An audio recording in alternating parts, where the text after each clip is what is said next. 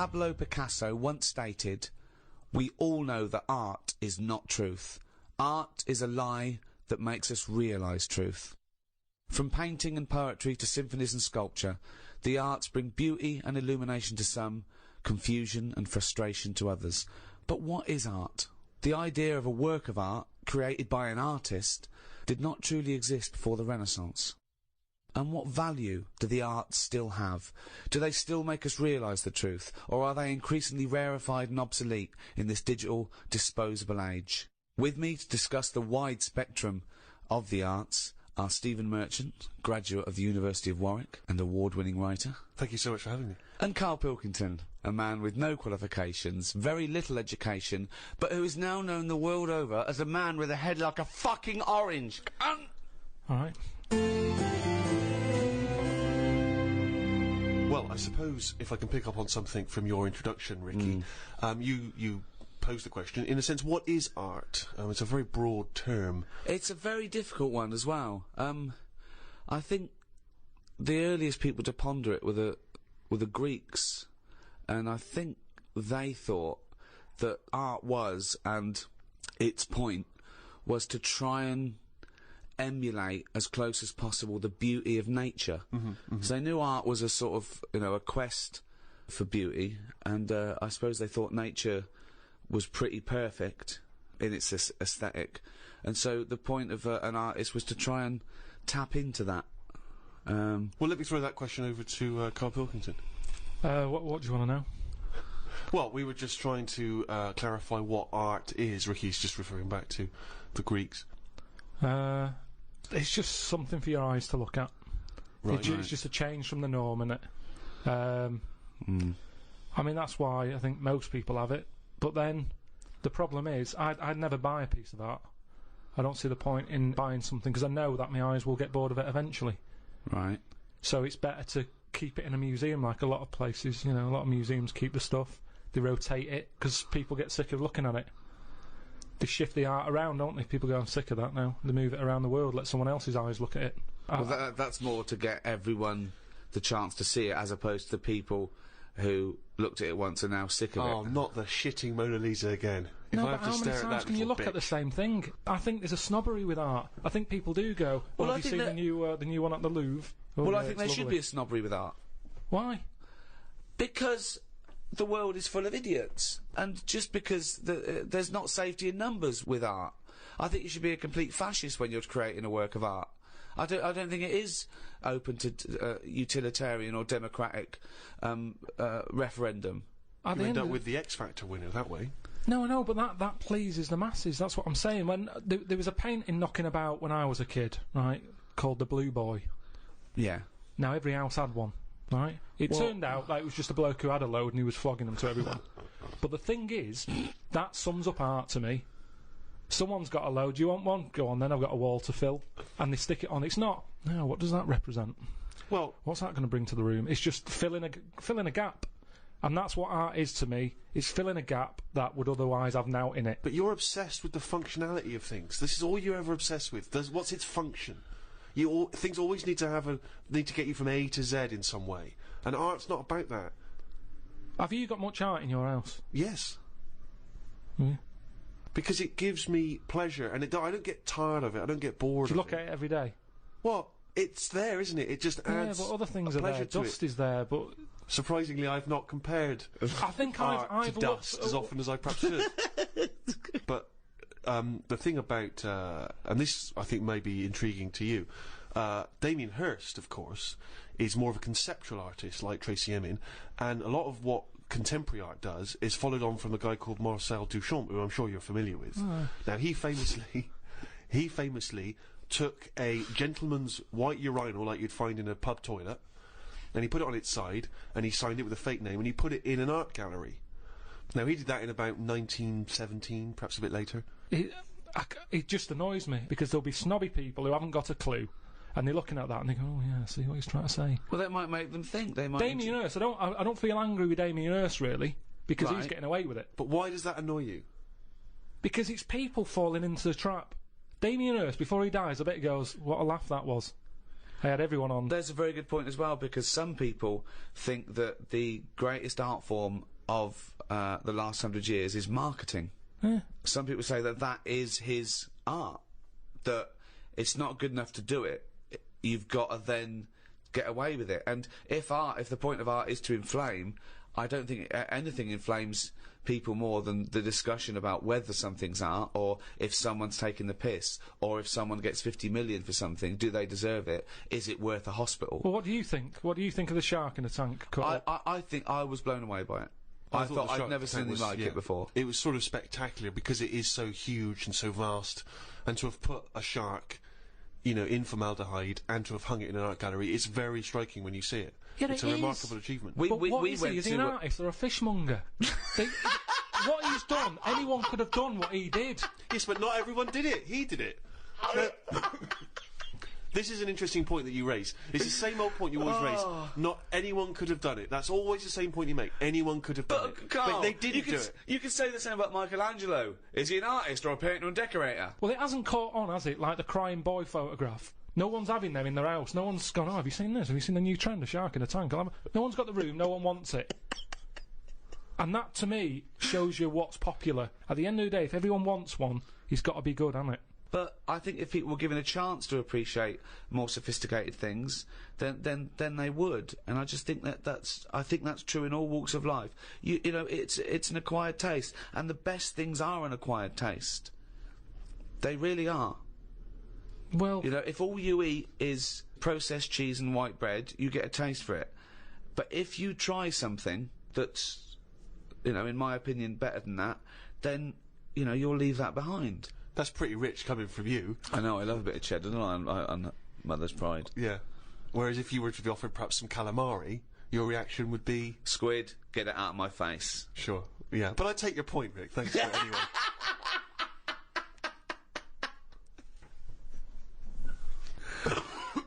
Calamari was an artist, by the way. I mean, I haven't got pictures in our flat because of that mirrored wall I've got. Yeah. Right? So, I mean, it's tiny. You've been in it. I've got windows on one wall, door to get in on the other, kitchen on the other, mirrored wall on the other. So there's no nowhere space for there. art. There's no space for art. I'm intrigued how you sit at home. Where's the sofa? At home. Yeah. Facing the mirror. So you sit looking at yourself all night? Yeah. As opposed to a painting? Yeah, but at least that changes each day. No, it doesn't. It does. The picture changes. It's not. It's round and miserable every fucking day. No, honestly, it's good to, because you don't look at yourself otherwise. Especially me, I haven't got any hair to comb or anything, so I don't look in the mirror as much as the normal person. So, whereas now, I'm looking there every day. So you're sat at home staring at yourself? No, because the telly's in front of the mirror. But are you not distracted by yourself? Yeah, you do. When the adverts are on, you look up, and if Suzanne's sat next to me, I tend to talk to her through the mirror. What do you mean? So why don't you look at her when you talk to her? Well, you don't have to turn your neck or anything. There's no neck usage going on. I can just look forward. I look at the telly, lift the eyes up, look in the mirror, look at me, look at her. What does she do? Look back at you in the used mirror. to it. There's nothing wrong with that. It's like there's more people in the room in a way. It's like, and they're further away. there's nothing odd about that. Why wouldn't you use... It doesn't matter. Sorry, remember, your eyes why are wouldn't still... you talk to your girlfriend via a mirror all the time? Is that your question? Well, no, I think it's quite normal. If your head is facing a mirror where you can see everything in that room, remember, it's a small flat, I can see everything that's going on in there without moving my head. Stephen Hawking would be well happy. So I can look forward, she's sat next to me. If I'm watching the telly, I can say something. Now, she's getting the sound from me still because she's sat close. Yeah. But yeah, we're further away, but things look better from a distance anyway. So that's how you managed to keep this relationship alive? Maybe. You're such an odd little man. But no, it's not odd. You see, there was a woman on the estate who did use... have I told you about Miss Peggy before? No. It rings a bell. Go on. I think I told you ages ago. It's this fat woman who used to be on the estate. She had a three-wheeler bike. And her husband... Push bike, pedal bike? Yeah, like a tricycle thing, but a big one. Right. She used to sit her husband in the basket in the back. Cycle about, what have you. Yeah. She was known as Miss Piggy. Anyway. Oh, is this the one that she used to beat him up so your dad pretended to be a policeman? Yeah, that's it. Oh, That's yeah. the one, yeah. You remember? No, I don't remember this. Yeah, she used to always duff her husband up and that, and people in the area knew that she was being a bit tight on him. and my dad went round with his mate and sort of... But what's this got to do with the mirror? Anyway, well, the way she used to communicate, she used to always go in quick save and nick biscuits. And if anyone went up to her to say, stop nicking the biscuits, she'd pull out like a little mirror out of a bag, and she'd look in it, but talk to you via the mirror. Oh, man! What? So she was insane. It's weird, isn't it? It was really weird. It used to scare me. It's like a Salvador Dali painting. you exist in there. Yeah. It's really, really So weird. hang on. So she used to talk to people through the mirror because she was mental. I couldn't sit, watch the telly, and look at me watching the telly in the mirror all night. No, That's no, weird. that would be Why? really weird. It's really weird, Karl. I'd be very conscious of myself. No, I Conscious of the think way it gives you confidence and that. And if you are Gives you sort of... confidence. Well, yeah, because you're seeing yourself more and you pick up what habits you do and stuff like that. So what have you changed through your viewing of yourself? I sort of grew a beard the other week, just something different to look at for a bit. And then you get sick of that. It's like a piece of art. Change that, have a bit of a shave. Can you see the back of the telly in the mirror? A little bit, yeah. If the flat's a mess, it's a mess twice.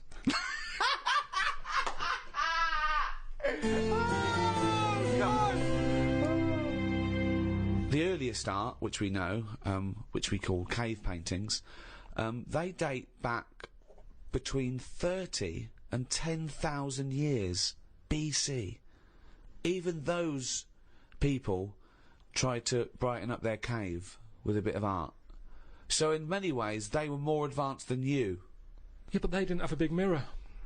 I mean, if you're living in a cave, let's face it, you're not going to go mad if your kids start drawing, doodling on the cave wall, are you?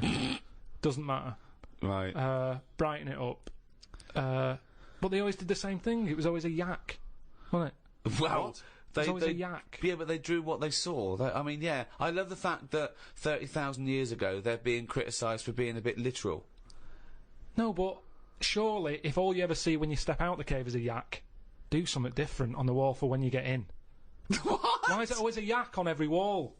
Is it always a yak? It's always a yak. Whenever you see these Tom Robinson Time Team programmes... Who's Tom Robinson? He's the guy who did Motorway, isn't he? Yeah, and a 70s singer-songwriter. Tony Robinson, you mean? Tony Robinson, whenever you see him digging around, they say, hold up everyone, get the brush, what's this? It's always a yak. Yet they pretend they're interested. So you're saying that you wouldn't have, you'd have been sort of, no, I'm not going to draw a yak, I just saw a yak outside. This is what I'm saying to you about trends. One person has it, the next caveman goes, I'll have one of them on my wall. I'll do a yak. Why was there no one just doing something a bit different? Well, it's not true. They did. It's not true. This thing about it's yak. It's just in your own head. The programmes I've seen, I've been to Pompeii, where they had doodling on the walls, and that was all like knobs, tits and arse, all over the shop. Now, do that now, people go, that's a disgrace, rub that out, clean that, get it down. Whereas now, if you see one in Pompeii, they go, oh, look at that, look at the detail on that. Well, And that's what I'm saying, there's snobbery in art. It's the same knob. The knob has not changed. Yeah, but I imagine in 50,000 years' time, if they dig up, a cubicle and there's tits and arse, people will take pictures of it won't again. be. This is the interesting thing with the way we live now. We're cleaning stuff up constantly now. There's no almost no record of our time because we're getting rid of everything. We clean everything up. Everything's clean. Getting rid of rubbish. Recycling everything. Well, that's a very good point. Is graffiti a valid art form? Some of it is. I think it is, yeah. I mean, we're not talking about the classic spunking dick, which is still, it's still great, isn't it? Well, I mean, if you see a lovely clean white wall and you see a spunking dick on it, you're going to laugh. Always laugh. Do you add hair to the testicles when drawing a spunking dick? A few. The testicles. Because it's always clean. My testicles are always clean. Really? Yeah, I never. I put the 4 or 5 bristles sticking out straight. See, I always thought that was a kind of commoner version. It looks like mine looks like. I don't mean my real one. I mean my your illustrative. Yeah. It looks like 2 gooseberries and Thunderbird 2. Do you add much detail at the tip of the penis? No, it's a straightforward. It's dissecting across, just a line across to show the helmet. Yep. Then one little line for the And the do eye. you tend to keep the same number of droplets coming out? Spunk droplets? I do 3, but I don't do the line. I actually do the little teardrop. The little teardrop droplets of spunk, yeah. And that is the spunk and dick. As When I was at school, it was referred to, and this may be specific to Bristol, it was referred to as the sacred.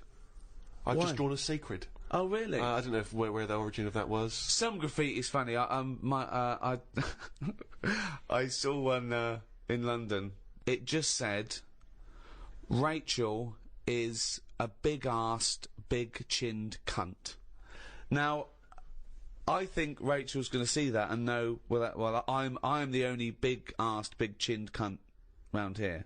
I don't know how big her chin was. Sure. I think of her chin maybe looking like the arse. Yeah. It's like the big arse like that. But maybe she couldn't see the last part of it because the chin was in the way. Rachel is and that's Now, all she where could was this see. graffiti written? It was in near Centre Point. So, do you think someone was so angry Well, with I Rachel? think maybe Rachel nicked this woman's fella, Right. and she went out. Yeah, and just scrawled put- that Yeah. in a lot of different places. I saw one that was something, I don't know, it was back in Bristol, it was something like, "Michael Peters is gay." And I always wondered if that was Michael Peters himself, who was having trouble coming out of the closet. Yeah. And was just writing that in a number of different places, so that by the time he finally mentioned people, they went, "Oh yeah, I knew that anyway, I saw it in the toilet." Sculptures. What do you think of sculptures?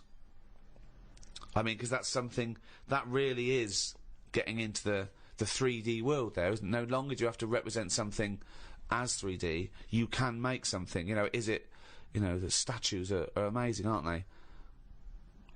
They're clever, aren't they? I mean, they always look the same. Well, that's not true, is it? Because recently there was quite a controversial one, a huge one, in London. The pregnant thalidomide woman. What do you think of that? Oh, yeah, I saw that. Thoughts? I wouldn't have it in my house. Well, there wouldn't be room, because it would just be you, Suzanne, and a pregnant thalidomide watching telly.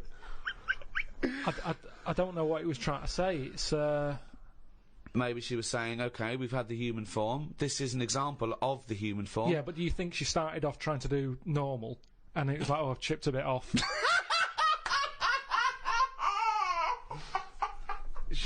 One of the arms got chipped Well, off. it makes you wonder, doesn't it? And why? You see that square, Trafalgar Square. You've got that. Nelson's column. He's got one arm and a leg missing or something, and a patch over his eye. Then you've got the thalidomide. Why can't they just do a full person?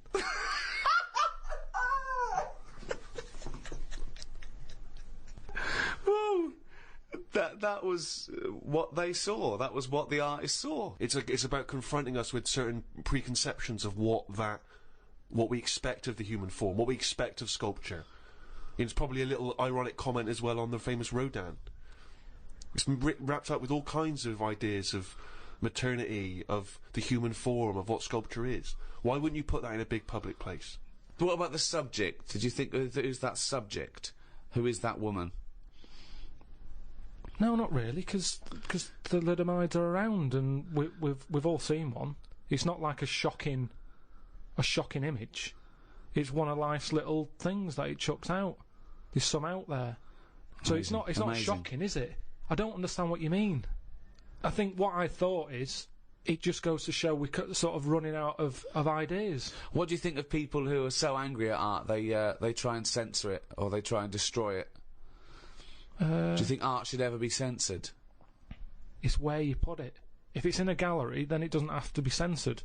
If it's in Trafalgar Square, where everyone's wandering around having a nice time, you don't want a 12-foot cock. So it's all about where you put it. I think some art looks better because of where it is. Angel in the North, that's a bit of art, but it's a bit of a surprise, isn't it? You're driving along a miserable motorway. Yeah. Oh, what's that over there? Gives you something for your eyes to look at again. Motorways are the most boring place to drive. But you go, oh, look, there's a bit of art over there. Yeah, but Stick that then Angel again, in should the you be North. looking at art when you're going at 70 miles an hour along a motorway? Well, yeah, because it's really big. You can keep your eye on it and Look in the mirror. It's not a problem. Wait till you go past it and look in the mirror like normal. So you like the Angel of the North, Because it's something in the middle of nothing. right? But if you put it somewhere else, Stick it in Trafalgar Square, you'd go, oh, more clutter. now you've spoken Karl, about, you know, art and what impact does it have, blah, blah, blah. And as Ricky's just pointed out, of course, in some instances, art has been considered incredibly controversial, very provocative, and has been banned.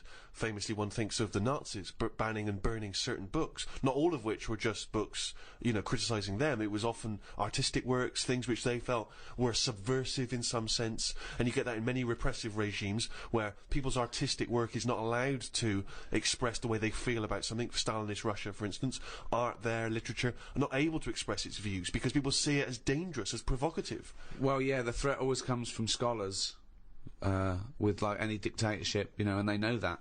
But not just scholars writing, you know, scholarly texts, criticisms, but also people expressing themselves through poetry, through creativity. Well, yeah, things which are not direct. dangerous. Yeah. They can be abstract, and yet they can still be subversive. Yeah, but I think if it's done in a way that isn't just like a lunatic, they get away with it. Like a nice poem, some people would read it in a different light. I might read it and go, I don't even know what they're going on about there. So, as long as it's done clever, get away with it, don't they? So Well, it makes the artist better. But that's not often not the case, that's Well, what I'm saying. Often, in these regimes, these things are repressed. No, but there's always like code words and that you can use and they can't have you on it. Such as? I don't know. I'm not into that sort of work. Right, Well- so you've just made a statement there, but it's not backed up with any actual No, information. what if you Well, do there it was in a good clever point way? there. No, there was a very good point there. The McCarthy era, where he was threatened by communism infiltrating the country, and he thought that entertainers might be a part of that, the conspiracy. It was a hotbed, and he made everyone come forward, writers, actors, say they're not a communist, and some people were out in the cold, and so people had to be a bit clever, like was it Arthur Miller, The Arthur Crucible? It's a metaphor. It's about witch hunts, but it's about the McCarthyism. So yes, good point. You can put coded messages CB into radio art. was the same thing. Go on. Well, it's all the codes. As long as you've got Yeah, okay, codes. well, I thought you had I mean, I was trying to make your point sort of more valid than it obviously No, was. but if you need to refer to CB radio, that's the obvious. Well, the that's obvious what I can justification. relate to. Sure. Yeah, we've done this. There's no point in CB radio. They go. How many candles are you burning? What? How old are you? 8. Okay, yeah. I mean, there's no point to those codes at all. You know. So this is in no way relatable to The Crucible. Why would you be talking about one of the most respected plays of the 20th century, and suddenly this in your head reminds you of CB radio? Just having this code going on that only certain people know how to break. Everyone knew it. No, it's pointless. Not back then. They didn't. Pointless. I remember we were shown the cartoon version of Animal Farm when we were about like 15, 16. And we were discussing it afterwards about Napoleon. Oh yeah, great. Oh yeah, communism versus the poor proletariat and all this. And this bloke went, "You lot make me sick. It was just a nice film about some animals." Brilliant. Yeah. What's your take on that, Carl?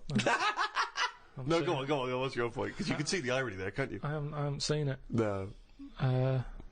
If you want to do a serious point, don't use animals. No. Well, I disagree with you there because we're going to get onto literature later, and I think my favourite is probably Charles Dickens, and I think the greatest story ever told is A Christmas Carol, and there's only one way that could ever be improved, and that is a Muppet Christmas That's Carol. absolutely right. Yeah. So, and I think that you could, and I think people could take a lesson from that and maybe do other films with the Muppets. A Muppet Schindler's List. Yeah. I mean, you could make it so moving, couldn't you? Schindler's List in space. Yeah. Well, I think it would certainly help bring that story to a wider audience.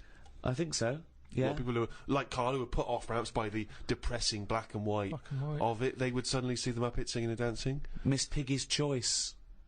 Miss Piggy's Choice, yeah. Well, have we talked about that? What?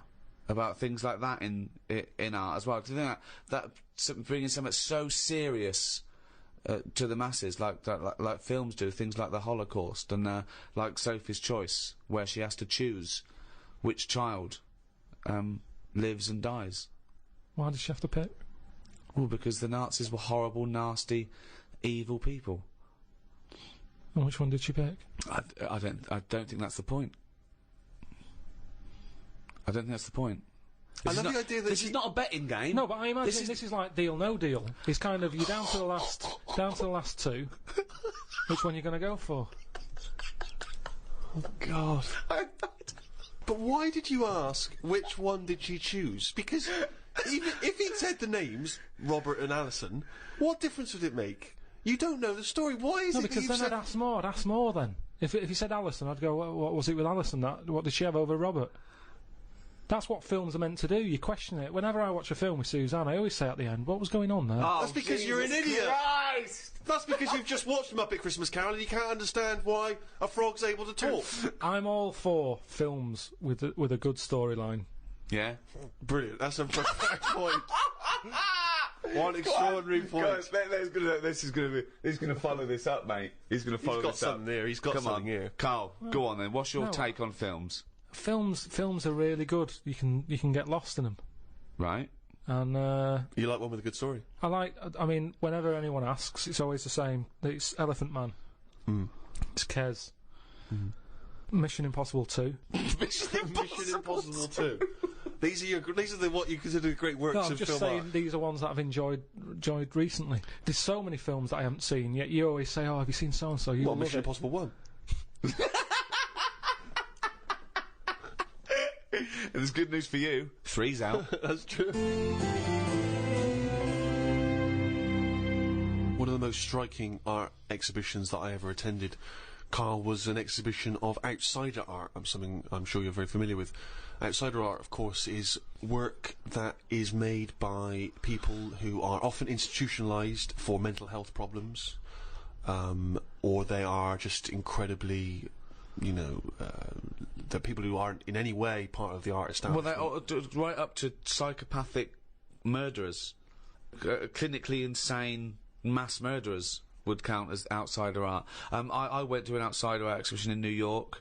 It was incredible, and I bought a painting of this guy.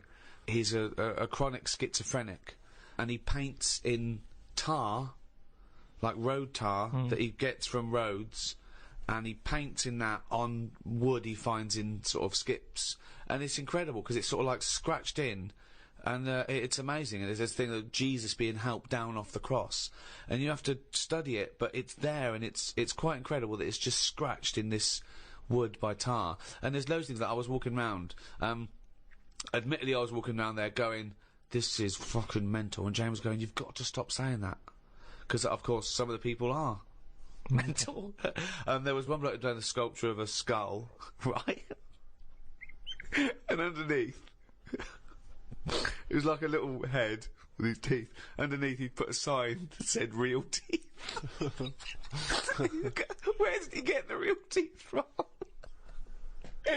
What I think is interesting about that is how much therapy it provides for these often mentally unstable people, which is another important value of art, of course. People's self-expression, people being able to give a little piece of themselves through their work. Do you not see any value in that?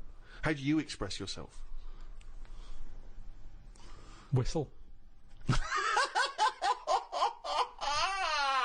You whistle. Yeah, I found over Christmas I whistled a lot more than I usually do, and I think that was just freedom. What do you mean freedom? Right, freedom. expand on this point if you would. Well, that's what art is, isn't it? It's you being free of all the world's heaviness on your shoulders. See, that's a great quote, that. That's great, that. For art is freedom. I love that, because I think you've really hit on something there. Would you include the free of all the world's heaviness?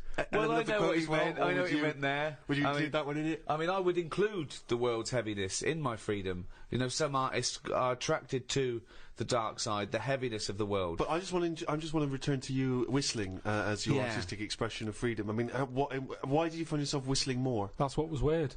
So just few take us days through a See, typical day. When would the whistling begin? So this was that you spent Christmas down in Kent with Suzanne and her parents. Yeah. Yeah. Could I suggest something? Your freedom was thinking, I'm in my own place now. I'm going to annoy them. Well, it was mainly it's when we were playing Scrabble, and they were taking ages to have their go, and couldn't have the radio on because the boiler affects the radio. It works. It just gives something off every time it kicks in. The radio goes all staticky. Right. So I just was sort of supplying the soundtrack. I think you've really hit on something there. Would you include the free of all the world's heaviness? Well, I know what you meant. I know what you meant there. Would you include that one in it? I mean, I would include the world's heaviness in my freedom. You know, some artists are attracted to the dark side, the heaviness of the world. But I just want to return to you whistling as your artistic expression of freedom. I mean, why did you find yourself whistling more? That's what was weird. So just take us through a typical day. When would the whistling begin? So this was that you spent Christmas down in Kent with Suzanne and her parents. Yeah. Yeah. Could I suggest something? Your freedom was thinking, I'm in my own place now. I'm going to annoy them. Well, it was mainly it's when we were playing Scrabble, and they were taking ages to have their go, and couldn't have the radio on because the boiler affects the radio.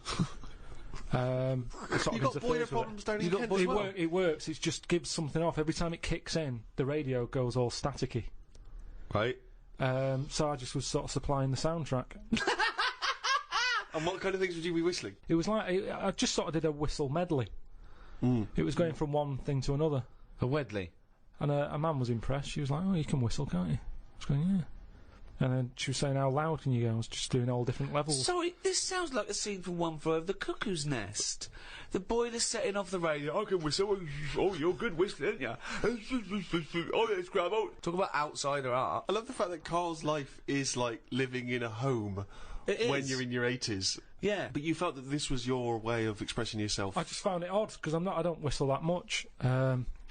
I think just because I think I'm fed up most of the time when I'm in London, and you don't whistle when you're fed up. Do you? Whistling's a happy thing. You never get an angry man suddenly breaking into a well, whistle. the people who aren't whistling are usually pissed off. But yeah, the bloke who's whistling, it's like it's the least. He's the least annoyed person in the room when someone's whistling. Same as holding a drill. The only person that noise doesn't annoy is the bloke who's drilling. Everyone else wants to punch his face in. Same with whistling. Whistling, there's no point in whistling. No, there is. No, there's not. The only point to whistling is in a bloke's changing room. Everyone's whistling, going, "I'm not looking at your cock." If I'm whistling, I can't be looking at your cock. Anything else? There's no calling a dog. Maybe calling a dog It changes the atmosphere. Yeah, it annoys everyone else. Don't know. I mean, our window cleaner was known as like, that's how you knew he was there. He always whistled. And in the end, he fell off his ladder, broke his front teeth. Oh. Retired. What, because he couldn't whistle? That was it. It was like... Well, yeah, he whistled all the time. Can't whistle, can't clean windows.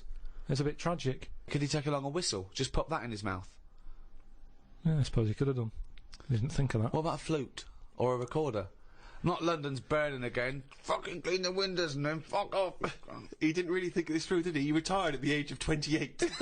And his whole family were bankrupt. With no teeth. Yeah. And just a bucket and a squeegee. Why aren't you working, Dad? Because I can't whistle. I can't whistle anymore. And if the day you give up whistling is the day I give up window cleaning. So you never whistle? No. I can't really whistle very well. No. I don't whistle, but I can whistle better than that. What, you did this for hours on end while playing Scrabble? About 2 hours.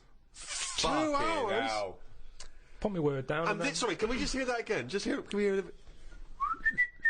So you were whistling after you had your go as well? Yeah. Fucking hell, Karl. But hang on, let's just hear a bit. That is Karl's self-expression. That is his artistic self-expression right there. A name. No tune, no nothing.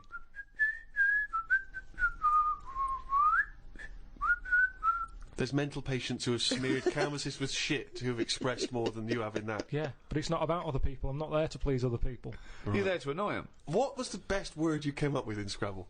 Don't knock me at Scrabble, because I do alright. What's weird is, when I play Scrabble, my brain can come up with words that I don't normally say. Okay, this isn't... No, I'm intrigued here. Your brain can come up with words you wouldn't normally say. Just words that I'd never drop into a sentence. Tree, cat. Go on. Squirm. That's using a Q. It's worth 10, that. It's not bad, is it? No, I'd never say that. I've never heard you... I don't think I've ever heard you say squirm, no. I don't think you're right, Karl. I've never heard you say squirm. Weird, isn't it? Yeah, it is weird. And yet your brain popped that one out? And then, yeah, when it wasn't my go, just... Anyway, so that's sort of doing art for yourself as opposed for other people. I don't think you can count what you just did then as art. Hobby maybe, craft, pastime. I don't think you can count that as art. I'm not being funny. I'm being a bit snobby here. But I think there's a difference between Beethoven and... Squirm. There's a cue in that. No. Classical music. I wish I was more educated on classical music. That which I've heard, I've adored. I genuinely find it challenging because it is so spectacular. It is so of another place. Where do you sit with classical music? It's good for background, I think. Right. See, you know me, I like a song with a story, and there's nothing going on in them. That's Now the problem with that is, how many times can you hear the same story? quite a lot. How many times can you watch the same film? Same thing, except it's shorter than watching a film. Yeah, but the film goes into the story with more depth than a 3-minute song. Yeah, but there's also... Do you know, like, when you watch... what's an example? Say, I can't think of a film. Yeah, there's not many. No, but a moment in a film that it doesn't matter how many times you watch it, you go, I enjoyed that bit. Godfather swings to Well, mind. say, no, over Christmas, On the Buses was on the movie. Oh, Jesus. You went with The Godfather, you went with On the Buses. I mean, Brando, Varney, I don't know which is better. It was the bit where, like, the toilet blows up after chucking a fag in. That's had paint in it. Right, sorry, seen that's in On the Buses, that's not in The Godfather. I can't remember that. Maybe that's Godfather 2. Well, the thing is, I enjoyed that bit and I knew it was coming. It's like, oh, I'll just watch this before I nip out and put the kettle on. Let's just see this How many bit. times have you seen the On the Buses film? Probably about 4 or 5 times. Sure, why not? But all I'm saying is, music is there to sing over. No, it's not! Music is there to sing over. That's a ridiculous thing to say. Music does something to me. I don't know what it is. I don't know why a chord can say something to you. I don't know, mate. Gives you that feeling. I'm in awe of it. I'm in awe of musicians. Yeah. My favourite piece of music is a thing by Vaughan Williams. It's 5 variants of Dives and Lazarus, right? And there's a bit there where it hits this chord, and I can't listen to it when I'm away from home because I well up. It reminds me of everything. England, just it does something to me, and it does it on a level that I can't sort of quite understand. It's just immaculate. I just don't think you can beat a decent vocal on top of that. Oh, that's amazing! My mum's got a CD of Roger Whittaker, right? Right, whistling again. Now, he whistles Jealous Guy. Now, the thing is, I can't listen to that and whistle along. I end up singing Jealous Guy on top of it. So, singing trumps whistling? Yeah, when someone else is doing the whistling. Okay. I like whistling, but if someone else has did that first... So if Roger was singing Jealous Guy, you'd be I'd probably whistling. whistling it. To make the classics live on, I'm surprised someone hasn't gone, I can add to this, and dub on a bit of vocal. So you would have classical music with lyrics. Just for people Beethoven's who want Fifth. Beethoven's Fifth. That would be better to you. That would. But what are you meant to do with it? What do you do when you've got that on? Then do you whistle along? Or No, do I you don't whistle along. Hum? I let it. Oh, Do you Karl, whistle along? I just don't know what to say. Why are you obliged to whistle? That's the only way you can enjoy music, if you can whistle along. Well, that's the same with anything. A good song, you join in, don't you? It's like, oh, I like this one. Yeah. No. So by that token, YMCA is one of the greatest of all tunes. I mean, it's not one of my favourites, but you can't knock it. It certainly gets the crowd up. I did DJing, and Why do you care that about was the more crowd? popular. Who are this crowd? Well, I'm just saying. Who are this crowd that you have to live in your head with? Fuck the crowd. Most of them are idiots. Although, admittedly, if I was doing a wedding DJing set, I probably would do YMCA over Vaughan Williams. And why is that? Because it's happier-go-lucky. It's done in 3 minutes. Classical music goes on for ages. It No, that's a fades good out, point. Who's got fades time? out, it comes back in again. Well, It's a good point. it's all over the shop. Are Yeah. you going or are you staying? It's over time, and I'm not saying we should get rid of it, and I might grow into it, because I think that's music for older people. Well, You're an idiot. I think Mozart would disagree, I think he did his first symphony when he was 5 or 6. Probably playing piano and writing music before you could read. When did the piano come out when he was a kid? What do you mean?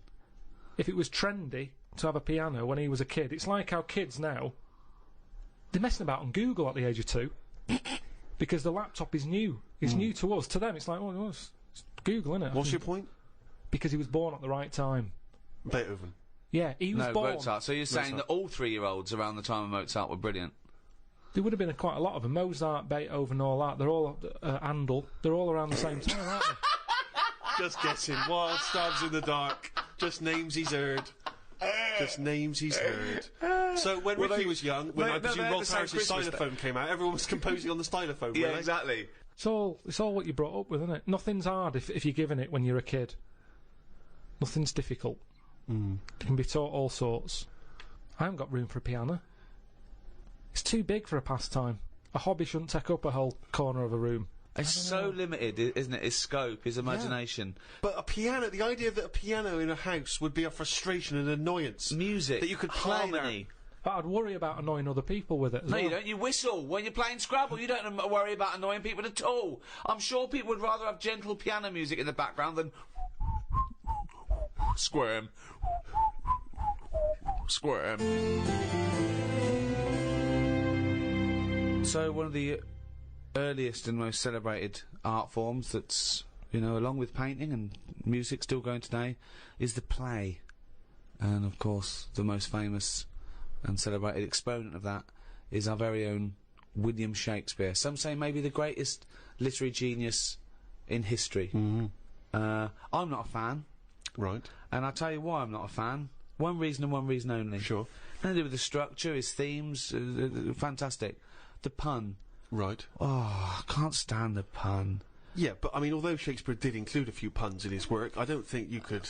No, I suppose it's the people that have gonna bring taken on you the down. pun. It just reminds me of a bloke in a beard and a pipe at a party doing puns, you know. And it's things like Shakespeare, things like, oh, take their maidenheads. And you have to look at your Brody's notes to go, okay, cut off their heads and take their virginity. Oh, brilliant. You know, you can't, it's like you can't explain a joke in retrospect. You don't laugh if you then explain to you. I'm going to have to take issue with the idea that Shakespeare was not a truly great master of our language. I think he was. If you listen, he added to the language. He invented words, or at least he stole words and changed them a bit. He took them from, you know, other languages, which is totally valid. And he made up loads of sayings that are still around today. And there's a poetry in that, inventing new.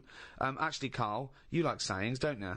Got a list here of some of the sayings and phrases that Shakespeare made up. Really, in a pickle was his. Yeah. And we know what in a pickle means. Yeah, we know what it means. It's a saying I'd never use.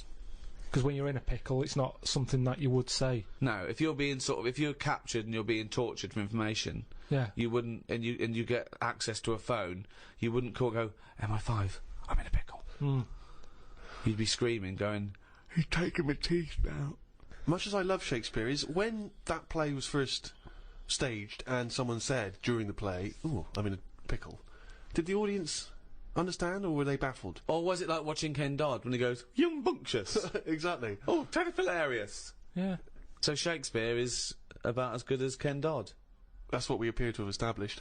While you've been talking about that, I just was looking on the computer at the Pun of the Day website, because I feel I take much of what you say about puns and agree with it. There's a couple that you might like.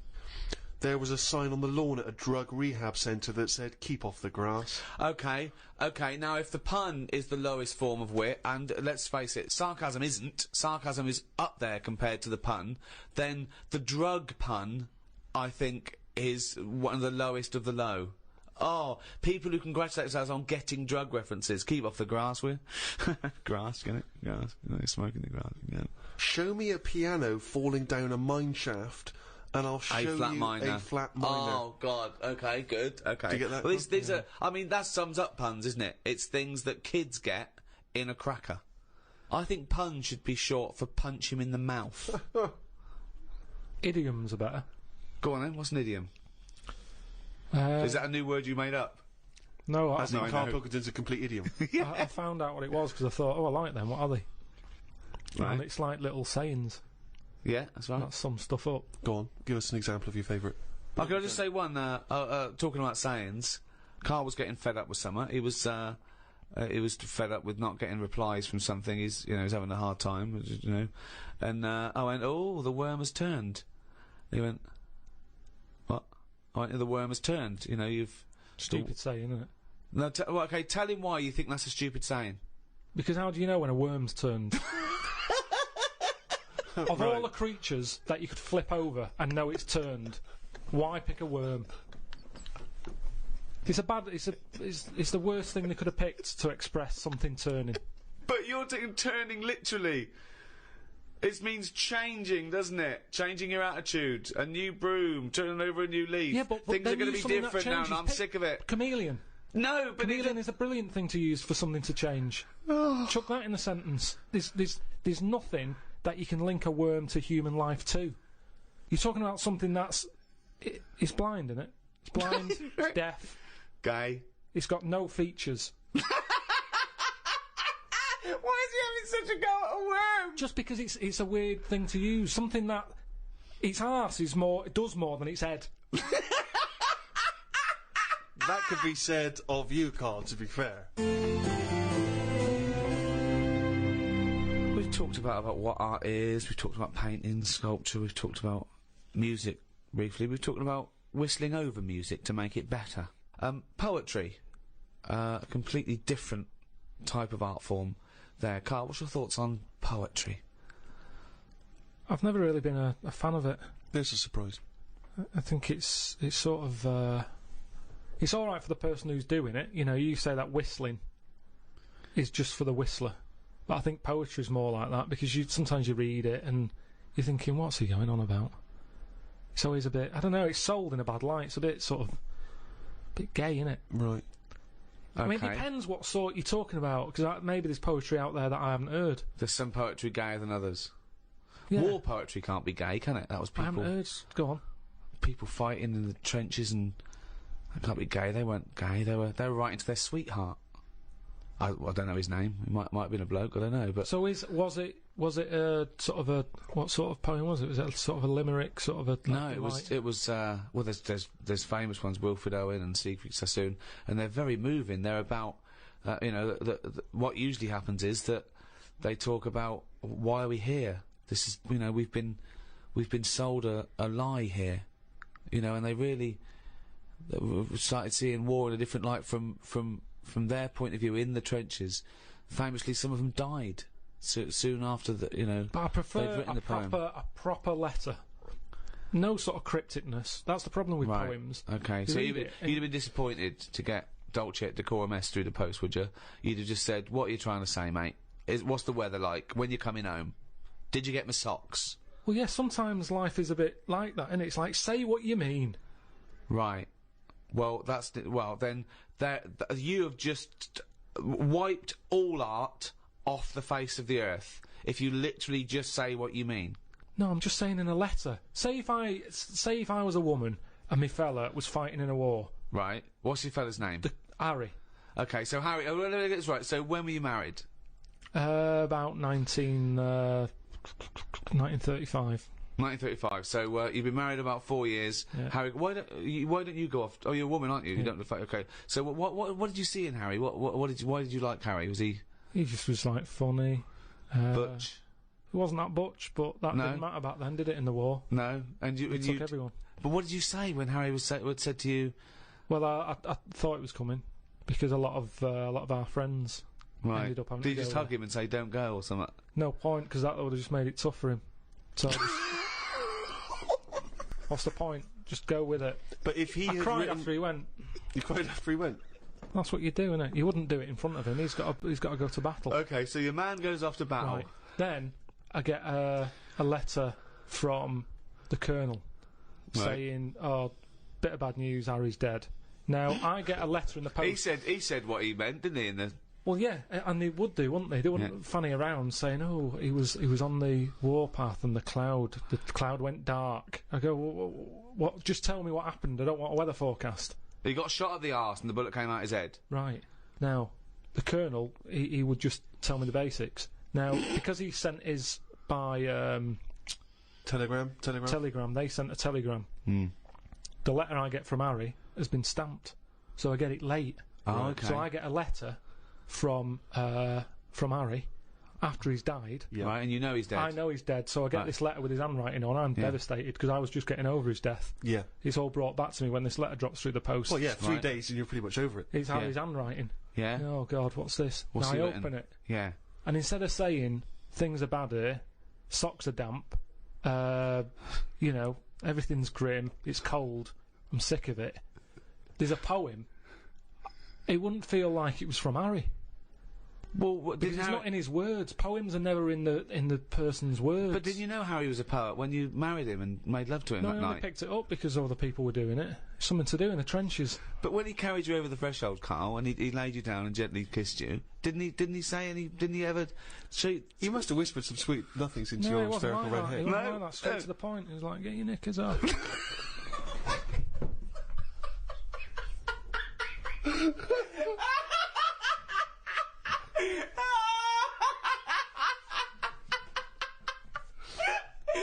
That's one of the weirdest fucking scenarios I've ever heard. Why the fuck was the telegram coming before the letter? So specific. It wasn't like Harry. The fuck's Harry?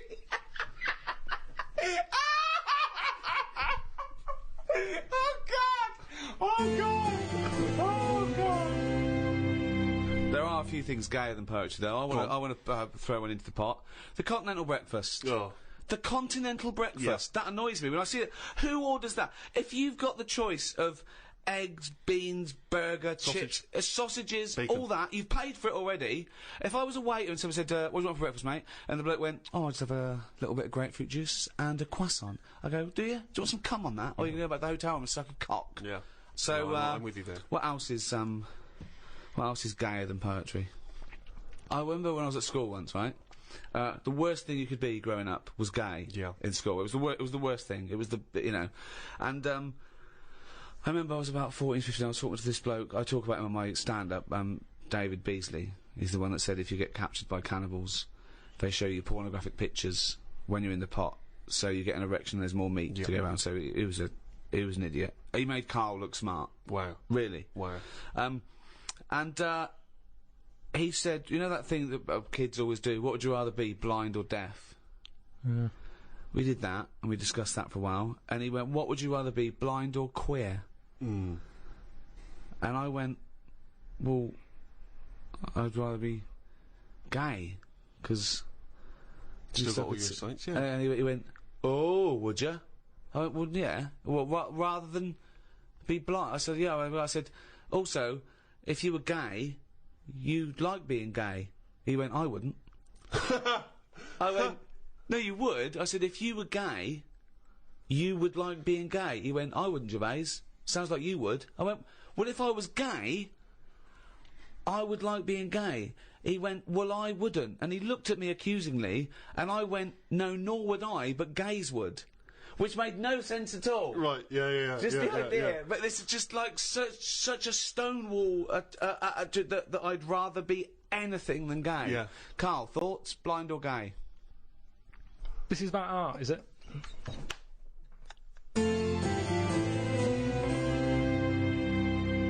So there you have it, our comprehensive and definitive guide to the arts.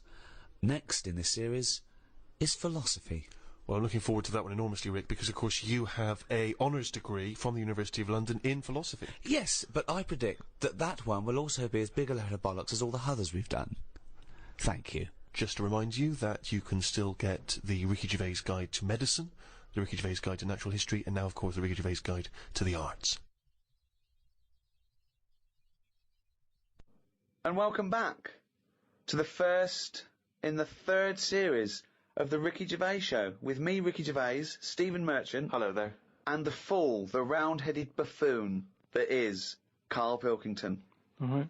We've been away filming our second series of extras, leaving Karl to his own devices in a sweltering London.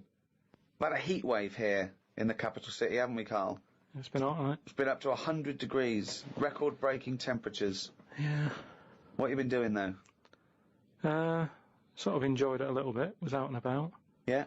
Getting to see the place, having loads of walks and that. I like to have walks. You know, watching what Like a people are dog. doing. Yeah, when he jumps off the couch and starts Exactly. scratching against the door. Suzanne thinks it's time. For a walk. It's just good thinking time, though, isn't it? As well, having a walk. You've got no other clutter going on around you. And you just think about a lot of stuff. And, you know, like you say, with the weather being hot and stuff, a lot of insects knocking about. Right. So I've just been watching them. so while we've been filming a TV show, you've been watching insects. Yeah, just seeing, because everybody knows insects are out there, but no one's keeping an eye on them. What are they up to? What are you worried about? Loads of Steve, you won't be laughing like that if you'd watch them, because they do some weird stuff and that, is what I mean. What sort of stuff? Any examples? I saw a bee have a heart attack. You saw a bee have a heart attack. Yeah. How were you sure it was a heart attack? Because what happened, I'd been... Did it clutch its chest with all 6 legs? No, Were there some other little bee paramedics? No, I'd just been out in the park anyway, just looking at, you know, caterpillars knocking about, butterflies and stuff, so I was sort of aware. So when Suzanne goes to work, she goes, Karl, don't you waste the day. Just because you don't work at the radio station anymore, I want you to do some constructive stuff. And you go, yeah, I am, yeah. And so in your head suddenly goes... And he goes out, oh, there's a moth. But the thing is, so I'd been in the park and I was aware of the insects that are around us more than, like, most of the time. And I come out of the park, just crossing, like, a sort of a busy road and what have you, and I saw this bee to the right of me, sort of in the air, and it was a big one, and I was a bit like, oh, let's watch that. And it just fell. It fell from the air in front of me, and it was on the pavement, and I thought, oh, what's going on here? And I looked at it for a bit, and it was really still. Gave it a little kick, just to see if there was any movement. Nothing. Stone, sort of, what's the saying? Stone cold dead. Yeah! Stone cold bee dead. So, yeah. That I was... like the fact that this bee suddenly saw Karl and had a heart attack. Yeah. It'd never seen anything that round before. Yeah. It just thought, it had approached him because he thought it was a sunflower. My God, it's a giant walking orange. Every dream has come true. No, but it just summed up life for me. I thought that's like us, isn't it, at the end of the day? They have heart attacks, stress. You put it down to stress, do you? Well, it's in London, isn't it? You know, everything has stresses from living here. And they are bald, aren't they? They've got fur all over, but they lose the... And always overweight. It was a fat, bald bee. Oh. So what did you... It fell to the floor and you instantly... You just kicked it. You didn't attempt No, to I waited a revive second and just looked at it to see if there was any, you know, leg movement or wing. And there was nothing. And then when I sort of kicked it, it was sort of hard. It had hardened already. It was just... Rigor mortis had set in. Did it put you in a bad mood for the day? Because I know things like that can just send you over the edge for the day. Death and that does a bit. Suzanne doesn't like me talking about death. What riveting conversations do you come up with? No, just things like one of our mates has had a baby recently, and I just was saying, oh, when that's sort of our age, we'll nearly be dead. Think of that. That's the first thing he says, there's a new life brought into the world. I know. Well, when he's our age, we'll be dead. Yeah. No, it's Maybe weird. they'll let you do the speech at the christening. Yeah, it's just, you know, so like I say, just insect life and that, it's interesting. You say it's interesting, but do you care about really finding out about them? Do you really care about what bees do or ants do? You look at them and you make up your own world. For example, it had a heart attack, it's stress, it's overweight. You know nothing. I could probably... Why don't you look something up? You know, honeybees are fascinating. You know, honeybees, they've been around making honey for 100 million years. That's incredible. Their wings beat over 11,000 times a minute. And he's thinking, no wonder it had a heart attack. Yeah, exactly. But they're do you know bees, like ants, are actually like specialised wasps. They're sort of developed from the same Family. Family, like. Well, yeah. It doesn't surprise me. Doesn't surprise you, no. Does it interest you in any way? Well, everything's linked to something, isn't it? It's like how they say away from monkeys and that. Yeah. It's all the same sort of thing. Yeah. Well, yeah, I've been watching loads of stuff. I've been watching ants. You mentioned ants. I've had a lot of moths in the house. They're sort of sad. I mean, you say it like it was a garden party. No, it's just all these things. You look at them. I mean, you go into the scientific bit saying, you know, it likes honey or whatever. It doesn't like honey. The reason they store honey is to get them through the winter when there's not, like, nectar, or nectar's hard to get, and they store it. And they store too much, which is why we can skim a little bit off the top. We're like agents. Yeah, well, but all I'm saying is I look at more about what its life is like. As Well, no, opposed you to... don't. You don't. You guess. You make it up. You don't look into it at all. No, but you can. A bit of guesswork is you're pretty close to the truth most of the time. Why? What do you mean? Well, that statement sums you up. A bit of guesswork is pretty close to the truth. Because if you watch something long enough, is what I'm saying, you can see that it's a bit clueless. It's the same way about ants, or they're hard workers and all that. I watch one; it's going back and forth all the time. They go one way and then they stop and go the other way. They try to look busy in front of the mates, but if you watch one long enough, it's back and forwards, and it's like it's done nothing there. I'm going to carry this twig back and forth until I can knock off at 4. There's a lot of that going on. Is there? Because there's not. There's none of that going on. There is. No, like I say, the moth, depressing little sort of thing. Why is it depressing? Just the way it hasn't got eyes, has it? You just look at it, it doesn't know what's going on. I just don't. I think if you haven't got eyes, you shouldn't have wings.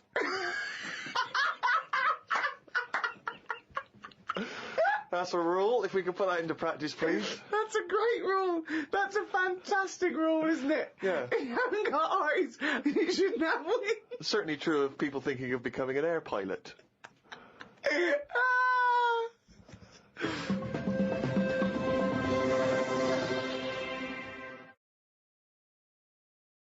Whilst you've been working on that, I've been travelling about a bit, just seeing the country and that. Went to Dorset, right? Nice beach there. And those huts you get, like a hut on the beach, and where you get changed? You can get changed in it, but they're better than that. It's like you can put a telly in it, sofa if you want. Oh, you don't mean the Victorian changing huts? Yeah, you mean those like sort of things. It's sort of bigger than that. Yeah. And we were walking down there, and there was a really sort of big fat family in one of them. There was about 4 of them, and you could tell that they've never had a game of anything. Do you know what I mean? They just sit down there, eating ice creams, looking at the sea and what have you. And the weird thing is, the little fat kid, the youngest one, who must have been, I don't know, about 8, he was really fat to the point of you couldn't see his neck. Yeah. And he sat at the front of his mum and dad and his older sister. He sat there. And he had a frisbee, and I thought, look, they don't want to play with him. I mean, that's an active game to play, isn't it? Yeah. Frisbee. As we got closer, he was just using it to eat Maltesers out of. I just thought, even again, the one active thing he's got, he's using it to eat out of. Yeah. Extraordinary. And that just sums up what people are like when it comes to keeping fit and activities. Oh, that's fantastic. Were you sporty, Rick?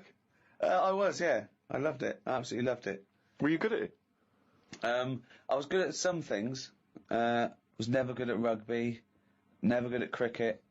Was all right at football. But those things were the more competitive things that were scary. So at my school, when you're surrounded by, like, people the fun is hurting someone. Well, it's weird you say it, because I remember the first day I went to play cricket, my mum said, as I was leaving, I was really excited about playing cricket, she went, be careful. I was walking across a playing field once, a cricket ball hit me on the head, I was unconscious for 2 hours. Freaked me out. On the way to play cricket, I thought, okay, always scared of the ball, because it's obviously, as you say, rock solid. I remember a couple of seasons later, I had to play rugby for the first time. As I was leaving the house, she went, be careful with rugby. I knew a kid once broke his back playing it. I was terrified of rugby. I was terrified scared. of it. Such a scary game. The ball came to me, I got rid of it immediately. It's mental. Yeah. I don't understand. What I remember is, I remember a teacher saying you've got to play it very carefully because you can get seriously injured, you can hurt yourself, you could be crippled for life. I remember thinking, why are we allowed to still play this game at school? I was worried about cracking heads. Yeah. And a finger in the eye. How is it not bad? That worried me all the time, a finger in the eye. But they removed the asbestos from schools in the 60s and 70s. Yeah. But rugby, it's allowed to play. It's mental. Yeah. See, I had a mate called Mark who liked playing cricket, right? And when I used to say to my mum, I just want to go out with Mark and his dad to play cricket, and she never used to let me go. She'd go, I prefer, you didn't. And I used to always think that, it's because it's a dangerous sport. You can get hit on the head by the ball and it's hard. Put an eye out or whatever. But it was because his dad used to drive us to the place to play cricket, and he had, his eyelids were too big. So he used to have to sort of have his head right back. Look, like one of those old-fashioned dolls. Where you can lean them back. They clunk back and clunk forward again. And she didn't like me getting in a car with him. Sorry, who's this? Whose eyelids are too big? Growing up, you had a woman who had her head like a bag of spuds. I didn't know her. No, you had 2 kids at school with webbed hands and feet and big heads. Yeah. You had a pigeon chest boy. Nowadays, you're walking around with insects and moths like something from James and the Giant Peach. Yeah, and you had a bloke whose eyelids were too big.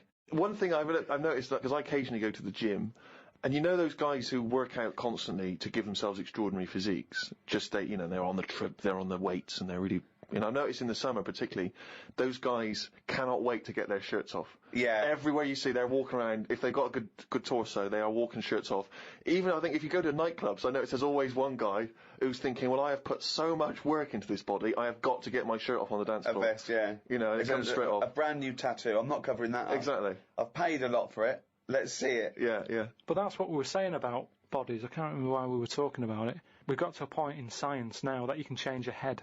Right. No, well, that doesn't make any sense at all. It was a programme it was done in the 50s or 60s where they stuck a monkey's brain on a stick and had it wired up and it still worked, right? Right, okay. And that was in like the 60s or Right, whatever. okay. Well, So- to say to change your head makes no sense at all. Because if you put a different head on a different body, you're changing the body. Yeah, I know, well that's what I'm about to say to you though. What? That's what I'm saying.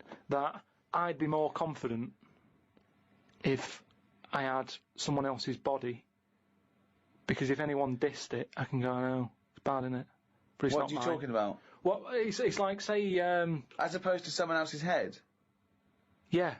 Well, What, it you'd wouldn't be me, would it? The head is me. Well, of course it is. That's what I mean. yeah, So the what do you head's mean? me. You'd be happier having someone else's body? What, than your own? What I mean is, say if you're wandering about, for some reason, there's an incident. You have to take your top off and that, and everyone's looking at you, right? And you're a bit sort of, you haven't got the muscles and that, you haven't got the six-pack. Right. Which isn't that nice anyway. I don't know why that's become a nice thing, really, seeing the insides of you. You might as well... I mean, I know I came up with the see-through skin idea, but it's a bit weird, isn't it? You can see stuff. No, it's the muscle in front of the... No, it's not. Sometimes is. you can It's see... not the- like, It's not the tubes. outline of your No, you organs. can't see tubes. You can see tubes and veins and stuff. Well, you can see veins. Yeah, well, I don't want to see that. That's why we've got skin over it. Is Well, what stop I mean. looking at naked men, then. Why- No, you but keep- sometimes you can't help it because it's been hot, and like you say, there's people walking about with vests on and that. So anyway, what I'm saying is, say if some incident happened, I'm walking about with my top off. Right. Girls are laughing at me, right? Why? Dunno, they might. Yeah, go on. So they wouldn't look at your body, they'd all look at your head. So what I mean is, Yeah. rewind that, right, and imagine all that happens again, but I've got someone else's body. Right. Whose body? Just some fella who's died, and my body was injured, and they said, we've got a new body in. You can Right. have it. We'll Yeah. stick your head on it. Yes. Yeah. Now, say if... They're laughing at you. they are laughing at the laughing, body, they're laughing yeah. at the body, Yeah. but at least I'd be able to sort of go, I know it's a mess, but it's not mine. At least I don't have to claim ownership. So all of this extraordinary technology that can make put one head on another person's body is so you can go, it's not my body. No. But it's not your own. I'm not being funny though. So if you have a body transplant, right, and you're there, you're at home, naked, you look down, Yeah. lovely penis and a set of testicles, Yeah. right? What do you do with them? What do you mean? What am I doing with them? Well, do you like them? Well, you wouldn't mess about with them as much as if they were your own.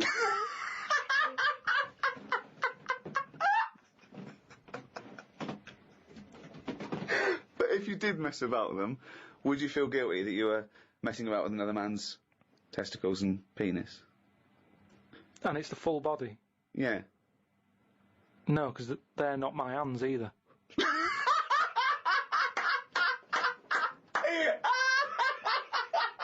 You're a genius! You're a fucking genius! So what you're doing is watching someone else wank. Yeah.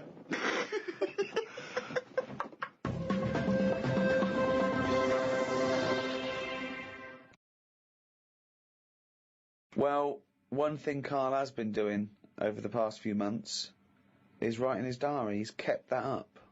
I don't know what he's had to write about. All he's been doing is looking at moths and ants and bees and going for walks. But I'm sure it's all in the diary. So, let's have a look at that. Oh, I don't believe it. He's only gone and written it down. We went to the park and had a brew. Suzanne read the paper while I played with a ladybird. I mean, it's like a child, isn't it? It's like what a child would do. Suzanne read the paper while I played with a ladybird.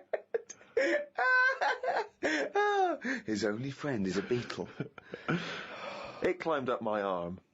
It struggled on me hairs. This is in detail, then? Yeah. It kept stopping every now and then and was rubbing its head with its right arm. It did it about 4 times and always used its right arm. It rested for about 5 minutes, then flew off. Sunday. Had a bit of a to-do with Suzanne because she wanted a lion today. I ate this. Once you're awake, you should get up. I got up and put the radio on really loud. She eventually got up. I told her insects don't have lions, so we shouldn't. Why are you obsessed with insects? You must be fucking unbearable to live with. You must be a nightmare. No, I've just started, because I've watched insects a lot, I don't want to keep going on about them because we're a bit insect heavy. But at the end of the day, if we copied insects, we wouldn't go far wrong. I don't know what you mean, though. 1 minute you're saying they're great, then the next minute you'll slag them off. Yeah, I'll slag some of them off if I don't know what they're doing, but because I've studied them a bit longer, I just think they do it You haven't right. studied them, though. He thinks he's like Darwin. But you just slagged them off again. Don't you think that insects are doing stuff? They're not. It goes there, ants, then it goes back again. The ant was messing about, but only that one. The others were carrying stuff. That's what I'm saying. There's snidey ones in everything. In everything in the world, you get a hierarchy. Oh, long words! Ooh. The bookshelf was dusty, so Suzanne asked me to dust it if I get a minute. I ended up looking at every book. Just the spine. Yeah. Just for a few seconds each. Yeah. Didn't open them. I looked in the dictionary to see if the word dictionary would be in the dictionary. I didn't think they would bother with it being on the front page, but it was in the book as well. It's a good point, though, isn't it? No, it's not a good point, because you didn't tell us anything. Dictionary is in the dictionary. Well, of course it is. Well, why? If you go, how do you spell dictionary, you look at the spine and you go, oh, there it is, D-I-C-C, and all that. So what does dictionary mean? It's a book full of words, isn't it? That's what it means. All books are full of words, you idiot. How to spell them. And if you don't know No, what it's it not is... how to spell them. All right, then, well... I'll just look up something. No. It's not a book full of words to tell us. No. It's the meaning. Give us It's the definition of definitive dictionary. meaning. It's a book full of words if you want to know what the meanings are. But if you didn't know... Well, I'm sorry, what was that sentence?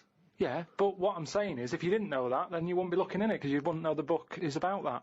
So, if you don't know the word dictionary and what it means, you wouldn't be looking at the dictionary, you'd be looking at an A to Z. Because you go, Why oh, leave there's it out, letters. though? Just because there's so many words in the world, I would have thought they wanted to cram as much as they can on a page, and if dictionary is already on the front... Is that why you suddenly used the word hierarchy for the first time ever? Did you find that in there? Did you see hierarchy in the dictionary? I feel don't know that where that that big was. word has pushed out about 26 other more useful ones. Yeah. Oh, well, Suzanne's been going on about me learning another language, but I sort of think your brain has only got so much room on it. And the rest of it's filled with lard. So, if I've got to learn everything I know, again, but in a different language, it's taking up space, isn't it? You don't learn everything. Oh, God. It's all What do you mean? storage, isn't it? But you don't have to learn it again. You don't have to learn the concepts again. You're merely Do you know how learning many vocabulary. moves there are in the human brain? You don't worry, you won't use them all up. I feel that he has reached his capacity, though. Yeah. Well, you need another sort of, you need an update. You need some more memory.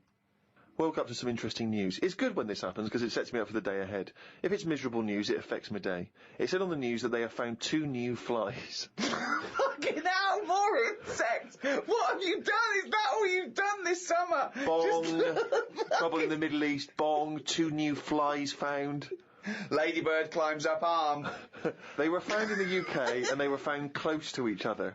Maybe this happened because they were different than the other flies and weren't expected to hang about together, so that's why they knocked about with each other. That would happen, wouldn't it? What do you mean? There's 2 new flies. What do you mean? Does it mean there are 2 new flies that are a different species? Yeah, 2 new species, and they found them close to each other, right? Yeah, And but they didn't mean there was one of each. No, Yeah, they did. They found 2 different ones. No. No, they have. Seriously, I know that. That's right. That's a fact. So you've got, like, I don't know the names of them. They give them odd names, don't they? Well, say Yeah. call it A and Fly B, right? Yeah. Fly A, I don't know.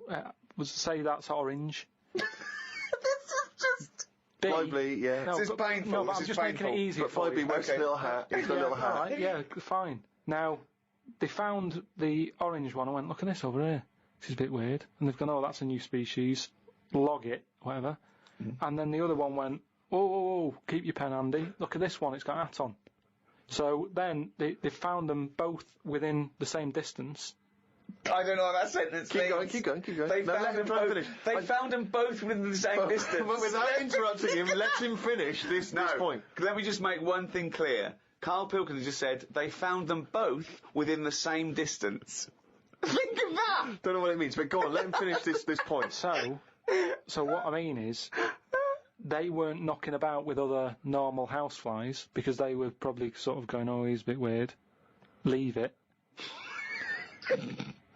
Yet, because the other one was also odd, they're hanging about with each other.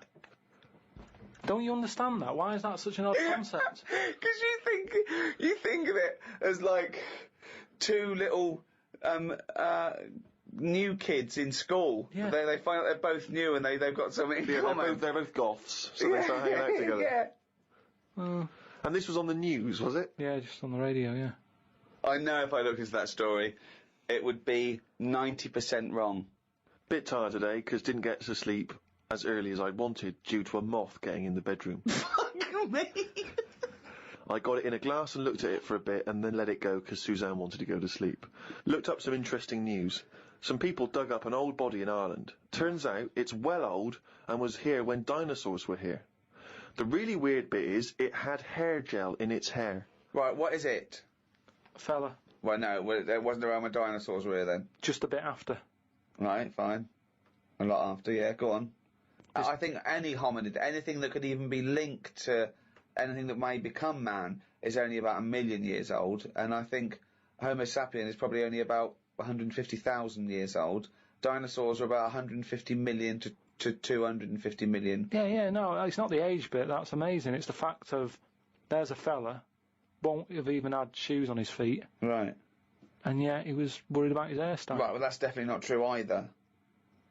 This is unbelievable. Well, there was a man on the radio doing poetry, says Karl in his diary. I thought I'd have a go at doing a poem about today. Not really.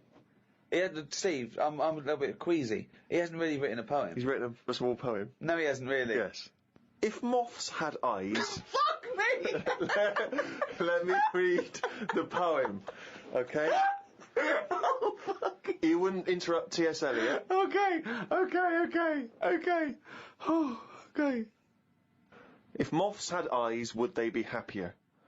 How do they know they're not dead? Cavemen hunting for food, but not before they style the hair on their head. What would last longer in dinosaur times? A blind man didn't stand a chance. Not with all them rocks about. I'd rather be a blind moth.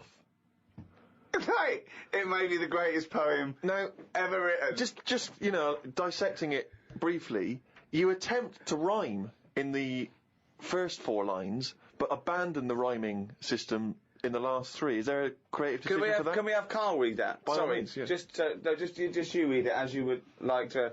So this is, imagine this, right? Okay, this is going out all over the world. This podcast. And now, Karl Pilkington, a new poet from Manchester, now living in London, England, would like to read a poem. If moths had eyes, would they be happier? How do they know they're not dead? Cavemen hunting for food, but not before they style the hair on their head. What would last longer in dinosaur times? A blind man didn't stand a chance. Not with all them rocks about. I'd rather be a blind moth. He said it as though the last bit was going to rhyme. He said it like it was going to rhyme. Oh, God. No, I think he feels as though the final line, "I'd rather be a blind moth," is going to be one of those great, you know, a summation that somehow the moth is a metaphor. The caveman. No, but there's all no I'm doing- metaphor in that. He really does mean he'd rather be a blind moth. Yeah, well, I'm just because I've looked at the day's news. Can we always do that, Karl? Can we always find a day, right, and always sum it up in your thoughts, a poem, just like that? I love that structure. I love that structure. If there's any English students or professors or novelists or poets listening, please email us what they thought of that poem, why it's good, why it's bad. So, you know, give us your thoughts on that. I mean, we would love expert opinion, poets, English professors. Just email us at podcast@rickygervais.com. Now, Karl, apart from being a poet, you are an author now. You've written a book. You know, which surprised me and Steve, because as Steve said, we thought you'd read a book before you actually wrote one, but you've proved us wrong, and all your teachers wrong, and everyone in the world who thinks you're an idiot. It is actually a very good book. I mean, a lot of it is transcripts from, you know, the podcasts, but you've answered some of your critics, haven't you? And you've tried to prove some of your theories. It's everything about Karl. It is like All the drawings. all the drawings. There's new stories, isn't there?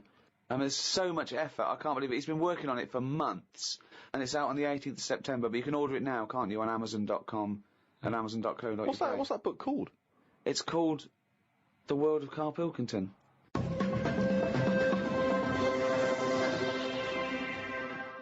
Well, thanks very much. Goodbye from me, Ricky Gervais. Goodbye from Stephen Merchant. Goodbye.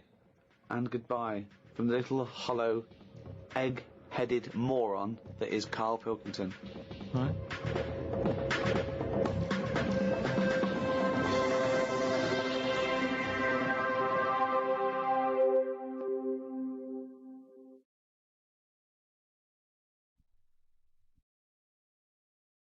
Audible hopes you've enjoyed this programme. The Ricky Gervais Show on Guardian Unlimited.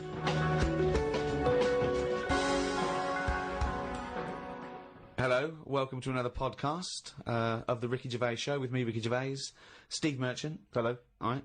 And, of course, Karl Pilkington. Right. Rick, you'll be pleased to know we've already had some responses. You remember last week I mentioned that you can email us on podcast@rickygervais.com if you've got anything for Karl or you or I. And Simon and Mark have already emailed us in this link to something that was on the BBC News website. I don't know if you're familiar with this, but it's a remarkable story. Well, I'll give you the headline straight away, and you can draw your own conclusion. Lion mutilates 42 midgets in Cambodian ring fight. That's just the headline. That's a hell of a headline. That makes me want to know more about Yeah, the story. well, that's what a headline should do. I mean, I think we'd all read the news. We'd all take more interest in the news if they could open the BBC News at 6 o'clock every night. Bong. Lion mutilates 42 midgets in Cambodian ring fight. Bong. We'd definitely pay more attention. So this is the story. It's just extraordinary. Spectators cheered as entire Cambodian midget fighting league squared off against African lion. Now, I didn't even know there was a Cambodian midget fighting league. You're an ignoramus. Everyone, of course, has heard of the CMFL, which is genuinely what it's known as in Cambodia. Now, like you, I don't know who the Cambodian Midget Fighting League are normally fighting. I don't know what tournaments... I assume it's each other. Well, I assume each other. It's midget fighting, then? Yeah, well, let me just give you more information, then we can dissect it afterwards. Tickets had been sold out 3 weeks before the much-anticipated fight. The fight was organised when an angry fan contested Yang Shamoni, president of the CMFL, claiming that one lion could defeat his entire league of 42 fighters. So this bloke is going to the president and going, I reckon a lion could get all your midgets. I reckon he could destroy all of your 42 midget fighters. Now, apparently, Shamoni, the president of the CMFL, he takes great pride in the league, and he's conveyed in a recent advertising campaign that his midgets will take on anything, man, beast, or machine. Now, I don't know what kind of machine, again, midgets are fighting. But don't the midgets have a say in A this? washing machine. I don't know. The midgets going, all right, keep it down. No, they won't fight anything. Well, we won't fight anything. We'll fight each other. We're sort of, like, equally matched. No, you'll fight a beast or a machine. No. I'll fight another midget. I will fight any midget. Is what. When I said I'll take on anything, I meant another midget. Machines. So this bloke goes, I reckon a lion could take on your midgets. He goes, rubbish. Yes. And that is why an African lion was shipped in especially for the event, which took place a couple of Saturdays ago, in the city's Colosseum. I mean, they've got a Colosseum, Rick, which is already brilliant. So hold on, this is sanctioned by the city? Well, the Cambodian government allowed the fight to take place under the condition that they receive a 50% commission on each ticket sold, and that no cameras would be allowed in the arena. We'll take 50%, but you know, for dignity's sake, there's no cameras. You know, we don't want to make this into a spectacle. Yeah. No. It's just lion versus midget, but exactly. You know. Well, 42. Never forget, there was 42 midgets. Now, this is the tragedy element, and this is why we shouldn't be laughing, because the fight was ended. Don't tell me the lion gets hurt. Well, the fight was ended, Rick, after only 12 minutes, after which 28 of the midget fighters were declared dead. Right. While the other 14 suffered severe injuries, including broken bones, lost limbs, and they were basically unable to fight. But the lion wasn't hurt? It would have seemed that the lion was okay. Oh, good. Because the lion had no choice in this. No. See, that's I love it when a human takes on a beast and comes unstuck. Because that lion was scared and defending itself. Those little midgets were loving it. They wanted to go in. What do you mean they were loving it? You don't know that. Well, why would they do it? Well, what I find out... Well, I'm worried, you see. I don't know the ins and outs of this. I wonder if they were fighting against their will. I got the horrible feeling, because, with all due respect to any midgets listening, they must be fairly easy to round up. You could probably corral some midgets fairly easily. You know, you only need some regular full-size people, and it'd be easy to grab some midgets and take them away, whisk them away, put them in a cage. No, because... No, because they don't. Because a lot of them stand on each other's shoulders and wear a long coat. Sure, but... And a hat, and you go, oh, that's not a midget. No, Let him go. Well, those ones are getting away with it. They're fine. They're wandering around, you know, fine. Because who's voluntarily going to join the Cambodian Midget Fighting League? But midgets who want a bit of action, who want to fight other midgets. They're allowed, they want to fight. They can't get in real boxing matches because the fellas are too big for them. But they can go, well, I'll tell you what, let's have our own little fighting league, right? But if I was on the Cambodian Midget Fighting League, I'd be livid. I'd be thinking to myself, well, I can't believe I listened to my agent and he's put me up fighting a lion. I mean, I should have just taken Panto in Grimsby. I can't believe that I can't believe it. But hold on, though. I thought are they all really midgets, or are they lumping in dwarves with them? It's not specified, Rick, but But that annoys me when people say, oh, look at these midgets, and I go, hold on, though, they're making up the numbers with a couple of dwarves there. That's clearly only 39 midgets and 3 dwarves. Sure. Well, that's amazing. Karl, what are your thoughts instantly? I mean, you're bound to have a take on that. Whose side am I meant to be on there? What? Well, I'd be on the lion side. I'd never go to a bullfight, but I love it when I see a matador gored to death. Because, again, the bull doesn't want to get in that ring and fight a bloke with swords, okay? So I love it. I think it's disgusting. And when someone says a midget versus lion, I'm thinking, well, it's okay if the lion wins, to be honest, because they haven't got a choice. So, and I hate it when people go, oh, I went to a bullfight when I was in Spain, but it's the tradition, isn't it? Oh, well, there's loads of traditions that we don't adhere to anymore. So I say it shouldn't have happened, of course, but if it happens, I'm glad the lion isn't hurt. See, what's annoying me is I've sent money to Cambodia because apparently they're hungry and haven't got any energy. So what's going on? Well, it's much easier to fill up a midget than it is a regular Cambodian. You know, they're I just happy feel on like a Mars bar. I'm being cheated a bit. You were conned before with a charity, weren't you? Well, a few times, yeah. What about the old lady? What was that? I got stopped, and it's like they sort of drag you in by saying, "Have you got a gran?" And I said, "No, they died," and that. It's like, "Oh, did they die of the cold?" No, you know, ill. What have you? Just old age. He said, "Well, what happens with a lot of people's grans is they die in the cold, right?" So I was like, "Oh, that's bad, isn't it?" Anyway, so she's chatting and she's showing me pictures of these old women who look cold, right? Saying, "Look at her, that's Edna. You know, she's got no family, she can't pay the bills and all that." Yeah.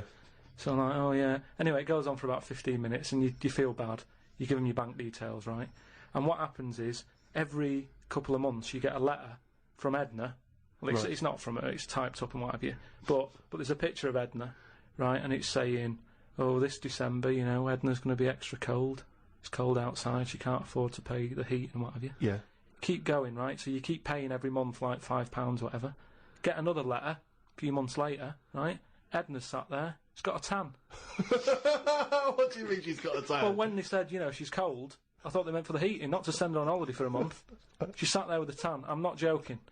Are you sure it wasn't just a sort of a slight problem in the printing? No, definitely. Sure, She looked well happy. Sure, it wasn't liver failure. This is a terrible thing to say, but when I see those people approaching now with the clipboards on the street, I always get my mobile phone out and pretend to have a conversation. I've done that one. The number of fake conversations I've had walking past them now. Well, I felt sorry for them, right? Because I thought, to be fair, I've got about 10 standing orders where I felt sorry for them in court. Right? I thought they're doing a good deed. The least I can do. I find out they're on about £8 an hour. Are they? Yeah. They're not just doing it out of the kindness of their hearts. Well, I don't want to I lie thought they with were them. volunteers. I thought that was at least why I should feel guilty. If they're getting paid to do it. I don't know. I could be wrong. I think they do.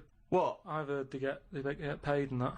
Well, if someone knows, maybe email us. Podcast at rickygervais.com is how you can get in touch with us. If you know if these guys are getting fleecing us twice. I heard something. Karl thinks that. You think they're not. I don't know anything, but anything that will allow me. But to let's not find feel out because I don't want to slag them off because they're obviously doing a good thing. So we find this out. It's, this is an educational show. I tell you what, though, right? Because we've talked about homeless people before and that, and I walked past one the other day. He's always cheerful, right? But don't you think, right? If you had a company, it's worth taking them on because they never have a lie in. Brilliant. I'm finding it quite exhausting now because a lot of the homeless I've encountered recently, they're not even after my money. They're just looking for conversation. While I was walking along the other day, and I don't know what you're supposed to say to this, we were both walking, happened to be both passing a Chinese restaurant. He glanced in, he looked back around to me, he went, woman in there with 3 phones, 3 mobile phones. Why does she need 3 mobile phones? Got nothing to say to that. Got no opinion. Got absolutely no opinion of it. And I was thinking, what's going to, and you know that thing when you sort of suddenly you got across the road conveniently to just get out of it. And there was another mad woman who started going, she was walking past me, she went, do you want to come to my church? I went, no, I don't believe in God. She went, do you believe in God? Oh, 20 minutes. Conversation, 20 minutes. It was unbelievable. I got to a point where I was so angry with her, I was shouting at her from across the other side of the room. I was the one who sounded like a nutter, going, there isn't a God! But you see, when does it become, bad to avoid people like that? Do you know what I mean? Because some people say you shouldn't, that they're people like us who just had a bit of bad luck. Well, of course they are. Yeah, I know, but I remember one on our estate, right? And she was a bit, what's the word that you can use? Because I don't want to offend anyone. But I'd say, but sort of mental homeless. Is that a term? That's the official term. I think that is the new official term. It's mental homeless-itis. Right, so she lived on the estate and what have you, and she aged... How was she homeless if she lived on the estate? Well, she sort of decided to stay around there because I think people on the estate spoke to her more than people who had money. Do you know what I mean? Really? I was going to say, why would she choose an estate not to live in as opposed to a walled sort of lovely community? Yeah. Why not go to St John's Wood or... Yeah, or I'd hang around in maybe, say, the Maze in Hampton Court. Exactly. Yeah. No one's expecting to see a homeless person as they're trying to find their way around. Well, imagine the cash you'd make during the summer. The rich sort of Victorians used to keep sort of homeless in there as a little folly, and they used to pay them at the end if they stayed there for 3 years. What do you mean? Would they pay? It was fashionable to have a little homeless little hobbit in your outhouse. Seriously. And what did they have to do anything for the money? Run, dance, no, they just had to be tigers? there. No, they had to be there when they brought around. They go, look, that's our little cat weasel fella living in our folly. Yeah. And then they got money, at the end of it. There's just really rich sort of Victorians and stuff. That's a great idea. They should definitely bring that back. Because, you see, I would give a lot more to shelter and those kind of charities if I could have a homeless guy and do my bidding. I could make him dance. And they had a really long beard and rags. Exactly. Yeah. And I could just make them do dances for me, or, And he was somewhat magical, possibly. That would go, riddle-me-dee, fiddle-me-doo, what is my name and who are you? Exactly. And then, But anyway, so this mental There's a little idea for shelter if anyone's listeling. Yeah. Mental homeless woman on the estate. And what she used to do... Right, she acted quite normal, and she used to always push like a pram around with her, right? And everyone was like, she can't have a kid, can she? Right? And she was dead happy every day. She was up and down, walking up and down the road. Anyway, one day she sort of walked past, right? Turned round and looked in the pram. There was a bucket with a face on it.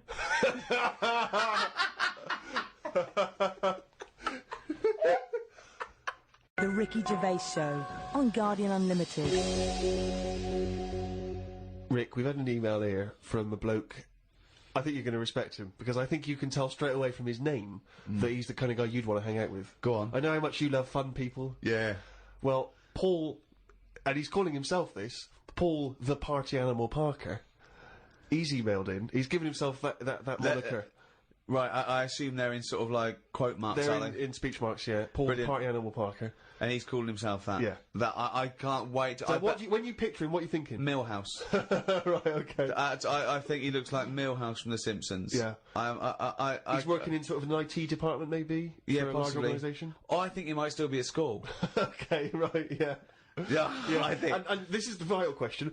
Do you believe him to be a party animal? I believe him to be a party animal is as much as a man with a long scarf that his mum knitted him to look like Doctor Who can be a party animal, yes. Do you think that when people are organising parties at his school, they're thinking the first person they got to get on the list and make sure he's guaranteed as You've got to take Paul the party animal. Because I bet he's got millions of affectations. I bet he wants to be known as the one that carries around a biscuit tin. Yeah. You know, he's got the scarf. He's the guy who only ever wears bowling shoes. It's his thing.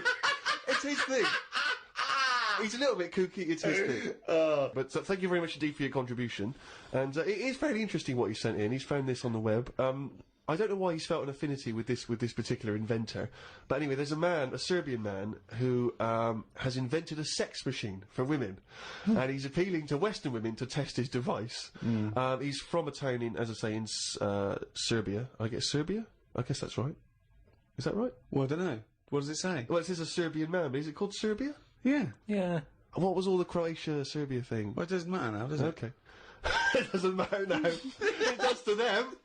Otherwise they fought for nothing. What the hell do we know about world events? I mean, how long did that go on for? Months, I don't know. wasn't it? If they're inventing new countries, they can't expect me to keep up with current trends, can we? Anyway, this Serbian man has invented a sex machine for women, and he can't find any Serbian women to try it out, so he's looking now for Western women. He's taken out a patent on the ultimate sex machine. It runs on a 390-volt electric engine, simulates sex, and has a 7.5-inch artificial penis. He said, "My sex machine has an artificial penis that can make up to 180 moves in a minute." Now, I don't even know what that means. 180 moves? What? I mean, there's only really... Well, in and out, it's I in imagine. And out. It's largely the function. Unless I've been doing it what wrong. he's all done. these months. What he's done is he's put a dildo on a Black and Decker. A man can only manage the intensity of movement for about 5 seconds normally, but this machine can do it for as long as the woman wants. But anyway, so he's looking for a woman who will test this out. But what I love, as soon as I read this, I was thinking, it's just imagining there going, "Oh, thanks for coming in, yeah, okay." So there's, what's going to happen is there's a penis that's going to pop out from here, and it's going to have sex with you. I'm going to stand behind the machine.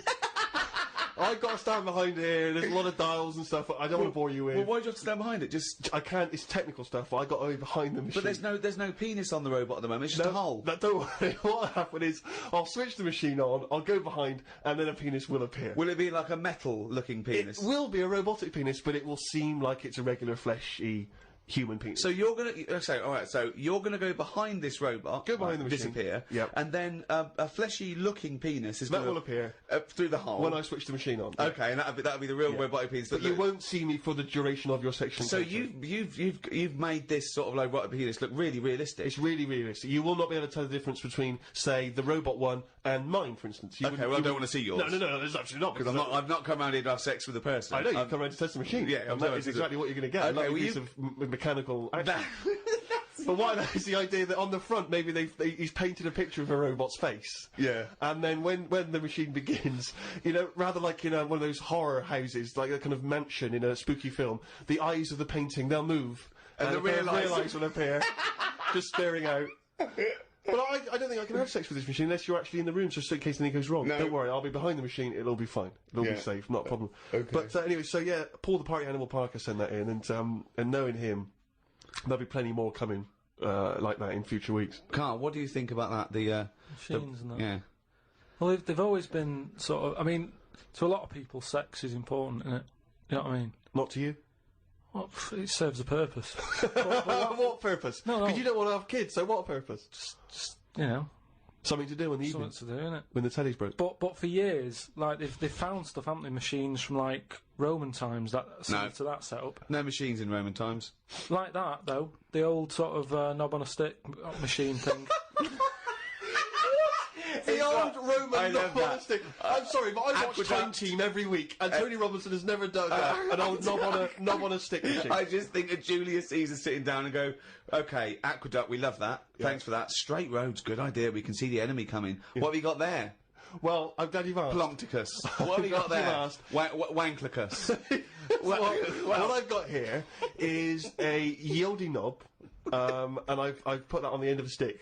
Oh, a stick of smallus. Okay, well done, Wanklicus. No. Well done. You are my new right-hand man, as they say. No, excellent. But they do stuff like that. You've been in the London Museum and that, and they've got sort of sex stuff from years ago. They've got like these metal pants that they used to wear. I don't know what that is. Metal pants. Yeah, sort of Is metal. that a chastity belt? You mean? They used to make women wear them so that they could. When- No, but they had them for blokes as well, though. Metal pants for blokes. Yeah, Why? just- So he had little lots. So if he was away, he couldn't play away from home, and if he was away, she popped on a little. No, I just think they sort of like sexy metal pants. What? Oh, I don't know what you mean. What are The you sexy talking metal about? pants. Well, they'll have to look because I haven't got it in front of me. It's just something I remember seeing, some sort of sexy metal pants that they used to wear. But what are you saying? Sexy metal Carl, pants? they that always was have not to British Museum. That was Soho. No, what I mean That was is Old Compton Street. You were looking they in the always shop had window. to be ready for like battle and that, but these were a little bit sexy but protective at the same time. I love that. Right, I'll have to look into I love it. the I'll idea have to- that that's all you remember from the British Museum. So Lancelot, are you ready to face the Black Knight? Yeah. What do you think of these? Huh? What do you think of these? Well, I don't really care. Just I just want to look good on the battlefield. Well, they're both protective. Will there be women watching, cheering us on? Well, you're not going to fight like that, are you? What about your I'm going to wear nothing except these sexy metal pants. But what about your chest is exposed? No, Nothing- well, it's a good chest. I'll be working out. Yeah, I know. But what I mean is, you want metal I've all actually over. been lifting up the round table every week. I just work out, do that about 4 times a day. But that machine, right? Why did it have to be a woman, or could they have got a little gay fella in? I Let don't me know. just check. It doesn't actually specify the small print here. I love that. Why do you want to see a little gay fella be? I don't want to see it. I'm just saying they're sort of more. Carl? Why do you want? don't wanna see Why it. do you want to Don't wanna watch a see it. gay man get buggered by a robot? I wasn't the one typing in gay machines on the internet finding stuff out about them. It's not a Steve game was. machine. You just made it into a game machine. Yeah, he wanted to pleasure women with this machine. Oh. You're saying, can I see a little gay fella get a robotic cock up his arse? You're the one requesting that, Karl I don't want Pilkington. that. I'm just saying that. You're the one that wants to see gay men with metal stuff up their anus. What I'm saying is they're more up for a bit more experimentation than. What are you saying? Why is that the case? Why? Why'd you say that? No, just they just butt plugs and that. I mean, what I'm saying is. What, you can't just say butt plugs and that. I'm just saying that I reckon they'd be up for it. What That's do you know I'm about saying. butt plugs? Well, I don't know anything about them. I just remember seeing an advert for some once in a sex shop. What are you doing? What are you doing? No, I wasn't. I was just walking past. I was walking past the sex shop and that, and Your you eyes know, you're sort of glance and looking. glisten. Why, You do have a look. why were you walking past a sex shop? Just because I was on the way to work and that, and I passed one, and there was a little sort of one. It was open early, which I never understood. Right, it was about 8 o'clock in the morning. Right, and I Who's thought, rushing out for butt who's plugs rushing that out? early in Yeah, the who morning, needs yeah. them now? Right, but I I sort of must had get a bagel and some poppers on the way to work. But I walked past it and it had like a little post-it note or postcard type thing, and it was like pop in now, buy an item, chuck in some free butt plugs. And I didn't know what they for. I'd never heard of them before. But all I'm saying is I've since found out what they do with them. What And if they do that with them, then Yeah. give them a go on that.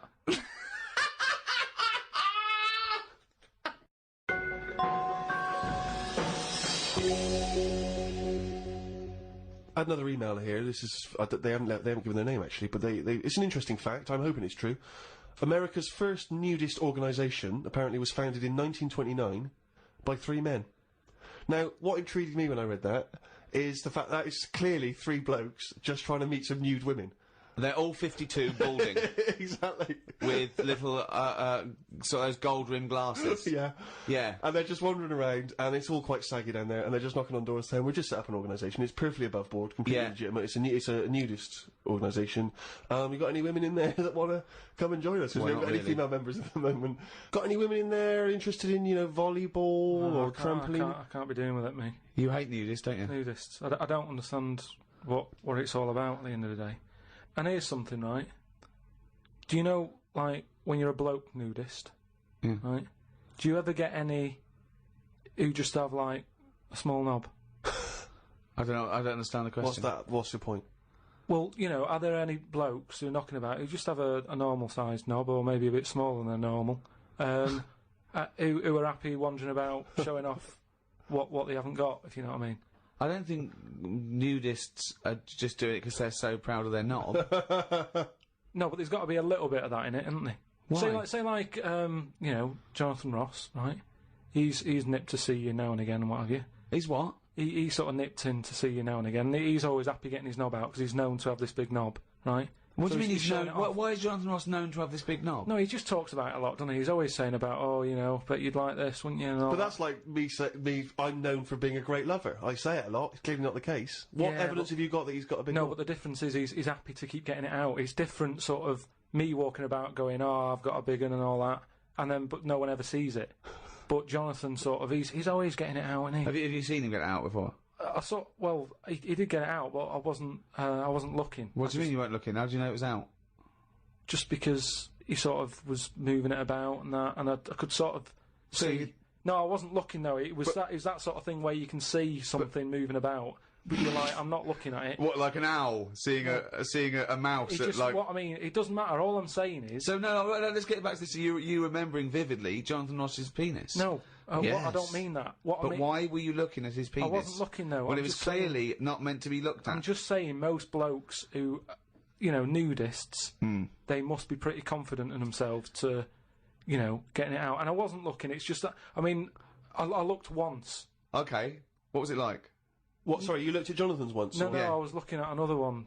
What? At the same what? time? No, Why no. are you looking at loads No. of men's What's penises? going on? Where are you Because hanging what out? is this? It's natural. That's what I'm saying. What do you mean? This As a is bloke- Karl takes a sneaky look at No, no. menscocks.com. No, what I'm saying is, it's Where natural. was this happening?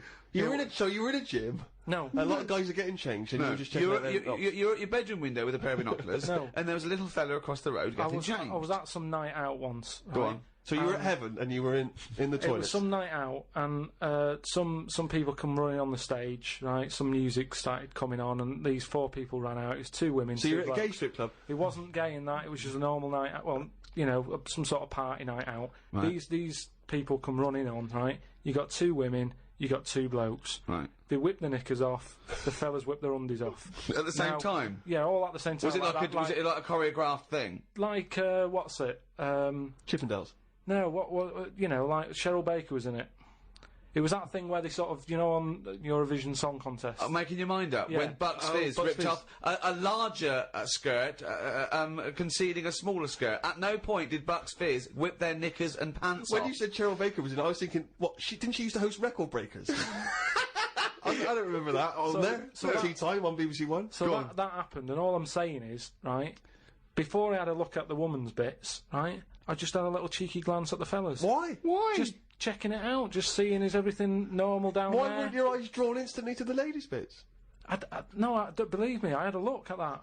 All I'm saying But you is, went to the guys first. just I didn't know how long pants were going to be left off for.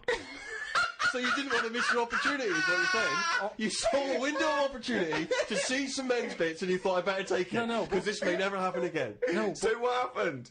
So there's had a 2 look. women, 2 men, right?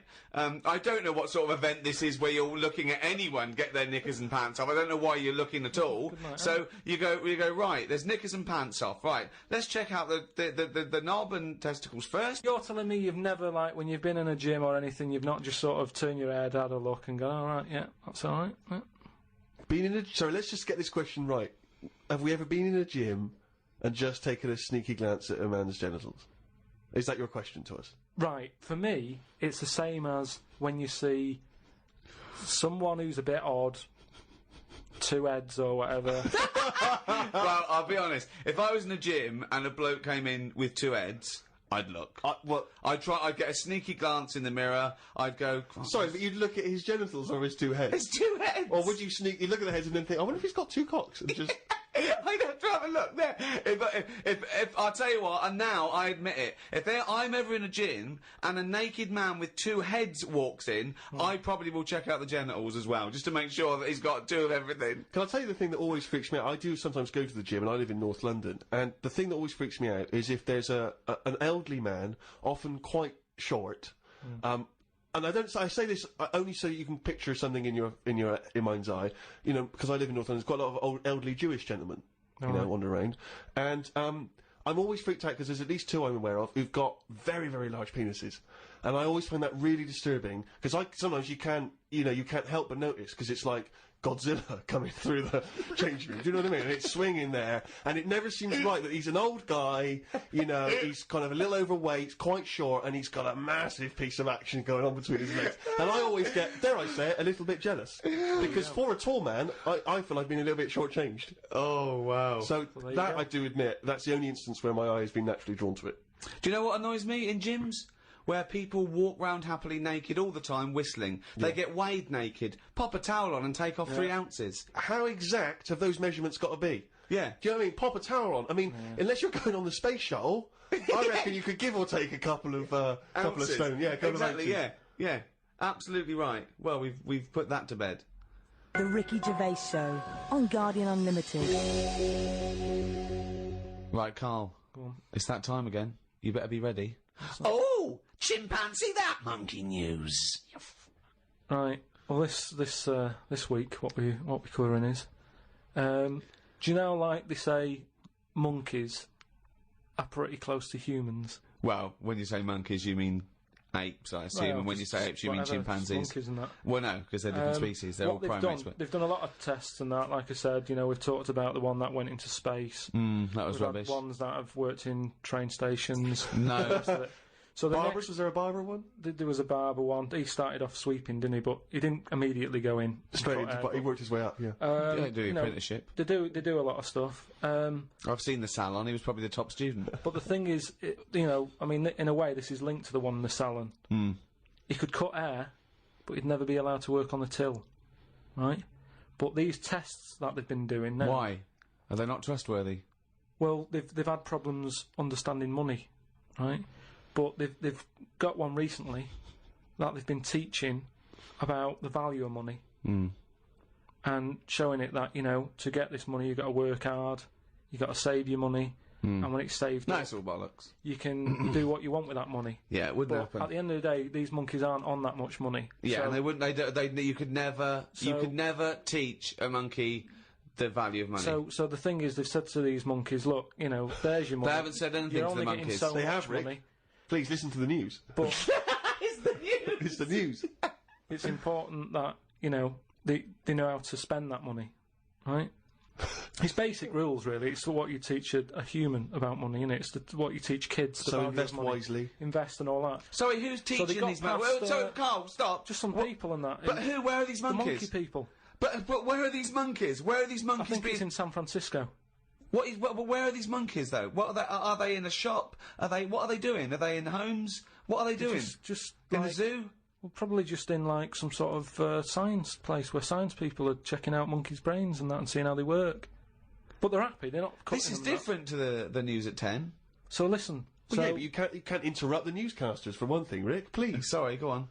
So there's these monkeys, right? And they've given them some money, probably about £5, and they said, right, off you go, go shopping, see who comes back with the best. Sort of, how much can you get? Like in Ready, Steady, Cook. where they said, there's a £5, go and get some food. Anyway, some came back and they were like, they hardly had anything. Right? This is absolute shit. No, listen. This is bollocks. Listen. But one of them, right, he was away longer, to be fair. Yeah. Right, I think he came back last.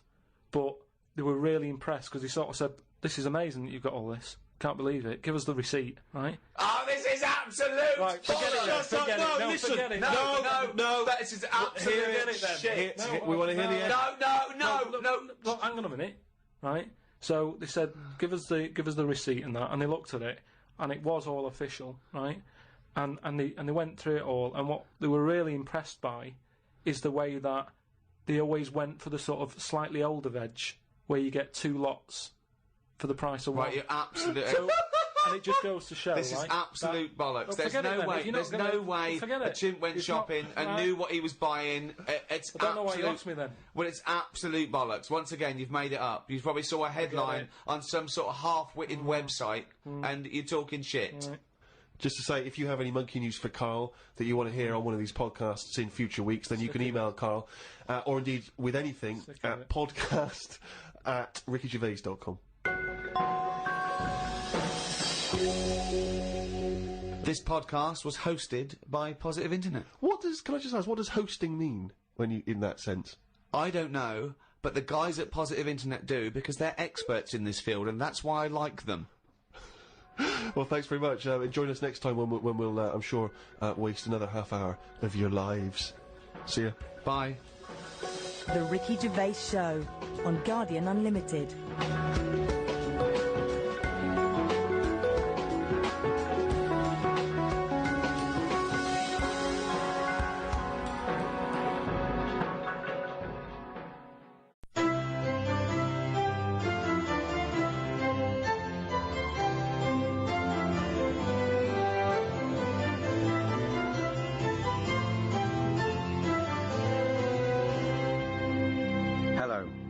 I'm Ricky Gervais.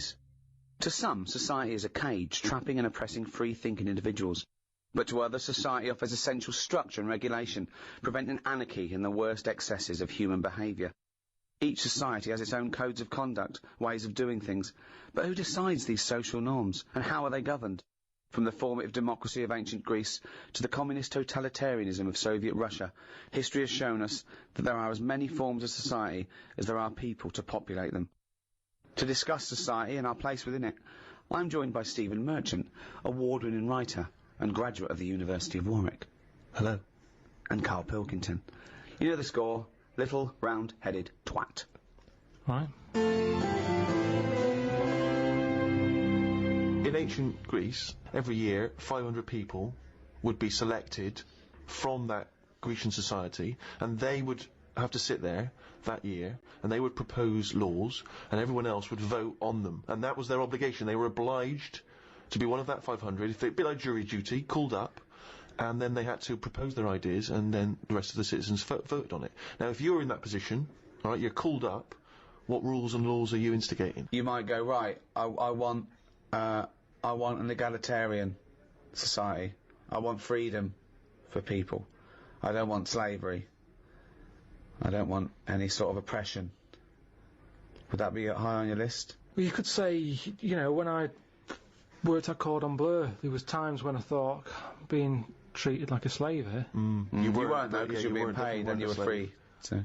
What do you mean? I wasn't free. I was on, like, from 9 till 6. Yeah, you had the choice to leave the job. Slaves didn't have the choice to leave. They wouldn't go. They go. I didn't have any actually, choice. Actually, Mr. Jackson, I'm thinking of leaving your employment.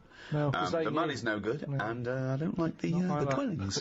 No. They didn't have that choice. I didn't have a choice. Yeah, you did. The only other choice was Tesco, and they'd already turned me down. No, that's not. That wasn't no choice. That wasn't the lack of choice given to most slaves. But the slaves who built the pyramids, that wasn't an option for them. It wasn't like they could go and, well, I could get a better gig on the Sphinx. Yeah. Yeah. I'm just saying. No, you're not saying anything. You're saying absolute drivel again. Here's a little Greek proverb for you. A society grows great when old men plant trees whose shade they know they shall never sit in. What do you think of that? That's amazing. Can you say it again? Say it again. A society grows great when old men plant trees whose shade they know they shall never sit in. Do you understand? Yeah. Just saying, they're planting a seed, they grow a tree, but trees take ages. Yeah. It takes a long time. Yeah. That old fella's not going to get any joy out of that. Right. But, if he's lucky, yeah, fella next door might have done the same years ago. So it's all about sort of planting a seed, looking after each other. That's great, actually. It's not. I don't think it's directly what it means. It's almost the point. Yeah. That's good. Yeah, I think he means that future generations. But yeah, if the next door neighbour had done that, then yeah, that works as well. But but you seem to agree that that's a good point. Do you agree that seems a good point to you? But I'm sort of guessing he enjoyed gardening anyway. Part of the enjoyment was in planting that seed. It's the old metaphor problem again, isn't it? I know, yeah. It's not specifically about trees. You know, you plant the tree, as you say, and you may never see the beauty of or the benefit of that tree, but other people will. But as a metaphor, what he enjoyed is the fact that he's added to society and human life, and he's got a legacy and all that. But by the same time, when I went to Ibiza, right, now there they have motorbikes, people flying around on them, people don't wear helmets. You might even get 3 people on a moped. I saw a farmer with a goat in a basket. They don't care. They're whizzing around at high speeds. A lot of deaths there. Yeah. And they'll have a lot of those areas where someone's come off, been killed, people put flowers there. Yeah. And because that happens a lot, it's a lovely green island. Now here, we're saying wear an helmet. You're saying that all the deaths make it nice because there's flowers. It makes it lovely. There's loads of flowers So everywhere. with death comes beauty. So that's another metaphor. You can have that one. That was one of the most tortuous things I've ever... That was extraordinary. But look at London. That was extraordinary, Karl. Right, Carl. Well, look at London, though. Let me finish my point. Let him finish his point. I'm intrigued. Right, London, councillor with his clipboard, need a speed bump here, I saw someone doing 35. Put some traffic lights there and a pedestrian crossing. Pelican crossing there as well. And a speed camera. Right. Horrible and grey. Okay. No flowers. But you still see flowers left behind where people have died in terrible accidents. They're not you very see that good all the ones. time? They're stuck to a lamppost with elastic band round them. They don't look nice. He's knows the quality of flowers. Yeah, but the point is, Some 15-year-old got run down and you're disappointed at the quality of the flowers. Look at this, Suzanne. Fella lost his head here. Geraniums? Geraniums? Fella lost bloody head? Well, that's so we have to encourage that, gun crime so that people will get shot in inner cities and then we can put flowers up and beautify the area. Is that what you're saying? If an area's nicer to look in, nicer to be in, if it's nicer looking, you don't get people speeding around like lunatics. Because they go, I'm not in a rush, I'd quite like to slow down This there and is look so at the flowers. complicated. So now what you're saying is because an area is grey and gloomy, people speed around to get out of it. In the course of doing that, they knock people down, but then flowers are put up, which then makes the area beautiful, thus stopping people driving around at speed so death no longer occurs. Well, they keep having to get out of their cars to put down flowers. And they get knocked down. Yeah. By other people on their way to put some flowers down. Yeah. Just sometimes people have to die, don't they? There was a fella outside our house who hit a lamppost. He had a helmet on, but his head come off. You made me laugh at a man's head coming up because the way you said it. But that's the thing. he had a, oh God! There's a man outside in a house. He had a lamppost, he had a helmet on, but his head come off. So you're saying that because in that one instance, the helmet did not save his life. His head was in great condition. It's just not attached to his body. And that's what I'm saying to you. Sometimes people have to die. How far do you take all this stuff of you know, safety gear and slowing down and wear bright clothes at night? And it's just too much. Very important point, you see. We give people crash helmets. We give them, you know, seat belts. We make them wear that, right? Do you think that's right for a start? Do you think someone should be made to wear a crash helmet? They're only hurting themselves. Crash helmet. I don't think you should get fined for not wearing one. But then if you come off a motorbike and you hurt your head and you didn't have a helmet on, then you can't sort of go, well, they should have had speed bumps there. I didn't realise we're going too fast. Don't forget, we're not just protecting him. He could be a father with 2 kids. So you're going, oh, let him, if he doesn't want to wear a crash helmet, let him get brain damage. Is that what you're saying? I'm just saying, we're over the top in this country. No, but when it comes you're to saying, that sort of if you're thing. saying no, if he doesn't want to wear a crash helmet, let him not wear a crash helmet. He doesn't wear a crash helmet. He comes off his bike, he smacks his head in. He's a vegetable. He's like that, sitting at home like that. And yet the 2 little kids come to you. You're in charge. Don't forget, we put you in charge of society here. And they come to you, 2 little kids. They go, President Pilkington, What? why did you let my daddy not wear the crash helmet? I didn't. We paid. We put leaflets through the door. We had adverts on the telly, Sunshine. Yeah, but why? It's your dad's fault. But why wasn't it compulsory? Because he wanted. It's not the world we live in, Sonny. Yeah, now I haven't got a daddy. Has he got an helmet at all? Have you seen an helmet knocking about? No, he's a vegetable now. Yeah. Yeah, he didn't want to wear a crash helmet, but why didn't you make him wear a crash helmet? It wasn't just him, it was us. Why did you turn my daddy into a vegetable? Where's your mum? Mum left when he kept going on about not wearing a crash helmet. We'll put you in a home. I just think, see, this is the problem. Everyone's looking for someone to blame. Yes, but this is interesting though because you were particularly callous to that little 4-year-old boy. He seemed so sweet and adorable. Yeah. But why wasn't he giving this stick to his dad? Well, his dad's dead. He's a vegetable. He's dead. He's good as dead to him. His dad went within the law. It was not the law to wear a crash helmet anymore because you said, forget it, I don't want a nanny state. I don't want... If you wear a crash helmet or not. He wasn't a responsible parent. He hadn't thought it through. But this is your job. Some people aren't responsible. Society keeps them on track. This was you were in charge. You should have made him wear a crash helmet. He had 2 kids. We've heard from one of the kids. What's the other one's attitude? Is he younger? He's a bit younger. Is he even younger still? Yeah. President Pilkington. Oh. My brother's crying now because you shouted at him. I wish you'd have made my daddy wear a crash helmet. Why didn't you make your daddy wear a crash helmet? Well, he won't listen to me because I'm not in charge He didn't of listen to society. me.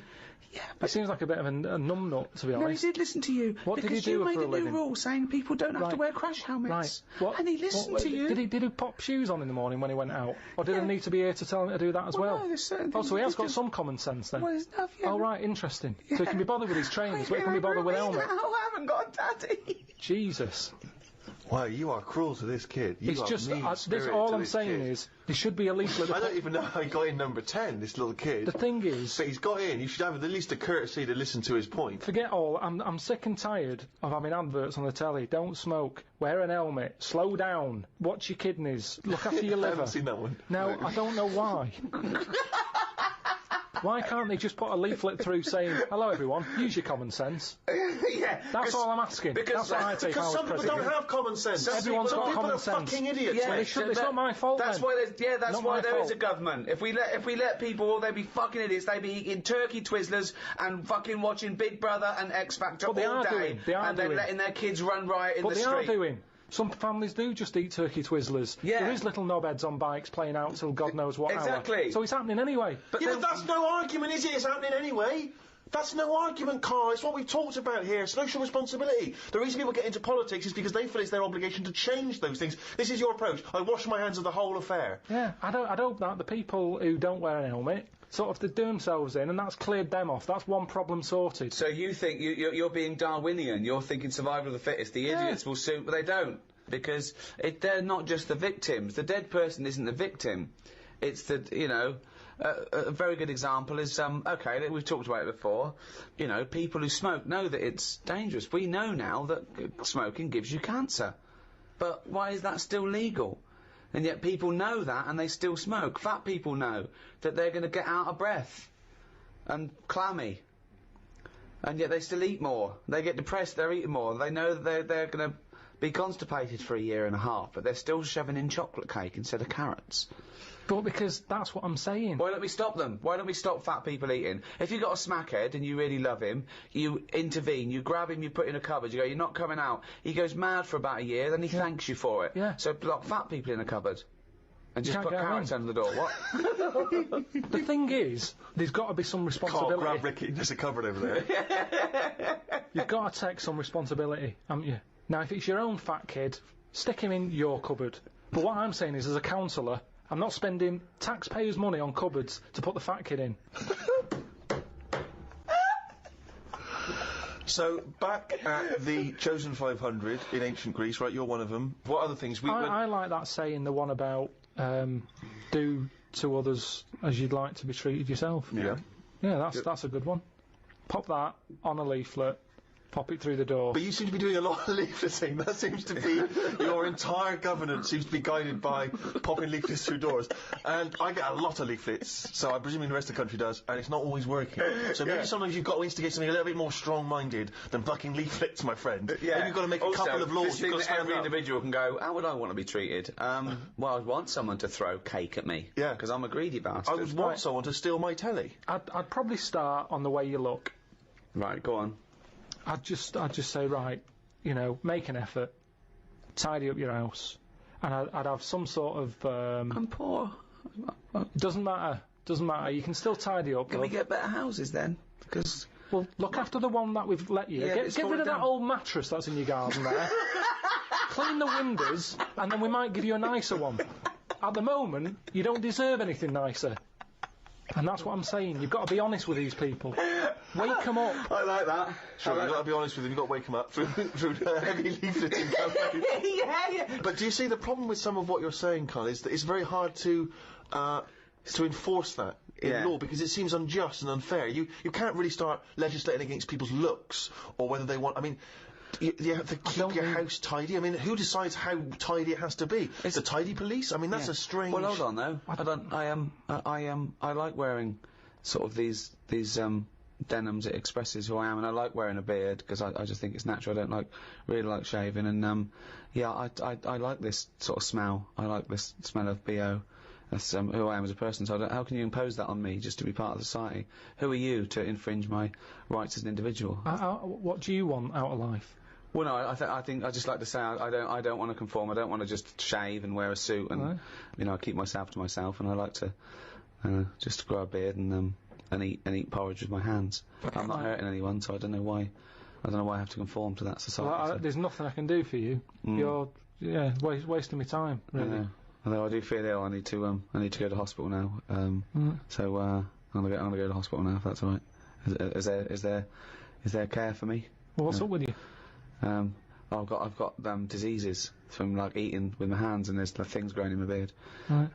So will you clean that up for me now? No, because it's all been brought on yourself. Well, no, but that's irrelevant. A lot of people bring things on themselves, but you can't just like ignore them because it's just part of it's a bad society. So how do they learn then? I don't know why I'm being punished for being stupid. How do they learn then? Well, I don't understand why I've got to worry about you. I've got proper ill people. Well, I had a kid whinging at me this morning because his dad was a Mong.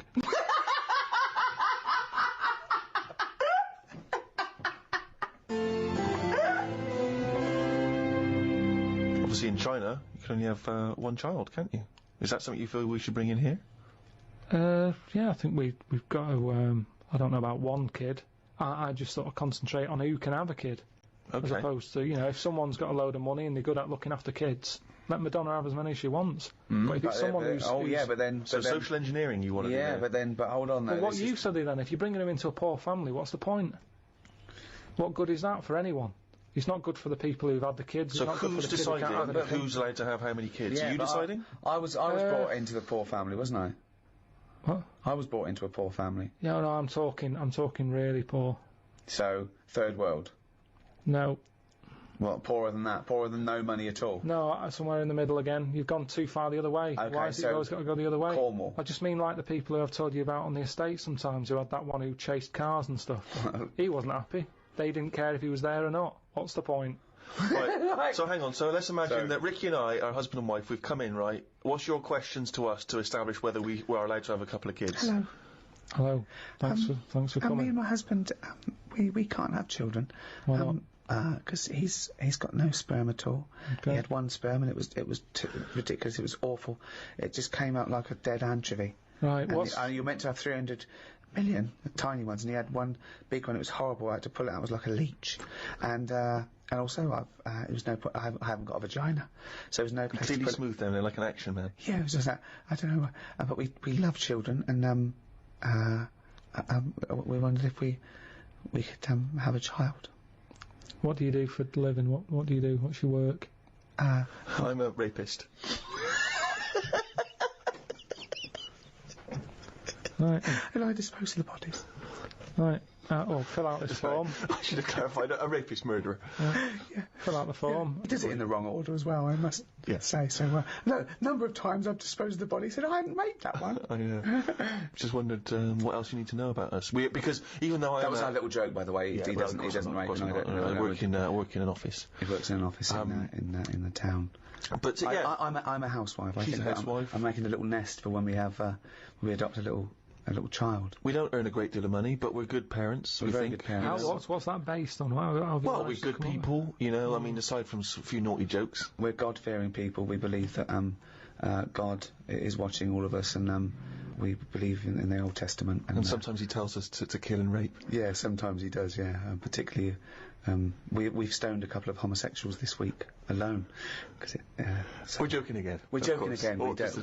We don't believe in God. We're from an atheist and believe that our time on earth is all we have, and then when we die we become worms meat.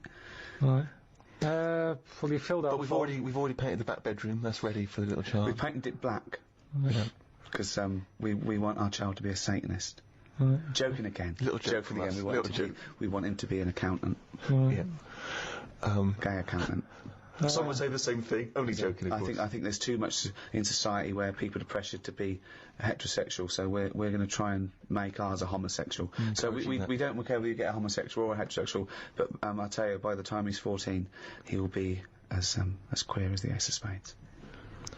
Right, so you filled out the form. Fill out the form. Yeah, we'll put that in, get it processed. Right. Okay, but what kind of questions are you going to ask us? None really. No. Just my job. You're happy. You're It's my happy job with to us? pass the forms on. We've passed the interview. Because that's the sort of world we live in now. God. We don't want a child. We don't want a child, actually. But do you know where we could buy a knife and a sack?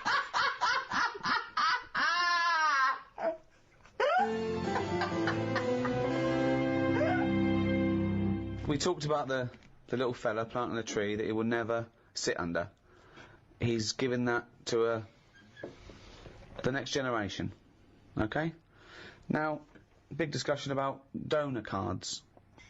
Of course, there's no reason not to give your kidneys away after your death, to all your organs. They're no good to you, and you'll be helping life. It's perverse to me that you wouldn't want to donate your body to a worthy cause after your death. Medical research, whatever. You agree with that, don't you? Well, you know how I feel about it a little bit. I don't like the idea of certain bits. Why not? What does it matter? Just because there's certain bits that are really personal to you, aren't they? No, there's not. What bit is more personal than another bit to you? Well, like I've said, my eyes. They're my eyes. They see stuff I like. Yeah, Now, what happens if someone else has them and they start looking at stuff I don't like? I don't like the idea of that. But that's ridiculous, because your eyes they're just bits of tissue. They haven't got your but we don't know, because they found out know. there's something called cellular something or other that I've told you about the person who had some sort of operation and ended up like in Yellow Biscuits. I've told you about Yeah, it. but that's bollocks. It's the same you thing told with us the about eyes. it, but I dismissed it as bollocks immediately. Not just because you said it, because it was intrinsically bollocks. No. But it could work the other way anyway, where the person who has my eyes starts, like, looking at ants and insects and stuff. I might It's all carry on. bollocks. Again, this is all bollocks. Got none of your memories, none of your thoughts, none of your reasoning, nothing of you, none of your personality. They're just a collection of cells that now have light going through them and making this new person see. They're a lens. They're a lens. That's all they are. So there's no reason why, you know, this was the crazy thing, isn't it, when people started saying that they wanted their organs to go to a particular race of person, and obviously that's illegal.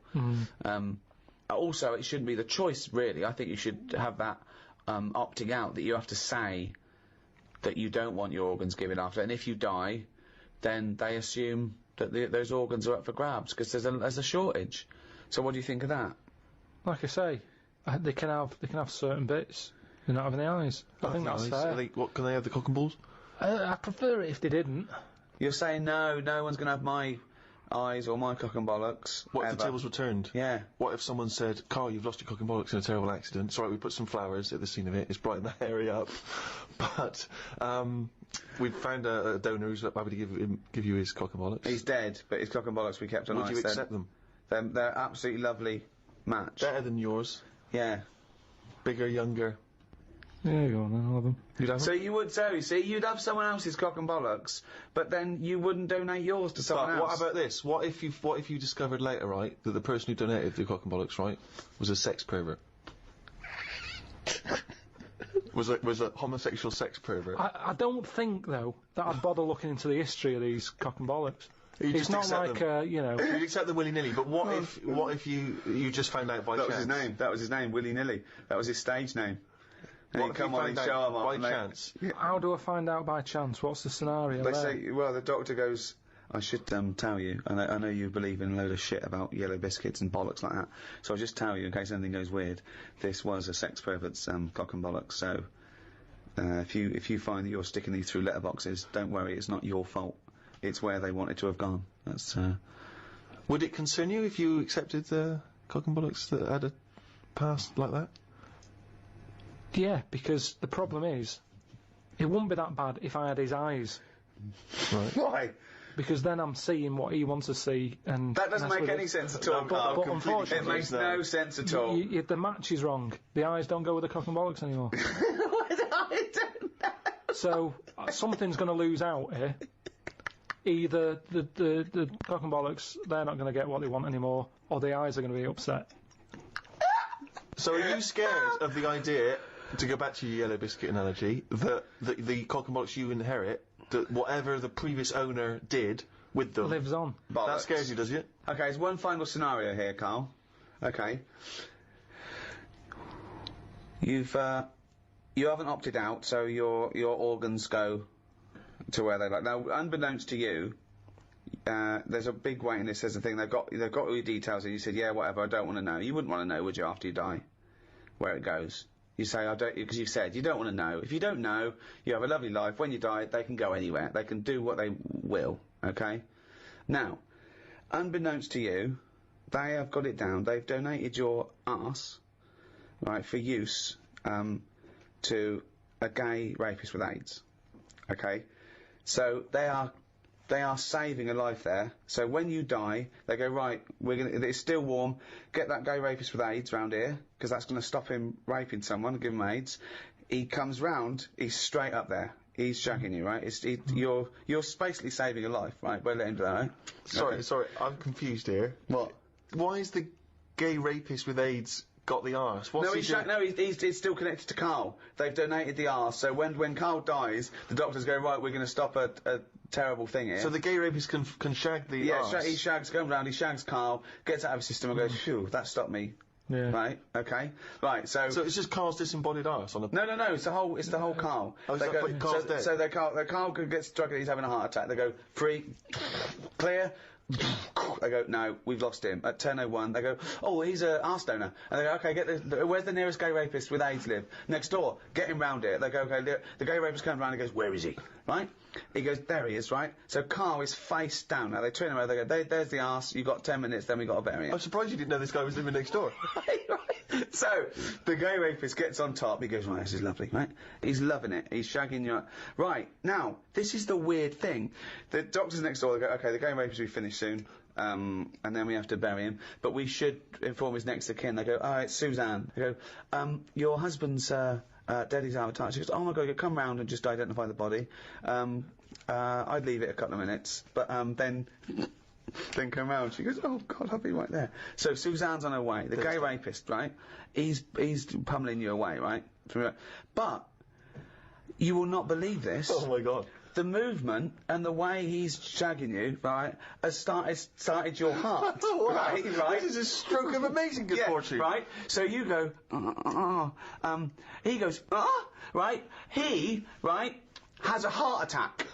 Right? And he flops down on you. He just like headbutts the back of your head. So now, you're both naked, this gay rapist is up your arse, he's dead, right? The shock is you go, fuck me, how can I get out of this, right? You wriggle, you fall onto the floor. So now, he's on the bottom, face up, you're on top of him, he's still in you. His cock is up your arse, you're sat on him, wriggling, Suzanne walks in, goes, Karl, what the fuck are you doing?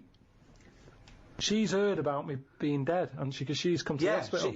She goes, and they go, he's in there, and she goes, he's not dead, I can see him. They go, oh, because it's been terrible. She bursts in, there you are, on top of him, wriggling to try and get his knob out your arse, right? You're sitting on a man who's dead.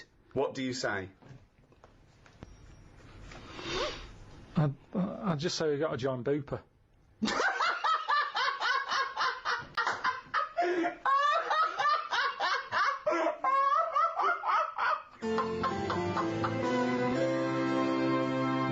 Very hard, isn't it, to imagine yourself a different period in time and how you would have reacted. Now, if you think about America in the 1950s, black people still very much second-class citizens. You've obviously heard of the famous Rosa Parks incident, in which she was obliged to move on the bus from where she was sat to somewhere else, and she chose not to, and she was arrested for it. Became very much a sort of figurehead of the civil rights movement. Had you been travelling on that bus, what would you do? And am I far from where I'm getting off? Yeah. So once again, you can't just nip out at the next stop so you can wash your hands of the whole affair. No, you're on that bus. You've still got a number of stops. You live further away than Rosa does because you've got a lovely big house, whereas obviously she doesn't have a lovely place. She can't afford it. So you've got to stay on that bus. You've seen this now. You've seen this bus driver demanding that she gets up, gives up that seat. Maybe she's given up that seat for you. Maybe you've got on that bus as a privileged white man and she refuses to get up on your behalf. I'd probably go, it's alright, I'm standing, I'm alright. But why would you say that? Because you're thinking of the modern day Karl, you're not thinking of the man from the 1950s. Well, the thing is, we don't have to go back in time, or we can go to a country now where you'd see an injustice, where you were outnumbered by the law of the land.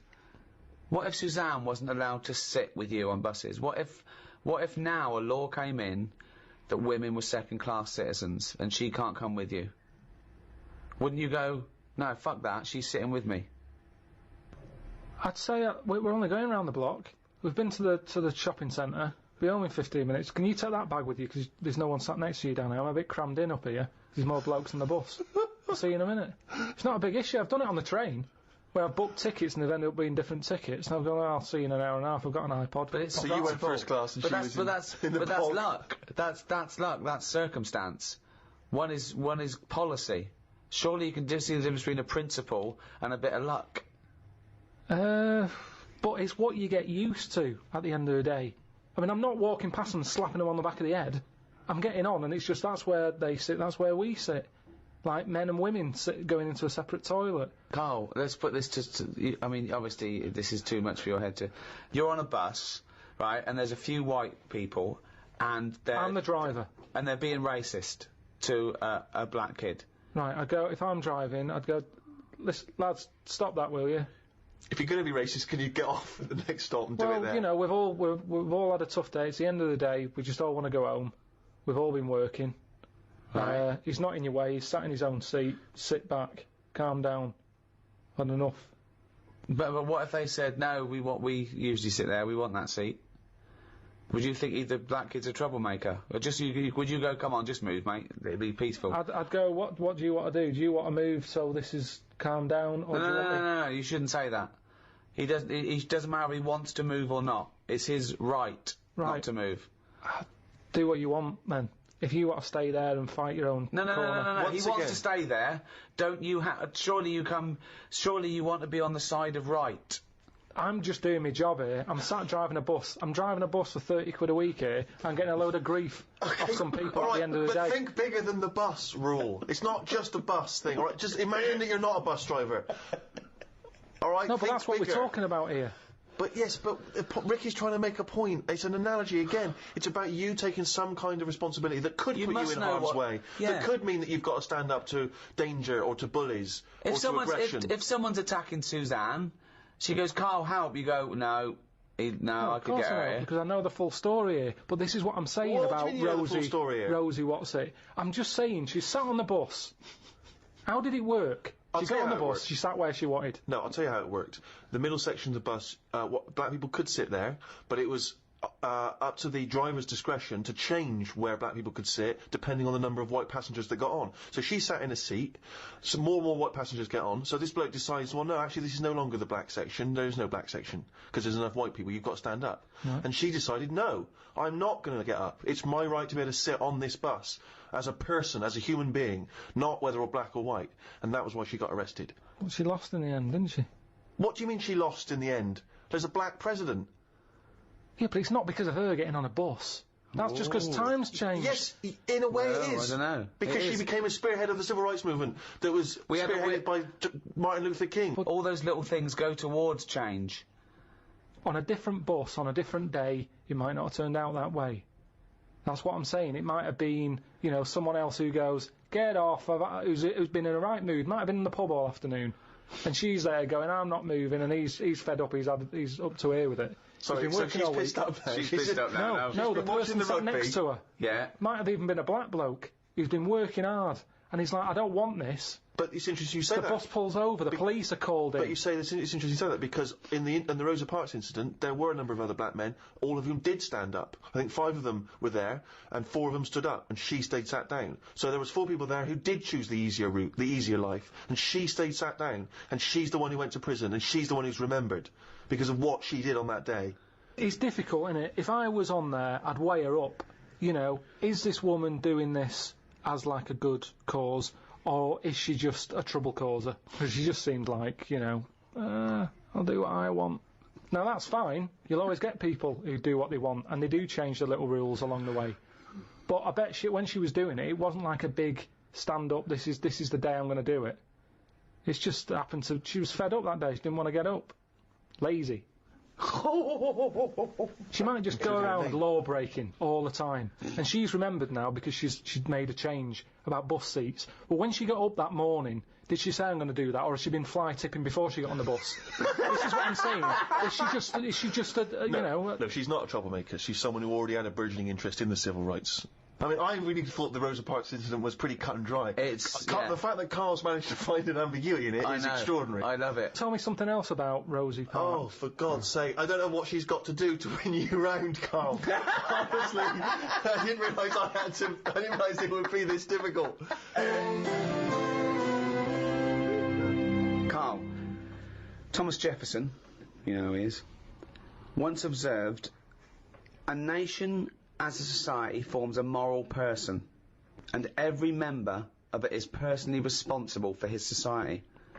But Jefferson's fellow countryman, as you know, the American writer and intellectual Randolph Bourne, noted some years later, society is one vast conspiracy for carving one into a kind of statue it likes, and then placing it in the most convenient niche it has. So one saying, no, this is why we're moral people. The society is great for us. It turns us into responsible people. Okay, and we should love that society and make sure it's perpetuated. But Bourne said no, it's just a way to mould someone into what it likes and put it into a little box so it can't hurt anyone. Yeah. Okay, yeah, that's not, again, it's... No, both of them are right. Both of them are right, but they're contradictory. They're both opinions. They're certainly opinions. But I mean, I don't know why I am the way I am. It just happens, doesn't it? You know, I don't like killing a fly. No one would stop me if I did. But there's something in me that goes, don't do that. Right, so this is a very important theory, because you're basically saying, well, you could be saying one of two things. You could be saying that goodness is innate. Not likely. No. Or he could be saying that there's a morality that transcends rules and society pressure. Whether or something's legal or not doesn't mean that you have to do it because it's legal, and it doesn't mean you don't. Yeah? Is that the one you meant? That's what I meant. There was a bit of trouble in our yard the other day.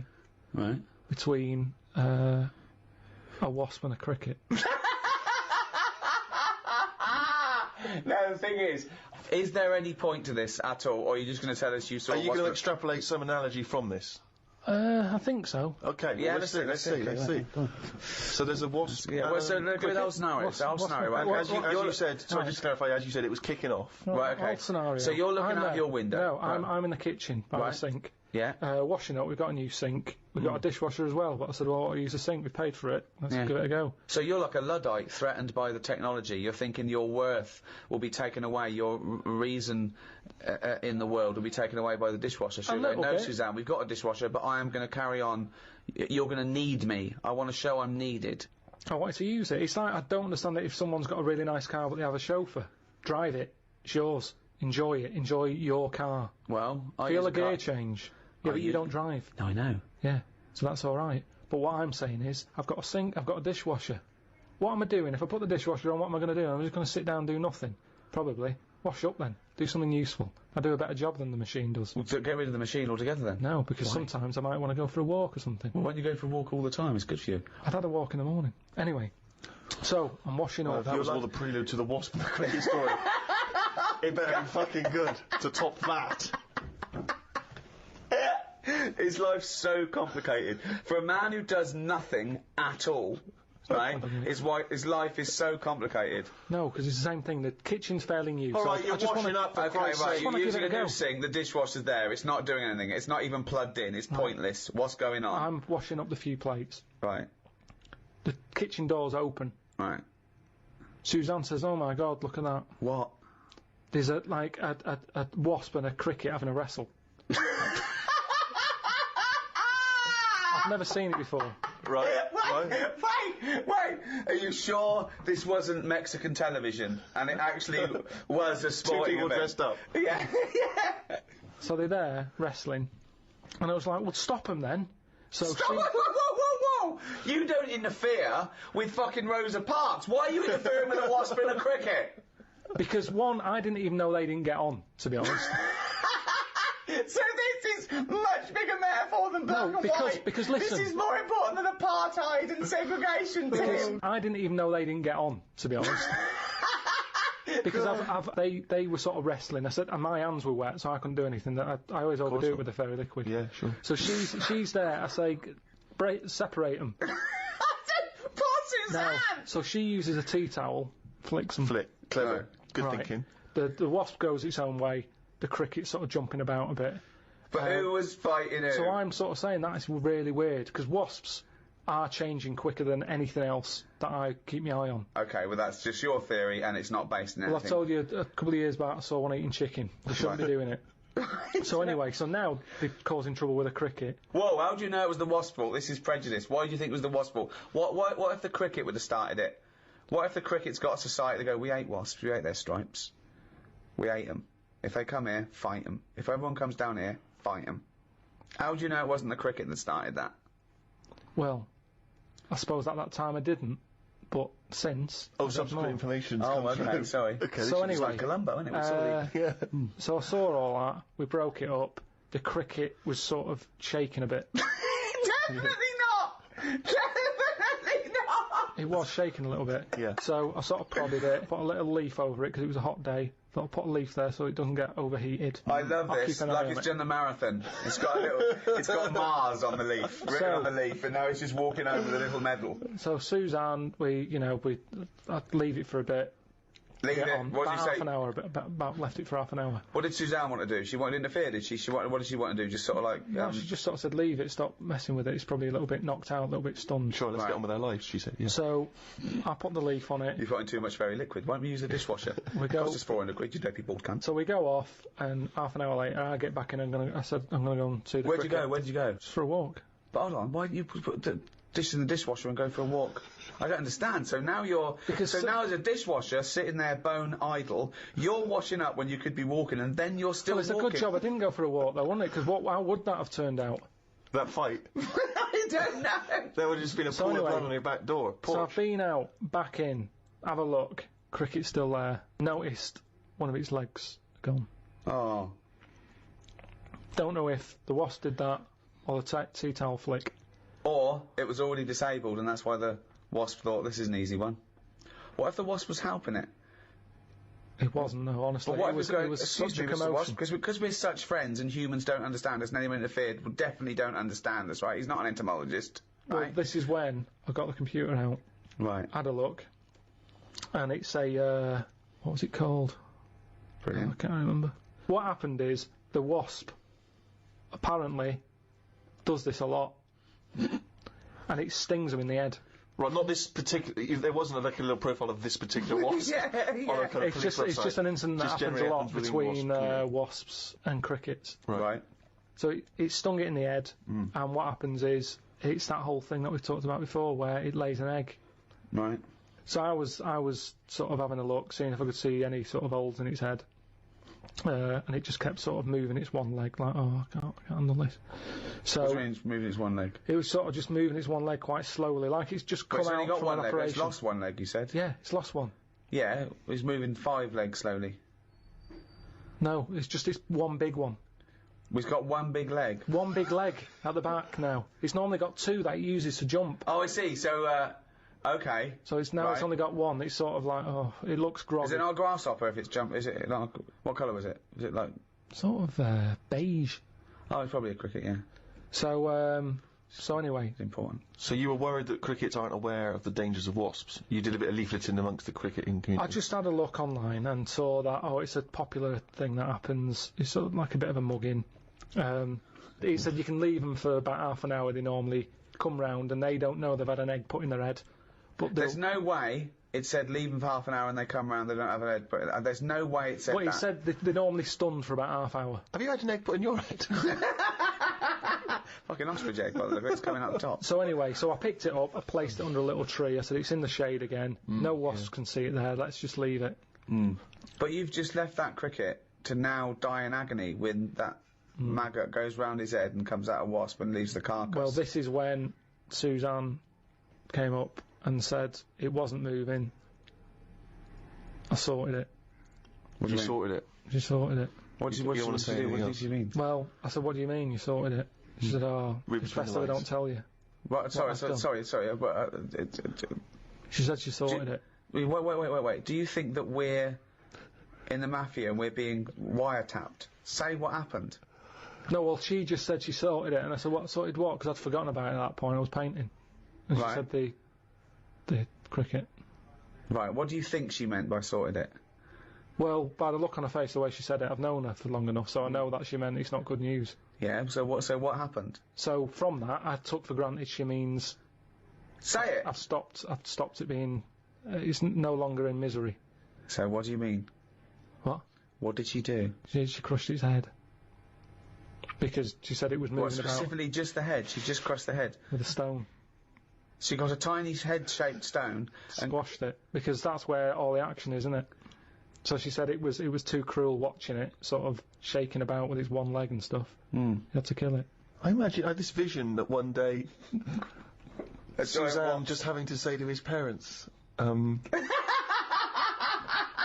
sorted it. I sorted it. I had to put him out of his misery. What? I just couldn't bear to see the You don't twitching like to know, anymore. do you? I know you didn't like to know, but Yeah. I just took a rock. Yeah, and just squashed its head. What was in it? There was nothing in it. Nothing in it. It just caved in. Was there an egg in it from a No. From a It monster? was like you know when you get a blown egg and then you crush it and there was nothing. Nothing in it at all.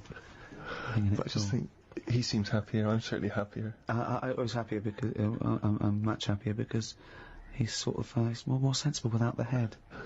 Yeah, we're still happy together, but now we use the dishwasher instead of him washing up. Yeah. When we've already got one that costs £400. What metaphor are you taking from this? Just the way... Yeah, so that's at the beginning. There was going to be a point you were going to extrapolate for this, like a fable. So what did you learn from that? I thought I was doing right at the time. And Well, that's it, that's isn't it? important, isn't it? And is it objective or subjective? You know, one person's evil is another person's good. Some people think abortion is the worst thing you could do. Others think it's a woman's right, and it's a kindness. Some people think that you should never kill under any circumstances. Other people say that some killing is morally right. Again, should an action be judged on its intent or its result? If someone said to you, "Oh, I thought I was doing a good thing," but, you know, they opened the windows and your cat fell out. They thought they didn't even know you had a cat. Did they knock it, though, or did it just jump out? It just jumped out. Well, I'd say it's not my fault. Your No. cat's daft. No. It was hot in here. I've Right. opened the window. Yeah. Well, I'm not getting the blame for that. No, that wasn't my point, was it? That if you open the window, right, and they come home and you go, "Oh my God, the cat jumped out and killed itself," you go, "Oh my God, I'm so sorry. I opened the window because I wanted to let some air in. I was doing a good thing." So did I know it jumped out? No. I'd probably say, you sure that it didn't do that before I got here this morning? Did you have the window open? Right. I don't think looks like it's been there a while. So That's a bit already hard. you instantly don't want to be culpable for your own actions. I mean, it is Hang your on a fault. minute, wasn't me who did it? It is your fault the cat's dead. yeah, it's an accident, but nevertheless, it's still your Oh, fault. if it's definitely me, yeah, I'd say, yeah, it jumped out. I opened the window because it was hot in here. The cat jumped out, it's dead. Let's go and get another one. Right. I wouldn't worry that much about a cat. Right. But what if it was a baby? Well, it's a bit awkward, isn't it? Yeah, I suppose it is. Karl, I'd like to ask you, if I may, stop twiddling that. Now, this is interesting, because you were fiddling with a bit of plastic there, and it was annoying me, and I know that a lot of things annoy Ricky, get very infuriating for him. Social etiquette. Now, that's a very, that's not obviously inscribed by law. These are just things which have built up in society. So, for instance, it's impolite to sneeze and then shake someone's hand. Yeah. It's... Or sneeze straight in their face and go, "Oh, sorry, I've got swine flu." Now, those things are obviously good practice in terms of avoiding the spread of disease, so that makes sense. But other things Also, are it more might just be arbitrary. disgusting. If someone hasn't got a disease, I don't like to see someone sneeze on the pavement or sniff or scratch their arse. So social etiquette, I mean, how do you decide... I mean, what prevents you from being truthful and honest at all times? I don't know, there's something in you, and sometimes you can just pop it out, can't you? I've been in a situation when I've said stuff and I've thought, why did I say that? Go on. But it's not always... in the dentist. Last time I went to the dentist, I was sat in the reception bit, Big fat woman comes up the stairs. Massive she was. Had a right sweat on. Right. She gets there and... Out of breath. Yeah, she was, again, you know, I mean, she was friendly, dead friendly, but kind of like, you know, leggings on, sort of, you know, shoes but not on properly. She was stood on the heel. Yeah. You know, like she couldn't be bothered. Yeah. It's like greasy hair. And she went up and she's being all happy and everything. And I think that's what annoyed me.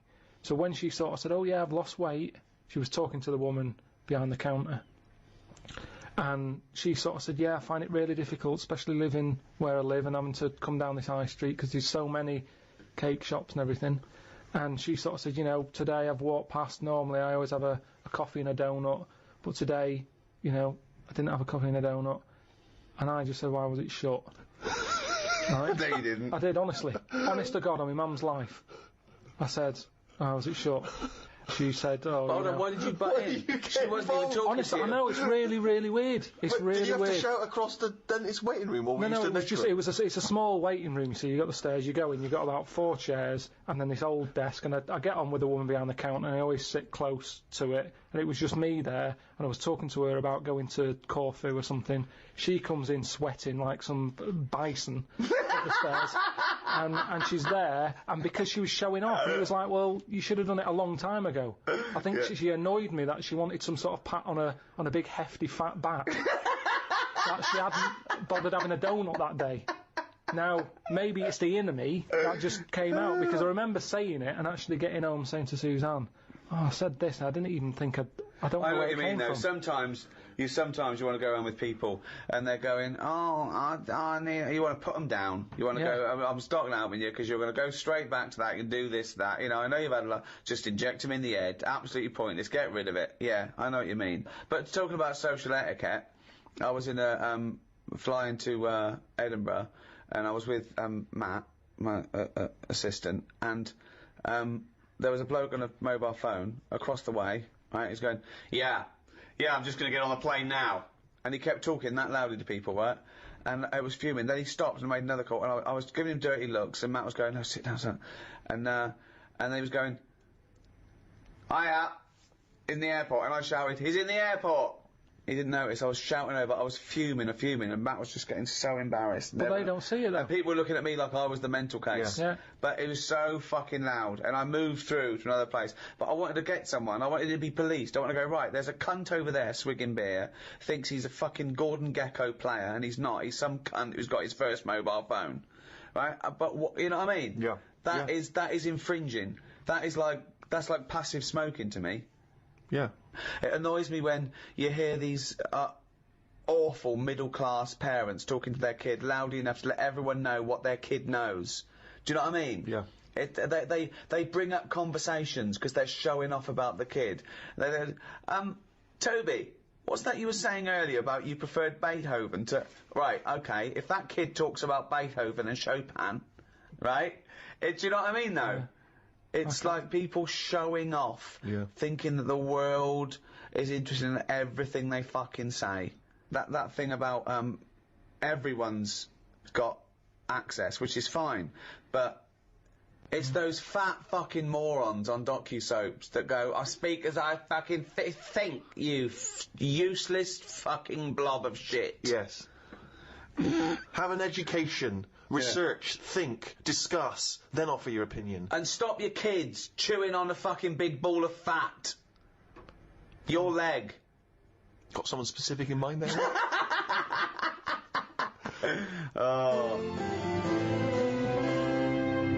Well, that's about it. Hope you enjoyed the Ricky Gervais Guide to Society. I think we've sorted everything out there, Steve. Yeah, not many questions left unanswered. No, that's pretty in-depth analysis of what society is and how to improve it, I think, in many ways. Let's hope some of the big people are listening. Brown, Obama. And they go, okay, what's Pilkington got to say? Keep out of it. Unless it's an insect.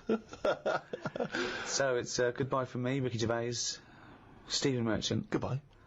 And from the little round-headed simian type thing we call Karl Pilkington. All right.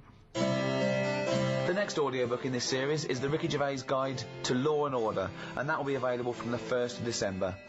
Easy date to remember. World AIDS Day. I knew it wouldn't take off like Christmas.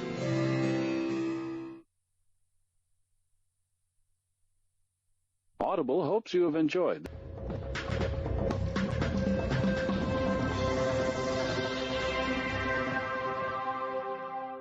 Welcome to number 2 in this second series of the Ricky Gervais Show. With me, Ricky Gervais. Hello. Stephen Merchant. Hello. And Karl Pilkington. All right. Well, I've been away. I had a little bit of an express tour of America, LA and New York, and they're all talking about one thing out there. Karl Pilkington. Really? Yeah.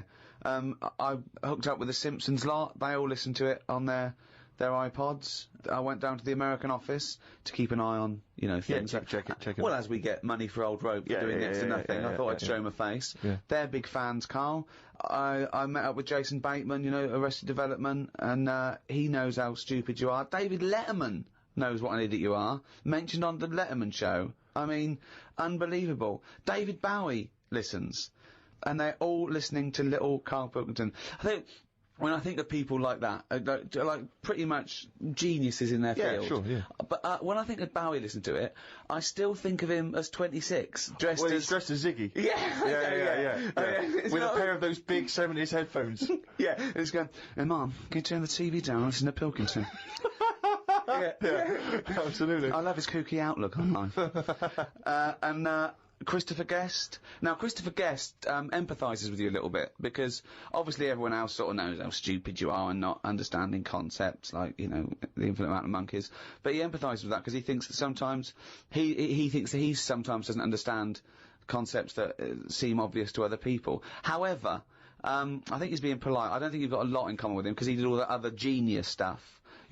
What you did was do the washing up with your pants pulled down slightly. It didn't have the same effect as, say... It's not been as influential as Spinal Tap. Oh, waiting for Guffman! No. I mean, unless people... maybe that's sweeping the nation now. Maybe if someone sees someone nude in a room opposite their house, they immediately get their cock out. They go, genius. That's genius. Well, I did an appearance at the Oxonian Society in New York. It's a Princeton College run event, and they have, like, academics, artists, political figures. They have heads of industry. They had world leaders. They've had Princess Anne of Jordan, and there was a Q&A afterwards. And one of the questions was, "Is Monkey News coming back?" Yeah. In that sort of forum, I mean, it's. I believe they also asked that of Bill Clinton. They did, yeah. Now, Karl, is Monkey News coming back? I mean, maybe. It depends what goes on out there. It's going to be quiet, isn't it? On the monkey front? Yeah, I don't know if they're aware or whatever that it's being covered, but it's just like, there's no point. You can't make news, can you? All these news channels, that's the problem with it. They've committed to saying we're a news channel. You got to find news. Well, don't do it like that. Sure. I'd say put something else on. If there's now what's going on Cartoons. in the world. Just. Is there often no news in the world? On the planet Earth with 6 billion people? Is there ever a day when they go, no, nothing? But I'm just saying, the news is, what is it, about half an hour long? It depends! There's news channels that are 24 hours. But yeah, you're thinking of one specific news programme that's on in your house. Yeah, but I'm just saying it's half an hour. How much of that? No. You look again. I've told you that not all news programmes are half an hour by definition, but you go anyway, it's half an hour. Again, you didn't listen to me. Why do you think all news programmes are half an hour? They're not. I'm just saying, how much of that do we actually need to know about? But we don't need to know about any news. There you I go. mean, outside sort of dangerous situations, it's interesting. It's entertainment. People want to be aware. People want to be hooked up. I mean, I don't, watch the news much or read papers. But it's funny, when I'm away, I do. I suppose it's because you want to feel connected with what's yours. It's that feeling of being part of society, isn't it? No, but there's places, say like there's places where they don't have telly, right? And they're not watching the news. They're still getting on with life. Yes, they are. And they're bogged down with their own problems, which is the way it should be. Say, like at the moment, I've got a leak in the bathroom, right? Have you? It's doing me head in. So, I put the telly on to get away from all that, and you put the news on, they go, there's a, bad weather in what's it. You go, oh, don't tell me that as well. I like it when you hear about inventions that are coming out, or, stuff they're doing in science. But you told me the other day that you thought everything that needs to be invented has been invented. something they said in 1900. But, so what do you think? Yeah, I mean, they are sort of playing around now. Like, they've said they've made, like a heart now that can be bunged into a body if yours isn't working and keep you going.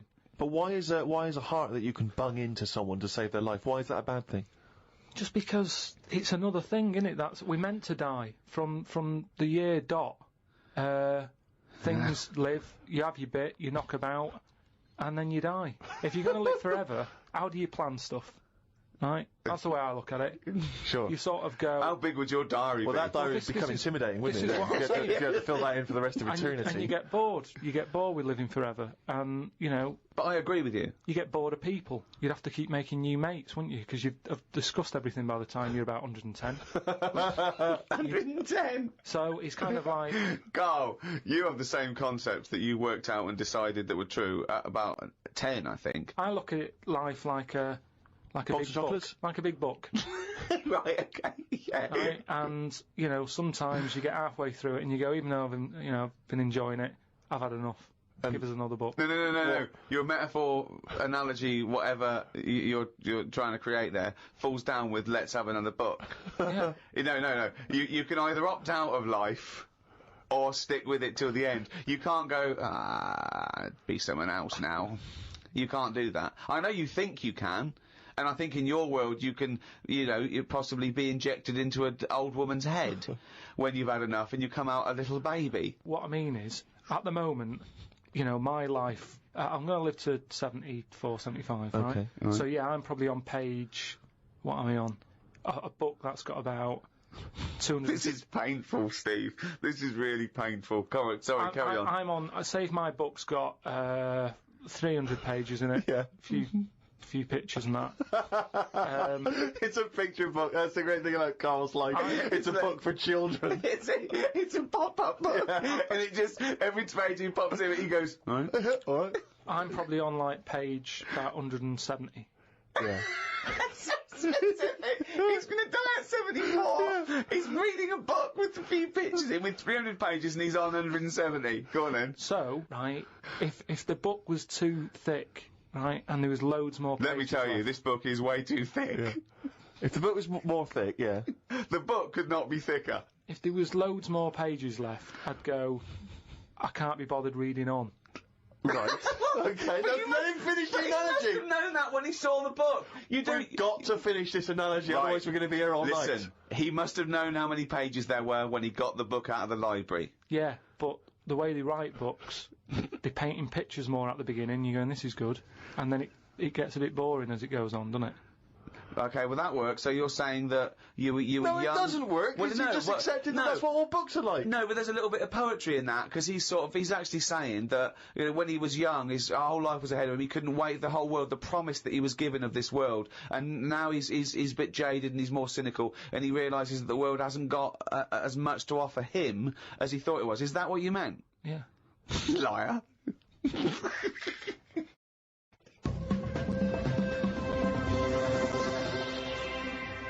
Well, Rick, you're not the only one who's been away. I know you've been off working, but I, at long last, have taken a bit of leisure time. Go on. And, you've probably heard of the Rio de Janeiro Carnival. Only one of the hottest, events in the world calendar. Yeah. Imagine me down there. Oh, Rio, God. you can imagine, did not know what hit it. Oh, God almighty. Imagine, were you like Paul the Party Animal Parker? He would not have been able to keep up if he was with me. God, what did you do? What did you get up to? Oh, let me tell you right now. Day one, I almost drowned. Day two, I got a foot infection and spent the day in the hospital. And the rest of the time, I had diarrhea. So that was a hell of a time. Carnival. Yeah. I did. I was able to watch some of the carnival on TV, and it looked brilliant. It looked amazing. I didn't actually. It was difficult to make out because the TV wasn't actually in my room. because in an effort to save money, I wasn't staying in a hotel. I was staying with a bunch of other people in some kind of, like, someone's flat that they let out. And, so I had to watch the TV, like, from my window, watching a neighbour's TV.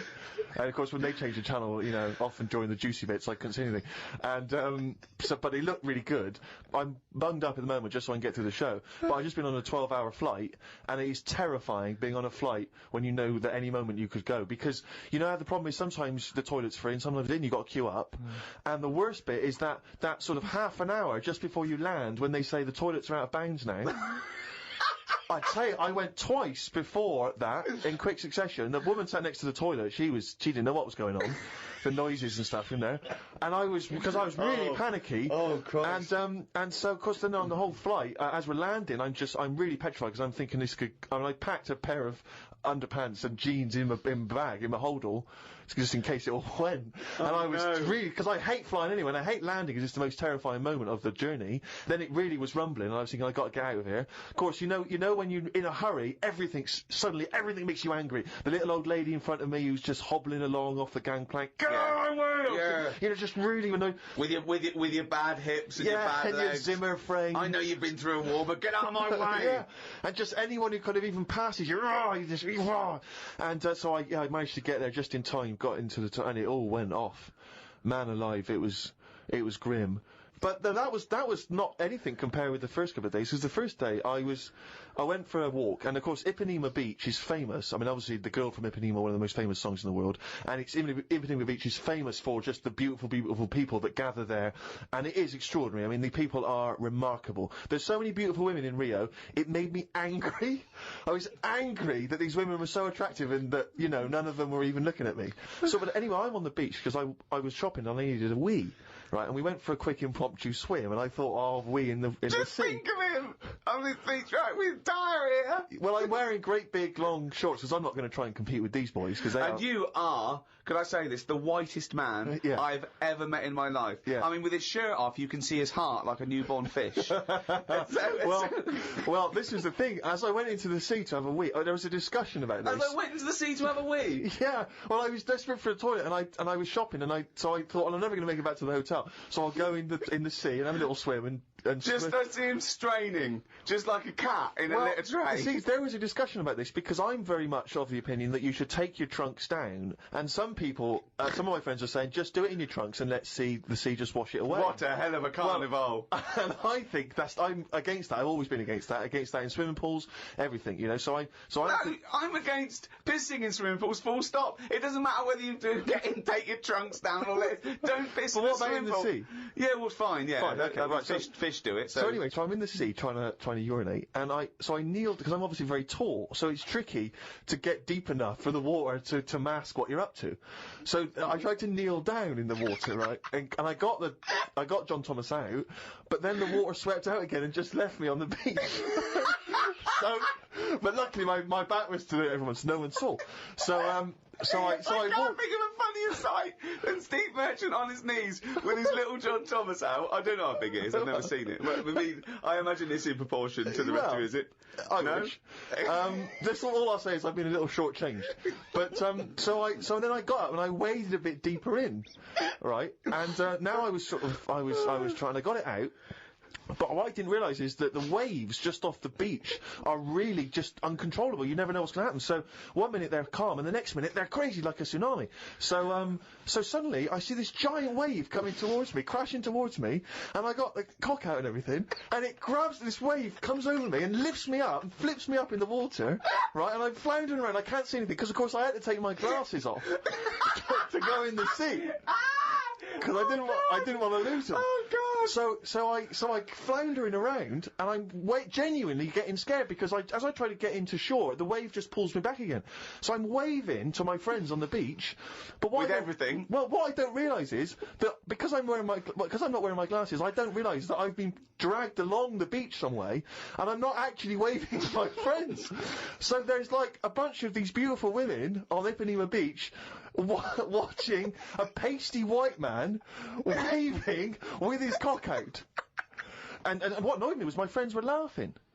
And that really angers me. If I'd have been there, I would have burst. But why wouldn't you have come running? Would you have come running in to help me? Not with your knob out.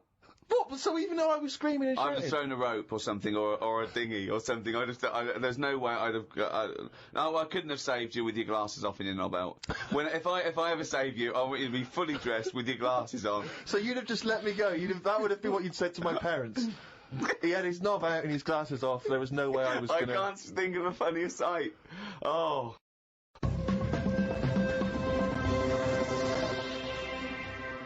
Oh, chimpanzee, that is running down again. Yeah, this is where we read extracts from Karl's diary. We've had to wrestle it from him. He's never happy, but, you know, that's the way it goes when you're doing, a show as popular as this. And I'm going straight now to this entry. My mum phoned and said that my Auntie Nora, classic Auntie Nora, wanted me to look on the internet to find out what the weather will be like in Spain at the end of November. I don't know where she gets her money from. 2 months ago, she was asking me dad how much it would be to get her back garden astroturfed because she's sick and tired of the grass getting out of What hand. do you want to do? Start a football team? What do you want a back garden astroturf? She likes the sort of green look, but she doesn't like the headache that comes with it, so she's just looking into getting that false grass put in there. Brilliant. Don't know how much it is, but... Went round to Ricky's and had some chicken curry that Ricky's girlfriend Jane had made. Ricky and Jane were going on holiday for a few days and had arranged for Glyn to come in and make sure the cat was okay while they were away.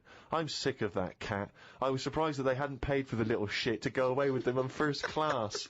Blimey, getting a bit vitriolic in the diary. Why doesn't he like the fact that I've got a cat and I love the cat? Why? It's just everything in that house that you've got gets sort of special treatment, and it's a cat, and it What do you mean you annoys get me. special treatment? Sometimes... We put food down for it, and sometimes it gets on our lap and we stroke it. You don't just stroke it, we're you not saying massage it. You massage its back, you go, no, you're stressed out. Well, no, You're it's stressed good. out." No, I'm not saying you stressed out. At no point did I say you stressed out. You said, what the fuck are you doing for? Is it stressed out or something? I like touching my cat. To be honest with you, I don't like Ricky's cat. Oh, I can't believe Because every time I go around there, it goes straight for my ghoulies. Yeah, instantly. He'd probably seen you in the sea and thought, well, if he's waving it about, I'll have a bit of that. But it's like the lizard thing you've got. It's just sat there. You've bought a big box, right, to be in. Right, And the one, last it's a salamander, so it's an amphibian. It's Yeah. not a box, it's a big vivarium. Yeah, but what I'm saying And is... as it, and if you're going to criticise someone for just sitting there, having a round head and doing nothing with its life, people who live in glass houses, No, we've but done this one. Do you know what gets me though, right, Steve? When I was there, I was looking at it, and I thought, is it dead? Right, because he's just sat there, like... And it was thinking exactly the same fucking He thing. sat there, not moving, right? And then on the top of the box is like a box full of crickets and stuff. That's it. It's its food, Yeah. right? But they were more active than the thing that it was going to feed. Get rid of the lizards, keep them in there. More entertaining. Don't understand it. A few months back, a girl who was having a kid showed me one of them scans of the kid that was in her. That's science gone mad, innit? I couldn't think of anything nice to say, as it looked like a frog. Do you know why we've got to that point? What? Why have we got to see something that young? Why? Because people can keep an eye on the progress of the baby in the womb. Yeah, but why are they printing it out and stuff? Surely that's for a doctor to see.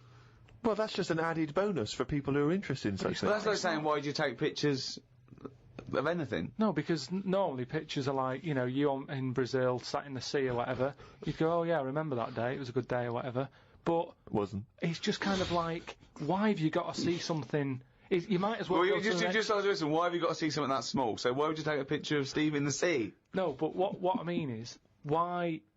At what point are we going to stop? Are we going to start sort of X-raying the fella's testicles and saying, well, there it is at a really young age? Well, where are we going to stop? It's just horses for courses, isn't it? Some people like to have a record of their baby in the womb. They That's like right. to show their baby. They're They excited sit about it. They sit down and they show the friends the slideshow. That's you the birth. Oh, that's the conception. Oh, look, Ron's going a bit mad there, isn't he? But why do I need to see this? This is what I'm saying. It was an awkward situation because she was happy with it. I was like, oh, God. You know what I mean? It was an odd-looking thing. I couldn't say, oh, it looks like you, because that would be a diss.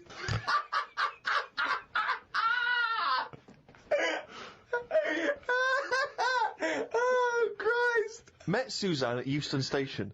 I said I would sort out the tea tonight, so I called the curry house. The fella couldn't understand me. I asked for 2 poppadoms. He kept saying, how many? I kept saying 2. He still couldn't understand. I said 1 more than 1. He understood. When we picked up the food and took it home, there were 5 poppadoms in the bag. Oh, God! Oh, God. There is a restaurant somewhere that sells knobs to eat. No, there's not. There is. No, there's not. No, there is. It says that women can't eat too many of them, and if you want a seal's knob for dinner, you have to book in advance. Right, it's gobbledygook. This is the ramblings of a madman again. It's a trend, he writes. It won't last long. It'll be like hummus. But hummus, when did that happen? What do you mean it's still going? It's a Greek traditional food. I know, but there's a restaurant down the road that's all they do. That isn't a proper meal. That's a side order, isn't it? That's like having a restaurant just flogging tomato ketchup. Hummus isn't a meal. They don't even try and kid you and get you in and flog you just hummus. They actually say it's hummus today. Not going to work. Be shut down within a month. Called Ricky and asked what the difference is between the mind and the brain. Yeah, he did. That's a hell of a phone call to get. Unbelievable. Unbelievable. Ricky did explain, but I can't remember what he said. I wondered at what age you are when the mind kicks in. Okay. Ricky changed the subject and said there is an island called Spider Island. There's nothing but spiders on it. A bloke went to visit the island and said there was 1,000 types of spider in one tree. Yeah. Excited by that? I didn't tell you that. No, I looked it up after talking to you. Oh, right. Is that true? Yeah, they just said there's loads of them. What do you think about that? What do you think of an island that's just full of spiders? It's a bit daft, isn't it? What do you think they should do then? I don't know, because you need spiders. I don't know what they do, but they say a world without spiders, like, wouldn't be good. Who says that?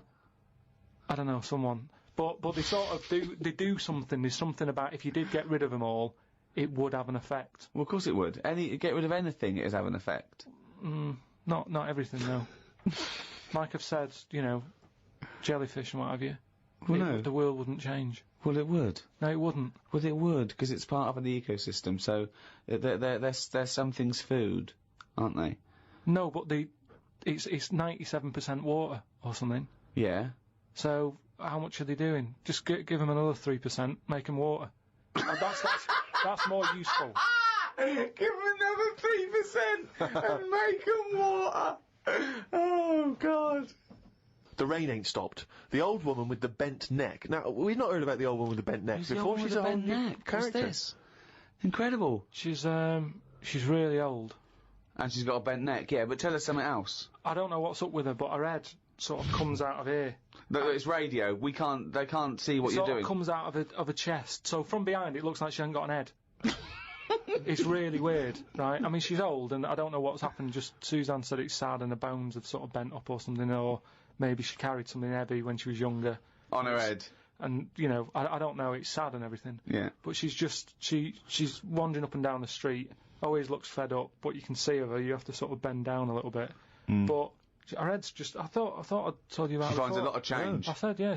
Well, as you write in the diary, the old woman with the bent neck is struggling in the weather. The rain must be running down her back. Don't know why she went out in this weather. Me back's doing me head in today. It does this every time the weather turns a bit grim, ever since I tried to kick me height. Oh, remember that? We've heard this before. Kicked me height and landed on me arse. Was going to treat Suzanne to a trip to the pictures to see Breakback Mountain, but then remembered there is a programme on about two-headed kid tonight. What two-headed kid? It's just a two-headed kid knocking about. And I just wanted to watch that. What do you mean, a two-headed kid? It was something on the telly. I only saw the beginning of it. I thought, it seems a bit heavy, this. The programme about the kid with two heads was a bit sad. They never go into the good sides of these stories. I asked Suzanne what happens if they sit an exam. She said she didn't know.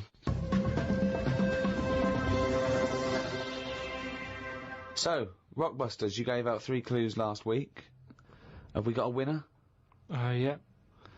Okay. Now, this was the first person to email in, but you pointed something out, didn't you? That we're going to do it this week, the first person, but we think maybe it shouldn't be the first person because some people are up in the world when this comes up, and some people aren't up in the world. So, we're just going to pick one at random next week. So you've got the whole week, but we're going to pick one at random. But this is the first one we got with all the right answers. The we first promised. one with the right answers, yeah. Yeah. So, well, give us the clues and the answers. Right. So last week's clues, there was 3 of them. I'll give you initial of an artist or a band, and a cryptic clue. Yeah. You work it out, you email it in, you win a signed picture and that. First one was, well, I don't want a house that far away from the water. I want to be right on top of it. Go on. Right, so that was B. Yeah. That was Beyonce. Beyonce. Like, like a cryptic thing. Do you get that? Second one. I stand. Beyonce. That part of my leg is English. The initial was B. That was Britney. Right? Britney. Yeah, so it's like British. Britney. But so you're just taking the one half of her name, are you now? Well, she's known as that now. I think she's known I don't know who she is, but fine. More as Britney than Britney Spears. They don't really call her that anymore. Yeah. Also, British isn't the same as English. Yeah, I know. I realised that, but it was too late. Brilliant. That's what you're up against. Just like that on Who Wants to Be a Millionaire. The last one was, the initials were KW. Yeah. And the clue was, the fitness teacher has got a speech impediment, right? So you've got to sort of think about that. You've got to think about a fitness teacher. Yeah. He's working out and that. Yeah. But he's got a speech impediment. So when it like comes to like finishing, well, no, you didn't say all this in the clue. So. But no, it was just that one was Kanye West. Right? Kanye West. So I'm just saying. Why would the fitness teacher say Kanye West? Because he's got a speech impediment and he's been working them out. They've built up a sweat. And he's like, right. Well, no, you didn't say all that, so it doesn't matter. But anyway, even if that is the case, so what is he saying? He's saying, all right, can we rest now? As in, can we rest now? Yeah, just kind of because they say that at the end. It's like, right, everybody. So he's got a speech impediment. He's very, very camp, and he's adding words. Okay, but apart from that, it works perfectly. So that is bollocks. You're an idiot. So that was the first 3. Who won? It was Gwymlyn Howe Jones. Right, let me have a look at that name. There's no such name as Gwymlyn. What is Gwymlyn? Is it something from Lord of the Rings? Gwillem Hugh Jones. Okay, and a signed photo of us is on the way. Yeah. To him. Lucky you. I don't know why he wants that, but well done, he got the clue. I don't know if that's a good thing or not to get the clues, but there it is. Well, there you go. So we're going to do some clues for next week? Yeah, right. Again, same sort of system. 3 of them email in, and we'll pick one at random. Right, first one, the initials RP. Right. Right. And the cryptic clue. Not cryptic, well. Steal that woman's flower. Right? If you're gonna like nick a. Well, no, it's different now. What is it? If it's a cryptic clue, let him finish it. Okay, what is the clue? What is the clue, and stick to it? Steal that woman's flower. Fine. Okay. RP. Right. Okay. Right. Second one, B. Is that the clue or the initial? B is the initial, right? And cryptic clue. Keep whacking the cooker with a stick. What is it? It's a band or an artist. They kept whacking the cooker with some sort of. What is it? Keep stick. or kept? What's it? If it's a cryptic clue, everything matters. So. Well, it doesn't really. Just think about whacking. Well, no. Give us the clue again. Okay. Just whack the cooker. No, with what is the clue? Do the stick. clue. Okay, do the clue. This is the clue, and the only right. But no, wait. The initial is B, and the clue is. Keep whacking the cooker with a stick. Right, fine. But it doesn't have to be a stick, though. It could be like an iron. It could be any sort of. Well, okay then. Let's do the clue again. Okay, so the initials B. What's the clue? Keep whacking the cooker. Fine. The last one, the initial M, and then the clue is Venice. It's all water, isn't it? Right.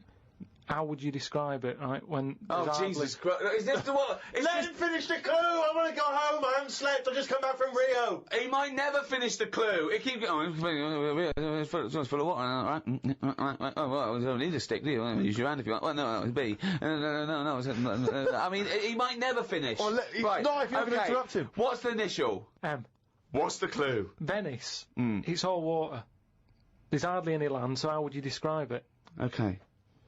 I think that sort of works. M is the artist or a band. Email in podcast@rickygervais.com and we'll pick one at random. Win some stuff. Well, that's the end of episode 2 in this second series of the Ricky Gervais Show. So it's goodbye from me, Ricky Gervais, Stephen Merchant, Oi! and... Sorry, I just want to explain why that's a greeting in Brazil. Is it? You see someone, hey! Oh, okay. Yeah, I wasn't just a mate. Why's your knob out when you're shouting and waving Yeah, at me? Oh, that's why I did it. You see what was going on. And Karl Pilkington. Right.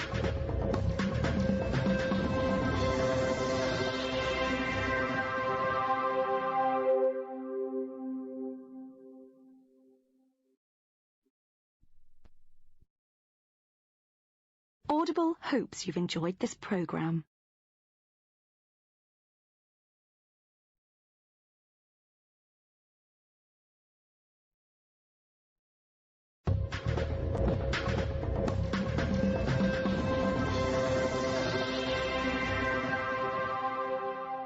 Hello, welcome to the third in this new series of the Ricky Gervais Show with me, Ricky Gervais, Stephen Merchant. Hello. And Karl Pilkington. Right. We've had loads of emails. Thank you for those. Sorry we can't reply to them all personally, but keep them coming, some interesting ones. There's one in particular here from a guy who says, I see there is less swearing now you're charging for the podcast. Dumbing down already, question mark. Yeah. Well, interesting. I don't know how that's dumbing down. Well, no, not swearing. That's interesting. Not swearing is dumbing down. And also, the fact that he's complaining that we're not swearing enough. Yeah. What sort of a cunt would bother writing that email? Don't know, mate. I don't know, but I know he's just some kind of fucking cocksucker. What have you got, Annie? Well, now, of course, a couple of weeks back, you gave the rather long-winded but fascinating sort of brain teaser, conundrum, philosophical question about the heaven and hell doors. I know. And there's been a number of responses to I know, that. I know. Explain your error. Well, I got it. I realised as soon as we put it out there that I should have said, assume no prior knowledge.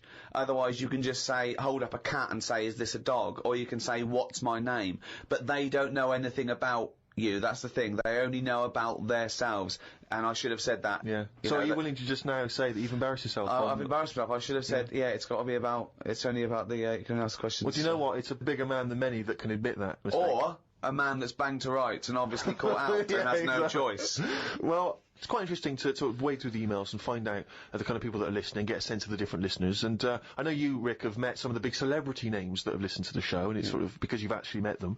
But it's now we've got celebrities who are just emailing in, just letting us know.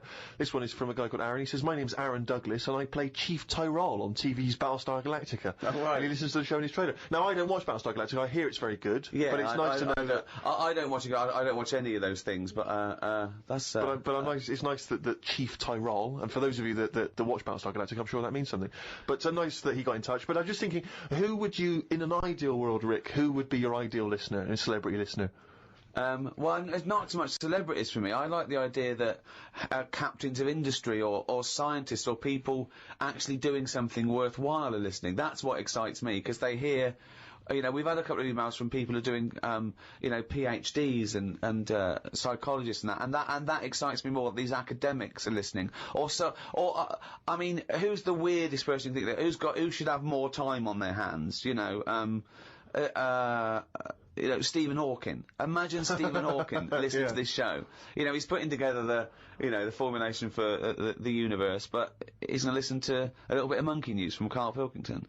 Imagine Stephen Hawking emailing us at podcast@rickygervais.com. I mean, that would just blow our minds, wouldn't it? He's got time to do that. That he's got the inclination to bother doing that. He's always online, though, isn't he? He's always hooked up. Is he? Well, he's always got that little computer on. Why not? Sure, that's one of the perks. You can just bung an email out whenever. I'm not having a go. That's what I'm thinking. He's sat there with his little computer. Out of all the people in the world to have a chat with, I'd probably like to have a chat with him about space and that, because I can't get my head around it. Carl, you can't get your head round frozen foods. What a chance you can have with the universe.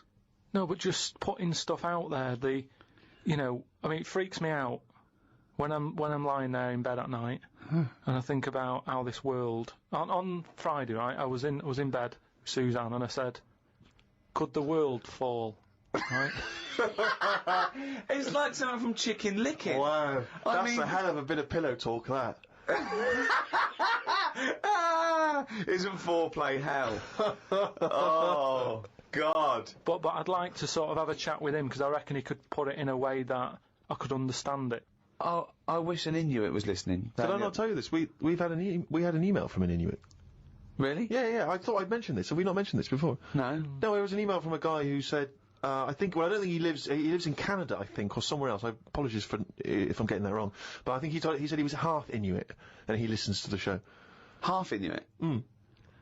See, that's interesting, because I think of them as so remote. I know I'm probably wrong now, but I think of those as so remote that I can't think where they're meeting people who aren't that are also Inuit, yeah. Oh, and who's going, other societies are going, I'll tell you what, I'm fed up, there's no action here, I'm going to the frozen tundra, I'm bound to meet someone there. Yeah. Where do they meet? Do they do online dating? What, probably a lot of online stuff. What do you put as hobbies? Fishing? Yeah. Skinning stuff. Skinning stuff, yeah. What stuff to skin? Seals. Seals, yeah, sure. That's about it, isn't it? Why are they hanging about round there? Why aren't seals going, do you know what, it's cold, I'm sick of it here. It's windy all the time, what have you, and I'm getting a club on the head. Do you know what I mean? Yeah. Because they're meant to be quite bright in terms of animals and that, aren't they? Yeah. So why are they knocking about them parts? I don't know. Say, like, if seals died out, right? Would that be a problem? We've done this. We've been through this before, Karl. Everything has a knock-on effect. Even a seal, that's sort of in between something already. It's between a fish and a dog, isn't it? I knew you were going to say dog. It's not between a fish and a dog. What do you think evolution does? I'll never understand it. Maybe what do you mean it's between a fish and a dog? I'm just saying it was a perfectly evolved mammal that re-entered the water, I imagine, and then got streamlined and... I mean, it's between a fish and a dog. But why not have one and the other? Why not have, like, you've got a dog, you've got a fish. No, it's not between a fish and a dog. It's not between a fish and a dog. I don't know what between means. I don't know what... This is it again about saving everything all the time. What is it doing? What's he doing? Everyone's feeling sorry for him all the time. Save the seal and all that. What's it doing? Why are we saving it? Let's just ask that question. What's it doing? I don't know what to say. It's between a fish and a dog. That bloke, the Eskimo who emailed in, would he be in a igloo thing? Probably not. No. Well, no, not. I mean, I don't think many igloos have got internet capabilities. So I don't know. I don't want to slag them off. But why aren't we saving them? Why aren't we? When you build it, leave a little hole. Yeah, that's where the. But there's kind of igloo internet cafes. They go there. They all go to one igloo. Yeah. But why are they being left alone to live like that when it isn't great? What? Well, we're always eager to help everyone in the world, aren't we? We're always like going, oh, look, them people are fed up. Let's build the city up for them. Give them a, coffee shop and all the rest of it. Mm. They're being left alone. They're being left alone in igloos and stuff. Yeah. Why isn't anyone saying? But they're not asking for help. They're happy. Well, they're not necessarily happy, but that's the way they live. That's where they choose to live. But why hasn't anyone just gone over and gone, do you know what, we can make it a bit better for you? Well, they have. I've never had a leaflet through the door saying help an Eskimo out, or, clothing for Eskimos. The most remote people in the world, eventually someone gets them some whiskey and fags, and that's the end of them as a culture. It happens all around the world. There can be this idyllic world where there's no stress, and soon they're watching Come Dancing on telly, knocking back some whiskey and smoking 40 fags a day. But they're not moving, surely Dancing on Ice. Yeah. But what I mean is, like, Oxfam collects clothes for people in Africa where it's warm. Probably don't need a jacket. Nothing for Eskimos where it's freezing, where they'd be quite happy to get a jumper in the post. Right, okay. So what are you suggesting? To Africa we send parasols and sun cream. Yeah. You're an idiot.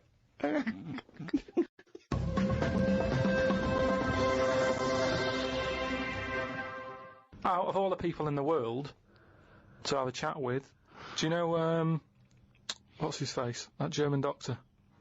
Which one? The guy that displays the human body? Guns Traven or something. Oh, right, yeah. He's pretty good. Mm-hmm. Just like the way, he cuts stuff up, shows you how the body works and that. Sure. And have you learnt anything from that? Well, I don't. Is he a proper doctor? Because it's just that it's always... I mean, I could cut a body up. I never see him sort of put it back together. Is anyone keeping an eye on him, sort of going, well, who is he, actually? I'm sure he's a proper doctor. Well, he sort of cuts bodies up on the telly and sort of goes, here's how, like, the intestines work or whatever. Right. And he just, he holds them up, fills them with food, and he goes, look, they go fatter. And, I mean, he doesn't answer everything. Like, he doesn't say, I don't understand why the intestines have to be that long. I don't know why it just can't go from the throat to the belly, exit, straight dark line down, out the arse. You must know. Well, no, because the way he dragged it out and it was like miles long. Yeah. Pointless. No, it's not pointless. It's Just have a straight, do you know what I mean? Straight down. It's to increase the surface area for absorption. So, a foot long intestine, you wouldn't absorb much food. Whereas, you go down, you know... Yeah, but just have more points in it where it has to go through some sort of filter. What are you talking about? Again, the evolution sort of worked this out for us. It really works. I don't think you're going to improve on it. In your mind, you some kind of kerplunk style No, but what I mean is that's probably that long because years ago they were eating dinosaur, and that might have took a lot of indigestion or something. I don't know how chewy it was. It might have been quite fatty, dinosaur meat, and it needs to go through all that. Now we're eating like yogurt. So I mean, we don't need anything that is doing that much work anymore. All the food is mashed up. Auntie Nora, right? All her food is mashed. Right? She doesn't have to chew anymore. She's got teeth, but she doesn't need them. And that's how. She's got teeth, but she don't need them. No, but that's how we're she moving could have her on. intestines removed then. Well, no, but this is that what I'm would saying. sort our other problem, wouldn't it? We're changing everything all the time, aren't we? I mean, there's some fella who was looking at on the internet, identical twins, right? They were sort of sick of looking like each other, so they were like, "What can we do?" Right? And one of the twins said, "You have my arm," right? And he had his arm taken off and stuck on his twin, so his twin's got like 3 arms. No, it's not true. It's on the website. No, it's not true. What, for a laugh? They were born, so they did have for a laugh. What doctor's doing this then? Well, they're old enough to sort of say this is what we want, and No. Doctors don't go, well, if he wants another arm, and I'll take that. They don't. Doctors don't do that. What sort of practice is this doctor going around and go... Dr. Jekyll. I mean, Karl, think of what you're saying. But where would he have stopped? Can you put his head on my knee? It's up to you. Sign this. If you sign this, you can give my consent. But we, it is annoying. What do you think these doctors sit around doing? Playing Mr. Potato? Or what do you think these doctors are doing? Just to do as they're told. They don't do as they're told. They do if someone wants it, and twins, sort of, it can get you down, can't it? Being a twin, because it's like... Sorry, what would this solve, though? I thought you said he gave one of them a bigger nose, or a beard, or 2 front teeth to make him look different, right? Not... I'll tell you what we could do. Go on. Would you like 1 arm? Go on, what are you thinking? Well, me 3, you 1, therefore not twins. Novelty. I mean, you are a mental man. But they can do it now, can't they? There's no sort of... There's no line drawn anymore. They don't go, you're crazy, we're not going to do that. Yeah, in Saw 2, not in the real world. No, they don't do things like this. Alright, there's another bloke, right? I don't know the sort of full ins and outs of it. Go on, you surprise me. But what he asked for, something happened to his tackle, right? Mm-hmm. His penis. Yeah, right. So he was at the doctor's, and they were like, "Oh, what can you do for me? It's a bit embarrassing. I've got nothing down there." Right. So they were like looking at it, going, "Yeah." Doctor, I don't know if he started like rubbing his chin with his finger or something. Looked down. He's thinking, got an idea. You've got a lot of fingers. How many of them do you use? The patient's like, "Yeah, I see what you're thinking." They cut off one of his fingers, sewn that on to where his tackle is. He's happy. Well, that's different though, isn't it? Well, that's where they've really taken tissue. No, but I assume they fashioned it into more of a knob than a finger. No, I still think it's there with like a little knuckle and fingernail and that on. Well, I assure you it isn't. They've probably used the finger as a basis to then build up some sort of knob-based organ. If you were doing that, use a sausage. I mean, why lose a finger for... Well, I'll tell you why. Because your finger has your tissue, your blood type, and therefore would graft near your testicles. A sausage is a thing that's made by a butcher out of offal, okay, that really can't be grafted onto any part of the human body. That's why they very rarely use any meat products in surgery. I know, yeah. Well, I mean, why not use a sausage? You're a mental case.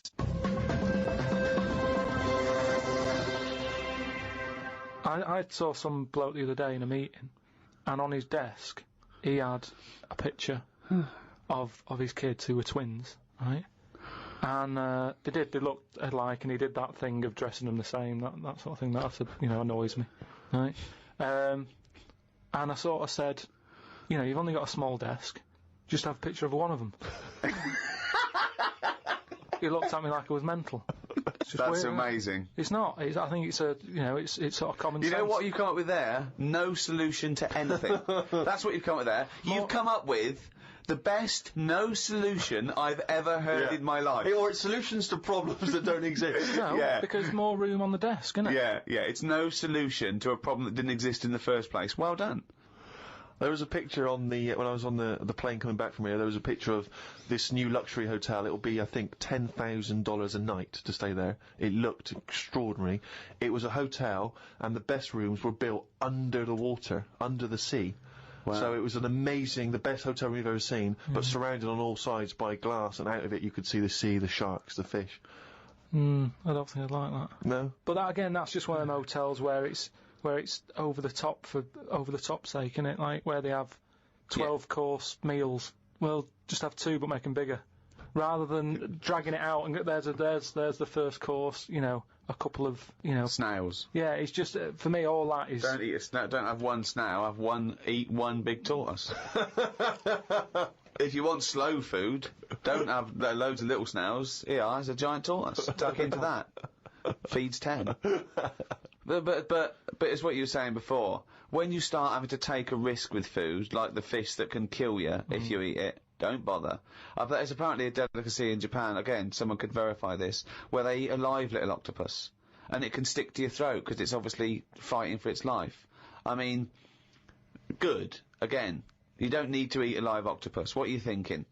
How cruel is that? Well, how fresh do you need your food? it's not, do you know what I mean? But I always remember this story when I was a kid about some bloke who, a bit sad, this story, but weird.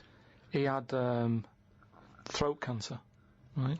And his doctor said, carry on with your life, right? It's not going to be that good, but just carry on, but don't eat meat. And he was like, I love meat. He's like, yeah, but just don't, have your veg, plenty of vitamins and stuff, keep yourself strong, but don't be eating that anyway. He was fed up because he loved his meat, and his wife was feeling a bit sorry for him one day, and thought, I'm sick of him looking fed up and that, all he wants is some meat, for God's sake, give him some meat. So she goes to the butcher's, gets him a big piece of, steak and what have you. He can't believe it, he's like, oh, brilliant, cheers for that. Anyway, he's got the meat on his plate, just about to tuck in, and the cancer comes out from his throat.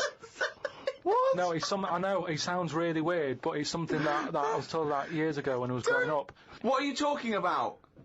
It was just some bad illness, some cancer thing, and it was coming out waiting for the meat. It was sort of dying. Again, a lot of your medical knowledge is from the film Alien. So this guy with throat cancer, okay, as opposed to it being a disease of the cell. It was like a living. The alien. It was alien. So it was the animal.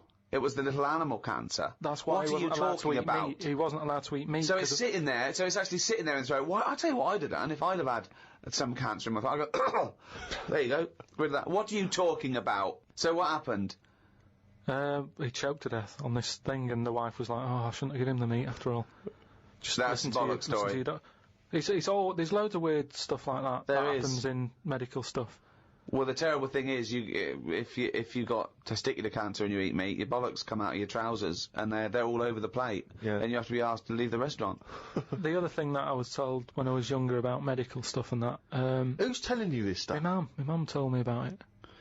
Jeez. Because she always says to me, Dad, because he has too much meat, and she's always like, you know... Remember the feather with the... And he goes, the troll in his throat. But, me gran, she had something wrong with her eyes, and they sort of took them out, and they were just dangling on her cheek, and she could still see through them. They were operating on her. Well, yeah, you would have, yeah. They sort of say... No, she wouldn't have been conscious, though. No, they were then, because it's yeah. something to do with the eyes, and it's like... No, it's no good operating on eyes if your eyes are asleep. What do you mean, your eyes are asleep? It's like a heart, isn't it? You want to keep them awake. No, so keep what do you mean open. you want to keep them awake? What, heart surgery is blokes awake? Stop talking shit all your life. What I mean is they don't stop the heart. They Of course they don't stop your heart, because it kills you. Yeah, I know. So what I mean is it's like the eyes. They wanted to make sure they were working, so the only way to do it is keep her awake. No, it's not, because you don't know whether they're working or not. You can't see what she sees. What, you think, you can plug something in and see what people are thinking? It was something like that. No, it wasn't something like that. Well, she could see. She No, said it she was couldn't. really weird. How, like, you know, you can see... She could see her knees.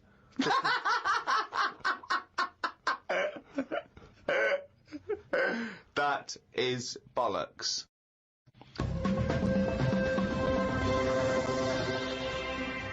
Oh, chimpanzee, that is only gone and written it down, the little... That's the jingle for Karl's diary, excerpts of which we read each week. Get straight into it. A band from the Conga have won the Best Newcomers in a Radio 3 competition. They use pots and pans for instruments. It says that the Conga is a poor, sad place. So why do people do that happy dance at the end of parties called the Conga? Right, one is the Congo. There's no place called the Conga. They come from a place called the Congo. Where do you come from? Okie dokie. It's a terrible place that we don't know whether to put our left leg in or our right leg in. Sometimes we shake it all about. We're not sure if we should. But Conga. Fucking hell, you're such a... Went into the gadget shop today. It's full of stuff that we don't need. Gadget used to be a good word that made you think of James Bond with all his gadgets. The best thing I could find in the shop was a clock that ran on potatoes. We are definitely going backwards. I agree. Well, who cares about that? You know, a little electrical impulse, so what? Had a night out with old schoolmate. Found out about more of the other lads I went to school with. One is living underground. What do you mean living underground? Not like a mole. Do you mean he's got a basement, or do you mean he digs a hole every night? My mate went to visit him, and he said it had been raining really heavily and that, and it's all the rain's running in. What do you mean he went to visit him? He went down here. What's that? That's an hole in the ground. Yeah, come in. He just said, "Oh, come round, see us," and he's living underground. What do you mean he's living underground? He wanted to be in the army, but was turned away, and that's the closest thing you can sort of. How is that similar to Oh, living that's in the exactly army? like the army, yeah, where they teach you trades and, you know, engineering and flying. He's happy down there. He said it was really muddy and what have you. He said he won't be going back to visit him. What's he got down there? Just stuff, just like a sleeping bag, a lamp. He's dug himself a subterranean cave. Near my old infant school, they knocked it down because it was like a wreck. You'd be in the class and you could lean on the wall. Yeah, and your hand would go through it and stuff. And they knocked it all down, and I think that's when he was at his most happy, this bloke. I believe this, though. I believe someone he went to school with now lives in a hole. That doesn't shock me. Whether the tales I've heard of horses in houses and big-headed kids with webbed hands and feet, you know, and him, I believe that someone he went to school with now lives in a hole. That isn't bizarre to me. You spent far too long with him, if that, now you're just happy to accept. I totally accept that. I'd be surprised if I walked round where he lived that there weren't more people living in holes. His dad wanted to throw his budgie on the fire. True. His budgie died, his dad said, let's throw it on the fire. I mean, his mum, what did your mum do when your budgie died? She just was worried about the other bird that was left, so she made it a bit of company by getting a rock, getting a feather off the dead budgie, sticking it on the rock, putting it in the cage. So, a man living in a hole is not that bizarre. Right, carry on. I read me science magazine. Some things I learnt from the science magazine. Number 1, space is running out of space. We should stay out of the sea because shark attacks are up. Yeah, probably 4 a year now. Well, he just says here, we should just stop going in the sea. Yeah. There's no need for it. Exactly. Why is there no need for going to sea? Just because there isn't now, is there? We've got loads of land. So just, you know, one or the other. We walked out of the sea. Now, this is what I mean about going backwards. Getting back in it again. We came from the sea originally. Now we're going back in it. Don't go in it. Unless you're in a boat. The rules, according to Karl Pilkington. The rules of Karl Pilkington. Oh, God. Did the podcast and then went for a walk round Manchester Square. Years ago, a woman lived round there who had a head like a pig. She was known as the Pig Woman of Manchester Square. That made me think if there were other pig-headed women knocking about London. Do you know what I mean? Why was she nicknamed that? Why not just the pig-headed woman? That suggests to me like there was loads of pig-headed women, and that's the one of Manchester Square. Right. Well, no, it was more to do with identifying her, not amongst other pig-headed women, but go, have you seen the pig woman of Manchester Square? I.e., go down there and see the pig woman in Manchester Square. What happens if she's walked off from there, though, and you go, well, no, but I saw one on New Cavendish Street. No, the same woman? She'll always come back if you rattle the feed. Watched a film about Hitler. Didn't watch all of it as it was subtitled. Can't be doing with that. Asked Suzanne if cinemas are full of deaf people when they're showing subtitled films. She said, shh, I'm trying to watch it. I said, what do you mean, shh? It's subtitled, I can make as much noise as I want. Yeah. She's a lucky, lucky woman. You must be a joy to watch a subtitled film. I mean, the concentration is up there already. I mean, it is hard to concentrate. It's not as easy as when you're hearing it, because, you read things, but, it's possible. If you had a buffoon going, I'm just going to sit here and make as much noise as I want, what's the point of that? Yeah. What is the point of that? I mean, it's possible, but why do that in a cinema? Just walk into a subtitled film and go, right, everybody? Let's all do the conga. Well, yeah, or during ballet. Ballet, they're just dancing. You don't need to listen to the words, just have a conversation. We're having our bathroom done. The bathroom man was round at 9 this morning. We weren't allowed to use the shower because it all had to be bone dry before we could use his waterproof filler. Not that waterproof, then. Went for a brew with Ricky. We talked about monkeys and how they are closer to humans than they are to apes, and how bees will drink cider to get off their heads. Now and again there is a bee that lets the drinking get in the way of the work, and other bees sting it to death. Blimey.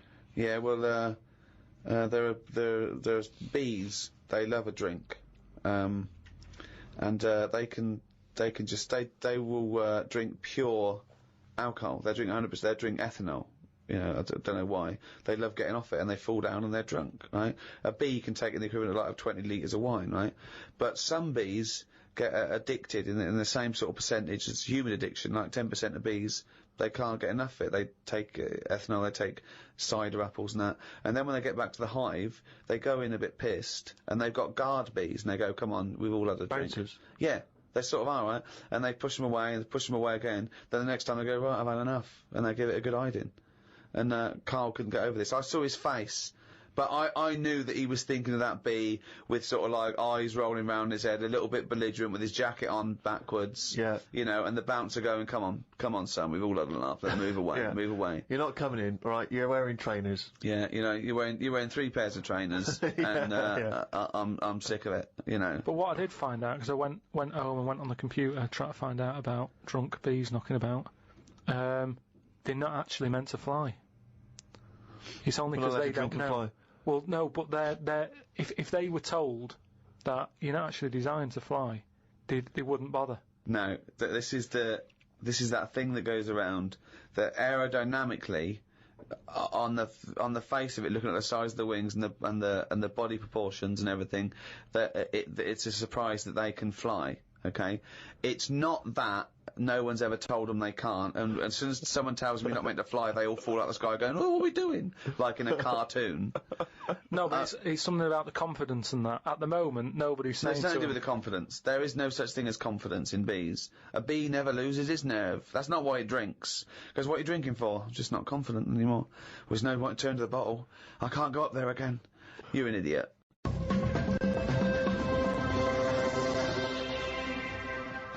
Well, it's that time, isn't it? What? Rockbusters. Oh, yes, the time that no one looks forward to. Chimpanzee that, Rockbusters. Oh, fuck it.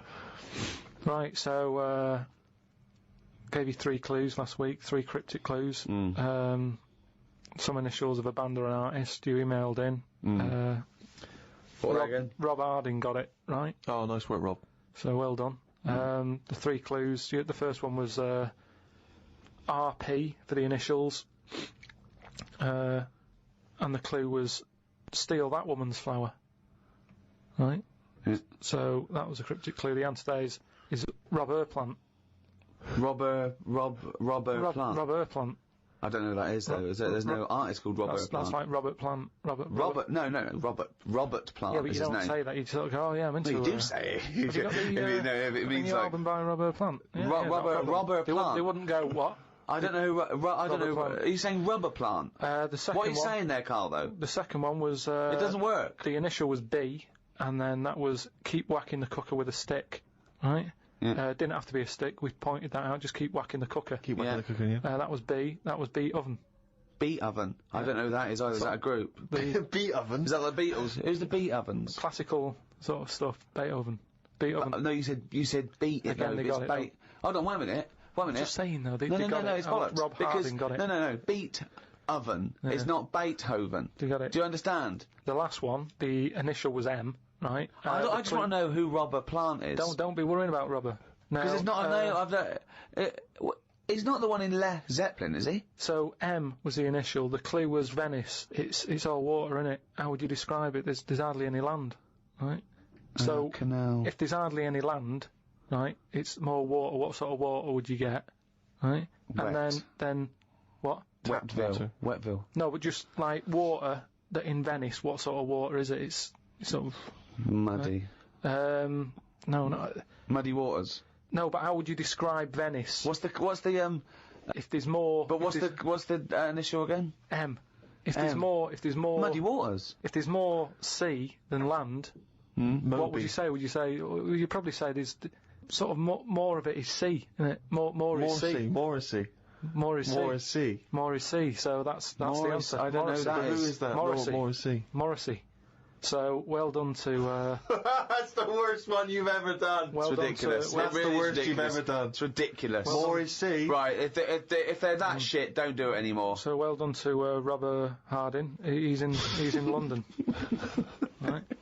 Right, this week's there's another 3. Oh so, God, we haven't even come to this week, so I've forgotten that. Fuck, this is the last time we do this. Monkey News back next week. No. Yeah, well, this is shit. This is pathetic. Really, it's making you look a bigger moron than you are. More is C. I didn't think that was Plant. possible. They don't fucking work. Let's do Monkey They're News. getting them right. They're getting them right though. It's a bit of fun, isn't it? Bit of shit. Right. The first one, the initials ND. Right. ND. Who is it? He sings songs and that. Right. ND. The clue. That Jamaican fella doesn't want anything. So you've got to sort of imagine, why is it a Jamaican fella? Yeah. Right? That Jamaican fella doesn't want anything. ND. Second one, the initial is E. I ask him to pass me the ball by using their head. Right? It's a band or an artist again. I ask him to pass me the ball by using their head. And the last one, TR, the initials, TR. He's got the woolly ones, but I've got the ones that run and charge at you. What forgot? What? He's got the woolly ones, but I've got the ones that run and charge at you. So what forgot? And what's the TR for the initials, right? Email in podcast@rickygervais.com. We just pick a winner, send you some stuff. That's Rockbusters. Right? Well, that's end of another half hour of. Could I just say this? Absolute drivel. Yeah, I mean, think. really more than ever. I mean, can I be honest with you now, Rick? I'm embarrassed to put my name to this week's show because of the amount of twaddle there's been it's spoken. my name on it, which is the embarrassing. But you know, let's take the village idiot that is Karl Pilkington. It's his fault because I realised not only has he got an head like an orange, he's got a fucking IQ of an orange. So it's goodbye from me. I'm not saying my name. Goodbye from Steve Merchant. Why are you mentioning my name? Don't mention but my mostly name. goodbye from Karl Pilkington. Mainly his fault.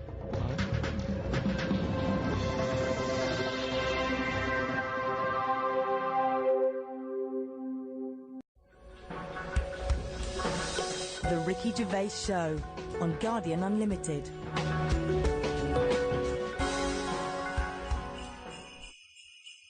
Hello, and welcome to our Christmas podcast with me, Ricky Gervais, Stephen Merchant. Hello. And Karl Pilkington. Right. Merry Christmas, everyone. Merry Christmas. Yeah. A lot of people are wondering, Rick, if having done so many podcasts this year, because we very much started the whole podcast revolution ourselves single-handedly roughly this time last year. Yeah, that's right. Have we perhaps exhausted the podcast phenomenon? Is it time to pack up the equipment and move on to something new? Well, this will be the last one for a little while, I think. I think, you know, we did, I think 24 and then these specials this year. I think we started it about this time last year. Well, I don't know about you, Rick, but I'm bored of the whole podcasting thing, and I know that you probably feel the same way. Well, let's stop for a while. We might get back together again, but it won't be for a while. It's you know, we had a year. It was the year of the podcast. Been a weird year, hasn't it? Go on. No, I'm just saying, you know, when you look at it like that, when you think about all the podcasts that we've done Yeah. over a year, Yeah. just a lot of stuff has gone on. Looking back at the year, a year in which we've seen, you know, increasing violence in Iraq. We've seen the advent of more fears over global warming. We've seen George W. Bush take a massive battering in the midterm elections. We've seen many major world events this year. Karl, what's stuck out for you? What event do you, if you think, oh my God, if you were doing your own review of the year, what would you put on the front cover? The grub that was eating biscuits on my windowsill. Right, that's just a little bit more up there for you than the capturing of Saddam Hussein and his sentencing to death. Just because, you know, it's I never thought I'd see that this year. So what exactly? What, the capture of Saddam or the grub? No, the grub. The grub. It was just I was there on the computer. Yeah. I was having a cup of tea and a biscuit. I put the biscuit on the windowsill. I sort of picked it up. Why would you do that? Why? Why would you put a biscuit on a windowsill? Because I'm sat next to the windowsill. It's like something from a cartoon. I put the pie on the windowsill to cool down. Yeah. No, And some ruffian stole it. Yeah. So I was eating that and was enjoying it. Put the rest of it back down for like the next half of the cup of tea, and I saw Planned out. This is. I bet. Well, we read about this later in the diary. So and then I saw just like a little crumb moving. I was like, what's going on there? Yeah. So I looked down closer, and there's an insect that is see-through, but with legs, and just sort of running off with a crumb into like a little hole. And then when I looked, I noticed there was loads of these little see-through things, and they were obviously all like, "Oh, I got biscuit," and That's exactly what they were saying. They were going, biscuits over here. but I can't, what was it, like I say, it was amazing because it was they're miles away from what I'm about, and yet Not that far. but they still like a bit of biscuit, and it was just weird that happened. I never thought that would happen in 2006, and that's You never thought that would happen in 2006. that's what's nice, isn't it? That's what's nice about the the nature of the world. You know, we can invent iPods, we can bring out better vacuum cleaners, but at the end of the day, you can't make nature up. And to see this see-through thing eating a biscuit, that's where I've sort of gone this year. I'd say out of anything, I've sort of gone out of my way to learn more stuff about weird stuff that's out I don't know what you've learned. You've learned that A creature which you can't even identify or you name. don't know, right? You don't know what it is, or looked like it nicked a bit of crumb. I don't know what knowledge is that. What is that? How is that useful? Just because everything is changing. But it's not useful. It's not useful to you, and it's not useful to anyone. You can't pass on that as knowledge because you don't know what it was, But Karl or where thinks, it happened, or why it happened. But Rick, Karl thinks that the grub has an inkling, has a taste for McVitie's in the same way that Karl does. That's what Yeah. he's from He's thinking, I can't believe it. We both love hobnobs. As It's opposed to just being extraordinary. taking the He would have starch eaten from the anything, flour. yeah. Exactly, yeah. But what I'm saying is that these things have been around for years, Yes. maybe longer than us, Yes. right? Now, their life isn't changing in the way that ours have. They still live in a little crack in the wall, Yeah. but they're eating biscuit, and that was never meant to happen. So it's changing it. What But I mean is, you might start getting fat insects. That should never have happened. You don't normally see a fat beetle. You go, oh, look at that, that's a bit fat. Put a bit of weight on. And now that's going to happen because they're eating sugary stuff. The squirrels in the park, because people are feeding them Mars bars and everything, they're getting fatter, they're getting bigger, they're getting more violent. Now, over time, you know, they're going to cause more trouble than they What are evidence now. have you got What that do they're you getting more think? violent? Just because when I'm sat in the park and what have you, they really like cocky. They come up to you now and sort of jump up on the bench and sort of attack you for food. They're not happy with acorns now. They want a bit of croissant. And that's what I'm saying. They've changed. They're changing over time. Just like that grub having a biscuit. Everything's trying different food out. He'll want a gâteau soon. Well, in the same way that, you look at people around the world, how they're eating weirder stuff. They're running out of, ideas on how to cook food differently. And we're eating weird stuff. So our insects, everything's moving on. Everything's getting more intelligent. The goldfish memories got better. Chickens are more intelligent than people thought they were, apparently. Everything's... Time makes you more intelligent. Well... No, they do. That's a fact, isn't it? If you're knocking around longer, then you're learning more, because more stuff's going on, and you soak it up. And that's what these insects are doing. They're all learning. You know what I mean? No. I saw a cockroach playing Pac-Man.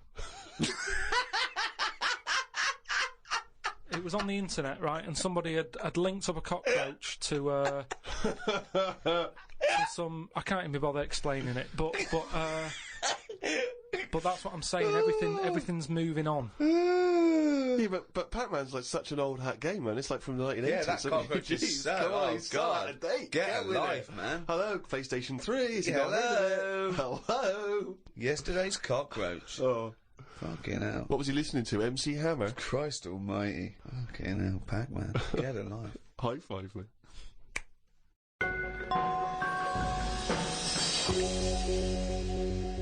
I was in the supermarket recently, just walking past the condoms on the way to the pornography, and I thought, it's worth perhaps, getting a stocking. You get a stocking? No, getting some condoms. What, to put over your head? You're not still doing that, are you? No.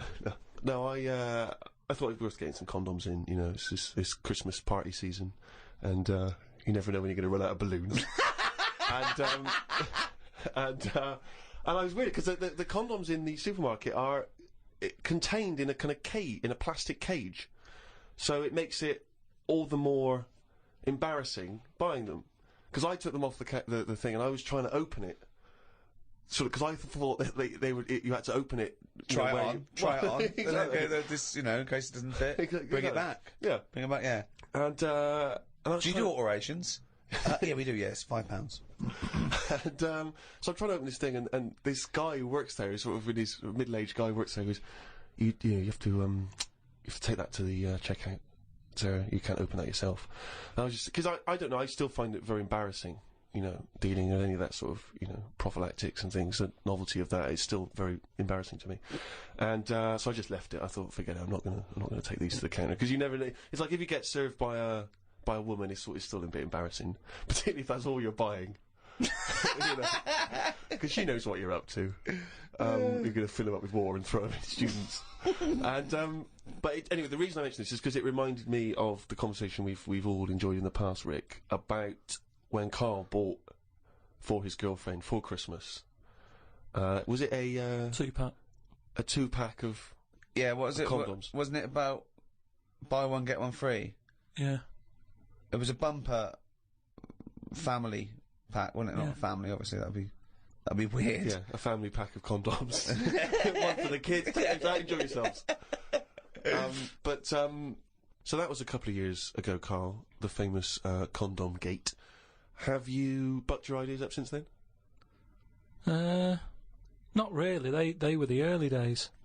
Do you mean the early days? You'd been going out with her for about 8 years, hadn't you? Yeah, but I just think that as time goes on, you don't sort of buy each other as many presents. Sorry, that was a bumper year, was it? That was a hell of a. She went. Oh, I remember when you used to buy me stuff like condoms. It's gone downhill since then. Well, no, she didn't know she was getting them. What I mean is, there's less. Of course, surprises. she didn't. That's what I mean, though. It was sort of interesting to when I gave them her and said, "There you go, open them." She was not expecting that. And as time goes on... No, she was probably expecting a piece of jewellery or a holiday in Paris. It's more difficult, is what I mean, to surprise someone, innit, over time. No. But the surprise thing is meant to always be a good surprise. Yeah, but don't... If you always get something good... It's like the 3 wise men. What did they get the second year for little baby Jesus? you know what I mean? Once he's had that gold, it's like, oh, I've sort of made it hard work for myself there. I've got to get him something better than that now. So it's best to give him the myrrh. And next year, get him the gold. Step it up a bit or whatever. But don't you understand? Because I don't want to criticise you because you're a lovely man, but having read the diary and read much of this diary, one of the things I notice is the complete lack of romanticism. The number of times Susanna says, book us a lovely meal out, take me out tonight, and you always write like it's a massive chore, like it's a headache for you. Oh no, I've got to spend a romantic night out with my girlfriend. Because it's the same reason I don't like Christmas and stuff, is the expectations. I prefer it, if I want to take Suzanne out, I prefer to meet her at the bus stop, and she comes back from work and go, you want to go out? But you don't do that. No, I do now and again, but it's that thing of, oh, we'll go out tonight, I want to leave it to you, book a place, da-da-da. It builds it up too much, and it can never live up to it. It's like how, you know how, like, people make a big thing out of, you know, having it away for the first time, and they go, oh, I'm going to do that tonight. Not the way to do anything. You won't get anything done by planning. That's a quote! That's an amazing quote! That'll be up there with Newton and Churchill. You don't get anything done by planning. No, but that's amazing. But you can't just spring it on someone. You have to at least ask her, you up for it tonight? Just see how it goes.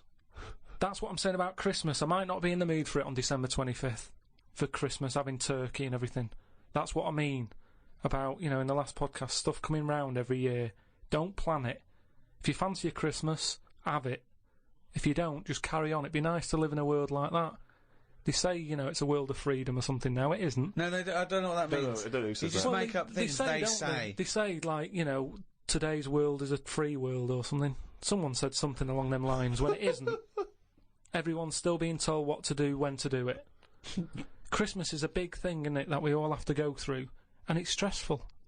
It's You're not a happy such time. a miserable sod. You really are. No, but Christmas is it's a big upheaval. It is out of all of those special days that go on, Christmas is the one that's... What are you doing with your time? It's the question we return to again and again. No, You're visiting your parents, you're hiring a car, you're going down the calf. It's not like you're taking your work away, you're doing some important neuroscience work, and we've had to take you away from that for 3 days. No, but what You're not doing anything of any value, Karl. But what I might want to do, but I can't because the shops are shut because they want to go off and celebrate Christmas. You know, it's an upheaval. Easter's all right. It comes and goes. Do you want an egg? Not really. Don't have one then. You're not forced an egg. You're not forced an egg. I like Easter, and everyone can afford an egg. There's no one being left out. Whereas Christmas, everyone goes back to the family and they have a big meal and all that. And there's a lot of poor people out there who can't do that. So it's more of a, if you're going to talk about religion and, you know, the religious sort of occasions, Easter's one that I'd keep. If you plan everything, you probably won't do it in the end. Whereas... Again, that as a soundbite is gobbledygook, isn't it? No, what I mean is, say like holidays, when you know they're coming, you never enjoy them as much as one when it's surprised on you. Who surprises someone with a holiday unless you win it on a game show? How can you go, bloody hell, I'm on holiday? Suzanne did it with me. She sorted it all out and booked me time off work without me knowing. Oh, that's a lovely romantic gift. Yeah, and I went along with it and we had a great little holiday. Yeah, so maybe you should do something like that for her. No, she wouldn't like it as much, and I won't pick the right place, and I know she won't like it. You are one of these people that washes up badly, so you'll never be asked again, aren't you? No, that's my job. That's the only job I do. Yeah, well, it was a... but to be honest, that's doing me head in at the moment, because I've outgrown the sink. He talks about himself like a crab. Oh, God. Gotta get a new sink for Karl. Why? He's outgrown it. No, just he's 33 now and his knees around his head. Oh, he can't bath in that anymore. No, just my back's been playing up a bit, and I think it's because of the height of the sink. But hold on, you haven't grown. I think I have. Well, you haven't. No, you haven't grown at 33. Well, it's definitely something... It's just not very good. Subsidence? I don't know. I've just said to Suzanne, I said, this isn't as good as it used to be. It's not... This isn't as good as it used to be. This washing up. Oh... He says he's got nothing in the flat. That's why he has to do a shop every day, because he's got nothing in the flat. It's easier that way, isn't it? You don't know what you're going to want to eat. But that's why you get a... But you don't have a different meal every day of the year, do you? You rotate maybe a dozen meals, don't you? so you can get in enough ingredients that any time you go to the fridge and go, oh, am I going to have chicken? Or am I going to have fish today? Or maybe I'll have some pasta. I do that every day. Yeah, but I always come down to one of half a dozen meals. You've got a freezer. We haven't got a freezer, have we? We've only got a little fridge. Oh, There's nothing wrong with nipping to the supermarket. There's nothing wrong with that. So you've got too much time on your hands, boy. You had one thing. You had to do one thing this year. Promote the book. Couldn't be bothered. Couldn't be bothered, mate. Could not be bothered. I haven't seen Karl, an interview with him. I haven't seen him on the TV. Oh, he was on the TV a while back on the thing called The Culture Show, on BBC Two. And I tell you what, he was sat there, looked like a little frightened frog in a chair being interviewed. And I tell you what, I'm not being funny, but his head looked fucking round. Did it look fucking round? Yeah. Literally looked like a little fucking round-headed twat. No, I'm not doing that. And that's my personal opinion. Yeah. Did you enjoy that interview? Not really. Why? Well, I met a guy, funny you should mention that, I met a guy when I was in France recently, and I met a guy, he wasn't a Frenchman, but he was over there, and he saw me, he was a bit drunk, and he came over and he went, Karl Pilkington's got a head like a fucking orange. and I high-fived him and we agreed. I thought, isn't that nice? You know, even when you're abroad, you can find someone who speaks sense. Yeah. They shaved your head more? No. It's just the way they sort of greased it up a bit just to get a bit more reflection off it. No, they put a lot of makeup on it. They said, do you want any makeup? And I said, not really. And that's when I was, like, at the back where they could have done it. And then I went and sat in the chair, and there's, like, a live audience there. And the woman goes, no, I best do some colouring in. And it was like... she gave you a book to colour in? People. No, she started colouring me head in. And she was, like had some brown powder. She's doing my head, doing the top of it and stuff. And I was going, isn't that enough now? And everyone's looking and sort of laughing to themselves that I'm having my head coloured in. Sure, she was doodling on the top. She took longer than anyone else who she was doing. I watched like other people who were on. Well, she's got more flesh to do. When you usually powder someone, it stops at the forehead. You just have to go around to the fucking back. Yeah, but the camera wasn't at the back of my head. She was just kept going. No, but the shine for the cameras that would get in people's eyes. They've got to be careful. Health and safety. The light will bounce off into the eyes of the audience. Blind them. Yeah, well, I wasn't happy with that anyway. So I'm not doing it again. How do you cope with this newfound interest in you as a person? I've got an idea, Steve, by the way. You know, for me, I want Karl to be famous so it gets him hassle in the street. Yep. That's what I'm hoping. Sure. When they see him in the street with his little fucking round-headed face like a fucking orange. Yeah. Right? I'm going to do a tour next year, okay, called Fame, okay? And everywhere I play... If I hopefully play to millions of people in, I might even go to America, but I'll make sure the theatres I play, or there's a picture of Karl on the seat, right, that they can put in their window. So next year, I want a picture of Karl in every window. With. Or whatever. But if you can make this yourself, put Karl everywhere. So, have you seen this bald-headed twat? Please make up the posters. Just send emails to friends. Absolutely. I want to see pictures. If you own a shop, put a big picture of him. If you even if you're, your own home, your own flat, get it everywhere. Have you seen this bald-headed twat? This is Karl Pilkington. He's got a head like a fucking orange. Get it everywhere. I want to see the world papered with Karl's round head. Happy New Year.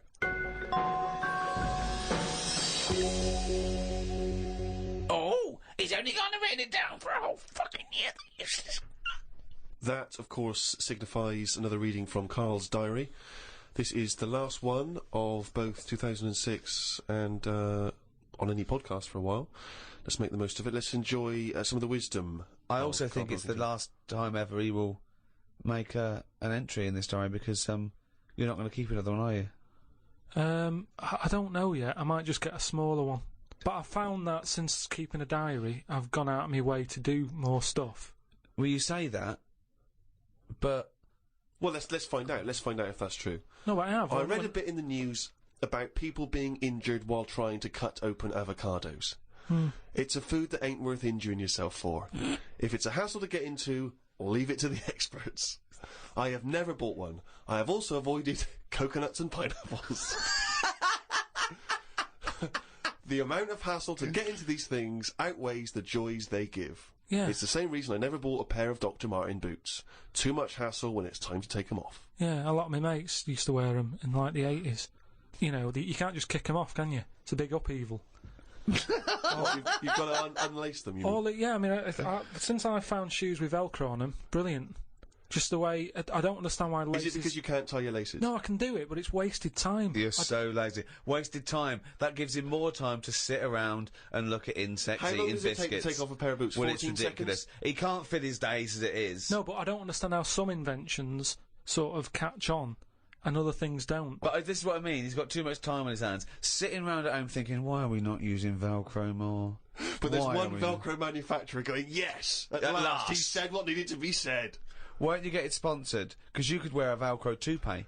Because that would be great if we could do that. If someone could invent a little hairpiece for Karl, Velcro to the little bit of fluff he's got on the top of his head, his shiny orange-like head, pop a little Velcro toupee on. I would love that. I would love to get him wearing a wig.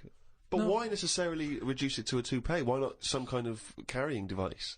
You know, he could carry goods and things around in there, sandwiches. Yeah, he doesn't look like carrying a bag. Well, what about that? A little thing you carried around, a little Velcro thing you carried a pot on your head for your sort of like keys and trinkets and money and that. Well, no, I've told you about that idea that's out there, but hasn't caught on as well. The tie. Right. The tie with loads of pockets and stuff in it. Yeah, but you got to wear a tie.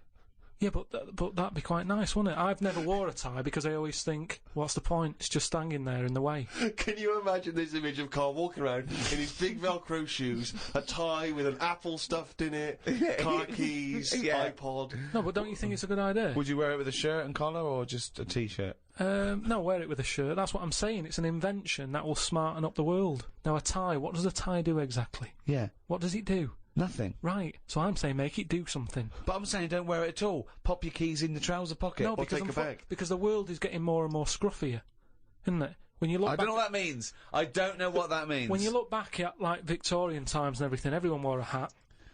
Right? They wore a tie, they wore a suit. And it was a nicer looking place to look at. When you see it on pictures, you go, what a smart world that is. Well, you can't see cholera and things on pictures, but sure. No, but I'm just saying it's better to try and cover it up with a bit of, you know... cloth. Yeah. Yeah. The world looked nicer with more cloth. Whereas now everyone's roaming about scruffily.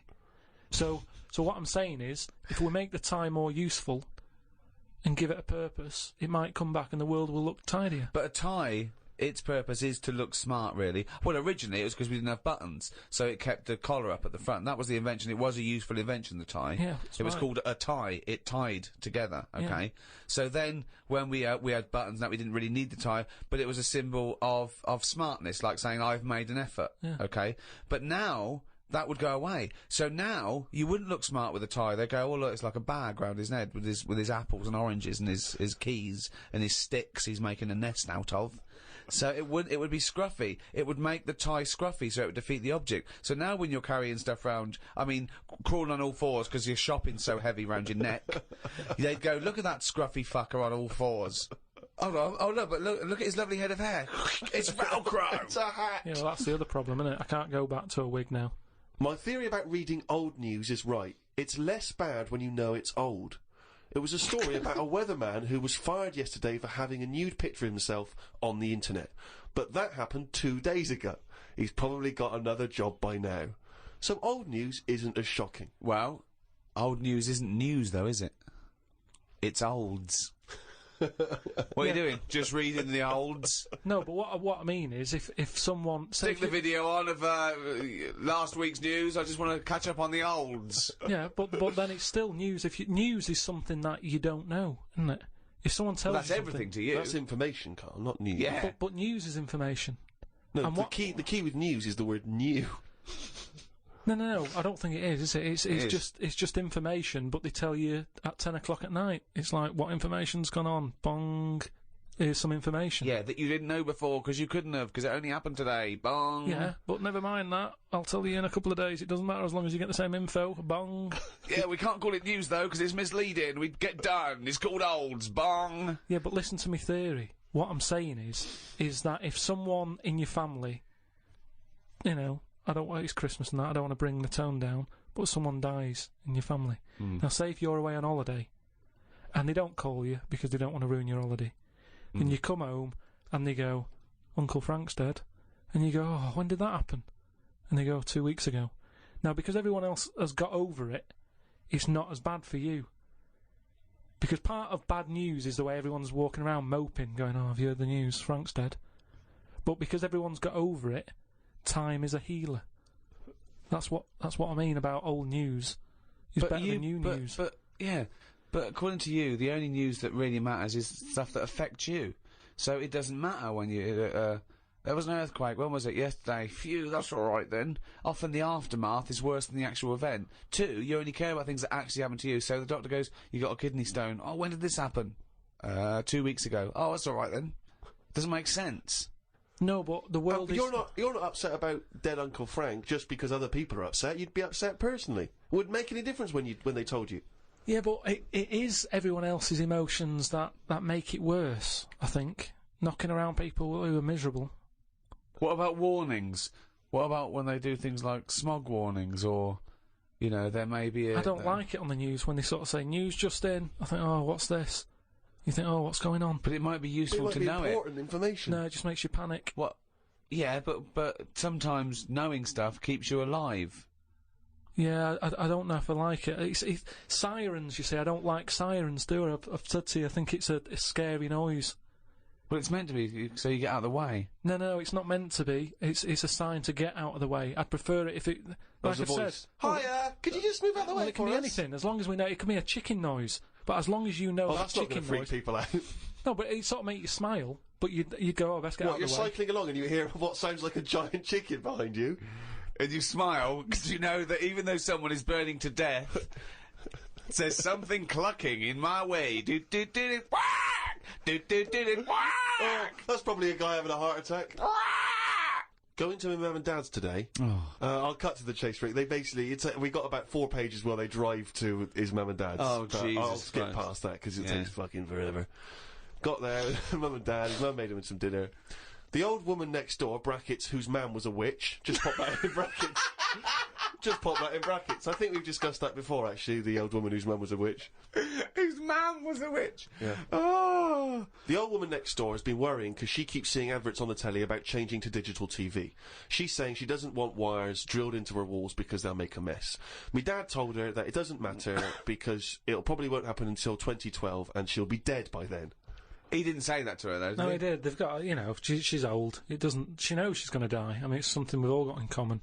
And he's right, isn't he? Why is she worrying about it? Maybe that's sorted it out. Put it into perspective for her.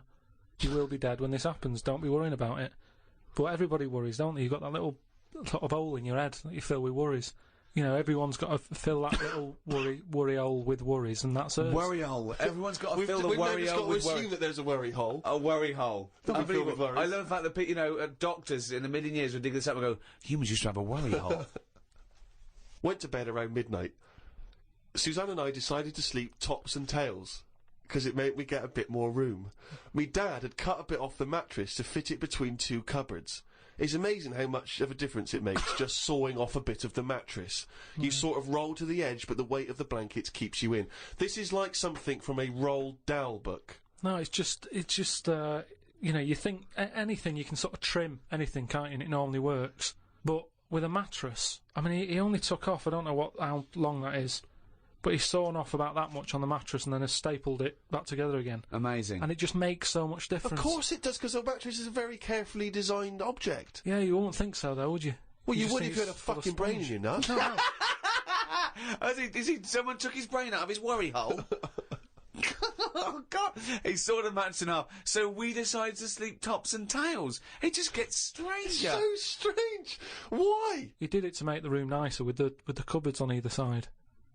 So he sawed a mattress in half. Well, not in half. Can you imagine how much hard it must be to saw a mattress in half? What did he use? What, a big electric saw? Well, it must have been, yeah, because there's a lot of springs and stuff in there. Jesus. So what happens to the springs? They just spring out the sides? Well, some sort of stick out a little bit, but you're not lying on top, are you? They come out the side. So it's just got a bit of gaffer tape and a staple gun. Unbelievable. Hey, man alive. It's like... Does he run it as a hotel? That's unbelievable. There are squats with better bedding arrangements. Well, we've had a bit of a bad thing in our house about mattresses and that, because when we first bought our first flat in Salford, you know what it's like when you buy somewhere, you sort of, you haven't got any money, have you, to buy extra stuff that you need. So we bought a bed, right, but there's that rip-off thing with beds where you buy a bed but a mattress doesn't come with it, which I've never understood that. Because it's not a bed, is it? Without that mattress, it's not a bed. It's a car without an engine. You wouldn't go, there you go. Well, that seems cheap. Well, there's no engine in it. So we bought this, like, you know, flat and what have you. And we bought the bed. And then, like, oh, we haven't got a mattress. So my dad got one from Uncle Alf. No, well, from that Uncle Alf fella, because he had one in his van that he used to use now and again if he was, like, travelling round. He'd just keep in the back on this mattress. Amazing. A bloke who drove around in a van with a mattress in the back. So Uncle Alf, right? Well, tell me about Uncle Alf. Well, you know about him. He's the one who slept in a dinghy. Because his mattress was in his car. No, yeah, why didn't he go, oh, well, Alf, where's the bed? Left it in the car again. Oh, blow up the dinghy. Blow up the dinghy. I'm not going to go out and get the... Not at this time of night. So anyway, my dad got me his mattress, and it just stunk of diesel. And Suzanne was like, oh, I'm not happy with this. And I think she realised sort of what sort of family... She got herself into. Stuff. Wow, she landed on her feet when she got you. So now she's always a bit touchy about, you know, mattresses and things. Unbelievable. Uncle Alf, of course, sadly passed away when he couldn't escape from his sinking ship. The fire engines were too late. No one got out of the way because they were laughing so much. The mad woman next door saw me and said, hello, Clive. You live in a nursery rhyme. The old man down the road, the old woman next door whose mum's a witch, Uncle Alf who lives in a dinghy. This is like not a real place. It's like fucking Narnia. It's a children's TV programme. Unbelievable. Oh, God. Oh, just all of them there on this broken mattress trying to find the golden ticket. Oh, God. Oh, God. The old fella down the road talked to my dad a bit. He kept bees in the back garden. Oh, for fuck's sake! Here comes the bee man. His Yorkie dog was knocking about when he was messing with them, and it ended up getting stung 150 times. Oh, little bastard! What is he doing? It's not dead, but it cost a lot to get all the stings out. I don't know why people keep dangerous pets and insects. The amount of gear he had to wear to play with them is barmy. I don't think he's playing with the bees. He's not playing with them, is he? Well, what is he doing then? Well, I don't know, but I think he should get the dog the same protection. Yeah, but that's just it, isn't it? It's like you can't mix your pets. If you've got a snake, you don't have a mouse. Do you know what I mean? They don't get on. And it's the same with them. Don't have bees. I can't imagine one bit of enjoyment. The only thing he does is the honey. And it's like, well, how much is that to buy? It's not worth messing about wearing a big white suit just to get some honey. There's a shop down the road. Bees are kept for a very good reason, aren't they? What? For honey. Yeah, no, but like I say, you can buy honey for next to nothing. Where do you think... What do you mean? But where does the honey come from that you buy? Yeah, from some proper bee farm. Let them do it. All he's doing, he's not making loads of pots of honey. He's looking after himself. And the thing with honey is it doesn't go off either. No, it doesn't, no. So get 10 bees, get the honey made, kick them out. But you eat the honey, that's the point. Yeah, I know, but it doesn't. You can't eat it and then it's still there in the jar. It's not magical. Maybe in your world, no. Uncle Fred had that never-ending jar of honey. But how much honey do you eat? What I'm saying is, it's one of them things in it that you buy, and you can move into a new house, buy some honey, and when you leave that house, that honey's still in the cupboard. You don't eat that much of it. So get 10 bees, get your honey's worth. 10 bees! Imagine keeping 10 bees! Well, just get them to do the graft. If you've got loads of bees, they're not all pulling the weight, are they? Because they'll go, well, I'm not doing any, because I'll leave it to the others. No. Whereas if you've got 10 bees, you know that none of them are pulling the weight if there's no honey. That's what I'm saying. No, it's not a workhouse. Bees don't knock around saying, I got a bad back. Anyway, back to this reading from the Twits. The news covered a story about a fish that knocked about 400 million years ago. It was 33 feet long and had a jaw strong enough to eat a shark in one go. All the dangerous stuff seems to die out, and yet things that you think wouldn't stand a chance, like worms, are still here, yet they have no legs or eyes. I saw a future human in the news article the other month about the future woman. She had 3 breasts. They looked all right. Well, no, that's not... I can't see how that's going to ever evolve. No, well, they say about how about evolving and that. I read that there's going to be ugly people. People are starting to go ugly. Yeah, they're still going to have bilateral symmetry, I imagine. I don't know what that means, but I'll tell you now, right? They're talking about like people who are just like, you know, you look at them and you go, oh, look at the state of that, right? And it'll get to a point when we're all so ugly that no one will have it away, and we're just going to die out. Well, that's not true either. That's not true either. That is the biggest worry. Well, no, so... That's the world's biggest worry. So as we evolve and we change, our mindset doesn't change. We're still going, I wish we looked like they did 1,000,000 years ago. I don't fancy anything. No, but look how things do change. But why are we all going to get uglier? I don't understand. It's just the air and stuff, isn't it? It's just, The air or the hair? You know, the air that we breathe and stuff, and the food we eat, everything's changing. And we're not going to look that healthy. And we're just all going to go ugly. You've only got to look at some stuff that's in the sea, and you think, look at the state of that. What's and that's got to do with the human evolution? But the stuff in the sea is still propagating. Yeah, but they've been around longer than us. But it's still reproducing, so your theory falls down. But they're deep down, aren't they, in the dark, so they probably can't see what they're having it away with. If they were up on the outside, they'd have died out ages ago. Why? Because they wouldn't fancy the other stonefish or yeah, because they're sea really slug. odd-looking. I can't remember the name. I think it was a viper or something. It was just a head. But Karl, the fish reason that's just a head. It was well ugly. Watched a programme about the twins this morning. It was filmed 16 years ago. They are mental. They did everything together, including the vacking up. Phone calls had to happen twice so they could both have the same chat, and they said the same stuff at the same time. Well weird. The bloke who I watched it with, I don't know who that is, just some homeless guys that you just invited into the flat? Just someone I've been sort of working with. Sure, a mate of yours.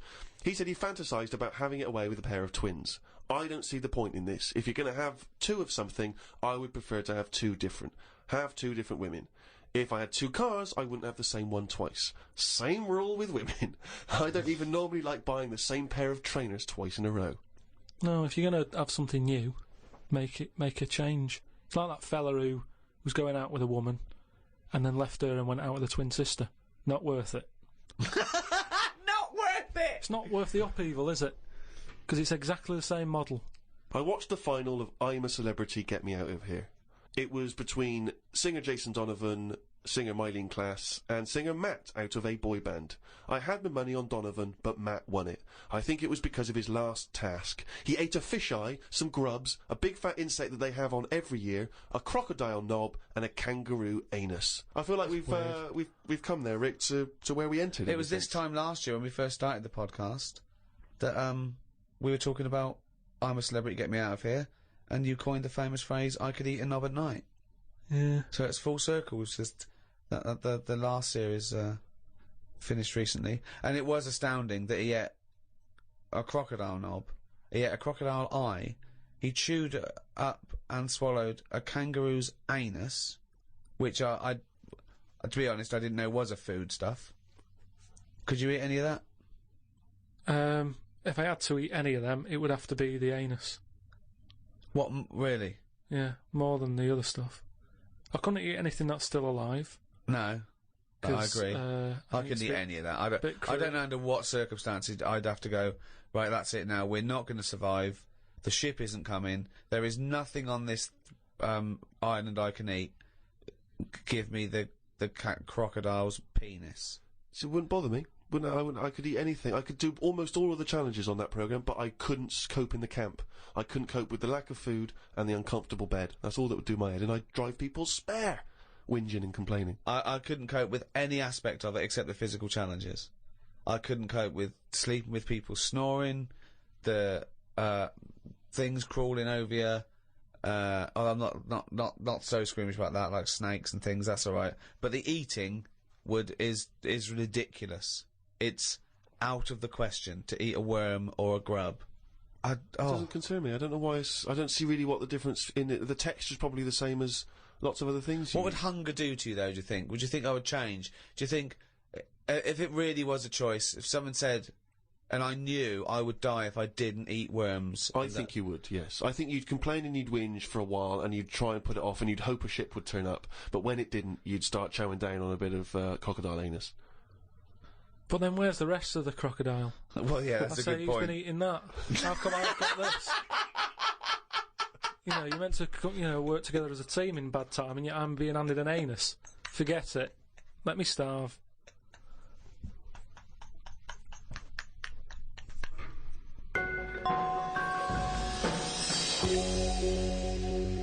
Well, thanks for listening. That was the Christmas podcast. We should say the winner of the last competition we did. They can win the podcast book and Flanimals and the extras book that's out, still available, All available. and the CD. The three CD set of the best of the podcast. Yeah, is that with right? Series one. a brand new hour. If you haven't got that, get out. Maybe you've got some record tokens. Yeah, if you've got record tokens or book tokens, those are the perfect things to spend them on. Or £50 from your auntie. Exactly. Go and buy one of those. And the winner was Stephanie Prow from the Wirral. Well done, Steph. Well done. Well, thank you to Positive Internet, the guys that host this podcast. That's the end. That's the end of the Christmas podcast and the end of this team for a little while. Yeah. It's been great. So it's goodbye from me, Ricky Gervais. Goodbye from Stephen Merchant. Goodbye and Happy New Year. And goodbye from Karl Pilkington. Alright.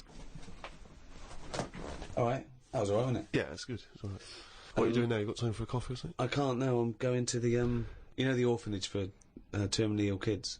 Oh, yeah. I'm going down there. I'll go down there every Christmas and Do sort you? of, like, Do you? entertain them. Oh, and stuff, well, I bet that's lovely for them. Yeah, no, I've actually written a song I'm going to perform. They see The Office and see that I sing in that. You've written a song for them? Yeah. Well, could we hear a bit? I mean, what? I don't want to put you on the spot, but you've got the guitar there, isn't it? Yeah, hold on. I wrote this for a kid. He's a brave little guy. He's only about 10, but it's heartbreaking. Don't cry, it's Christmas. Santa's coming soon. Though you ain't got a mummy or daddy, Santa still loves you. And he's riding on his reindeer to trample down the gloom. So don't cry, it's Christmas. Santa's coming soon. Don't cry, it's Christmas. Santa's feeling kind, though you know you'll never see him. He's not just in your mind, and it's not that he's invisible. It's because you're going blind. So don't cry, it's Christmas. Santa's feeling kind.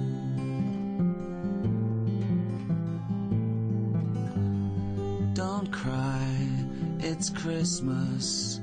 Santa's on his way, though he's got a billion children, and he's only got one day. You've got slightly less than that. If I were you, I'd pray, but don't cry. It's Christmas, and it sounds a little gay. Oh, isn't that be quite moving for everyone? Yeah, I would ask you now to not play that song. Oh no, too late now. They expect me. But I'm not sure it's going to be as well received as you perhaps hope. I think that's better than any gift, and I don't really want to give gifts because they're expensive. So. Sure.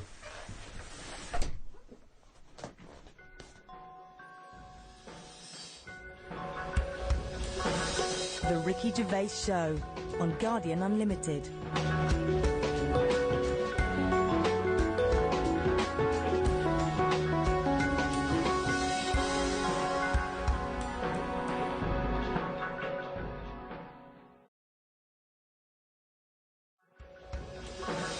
The Ricky Gervais Show on Guardian Unlimited.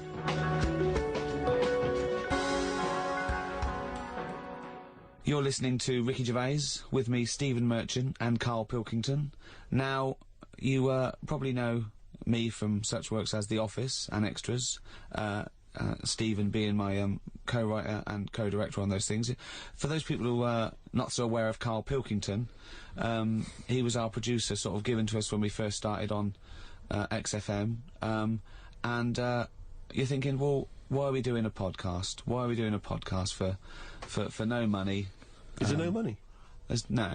It's free, innit? It's free download. But this is what I'm here to answer. It's because I like to be in a room with Karl Pilkington. You know, like some people go and help sort of chimps Do they? Yeah. Well, they go to the jungles and things. And help out little sort of endangered Diane species. Fossey or whatever. Exactly. You're very much the Diane Fossey of the Manchester scene. Of the little bald mank world. And Karl Pilkington is an ongoing experiment for me, because I've seen him blossom from an idiot into an imbecile. And I want to see it through. Look at the way he's looking at us through the glass. Look at that. He's got a perfectly round head. And that's why I'm doing this podcast, or bodcast, as I'm going to call it in his honour. Little round-headed bod-type freak. If you're not familiar with Bod, we can maybe put up a picture of Bod, the popular cartoon kids character. Go to rickygervais.com and you will see a picture of Karl and a picture of Bod. And you draw your own conclusions as to the likeness. Karl, what do you think about all this? That's all right. Are you excited by this new technology? What? Podcasts? Yeah, exactly. It's just, I mean, we are living in that sort of era now, aren't we? That you need to listen to stuff on demand when you want it and stuff. I know you're not a fan of the iPod in general, are you, or any of the MP3 things? You're concerned. I'm warming to it, but this is what's amazing about Karl. Even though he's talking about things like MP3 players, computers, iPods, he sounds like he was found in a glacier and thawed out. Do you know what I mean? And sort of taught to speak. We're a couple of high school guys who found him, and we're trying to ingratiate him in the gang, trying to pass him off as someone from the modern day. No. But my thing with iPods is, now, do we need them? Do you know what I mean? We're living in that era now where we have invented most of the stuff that we need, and now we're just messing about. They said that in 1900. Someone actually said everything that's to be invented has already been invented. They said that in 1900, and how wrong were they? No, but what came out? At what point? What was invented in that year where they went, right, that's it now? What did they invent in 1900 that made them go, we've done it all now? Well, just think a little bit, right? The 20th century. Think what happened in the 20th century. Go on. Well, cars, planes. Yeah, but is that a good thing? Planes and that. Do you need a plane, really? Wouldn't it have been better if we all stuck where we should be instead of travelling about?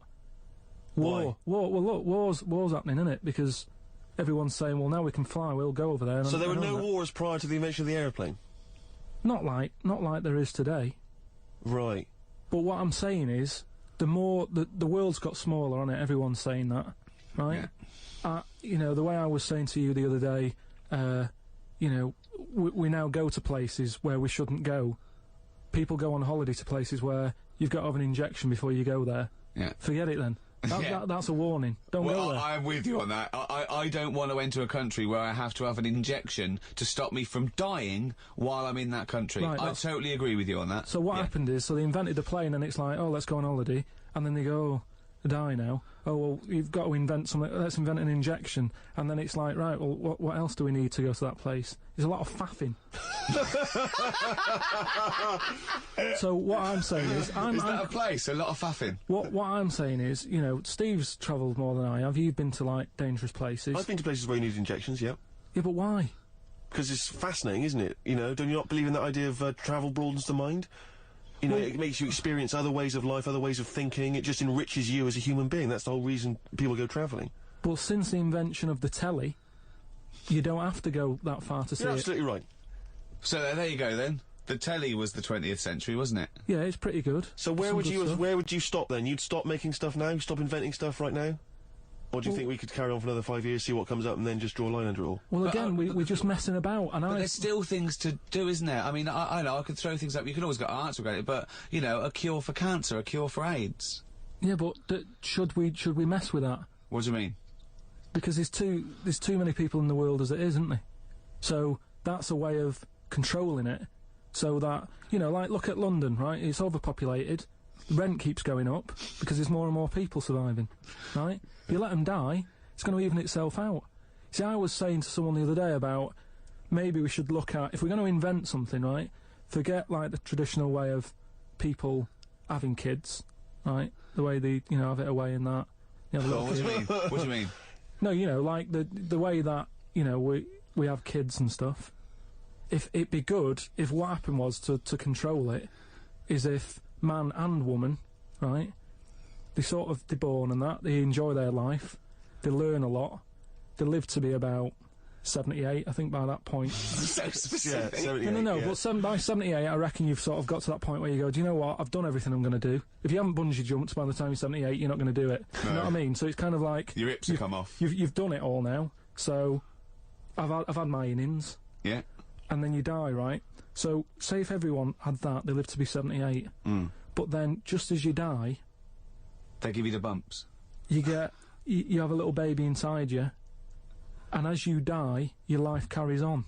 Sorry, How is this happening? Sorry, are you mental? No, but don't you think... I mean, what? I've never heard such drivel. You're saying that, but if Newton said it, you'd go, interesting. That's what annoys me. The point is, Karl, he never would. No, He'd what? never say it, that's the point. If you never say it, I don't understand what you're talking about there. What? How was it? How is there a little baby in a 78-year-old? No, what I'm saying is it's like an apple, where the apple grows and it's got its little baby pips in it, and the apple goes and the seeds are planted and a new one's born. But that's what happens. But that is what reproduction is. Yeah, but I'm saying babies aren't being born left, right and centre. It's controlled, so that as someone dies, someone's born. But Karl, stop. Whose responsibility is Look, this? if you don't want to do But it, whose we won't do it. But I'm is it just supposed to be nature? Has nature got to develop humans so that we act that way? We live that way? Or is this a scientific experiment? He said to you then, he said, look, if you don't want to do it, we don't need to do it. Like, if you were up for it, we'll sort it out. We can do that. We'll have a wit round so we can do the research. I just think, at the end of the day, we've got to do something. And is anyone keeping an eye on this and looking at what we can do next to control the population thing? It does my head in that I've got to live in London for work and what have you, and there's loads of people here, and, you know, forget going out on a Saturday night, it's too busy. And you can't move, and they keep... I mean, what annoys me about London So is... your solution is that 78-year-old women have little babies inside them, and as they slip away into death, the little babies... And how is that baby then raised? Who looks after the baby? Because it's a pretty good system, having a baby while you're young enough to look after that baby and make sure it lives to, you know, reproductive age itself. I mean, that system's been working for years. Nature's sort of sorted it out. Natural selection and evolution sort of makes that a good model. But wait a minute, nature. Pop that on hold, because Karl Pilkington's got an idea. Yeah. It was that's what it was, just an idea. Yeah, well, it was nonsense. But thank you for it. The worst I mean, it was the ramblings of someone you'd find by themselves in a hospital eating flies. Yeah. This is the sort of thing you find when, if they find maybe a pamphlet or a booklet written by a psychopath. You know, someone, just before they went on a rampage and then turned the gun on themselves, they go through their possessions and they find a book and it's got weird drawings, women with knives in their face, and this kind of In garbage. fact, I saw a similar sort of theory written out on a wall, but it was written in shit. Exactly. Yeah. No, all I'm saying is, I think it's, you know, when people die normally, everyone's fed up about it, aren't they, and a bit down. But if when you pass away, you go, oh, we're going to miss Gladys or whatever, but then there's this new life brought in, it's almost like a bad news, good But news. you're talking about it like someone could pick this idea up and run with it. Like you've given them enough information to do it. How is this possible? Where does she get the baby from? Why does it grow? Why grow it in Gladys's belly? Why not have it in a drawer? But what I'm Upstairs, saying ready to go, just add water. I mean... Who looks after son of Gladys? There is no theory here. There's no... it's the ramblings of a madman. What I'm saying is, though, the body's always changing, innit? From caveman to now, or whatever. In some cases. And they're always finding out more and more. Like, I read the other day about how they're saying, do you know, like they say, people have 6 senses? Yeah. There's loads more than that. Right, and there's this one... I say, show me that you've got one. No, right, and there's this one that's knocking about. Go on. That, what it is, say if I'm in a pub, right, and I'm just doing a crossword or whatever. Unlikely, but go on. And there's some woman who's walked in, right, and she's staring at me. Yeah. I know she's looking at me, and I look up and I look round, she's looking at me.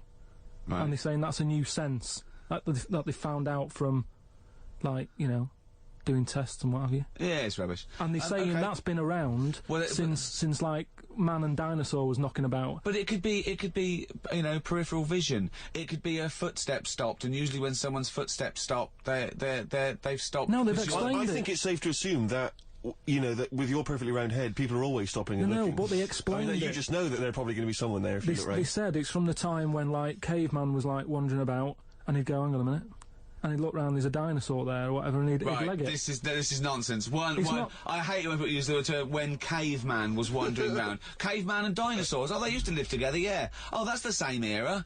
Yeah. What have you been watching? Raquel Welch? What do you mean? Well, what do you mean caveman wandering, knocking around with a dinosaur? You know the Flintstones is only partly based on fact. Dinosaurs and man did not coexist. The dinosaurs had long gone before man arrived. Extinct. Kaput. You don't believe us? What, you don't believe because you've seen... Because you saw that film where they took pictures of lizards and magnified them and put them next to men in films so they looked like they were fighting. Yeah. No, but why couldn't that have happened? What is the film with Raquel Welch? A Million Years BC. A Million Years BC or something. A Million Years BC. Brilliant. Yeah. Yeah. No, but... She had a sort of woolly mammoth bikini.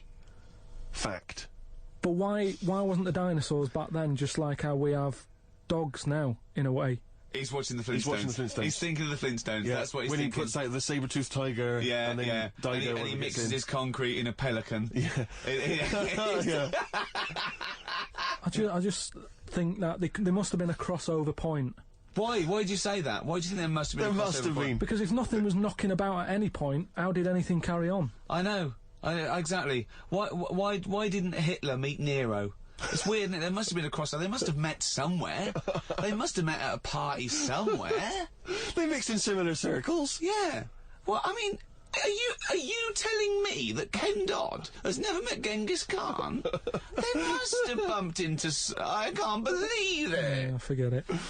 Oh. You're listening to Ricky Gervais with Stephen Merchant and Karl Pilkington. Coming up after the ads, Monkey News. What ads? No ads, no? No, we're not. There's nothing here. There's no records.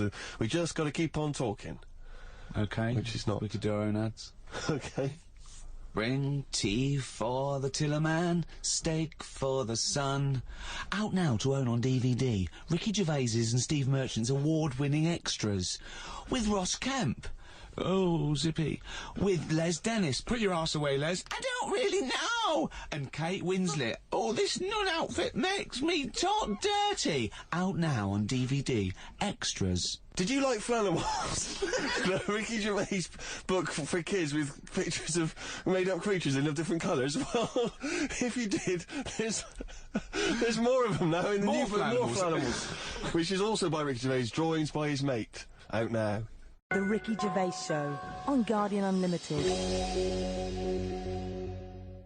You're listening to Ricky Gervais with Steve Merchant and Karl Pilkington. Well, now time for one of our regular features. Monkey News. Do the jingle. Oh, chimpanzee that Monkey News. Right, what we're doing here is just giving you a bit of monkey news that's gone on, right? Where a monkey's been involved in it. Good little story in that. Yeah. Are you familiar with the one that went into space? The first sort of thing they ever sent up there before man did it and all that. You see, this is what annoys me with it really. Armstrong gets all the glory, but do you know who went up there before him? A monkey. Yeah. Yeah. Dog went up first. But what was the monkey called? Oh, I don't know. No, sure, okay. So it's not the most informed news bulletin. The dog was called Laika. Was it? Yeah, they couldn't get it back there. They sent it up there, did a few tests and stuff, and they couldn't get it back. They weren't prepared to bring the capsule back yet. Brilliant. We could all do that. So is that a good mission? Well, I just think it was seeing what if the mission itself killed it, but they didn't have the technology, because of course it couldn't fly the capsule back, which it has to be manned to bring it. Right. Well, this was the next one up then, right? So the dog must have gone first, and then they went, right, we made an error there, right? Get the monkey in, and what happened is they taught it what buttons to hit at the time that it needed to hit them, and the way they did this was like give it bananas. It was like hit the red button, and it hit the red button, they'd give it a banana. Right. And they go, right, reverse is the green one, hit the green one. And then they do that and go, there's a banana. And then they go, right, hit reverse, and it go, and get a banana. Right. Hit the red, so it was taking commands on, like, headphones. Right, but how were they giving it the banana? Is that how you learn to do radio? How were they giving it the banana? What do you mean? No, Well, this is before it went. You wouldn't just go and put a monkey in it and go, there you go, get on with it. They'd sort of put him in one of them capsules that you get Yeah. And they were on headphones. I don't believe this happened. Well, I'm telling you the story now. So the monkey I don't think they trained it to do anything. I think they sent it up there and he put electrodes coming out of it to see what. It wasn't any of that. They did a thing like they do, like they can with animals. If you give something, you know, like a treat, you can teach it how to do it. It's just like a dog, isn't it? It's called Pavlovian conditioning. However, that was to see if it would salivate or go over to a particular corner, not if it could control a spacecraft. Next one up. It's the next one up. As far as the monkey's not sat there going, oh, I'm a bit under pressure here, it's a rocket. All that's knowing is, I'm getting a banana if I hit that button. That's all the monkey's thinking about. Right? They wouldn't put billions of space but dollars. How can they be sure that it's going to press the button at the right moment? Because it's got headphones on. They're telling it. It's not like you have now. It's not like willy-nilly. It's not just like pop it in there and see. Who's that? What's to stop it from just hitting it any old time? Because it's a monkey and it's not a human. Because he's trained now. But anyway, he's trained. He's fully trained. Yeah, go on. So what happened is anyway. Oh, this is absolute rubbish. They popped the monkey in there. Yeah. He's got his headphones on. They go in right. Hit the green one, and I think there's something there that a little banana comes out to keep the same. No, you're making this up. I'm not. It's the same. There's no way that they made a spacecraft that had a banana dispenser. There's no way in this world that they made a spacecraft that could go into outer space, right? Manned by a monkey with a banana dispenser. So you're saying that it's easy to send something up to space, but you don't believe there's a little banana machine? Right, okay, so in your world, there's a monkey and it's been conditioned and there's a little monkey dispenser, monkey dispenser or a banana dispenser? Right, so it comes to the launch day, monkeys sat in there, everyone's ready, bananas are stocked up and all the rest of it. They go, right, hit the green button. Right, and the rocket goes off and what have you. No, they would not make the monkey launch the rocket. Karl, you are living in a cartoon world. So the rocket goes off, right? This is absolute bollocks. It's all going well. I mean, I don't know what you're going to... It's not going well. There's no way a monkey launched a rocket. There is no way a monkey launched a rocket, you idiot. It's all going on, so they're going, hit the left button, and it goes a little bit left. Left button! Right, well-known spacecraft command. This is Houston, hit the left button. Oh, brilliant. This is what happened in Apollo 13. Hit the left button. So it goes left. Yeah, it goes left. So it goes left, and it's going away. Left! It goes left! Yeah. No, the moon! You're going right! It goes for the moon, everything's going well. Right. They get up there, it does whatever it does. It reverse, it comes back. Right? So then... honestly, you are brain dead. So you are one of the most stupid people. That I would rather have the monkey drive me home than you. So the thing is, so it lands back, it does a good job and everything, it gets out, and this is bananas. This is where it turns a bit sad, because after it done that mission, right, because it happened and it was all safe and everything, the next one would have been to send man. Right. So the monkey enjoyed it and it was like, well, I want to do it again, right? But they were like... So how did they know that? How did they know just, he wanted to do it? Just the way it looked and what have you, it was like... Fuck off! Just the way it looked! So, you are a maniac. So the thing is, though, right, so after it had done that, it was on such a high, right, it could never get that high again. There was nothing that it could do. Went on tour, did it? It sort of ended up killing itself. Because it could never get that buzz that it got. Right, that was absolute bollocks. None of that is true, except they sent a monkey into space, and I'll check that. Absolute drivel. So, in your mind, it committed suicide. It went on a crazy bender, drinking drugs and women. And like then, it does happen. You hear about it. Was found in a motel room.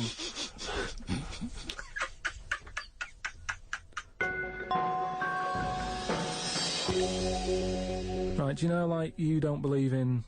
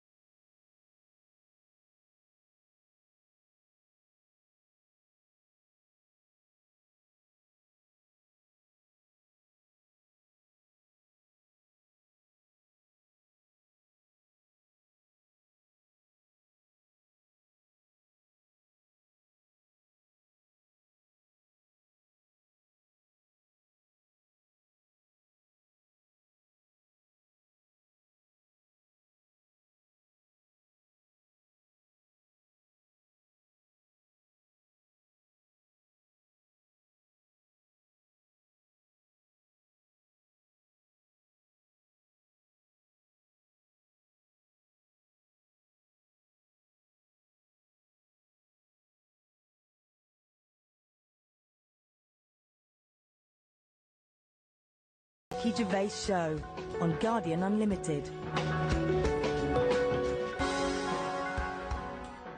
Hi, Ricky Gervais here, with me Stephen Merchant. Hello. And Karl Pilkington. Alright. Welcome to the final episode in our series of 12 podcasts. I say final, it's final of 12, but we may be carrying on. Go on. Well, next week we're going to try and do another one to continue this for at least a little while. We may have to charge a small fee for it because it'll cost us money, and Karl is unemployed, but we mean a real tiny little fee.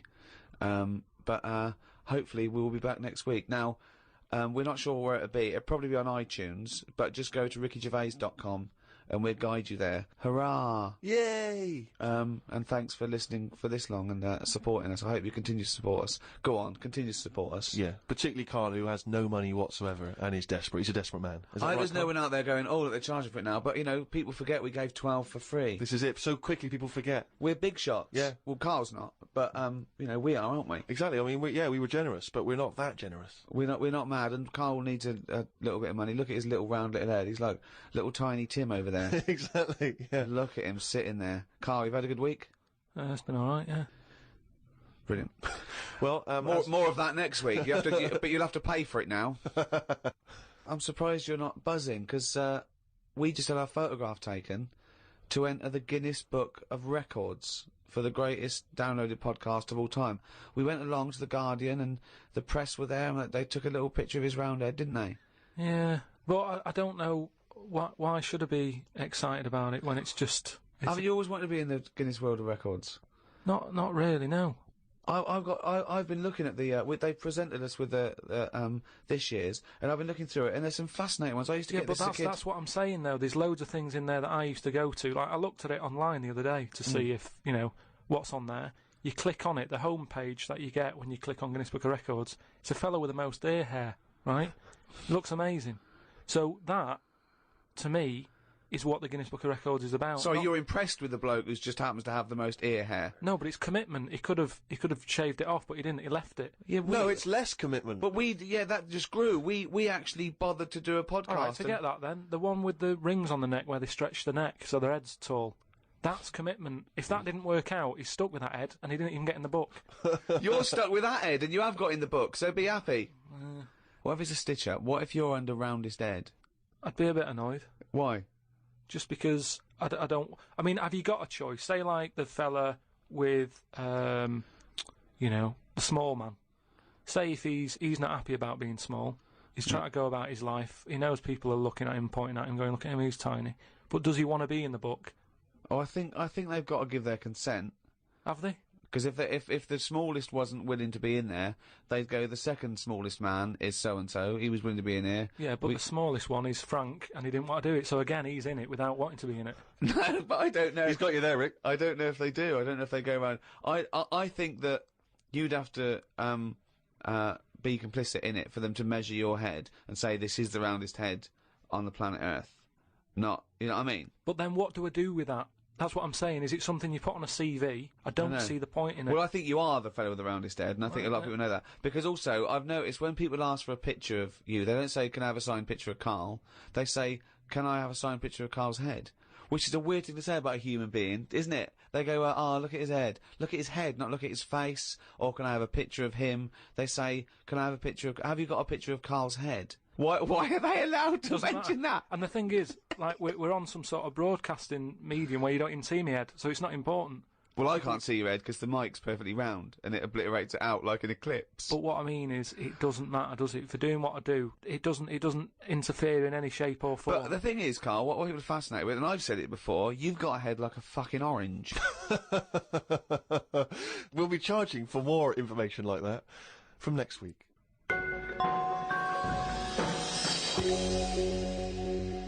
We do, of course, Rick, every week get thousands of emails. I mean, it's crazy. It takes us ages to go through them and read them. And we are going through them, we are reading them. Freddie Gerstrom from Winchester says, of course, it was recently Valentine's Day. What's the most romantic thing that you've done for Suzanne, Karl, that you can think of? I don't really do all that. Sure. The Valentine's Day stuff. It's just... The problem is, if you do it once, they expect it every year. Yeah. That's the problem with Christmas and stuff, innit? It's like it's become that's what you do now every year, every day. Yeah. So I prefer to just sort of wait. You know what I mean? And you know, if I think of an idea or I know of something that she wants, I might get her something, but I might not do it on Valentine's Day. It's that thing. It's like how I've said about Pancake Tuesday. Make it Pancake Wednesday. Have it when you want. Why am I waiting? Why am I waiting for someone to tell me when I can have a pancake? I'll have it today if I want one. Yeah. Do you know what I mean? There's Pancake Tuesday. No, I won't bother. I'll have trifle. So it's the same with this. You know, with Suzanne.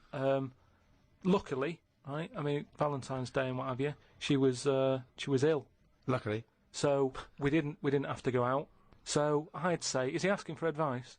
Well, I suppose, yeah, certainly you may as well give it. Treat them when they deserve it. All right. I remember once when Suzanne was ill, she had a fever, but there was no food in the house. What did you suggest to her? She was too ill. Well, it was when we were still living in Manchester and that, and you know, we needed to get some food in for tea and stuff. And I said, come to the supermarket. She was like, no, I'm ill, you go. And I hate buying food. I just sort of get a bit blank when I'm looking at it. There's too much, isn't there? That's the problem. You go down all these aisles and there's just too much. So anyway, I said, no, come with me. She was like, oh, but I've got this fever, I'm hot and everything. So I said, well, come to the supermarket, you go on the frozen aisle, cool yourself down. And she did, and she said, you know, it made it worse, she was ill for another 3 days, but... How would you go about chatting up a woman in a bar? What tips could you give? I've never worked like that. It's always been like a friend of a friend and all that, and just happened to meet them. And then, you know, you have a chat, and then... How did you meet Suzanne? That was when I was working with her, and she gave me 20p for the hot chocolate machine. She never asked for it back. Thought she's alright. Been there sort of 11 years, so it works. Has she ever given you that? You've never given that 20p never back? asked for it back. And did you return the favour, perhaps on the next date? You buy her a Kit Kat or something?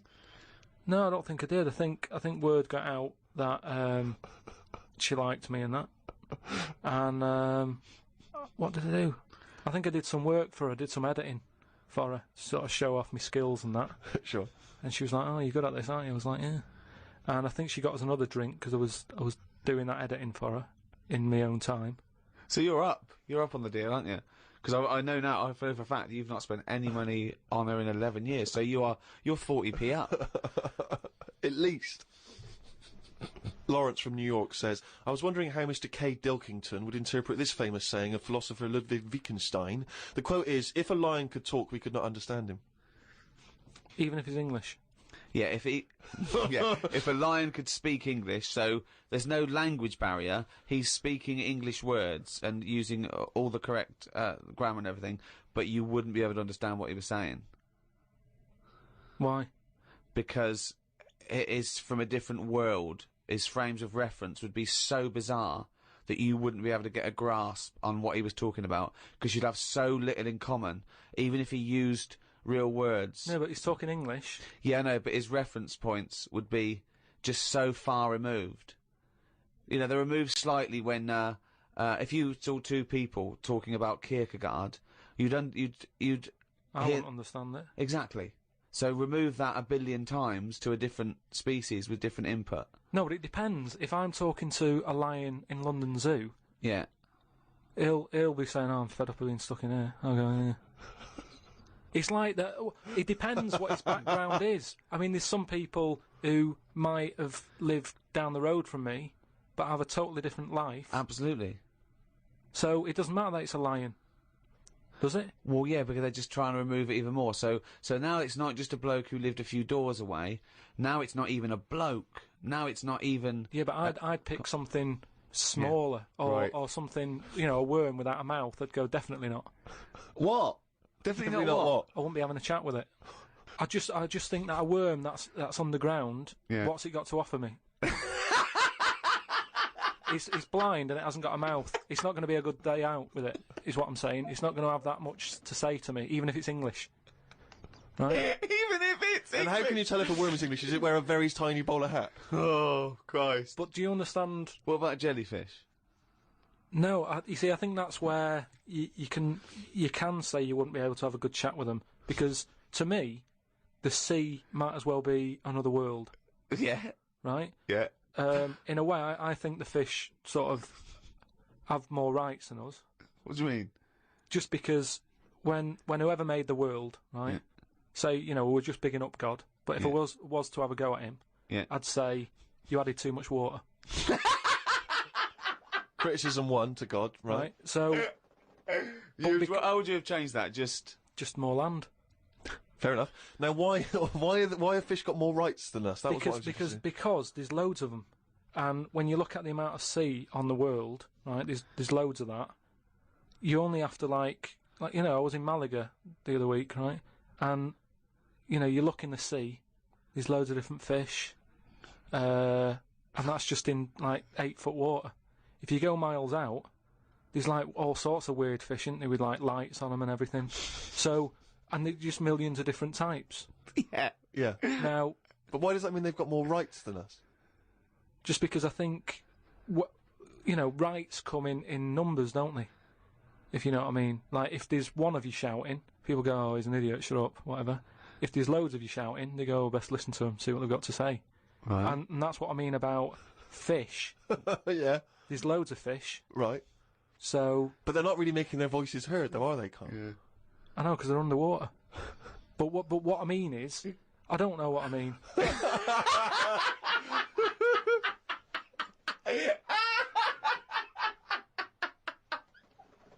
The Ricky Gervais Show on Guardian Unlimited. Oh, pleased to meet you. Start me up. I'm here to tell you all about Channel 4 Friday night comedy. So start me up. Now then, there's 3 great new comedies from New Green Wing. That's nearly ready. My Name is Earl and The It Crowd. The great new comedy from the creator of Father Ted. Ow! Friday night comedy this Friday on Channel 4. Switch me in. It's gonna be a winner.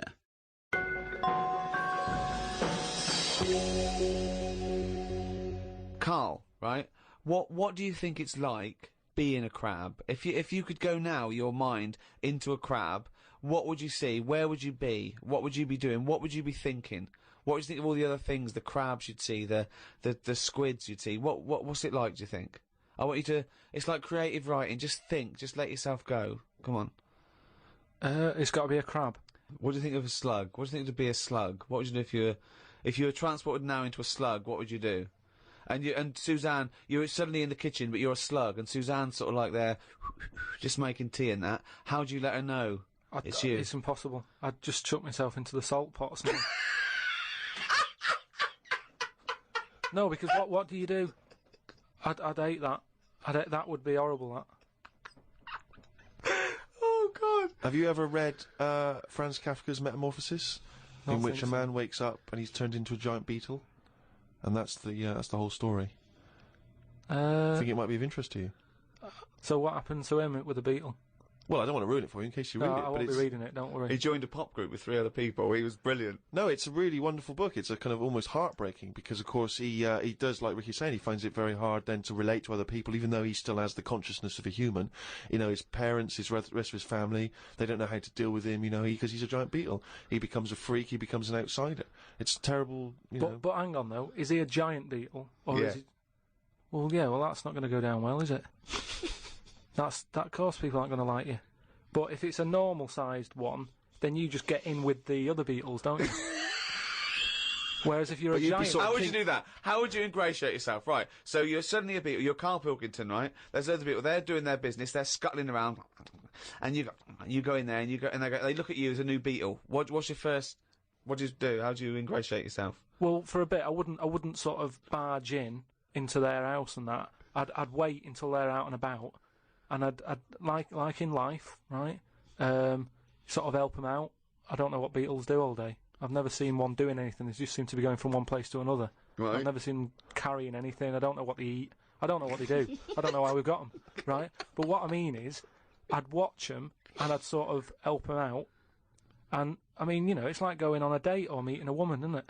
But what if there is Whoa, a beetle hang there? on, what do you mean? How is it like going on a date with a woman? Well, it's like I said about Suzanne with her hot chocolate. She bought me that, and I've gone, she's all right. Right. She gets me another one. Before I know it, she's living with me. So, it's... So you're all these beetles, they're scrolling around, right? You're sort of like watching them, and then you realise that you want to mate with this female beetle. What do you do? What's your first move? Yeah, but I don't know what beetles do I? So I don't know what you do. I don't know if you go up and go, all right, what did they do? How did they get on? Well, it's a different world. I don't know yet, do I? Because I haven't done it. Would you feel bad, because having your own mind in this beetle, right? Would you feel bad shagging a beetle? Would you feel that was a bit sick, because you've got a human mind? Well, no, because you just close your eyes and that, wouldn't you? And go, pretend to think of something else. So, get round it that way. There's no point getting down about it, because I'm stuck now as a beetle. So you've got to get on with it. But if you're a slug, you said you'd throw yourself in the salt pot. What would you do if you were a beetle if you got depressed? And you see all the other humans. No, you see your mates, right? They're listening to the iPod. What would you do? But no, that's what I'm saying, though. Beetles are different, because they do tend to hang about with each other. A slug's always on its own.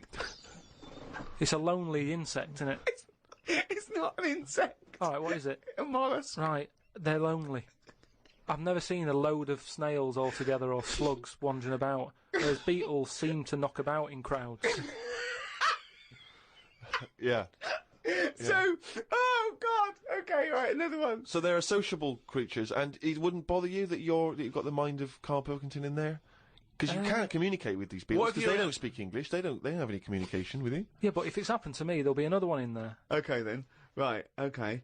What would you do, right? That's the most disgusting thing. What could it be? Right, what would you do, right, if you were suddenly a fly, right, and you were knocking around with the flies, right, and you had to land on some, excrement? Yeah. What would you do? Yeah, but I don't have to. What do you mean? You're a fly. You're but I loving it. wouldn't. No, I wouldn't be loving it. No, would I? Why? Because I'm me in that fly's head. So I don't think other flies would be going, come on, join in. I'd just be like, no, I'll wait here, wait, watch and that. Because I don't see why they have to do that. What would you do, right, if you had to go back and you were in a, had to go put your mind in like the, an unhatched egg of something, like maybe one of those, that a wasp was injected in a spider. So you know you're in an egg, right, which is really uncomfortable, in a spider. How would you feel about that, Karl? You're a baby wasp in the abdomen of a spider. And I know everything that I know now. I'm sat in there. Yeah. And now I'm in a spider as an unborn wasp. What the fuck am I doing here? What's going on? I don't know what I'll do there. Probably try and sleep. There's nothing else to do, though, is there? I just pray to God it never happens. The Ricky Gervais Show on Guardian Unlimited. I don't believe it. He's written it down.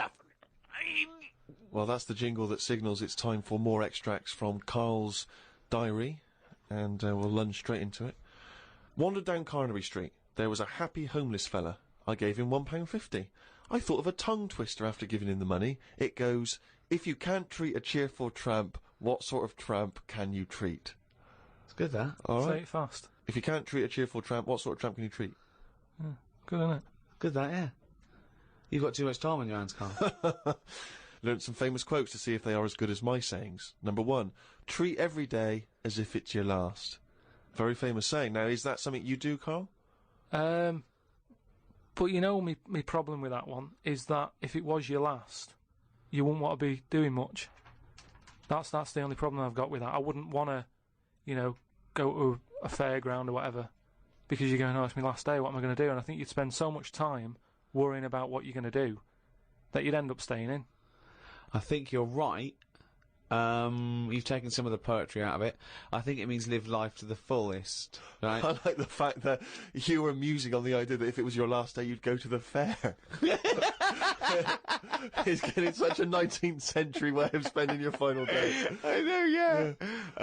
Well, the thing is, the other thing is that the only thing that people get depressed about in terms of sort of like life and death is not the knowledge that they're gonna die, but more the knowledge that they know they're going to die when they're dying. If someone told you, no one ever knows when they're going to die. No one ever gets an illness. No one ever gets hit by a truck. Everyone passes away peacefully in their sleep, dreaming they're riding a big marshmallow, right? Then you wouldn't care about anything. It wouldn't matter when. It wouldn't matter if you died tomorrow or in 30 years' time. You'd just live life to the full. You'd have it. Every day would be great. You'd go out. You'd come back. You'd fall asleep. That would be amazing. There'd be no stress. There'd be no angsty, we're all going to die stress, because it wouldn't matter, because it would just be your life. Wouldn't it be amazing if someone guaranteed you, Karl, you're going to die in your sleep? I'm not going to tell you when. Yeah, but some people do, don't they? Well, exactly. Yeah, but we never know we're going to, because we stress. What if we get a dreadful illness? What if we, you know... But we're almost not letting people die naturally anymore, are we? Because we're always bodging stuff up. What do you mean? Well, someone who might naturally die in the sleep aren't allowed to naturally die in the sleep because they wake them up with those electric things and get them going again and pop in a new lung or whatever whilst they're at it. That's what I'm saying. They don't just... You never hear it anymore, do you? Frank peacefully died in his sleep. No, he died on the operating table whilst we were putting in a new lung. They don't die naturally anymore. Frank died peacefully with 40,000 volts going through them and a couple of people going, clear! Clear! Rushing about today. Got to get a lot done as I'm flying to Malaga tomorrow to see my mum and dad. Don't like flying. I'd be happy if they give you a parachute instead of a life jacket. They say Da Vinci invented the parachute as well as the helicopter. He never got round to making them, though, because he only drew them on some paper. Got up at 5 a.m. as I had to get to Heathrow to get on the plane to see mum and dad in Malaga. Went out for a drink with a cousin who lives in Spain. Ain't seen her for 27 years. Oh, that must have been tricky, making conversation. I didn't really bother. Because where do you start? I might as well go up to anyone in the street and start having a chat. Yeah, you have to get further back than... did you want Chantal to win Big Brother? Yeah. Me dad and me talked about history. I said we shouldn't go on about things that happened ages ago because I bet something similar has happened more recently. Brilliant. Read about an island in the Indian Ocean where there are tribesmen still living like they're cavemen. A helicopter tried to land and the tribesmen chucked spears at them. This is what I meant about not having to talk about things that happened ages ago. We have got new cavemen now, so why do we talk about the old ones? People could have lived before, but computers and all that blew up and books got burnt, so all they had left was what these tribesmen have got left. Ramblings And that's the ramblings man. of a maniac. That's just a few hours before you go crazy with a gun in there. No, but what I mean there is, right, say if all this has happened before, right, podcasting's been happening years ago, something happens. Again, a lot of information from the Planet of the Apes. Something happens, world ends, right, we come back again somehow. Yeah. It's the detail you leave out that makes you intriguing. Just like the watch that you can wear that tells you when you're going to die. How does it work? Pop it on your wrist. That's all the detail you need. So the world happened. No. We came back. Have you seen the pictures? Forget it then if you don't get it. It's interesting that you had all those profound thoughts about this period in the past when they all lived, but you've still found it appropriate to include at the end of that. It says that tribesmen wave their knobs about when they've had enough of having visitors. That's what it said in the paper. That's what happens. They're quite happy. What paper is this that you're reading? It was in like a paper a couple of days ago. It said they don't mind having visitors if they're bringing them coconuts and stuff that they can eat. Once they've got everything they need, they start waving the tackle about, and that means, like, right, leave now. Which you would, wouldn't you? Yeah, at a dinner party. My grandfather used to do that.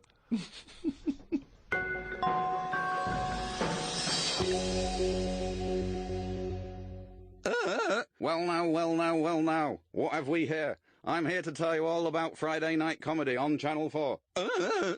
There's 3 great comedies. Green Wing, It's Nearly Ready, My Name is Earl, and The It Crowd. The great new comedy from the creator of Father Ted. And what have we here? Jingle, jangle, jingle, jangle as it happens. Friday night comedy, this Friday on Channel 4. Switch it on. Now then, well now, the young man. Well now then, well now then, young man.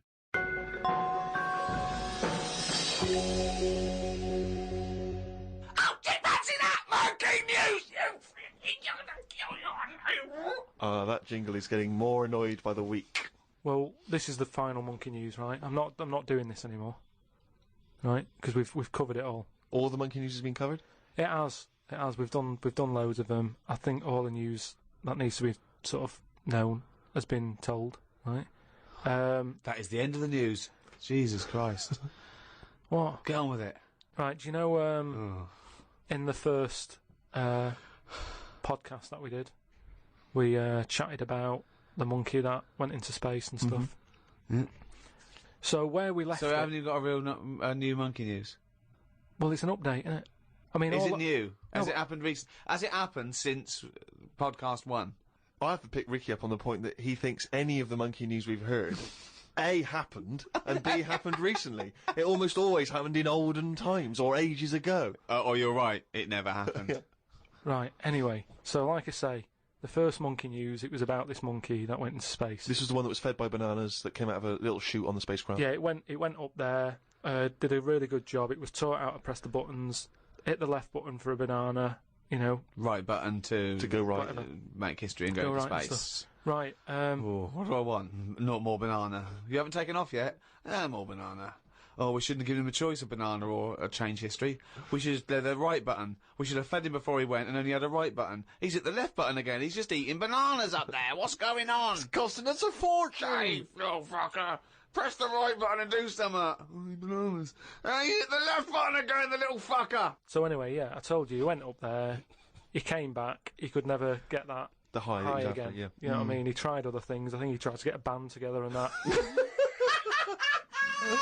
Right, so anyway, there was loads of monkeys that were signed up to this NASA program, and it was 1961 when this little monkey called Ham, that was his name, so a bit of an update, that's the same one as I talked about, his name was Ham. As well as him, there was one called Enos. He went round the world loads of times. So anyway, what I found out about it since then, Ham went up there, did the left-right business with the bananas. Enos, they didn't put as much work into the trip when he went up there, and something went wrong with the machinery. And do you know how you get a banana for the left button and all that? It's official now. There's 2 buttons in this spaceship. Banana dispenser and everything else. The right button is everything else. But it worked the other way. The machinery went weird. Oh, no, really? So it meant that the right button would give him a banana. Right. The left button did everything else. Oh, no. How did So that, what? So what had been taught? What? This is the problem with electronics, isn't it? Well, no, I don't think No, that's... apparently this is the problem. But the good. I mean, honestly, look it up if you want. This is all online, by the So way. what happened when it all went haywire? What occurred? Look, Carl, this is online, and it's bollocks. Luckily, Enos, because he'd done a few trips, Right, he so was he was like, experienced. well, I know this isn't right. As much as I love bananas, this isn't right. That was his thinking, of course it was. So anyway, so he came back. They were all like over the moon with him. He said, I can't work with these conditions. Good mission and everything. Well done on working it out. He sorted all that out. It moved on a few years. Armstrong's gone up there. Buzz and that other fella, they've been up there. The monkeys aren't needed anymore. But they were like, we've got all these monkeys who have done NASA training. What are we going to do with them all? And they had to raise £14 million to make them like an old sort of chimps home for retired Retired NASA-trained monkeys. Chimpanauts. Something they've got in there is like a little museum, right, of all the missions and that they've been on, so they can sort of, even though they're not going to be going into space again, they can almost relive it and reminisce of the times that they've had. And They're reminiscing with each other, are they? just sort of going, chatting oh, about the remember old that time when it all went wrong, the button became the left when it should have been the right and all the rest of it. They just, you know, sort Talking of about old times, talking yeah. about old times and what have you, like old people like to do. Sure.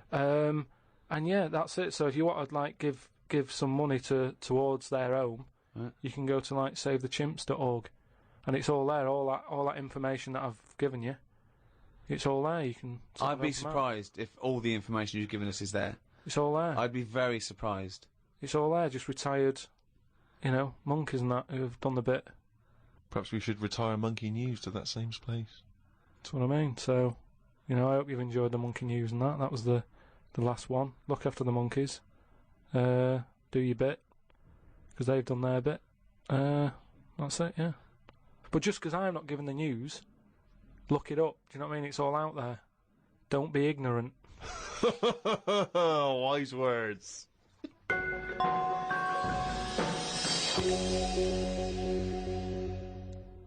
Thank you so much for listening to these 12 podcasts. I've really enjoyed it. I know Steve and Karl have. This podcast was, as usual, hosted by Positive Internet, the world's #1 podcast. Next week, a brand new podcast.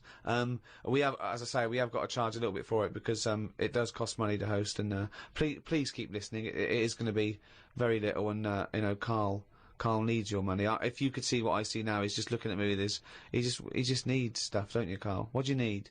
What do you need? Just something more than nothing. For information on the archive of the podcasts, these last 12 shows, and for the new podcasts to come, go to rickygervais.com. You can register there. We'll send out loads of information.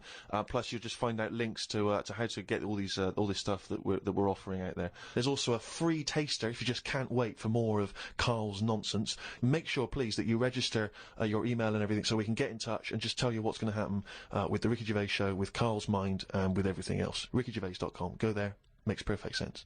It's the end of an era, but the start of a new one. It's almost seamless in a way, isn't it? The end and the beginning. But Karl, what do you think about that? How things end and new things begin? Well, I suppose you've got to have an end for a beginning, so it's just a bit odd that we've got an end and having a beginning. But that's science for you. The Ricky Gervais Show on Guardian Unlimited.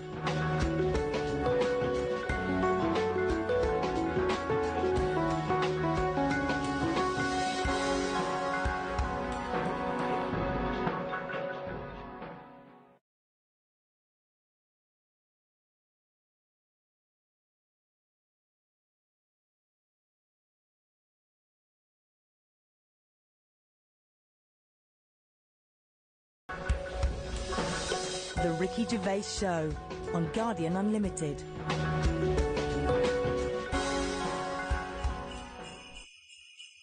Hello, and welcome to our Christmas podcast with me, Ricky Gervais, Stephen Merchant. Hello. And Karl Pilkington. All right. Merry Christmas, everyone. Merry Christmas. Yeah. A lot of people are wondering, Rick, if having done so many podcasts this year, because we very much started the whole podcast revolution ourselves single-handedly roughly this time last year. Yeah, that's right. Have we perhaps exhausted the podcast phenomenon? Is it time to pack up the equipment and move on to something new? Well, this will be the last one for a little while, I think. I think, you know, we did, I think 24 and then these specials this year. I think we started it about this time last year. Well, I don't know about you, Rick, but I'm bored of the whole podcasting thing, and I know that you probably feel the same way. Well, let's stop for a while. We might get back together again, but it won't be for a while. It's the... You know, we had a year. It was the year of the podcast. Been a weird year, hasn't it? Go on. No, I'm just saying, you know, when you look at it like that, when you think about all the podcasts that we've done over the year, just a lot of stuff has gone on. Looking back at the year, a year in which we've seen, you know, increasing violence in Iraq. We've seen the advent of more fears over global warming. We've seen George W. Bush take a massive battering in the midterm elections. We've seen many major world events this year. Karl, what's stuck out for you? What event do you, if you think, oh my God, if you were doing your own review of the year, what would you put on the front cover? The grub. That was eating biscuits on the windowsill. Right. That's just a little bit more up there for you than the capturing of Saddam Hussein and his sentencing to death. Just because, you know, it's, I never thought I'd see that this year. So what exactly... What, the capture of Saddam or the grub? No, the grub. The grub. It was just, I was there on the computer, I was having a cup of tea and a biscuit, put the biscuit on the windowsill, I sort of picked it up. Why would you do that? Why would you put a biscuit on a windowsill? Because I'm sat next to the windowsill. It's like something from a cartoon. I put the pie on the windowsill to cool down. Yeah. No, and some ruffian stole it. Yeah. So I was eating that, and I was enjoying it. Put the rest of it back down for, like, the next half of the cup of tea. And, I saw... Planned out. This is... I bet... Well, we read about this later in the diary. So, and then I saw just, like, a little crumb moving. I was like, what's going on there? Yeah. So I looked down closer, and there's an insect that is see-through, but with legs. And just sort of running off with a crumb into like a little hole. And then when I looked, I noticed there was loads of these little see-through things. and they were obviously all like, "Oh, I got biscuit," and That's exactly what they were saying. We've got biscuits over here. but I can't, what was it, like I say, it was amazing because they're miles away from what I'm about, and yet Not that far.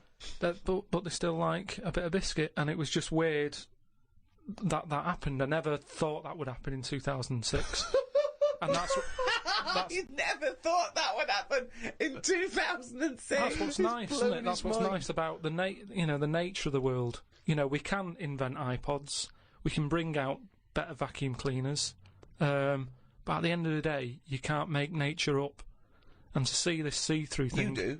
eating a biscuit, blow your that's mind? where I've sort of gone this year. I'd say out of anything, I've sort of gone out of my way to learn more stuff about weird stuff that's But out I don't know what you've learned. You've learned that A creature which you can't even identify or you name. don't know, right? You don't know what it is, right? Looked like it nicked a bit of crumb. I don't know what knowledge is that. What is that?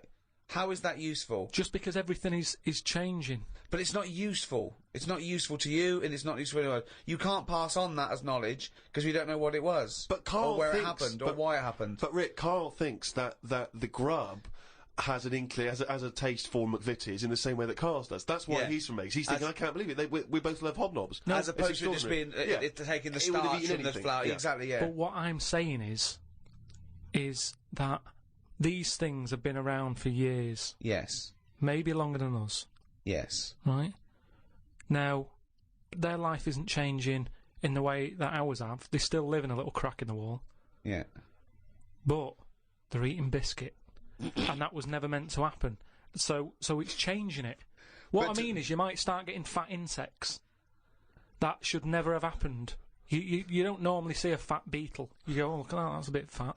Put a bit of weight on. And now that's going to happen because they're eating sugary stuff. The squirrels in the park, because people are feeding them Mars bars and everything, they're getting fatter, they're getting bigger, they're getting more violent. Now, over time, you know, they're going to cause more trouble than they What are now. evidence have you got What that do they're you getting think? more violent?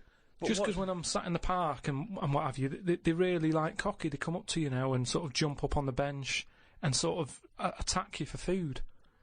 They're not happy with acorns now. They want a bit of croissant. And that's what I'm saying. They've changed. They're changing over time. Just like that grub having a biscuit. Everything's trying different food out. He'll want a gatto soon. Well, in the same way that, you know, Eclair. you look at people around the world, how they're eating weirder stuff. They're running out of, you know, ideas on how to cook food differently. And we're eating weird stuff. So our insects, everything's moving on. Everything's getting more intelligent. The goldfish memories got better. Chickens are more intelligent than people thought they were, apparently. Everything's... Time makes you more intelligent. Well, No, they do. That's a fact, isn't it? If you're knocking around longer, then you're learning more because more stuff's going on and you soak it up. And that's what these insects are doing. They're all learning. You know what I mean? No. I saw a cockroach playing Pac-Man. It was on the internet, right? And somebody had linked up a cockroach to some. I can't even be bothered explaining it, but that's what I'm saying. Everything's moving on. yeah, but Pac-Man's like such an old hat game, man. It's like from the 1980s. Yeah, that isn't it? cockroach is Jeez, so- come on, oh, he's so God. out of date. Get a with life, it. man. Hello, PlayStation 3. Is he Yeah, got rid of it? Hello. Yesterday's cockroach. Oh, Fucking hell. what was he listening to? MC Hammer. Christ almighty. Fucking hell, Pac-Man. Get a life. High five, mate.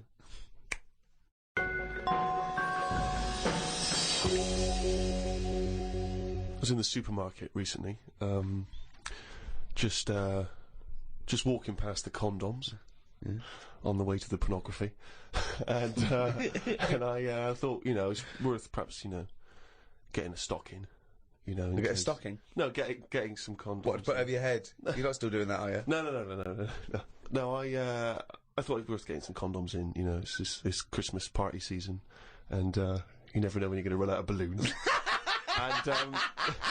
and I was weird, because the condoms in the supermarket are contained in a kind of cage, in a plastic cage, so it makes it all the more embarrassing buying them, because I took them off the thing and I was trying to open it, sort of, because I thought that they would, you had to open it. Try it on. Exactly. This, in case it doesn't fit, Exactly. bring it back. Yeah. Bring it back, yeah. And I was Do you trying- do alterations? Yeah, we do, yes. £5. And so I'm trying to open this thing, and this guy who works there, sort of this middle-aged guy who works there, goes, you have to take that to the checkout. So you can't open that yourself.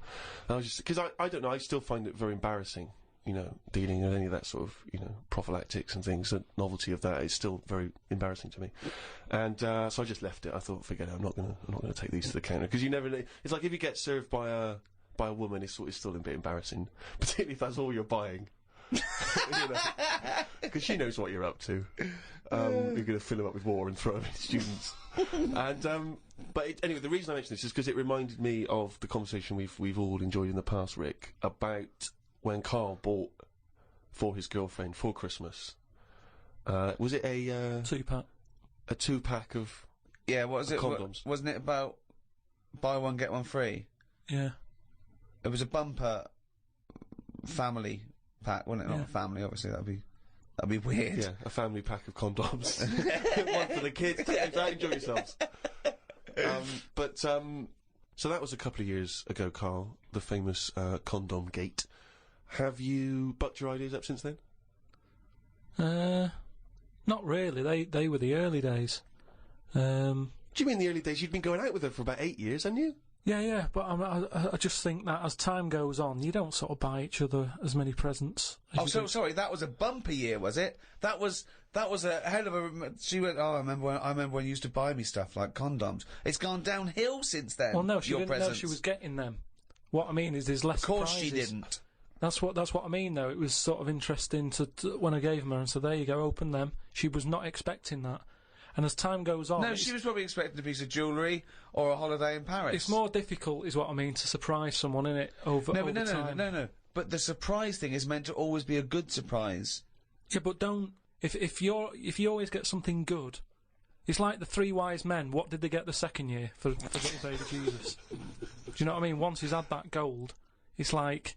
Oh, I've sort of made it hard work for myself there. I've got to get him something better than that now. So it's best to give him the myrrh. And next year, get him the gold. Step it up a bit or whatever. But don't you understand... Because I don't want to criticise you because you're a lovely man, but having read the diary and read much of this diary, one of the things I notice is the complete lack of romanticism. The number of times Susanna says, book us a lovely meal out, take me out tonight, and you always write like it's a massive chore, like it's a headache for you. Oh no, I've got to spend a romantic night out with my girlfriend. Because it's the same reason I don't like... Christmas and stuff is the expectations. I prefer it. If I want to take Suzanne out, I prefer to meet her at the bus stop and she comes back from work and go, you want to go out? But you don't do that. No, I do now and again. But it's that thing of, oh, we'll go out tonight, I want to leave it to you, book a place, da-da-da. It builds it up too much and it can never live up to it. It's like how, you know how like people make a big thing out of, having it away for the first time. And they go, oh, I'm going to do that tonight. Not the way to do anything. You won't get anything done by planning. That's a quote! That's an amazing quote! That'll be up there with Newton and Churchill. You don't get anything done by planning. No, but that's amazing. But you can't just spring it on someone. You have to at least ask her, are you up for it tonight? Just see how it goes. That's what I'm saying about Christmas. I might not be in the mood for it on December 25th. For Christmas, having turkey and everything. That's what I mean.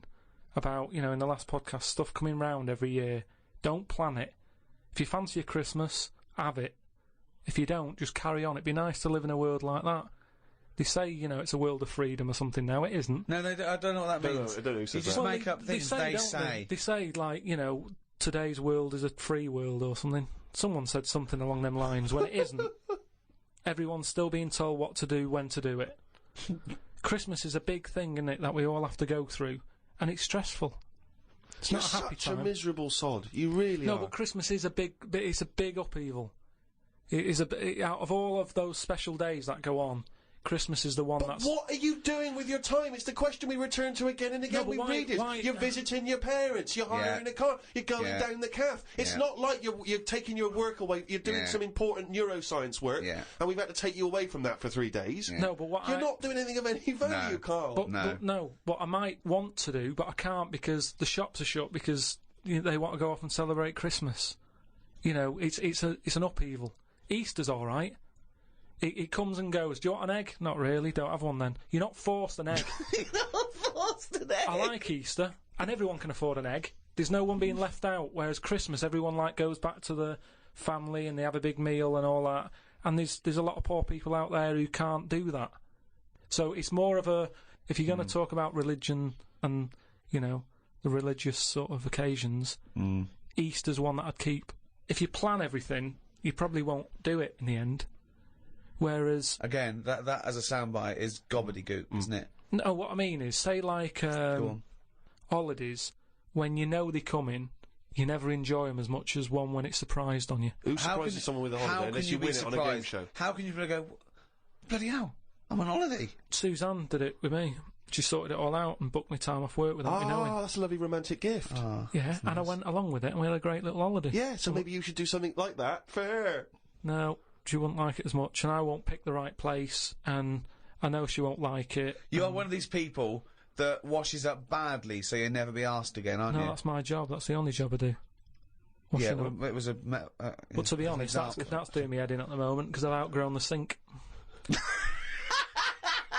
He talks about himself like a crab. Oh, God. Gotta get a new sink for Karl. Why? He's outgrown it. No, just... He's 33 now and his knees around his head. Oh, he can't bath in that anymore. No, just my back's been playing up a bit, and I think it's because of the height of the sink. But, hold on, you haven't grown. I think I have. Well, you haven't. No, you haven't grown at 33. Well, it's definitely something... It's just not very good. Subsidence? I don't know. I've just said to Suzanne, I said, this isn't as good as it used to be. It's not... This isn't as good as it used to be. This washing up. Oh. He says he's got nothing in the flat. That's why he has to do a shop every day, because he's got nothing in the flat. It's easier that way, isn't it? You don't know what you're going to want to eat. But that's why you get a... But you don't have a different meal every day of the year, do you? You rotate maybe a dozen meals, don't you? So you can get in enough ingredients that any time you go to the fridge and go, oh, am I going to have chicken? Or am I going to have fish today? Or maybe I'll have some pasta. I do that every day. Yeah, but I always come down to one of half a dozen meals. You've got a freezer. We haven't got a freezer, have we? We've only got a little fridge. Oh, There's nothing wrong with nipping to the supermarket. There's nothing wrong with that. So you've got too much time on your hands, boy. You had one thing. You had to do one thing this year. Promote the book. Couldn't be bothered. Couldn't be bothered, mate. Could not be bothered. I haven't seen Karl an interview with him. I haven't seen him on the TV. Oh, he was on the TV a while back on the thing called The Culture Show on BBC Two. And I tell you what, he was sat there, looked like a little frightened frog in a chair being interviewed. And I tell you what, I'm not being funny, but his head looked fucking round. Did it look fucking round? Yeah. Literally looked like a little fucking round-headed twat. Yeah, I'm not doing that. And that's my personal opinion. Yeah. Did you enjoy that interview? Not really. Why? Well, I met a guy, funny you should mention that, I met a guy when I was in France recently, and I met a guy, he wasn't a Frenchman, but he was over there, and he saw me, he was a bit drunk, and he came over and he went, Karl Pilkington's got a head like a fucking orange. and I high-fived him and we agreed. I thought, isn't that nice? Even when you're abroad, you can find someone who speaks sense. Yeah. They shaved your head more? No. It's just they sort of greased it up a bit just to get a bit more reflection off it? No, they put a lot of makeup on it. They said, do you want any makeup? And I said, not really. And that's when I was, at the back where they could have done it. And then I went and sat in the chair, and there's, a live audience there. And the woman goes, no, I best do some colouring in. And it was she gave you a book to 50 colour people. in? No, she started colouring my head in. And she was, had some brown powder. She's doing my head, doing the top of it and stuff. And I was going, isn't that enough now? And everyone's looking and sort of laughing to themselves that I'm having my head coloured in. Sure, she was doodling on the top. She took longer than anyone else who she was doing. I watched other people who were on. Well, she's got more flesh to do. When you usually powder someone, it stops at the forehead. You just have to go round to the fucking back. Yeah, but the camera wasn't at the back of my head. She just kept going. No, and but going. the shine for the cameras that would get in people's eyes. You've got to be careful. Health and safety. The light will bounce off into the eyes of the audience. Blind them. Yeah, well, I wasn't happy with that anyway. So I'm not doing it again. How do you cope with this newfound interest in you as a person? I've got an idea, Steve, by the way. You know, for me, I want Karl to be famous so it gets him hassle in the street. Yep. That's what I'm hoping. Sure. When they see him in the street with his little fucking round-headed face like a fucking orange. Yeah. Right? I'm going to do a tour next year, okay, called Fame, okay? And everywhere I play, if I'm going to hopefully play to millions of people in, I might even go to America, but I'll make sure the theatres I play, or there's a picture of Karl on the seat, right, that they can put in their window. So next year, I want a picture of Karl Or in what every their arms window. with. Or whatever. But if you can make this yourself, put Karl everywhere. So, have you seen this bald-headed twat? Please make up the posters. Just send emails to friends. Absolutely. I want to see pictures. If you own a shop, put a big picture of him. If you just, even if you're, your own home, your own flat, get it everywhere. Have you seen this bald-headed twat? This is Karl Pilkington. He's got a head like a fucking orange. Get it everywhere. I want to see the world papered with Karl's round head. Happy New Year.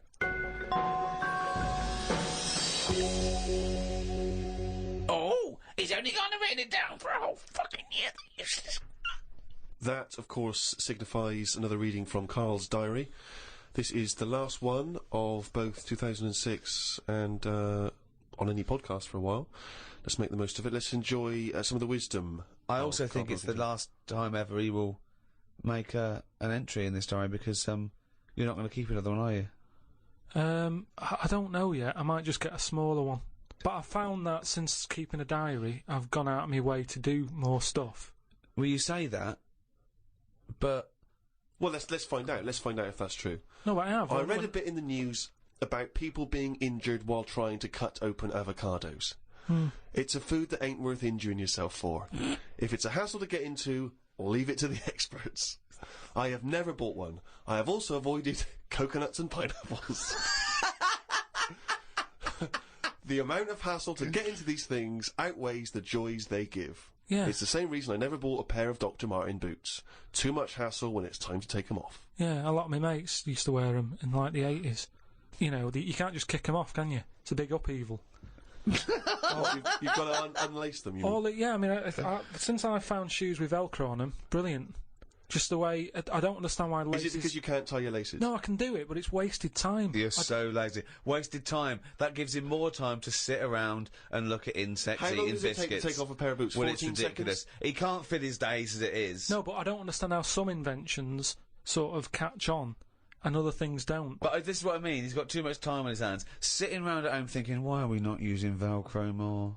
But there's one Velcro manufacturer going, yes, at last, he said what needed to be said.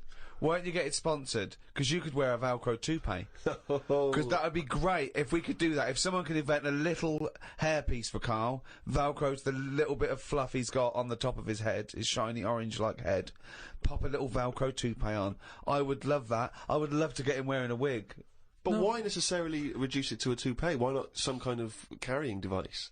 You know, he could carry goods and things around in there, sandwiches. Yeah, he doesn't look like carrying a bag. Well, what about that? A little thing you carried around, a little Velcro thing you carried a pot on your head for your sort of like keys and trinkets and money and that.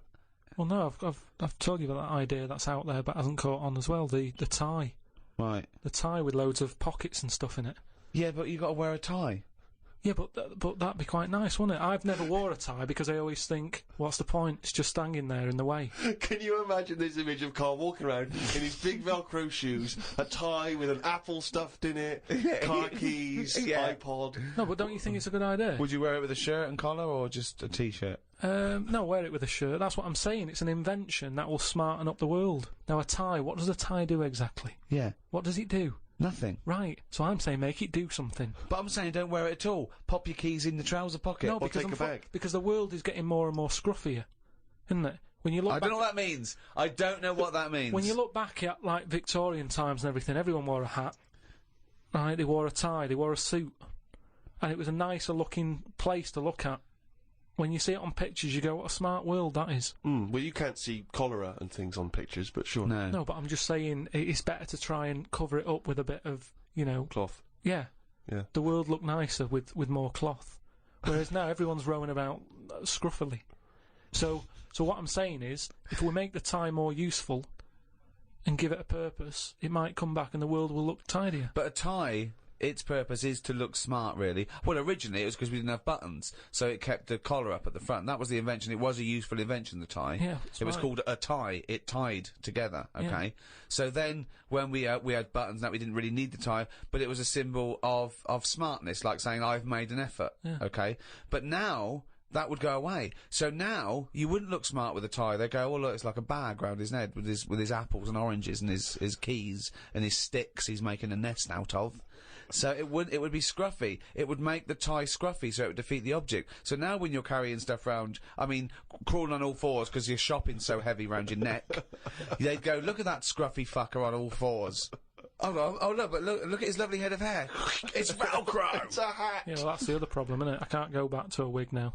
My theory about reading old news is right. It's less bad when you know it's old. It was a story about a weatherman who was fired yesterday for having a nude picture of himself on the internet. But that happened 2 days ago. He's probably got another job by now. So old news isn't as shocking. Well, old news isn't news, though, is it? It's olds. What are you doing? Just reading the olds? No, but what I mean is, if someone... Stick the video on of last week's news. I just want to catch up on the olds. Yeah, but then it's still news. News is something that you don't know, isn't it? If someone tells that's you everything to you. That's information, Carl, not news. Yeah. But news is information. No, and the key with news is the word new. No, I don't think it is it? It's just information, but they tell you at 10 o'clock at night. It's like, what information's gone on? Bong. Here's some information. Yeah, that you didn't know before because you couldn't have, because it only happened today. Bong. Yeah, but never mind that. I'll tell you in a couple of days. It doesn't matter as long as you get the same info. Bong. Yeah, we can't call it news, though, because it's misleading. We'd get done. It's called olds. Bong. Yeah, but listen to me theory. What I'm saying is that if someone in your family, you know, it's Christmas and that, I don't want to bring the tone down, but someone dies in your family. Now, say if you're away on holiday, and they don't call you because they don't want to ruin your holiday, and you come home, and they go, Uncle Frank's dead, and you go, oh, when did that happen? And they go, 2 weeks ago. Now, because everyone else has got over it, it's not as bad for you. Because part of bad news is the way everyone's walking around moping, going, oh, have you heard the news? Frank's dead. But because everyone's got over it, time is a healer. That's what I mean about old news. It's better than new news. But according to you, the only news that really matters is stuff that affects you. So it doesn't matter when you... there was an earthquake, when was it? Yesterday. Phew, that's alright then. Often the aftermath is worse than the actual event. 2, you only care about things that actually happen to you. So the doctor goes, you got a kidney stone. Oh, when did this happen? 2 weeks ago. Oh, that's alright then. Doesn't make sense. No, but the world is... You're not upset about dead Uncle Frank just because other people are upset. You'd be upset personally. It wouldn't make any difference when they told you. Yeah, but it is everyone else's emotions that make it worse, I think. Knocking around people who are miserable. What about warnings? What about when they do things like smog warnings, or, you know, there may be a... I don't like it on the news when they sort of say, news just in. I think, oh, what's this? You think, oh, what's going on? But it might be useful to know it. Important information. No, it just makes you panic. What? Yeah, but sometimes knowing stuff keeps you alive. Yeah, I don't know if I like it. It's sirens, you see, I don't like sirens, do I? I've said to you, I think it's a scary noise. Well, it's meant to be, so you get out of the way. No, it's not meant to be. It's a sign to get out of the way. I'd prefer it if it... Like I've said... Hiya! Could you just move out of the way it can for be us? anything, as long as we know... It can be a chicken noise, but as long as you know that's not chicken going to noise... freak people out. No, but it sort of make you smile, but you'd go, oh, best get out of the way. You're cycling along and you hear what sounds like a giant chicken behind you. And you smile, because you know that even though someone is burning to death, there's something clucking in my way. Do-do-do-do, whack! Do-do-do-do, whack! Oh, that's probably a guy having a heart attack. Going to my mum and dad's today. I'll cut to the chase, Rick. They basically, we got about 4 pages where they drive to his mum and dad's. Oh, Jesus I'll skip past that because it takes fucking forever. Got there with mum and dad. His mum made him some dinner. The old woman next door, brackets, whose man was a witch, just pop that in brackets. just pop that in brackets. I think we've discussed that before, actually, the old woman whose mum was a witch. Whose mum was a witch? Yeah. Oh. The old woman next door has been worrying because she keeps seeing adverts on the telly about changing to digital TV. She's saying she doesn't want wires drilled into her walls because they'll make a mess. My dad told her that it doesn't matter because it probably won't happen until 2012 and she'll be dead by then. He didn't say that to her, though, did No, he? he did. They've got, you know, she's old. It doesn't. She knows she's going to die. I mean, it's something we've all got in common. And he's right, isn't he? Why is she worrying about it? Maybe that's sorted it out. Put it into perspective for her. You will be dead when this happens. Don't be worrying about it. But everybody worries, don't they? You've got that little sort of hole in your head that you fill with worries. You know, everyone's got to fill that little worry hole with worries, and that's us. Worry hole. Everyone's got to fill the worry hole with We've assume that there's a worry hole. A worry hole. Unbelievable. I love the fact that, you know, doctors in a million years would dig this up and go, humans used to have a worry hole. Went to bed around midnight. Suzanne and I decided to sleep tops and tails, because it made me get a bit more room. Me dad had cut a bit off the mattress to fit it between two cupboards. It's amazing how much of a difference it makes just sawing off a bit of the mattress. You sort of roll to the edge, but the weight of the blankets keeps you in. This is like something from a Roald Dahl book. No, it's just, you know, you think anything, you can sort of trim anything, can't you? And it normally works. But with a mattress, I mean, he only took off, I don't know how long that is, but he's sawn off about that much on the mattress and then has stapled it back together again. Amazing. And it just makes so much difference. Of course it does, because a mattress is a very carefully designed object. Yeah, you wouldn't think so, though, would you? Well, you just would think if you had a it's full of fucking brain in sponge. your nut. No. Someone took his brain out of his worry hole? Oh, God. He sawed a mattress in half. So we decided to sleep tops and tails. It just gets stranger. So strange. Why? He did it to make the room nicer with the cupboards on either side. So he sawed a mattress in half. Well, not in half. Can you imagine how much hard it must be to saw a mattress in half? What did he use? What, a big electric saw? Well, it must have been, yeah, because there's a lot of springs and stuff in there. Jesus. So what happens to the springs? They just spring out the side. Well, some sort of stick out a little bit, but you're not lying on top, are you? They come out the side. So it's just got a bit of gaffer tape and a staple gun. Unbelievable. Hey, man alive. It's like... Does he run it as a hotel? That's unbelievable. There are squats with better bedding arrangements. Well, we've had a bit of a bad thing in our house about mattresses and that, because when we first bought our first flat in Salford, you know what it's like when you buy somewhere, you sort of, you haven't got any money, have you, to buy extra stuff that you need. So we bought a bed, right, but there's that rip-off thing with beds where you buy a bed but a mattress doesn't come with it, which I've never understood that, because it's not a bed, is it? Without that mattress it's not a bed, it's a car without an engine. You wouldn't go, there you go, well, that seems cheap, there's no engine in it. So we bought this like, you know, flat and what have you, and we bought the bed, and then like, oh, we haven't got a mattress. So my dad got one from Uncle Alf. No, well, from that Uncle Alf fella, because he had one in his van that he used to use now and again if he was like travelling round. He'd just keep in the back on this mattress. Amazing. A bloke who drove around in a van with a mattress in the back. So How Uncle terrifying. Alf. So Uncle Alf, right? Well, tell me about Uncle Alf. Well, you know about him, he's the one who slept in a dinghy. He's the one who... Because his mattress was in his car. No, yeah, why didn't he go, oh, well, Alf, where's the bed? Left it in the car again. Oh, blow up the dinghy. Blow up the dinghy. I'm not going to go out and get it. Not at this time of night. So anyway, my dad got me his mattress, and it just stunk of diesel. And Suzanne was like, oh, I'm not happy with this. And I think she realised sort of what sort of family... She got herself and into. stuff. Wow, she landed on her feet when she got you. So now she's always a bit touchy about, you know, mattresses and things. Unbelievable. Uncle Alf, of course, sadly passed away when he couldn't escape from his sinking ship. The fire engines were too late. No one got out of the way because they were laughing so much. The mad woman next door saw me and said, hello, Clive. You live in a nursery rhyme. The old man down the road, the old woman next door whose mum's a witch, Uncle Alf who lives in a dinghy. This is like not a real place. It's like fucking Narnia. It's a children's TV programme. Unbelievable. Oh, God. Oh, just all of them there on this broken mattress trying to find the golden ticket. Oh, God.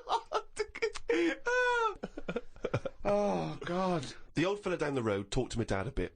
He kept bees in the back garden. Oh, for fuck's sake! Here comes the bee man. His Yorkie dog was knocking about when he was messing with them, and it ended up getting stung 150 times. Oh, little bastard! What is he doing? It's not not dead, but it cost a lot to get all the stings out. I don't know why people keep dangerous pets and insects. The amount of gear he had to wear to play with them is barmy. I don't think he's playing with the bees. He's not playing with them, is he? Well, what is he doing then? Well, I don't know, but I think he should get the dog the same protection. Yeah, but that's just it, isn't it? It's like, you can't mix your pets. If you've got a snake, you don't have a mouse. Do you know what I mean? They don't get on. And it's the same with them. Don't have bees. I can't imagine one bit of enjoyment. The only thing he does is the honey. And it's like, well, how much is that to buy? It's not worth messing about wearing a big white suit just to get some honey. There's a shop down the road. Bees are kept for a very good reason, aren't they? What? For honey. Yeah, no, but like I say, you can buy honey for next to nothing. Where do you think... What do you mean? But where does the honey come from that you buy? Yeah, from some proper bee farm. Let them do it. All he's doing, he's not making loads of pots of honey. He's looking after himself. And the thing with honey is it doesn't go off either. No, it doesn't, no. So get 10 bees, get the honey made, kick them out. But you eat the honey, that's the point. Yeah, I know, but it doesn't. You can't eat it and then it's still there in the jar. It's not magical. Maybe in your world, no.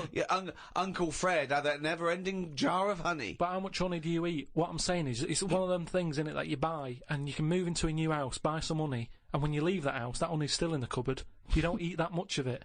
So get 10 bees, get your honey's worth. 10 bees! Imagine keeping 10 bees! Well, just get them to do the graft. If you've got loads of bees, they're not all pulling the weight, are they? Because they'll go, well, I'm not doing any, because I'll leave it to the others. No. Whereas if you've got 10 bees, you know that none of them are pulling the weight if there's no honey. That's what I'm saying. No, it's not a workhouse. Bees don't knock around saying, I got a bad back. Anyway, back to this reading from the Twits. The news covered a story about a fish that knocked about 400 million years ago. It was 33 feet long and had a jaw strong enough to eat a shark in one go. All the dangerous stuff seems to die out, and yet things that you think wouldn't stand a chance, like worms, are still here, yet they have no legs or eyes. I saw a future human in the news article the other month about the future woman. She had 3 breasts. They looked all right. Well, no, that's not. I can't see how that's going to ever evolve. No, well, they say about how about evolving and that. I read that there's going to be ugly people. People are starting to go ugly. Yeah, they're still going to have bilateral symmetry, I imagine. I don't know what that means, but I'll tell you now, right? They're talking about like people who are just like, you look at them and you go, oh, look at the state of that, right? And it'll get to a point when we're all so ugly that no one will have it away, and we're just going to die out. Well, that's not true either. That's not true either. That is the biggest worry. Well, no, so... That's the world's biggest worry. So as we evolve and we change, our mindset doesn't change. We're still going, I wish we looked like they did a million years ago. I don't fancy anything. No, but look how things do change. But why are we all going to get ugly? I don't understand. It's just the air and stuff, isn't it? It's just... the air? Or the hair? The air that we breathe and stuff, and the food we eat. Everything's changing, and we're not going to look that healthy, and we're just all going to go ugly. You've only got to look at some stuff that's in the sea, and you think, look at the state of that. What's that got to do with the human evolution? But the stuff in the sea is still propagating. Yeah, but they've been around longer than us. But it's still reproducing, so your theory falls down. But they're deep down, aren't they, in the dark, so they probably can't see what they're having it away with. If they were up on the outside, they'd have died out ages ago. Why? Because they wouldn't fancy the other stonefish or because they're really odd-looking. I can't remember the name. I think it was a viper something. It was just a head. But Karl, the fish that's just a head. It was well ugly. Watched a programme about the twins this morning. It was filmed 16 years ago. They are mental. They did everything together, including the vacking up. Phone calls had to happen twice so they could both have the same chat, and they said the same stuff at the same time. Well weird. The bloke who I watched it with, I don't know who that is, just some homeless guys that you just invited into the flat? Just someone I've been sort of working with. Sure, a mate of yours. He said he fantasised about having it away with a pair of twins. I don't see the point in this. If you're going to have 2 of something, I would prefer to have 2 different. Have 2 different women. If I had 2 cars, I wouldn't have the same one twice. Same rule with women. I don't even normally like buying the same pair of trainers twice in a row. No, if you're going to have something new, make a change. It's like that fella who was going out with a woman and then left her and went out with a twin sister. Not worth it. Not worth it! It's not worth the upheaval, is it? Because it's exactly the same model. I watched the final of I'm a Celebrity, Get Me Out of Here. It was between singer Jason Donovan, singer Mylene Class, and singer Matt out of a boy band. I had my money on Donovan, but Matt won it. I think it was because of his last task. He ate a fisheye, some grubs, a big fat insect that they have on every year, a crocodile knob, and a kangaroo anus. I feel like we've come there, Rick, to where we entered. It was this time last year when we first started the podcast that we were talking about I'm a Celebrity, Get Me Out of Here, and you coined the famous phrase I could eat a knob at night. Yeah. So it's full circle. It's just that the last series finished recently, and it was astounding that he ate a crocodile knob, he ate a crocodile eye, he chewed up and swallowed a kangaroo's anus, which I to be honest, I didn't know was a food stuff. Could you eat any of that? If I had to eat any of them, it would have to be the anus. What, really? Yeah, more than the other stuff. I couldn't eat anything that's still alive. No. I agree. I couldn't eat any of that. I don't know under what circumstances I'd have to go, right, that's it now, we're not going to survive, the ship isn't coming, there is nothing on this island I can eat, give me the crocodile's penis. So it wouldn't bother me. I could eat anything. I could do almost all of the challenges on that programme, but I couldn't cope in the camp. I couldn't cope with the lack of food and the uncomfortable bed. That's all that would do my head, and I'd drive people spare, whinging and complaining. I couldn't cope with any aspect of it except the physical challenges. I couldn't cope with sleeping with people snoring, the things crawling over you. I'm not so squeamish about that, like snakes and things. That's all right. But the eating is ridiculous. It's out of the question to eat a worm or a grub. It doesn't concern me. I don't know why. I don't see really what the difference in it. The texture's probably the same as lots of other things. What would hunger do to you, though, do you think? Would you think I would change? Do you think, if it really was a choice, if someone said, and I knew I would die if I didn't eat worms... I think you would, yes. I think you'd complain and you'd whinge for a while, and you'd try and put it off, and you'd hope a ship would turn up, but when it didn't, you'd start chowing down on a bit of crocodile anus. But then where's the rest of the crocodile? Well, yeah, that's a good point. Who's been eating that? How come I've got this? You know, you're meant to work together as a team in bad time, and yet I'm being handed an anus. Forget it.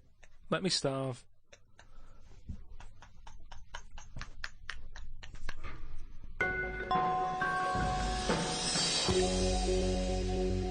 Well, thanks for listening. That was the Christmas podcast. We should say the winner of the last competition we did. They can win the podcast book and Flanimals and the extras book that's out, still available, all available, and the CD. The three CD set of the best of the podcast. Yeah, is that right? Series 1. Brand new hour. If you haven't got that, get out. Maybe you've got some record tokens. Yeah, if you've got record tokens or book tokens, those are the perfect things to spend them on. Or £50 from your auntie. Exactly. Let's go and buy one of those. And the winner was Stephanie Prow from the Wirral. Well done, Steph. Well done. Well, thank you to Positive Internet, the guys that host this podcast. That's the end. That's the end of the Christmas podcast and the end of this team for a little while. Yeah. It's been great. So it's goodbye from me, Ricky Gervais. Goodbye from Stephen Merchant. Goodbye and Happy New Year. And goodbye from Karl Pilkington. Alright. Alright. That was alright, wasn't it? Yeah, it's good. It's alright. What are you doing now? You got time for a coffee or something? I can't now. I'm going to the, the orphanage for terminally ill kids. Oh, yeah. I'm going down there. I'll go down there every Christmas and do you? Entertain them. Oh, well, I bet that's lovely for them. Yeah, no, I've actually written a song I'm going to perform. They see The Office and see that I sing in that. You've written a song for them? Yeah. Well, could we hear a bit? I mean, what? I don't want to put you on the spot, but you've got the guitar there, is it? Yeah, hold on. I wrote this for a kid. He's a brave little guy. He's only about 10, but it's heartbreaking. He's Don't cry, it's Christmas. Santa's coming soon. Though you ain't got a mommy or daddy, Santa still loves you. And he's riding on his reindeer to trample down the gloom. So don't cry, it's Christmas. Santa's coming soon. Don't cry, it's Christmas. Santa's feeling kind, though you know you'll never see him. He's not just in your mind, and it's not that he's invisible. It's because you're going blind, so don't cry. It's Christmas, Santa's feeling kind.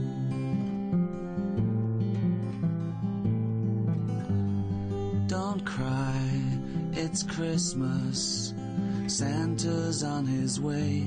Though he's got 1 billion children, and he's only got one day. You've got slightly less than that. If I were you, I'd pray, but don't cry. It's Christmas, and it sounds a little gay. Oh, isn't that be quite moving for everyone? Yeah, I would ask you now to not play that song. Oh no, too late now, they expect me. But I'm not sure it's going to be as well received as you perhaps hope. I think that's better than any gift, and I don't really want to give gifts because they're expensive. Sure.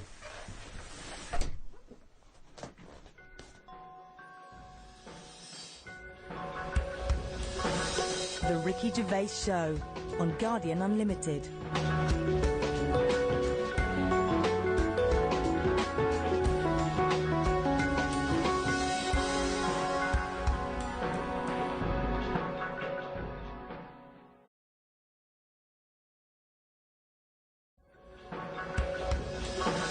The Ricky Gervais Show on Guardian Unlimited. Hello and welcome to another Ricky Gervais show with me, Ricky Gervais, Steve Merchant. Hello. And Karl Pilkington. All right. The 9th in a series of 12 podcasts we're doing for free. Absolutely free of charge. We're getting, we've already done over sort of 2.5 million downloads. We'll probably do 4 million downloads by the end of the series. If I had £1... I don't even want to discuss it, Rick. You are gutted, I'm aren't you? absolutely furious, because I said to you when we studied, I said, why, you were going, oh, let's give something free back to the fans, and I was saying, it's not worth it, they don't deserve it. But no, you demanded it, and I wanted to pay, I want to charge crazy money for I've it. been a fool. We've had about something like 6,000 emails as well. If we could channel this to good, because you know what I mean. This internet has been set up. Billions and billions and billions of dollars go on this cyber highway back and forth, doing good stuff, communicating, sending people into space, commerce, and people, hundreds of thousands of people, are sending me pictures of Karl as a monkey. I know, exactly. I mean, it's unbelievable. It's not what this system was created for. Thank you for all your emails as well. That cost us as well a little bit, because they're going through the website, which costs us a little bit of money. But it also costs me my precious time, having to wade through the crap that gets sent to us. Thanks to Kieran Gabriel from Merseyside, who sent me a picture of Karl as Bruce Willis. It's the effort. We'll put all these up on the website. David Weinstein has started his own T-shirt range. I could eat a knob at night. And Paul Devon has sent me this caricature of Karl, and it's brilliant. Again, I think they're wasting their energies. It's actually a brilliant painting of a little round, bald-headed Manx, some sort of like freak creature. Yeah. Whereas he could have done a beautiful painting. But thanks to all those. I have actually waded through the emails, and I obviously, again, like Ricky, I echo the thanks for sending in all the different questions and comments about the show.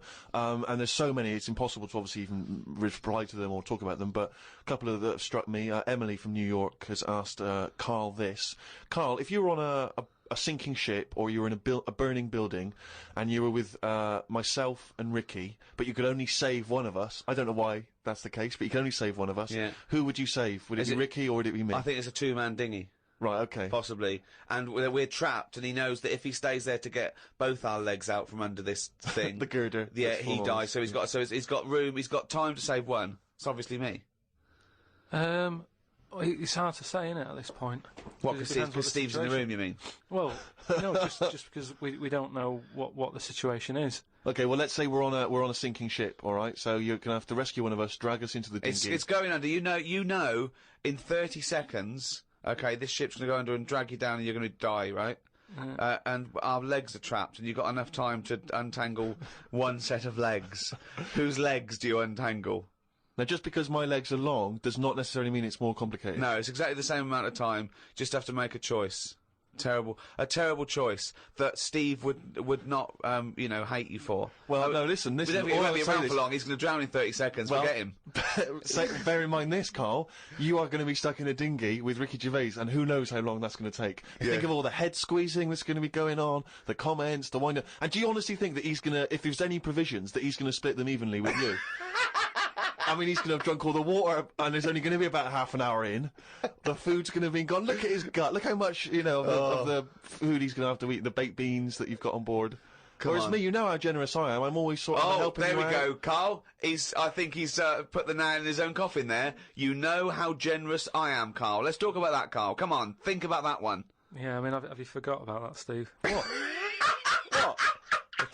The time when we went for a coffee and we had to have a bit of a heated debate about the 50p change.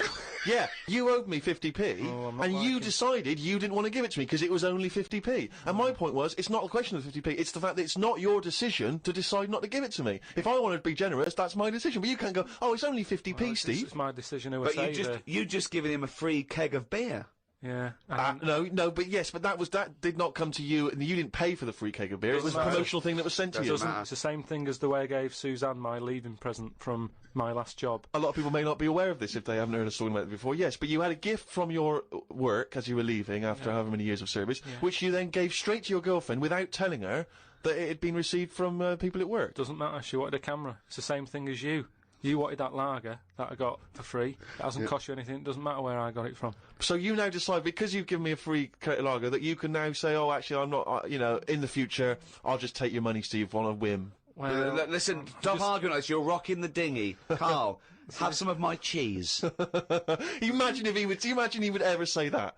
Can you imagine him ever offering you any of his cheese? Are you going to save, Karl, mate? I don't want to say. Can we say on the website? Can you just do a little explanation of why on the website? Can they... We'll think about it, and I might do a sort of a for and against or something, and then so the conclusion is okay, all right, something like that. Go to rickygervais.com. The Ricky Gervais Show on Guardian Unlimited. Well, I've been waiting for this for a week. It's a regular feature now. When we read from Karl's diary, Karl decided to keep a diary. He's gone through with it. I can see it there. It's massive. It's a huge desk diary that he has to carry around with him, and the pages are getting full up. You're really keeping to this, yeah? Right. This is extracts from Karl's diary. Did podcast and went for an Italian with Ricky and Steve. Italian place is good. We've been there a few times. I always have the same thing, spaghetti. Can't remember what everyone else had. Last time we went there, Steve had little octopuses with pasta. You could see that they were octopuses. They hadn't been cut up or anything. My rule is that I only eat stuff that looks nice when it's alive. A cow, a chicken, some fish. An octopus is an odd-looking thing alive. Even worse when it's dead and limp. It looks like it just shouldn't have been sat in the spaghetti. Yeah, I agree. I agree with that. Ricky drew another picture of my head. We've given a few of them away as prizes, but he draws so many of them that they won't be worth as much anymore. Everyone will eventually have one. Like those pictures of a boy crying that caused houses to burn down in the 1980s. What does that mean? What are you talking about? Don't you remember I mean, if you're listening in America, they might not have made it over there. Is it the sort of like the sugary ones with kids? Like, is it Techikov or something? It's just some kid. My Auntie Nora had one, and it was just like a kid with like a blue jumper on, and it's like a painting, not a photo. Yeah, exactly, yeah. And he's just crying. Like a chocolate box. It's really awful, sort of sugary. And what happened is they found out that a load of houses were being set on fire or burst into flames, whatever. And the weird thing was... Oh, it's bollocks. Every house that burnt down had that photo. Yeah, because every house had that picture in the fucking 70s and 80s. Idiot. It's like, we're linking it to sinks. Every house that's ever burnt down had a sink. You're talking shit again. Carry on. Wednesday. Saw a homeless bloke. I'm surprised that no companies have thought about sponsoring the homeless. Something like a clothing company. Give them some clothes that have an advert on the back. Everyone's a winner. Good idea. Not bad, is it? Got on the tube to Camden. Read in a free newspaper that hedgehogs could be gone by 2025. I think I've seen more dead hedgehogs than alive ones anyway, so I don't think I'll miss them. Went round to Ricky's house and had a game of pool. It should have been nice and relaxing, but Jane gave me some cake, and Ricky said I can't play pool if my hands are all sticky from No, cake. it was the sugar. And it wasn't that either. After he'd finished it, they weren't just sticky. He was licking his fingers, sucking his fingers off, and then was going to pick up pool cues and touch things. And I was thinking, go and wash your hands after licking your hands. You're not a cat. This turned into an argument when I said I didn't want to wash my hands. Why didn't he? He goes for a piss all the time without washing his hands, and then squeezes my head. I know I prefer to have lemon cake crumbs on my head than knob juice. Was going to do a crossword, but I'm tired and have learnt enough today. What have you learned? Well, the stuff about hedgehogs and that. Oh, God. Was on my way to my mates, and I got on a train. Got close to a station, but realised I needed a wee. Was about to go in a cubicle when a blind man with a dog, who was bumbling his way through the walkway, came around. I said, "Are you after the toilet?" He said, "Yeah." I said, "It's on your right." I shouldn't have let him go first, as he took ages, and it would be my stop soon. The dog waited outside the cubicle. I was going to stroke it, but then I remembered someone telling me that you shouldn't. Don't know why not? that is. Because something to do with the owner should be the only one who sort of deals with that dog, and you shouldn't. Well, you shouldn't stroke it because you'll cover it in fucking lemon cake. No, but just because, you know, if you stroke it and that, it might like me and want to go off with me, and he'll come out and be lost and stuff. Yeah. I'm not totally sure, but I just thought. You're not, The Ricky Gervais Show on Guardian Unlimited. A few people have sent this in, including Paul, the party animal Parker. I wonder if anyone else in his school. I mean, for some reason we've just assumed he's in school. I don't think there's any actual proof of that. But do you think? I reckon he left in June, and he's doing sort of bits and pieces, but he's still not a party animal. Do you think? I mean, do you think he can hold down a job? Is he just partying so hard that He can hold down a job. He often arrives late, Sure. and the boss, who's in an overall, go, "Parker, you're late again." He goes, "Yeah." Talks to the hand. Yeah. I think that he's the sort of guy that he'll just happily say, "Listen, I survive on 4 hours sleep. Yeah. Sometimes I go to work, I've not slept at all." But I think he comes in with his headphones blaring, right, on a skateboard, and the bloke goes up to him, the old bloke, right, the old fuddy-duddy bloke goes, "You stupid idiot, you can't work there." He goes, "Chill out, man," and in 2 minutes, he's got him dancing. Oh, I know what he's like. Yeah, he is just like, he just can't resist it, because he's just a fun guy. Yeah. Anyway, Paul and a few other people have sent in this piece of information they've discovered from one of the more respected news networks. The headline is this: female kidney turns lumberjack onto housework. Right. Now, a Croatian lumberjack apparently has claimed that he started enjoying housework and knitting after he was given a female kidney. He claims he's going to sue his local health authority because he says he's become a laughingstock. He used to enjoy heavy drinking sessions and things. The kidney transplant saved his life, but they never warned me about the side effects. I've developed a strange passion for female jobs, like ironing, sewing, washing dishes, sorting clothes in wardrobes, and even knitting. Well, if he likes it, what's the problem? It's nonsense. It's nonsense. Hold on, though. What makes me laugh is he's become a laughingstock. So what do you do when you become a laughingstock?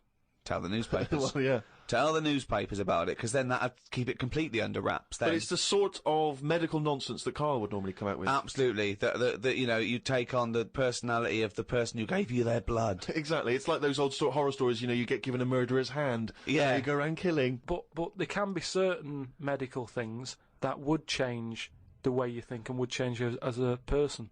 Say, like how they can do face transplants now. Yeah. Right?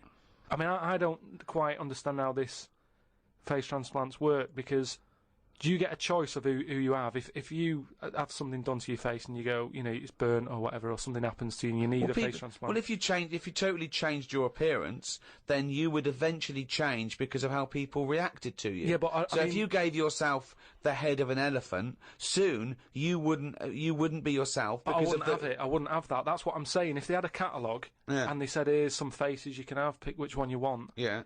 Would you be looked upon badly if you go, "Do you know what? I don't really like the look of any of them. Can I just wait for a better face?" Or at this moment in time, have you just got to take what's on offer?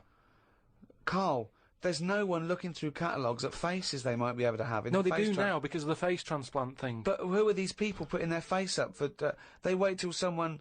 Yeah, I know, but at some point, well, I tell you what, I would not have a face transplant if I haven't seen the face before I'm going to have it. You have to. I want to see what I'm having. Because I could end up with anything. You mentioned elephant's head. What do you know what I mean? Whose head are they going to use? Is it the latest thing that's died? Oh, well, this got run over before. Yeah, I'll stick this on your head. But where did this come from? Where From are his these mind. people- Where are these faces queuing up to be popped on a skull? Where do you think they have got time to put all these... Maybe this is why it won't catch on. I don't know. This is extraordinary. You've created in your own head the existence of this pamphlet, and now you're defending it, even though we don't know it even exists. And you're this skull on a hospital bed going, I'm not having that, I don't like the look of him, he looks a bit shifty, I don't like that, oh no. Can I ask this now? Let's say we'd passed away sadly in something terribly tragic. The nation's mourned. You know, it's terrible. It's like one of the great national disasters. But you, at the same time, you survived the accident, okay, but your face is hideously disfigured. You can take either Ricky's face or mine to have. I'm surprised you're asking this, though, Steve. I mean, it's just, it doesn't seem like any of them is, like, a great option. Oh, thanks. And this is what I'm saying about the catalogue. If those two were on offer, I might go, do you know what? Pop in again tomorrow. Bring in another booklet. The Ricky Gervais Show on Guardian Unlimited. This is from Anne-Marie Melvin in Amsterdam. She says that she loves the podcast. She listens with her 7-month-old baby. That cannot be a good idea. And she says this to you, Karl. If you had children, what is the most important lesson you'd want to teach them? I mean, in a way, if you sort of look after a kid too much, it doesn't learn that much. But if you let it learn by its mistakes, it'll probably grow up all right. But there are some mistakes you can't afford it to make to learn from. Yeah, driving a car the wrong way down a motorway. Testing if the fire really is hot.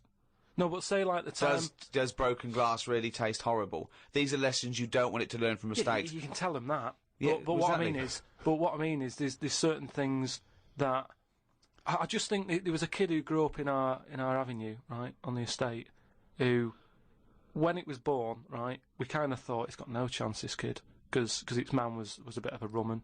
You know, a rumman? Where's that? No, just like, you know, she liked going out and having a fag and like having a drink, and she's never at home. It's the one who had the horse in the house. Sure. Right? Which I don't want to go over. Sure, it's old news. It's out there, isn't it, if you want to find out about the horse in the house. But she had a kid, and everyone was pretty surprised when they saw it, because it was a good-looking kid. Yeah. Right?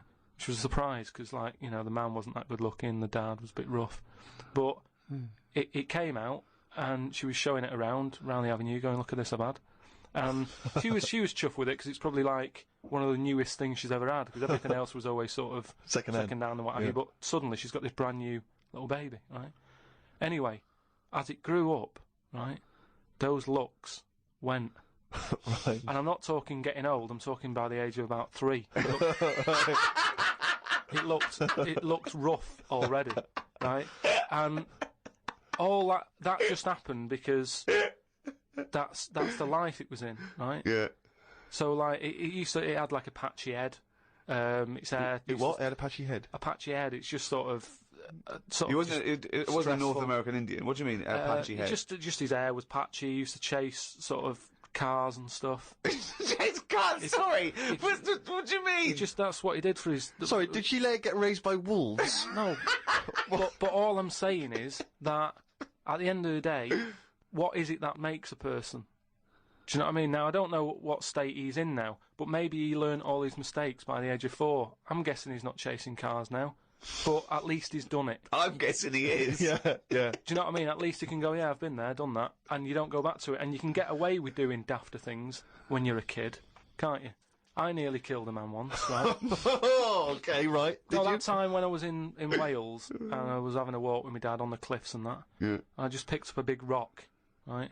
Chucked it off the edge, and as I chucked it off the edge, I noticed a fella was walking down below. Jeez. And I missed his head by, like, inches. Now, I've never chucked a rock off a bridge or, like, off a cliff or anything. And it only took one man to almost lose his life for you to learn that lesson. Yeah, but that's how you learn your lessons, isn't it? See, a lot of people would have said that maybe your dad should have said, wait, Karl, what are you doing? No, but he didn't know I was doing it. I didn't say I'm going to chuck this off there. I just picked it up and chucked it. And, like, as I let go of it, I noticed a fella was down there. You live and you learn. That's a little mantra. Right? All right. You live and you learn. So the woman who's had the kid sort of look after it, feed it, make sure it's got shoes and that, but let it roam about.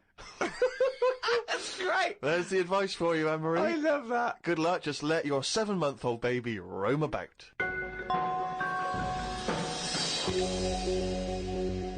Karl, a lot of people are absolutely fascinated to find out how you met Suzanne, your girlfriend, of how long? Ages. Yeah. And they can't comprehend how, well, I suppose that there's any woman out there. Well, there's someone for everyone, isn't there? Yeah. That's always my thing. And it's reassuring, I think. You know, we've chatted about the face transplants and that. You know, there's a face for everyone. Philosophy, innit? Yeah. I mean, it's really unbelievable. No, there is someone for everyone, no matter what condition you're in or whatever. Yeah. Because I read on the email, someone emailed in an old Chinese proverb. Is it old, though? You know the Chinese proverbs don't age well. It's something about... everyone, everything, no matter what it is, has got one talent. Right? And that's the same way in a relationship, innit? That everyone, you know, there's always someone out there and that.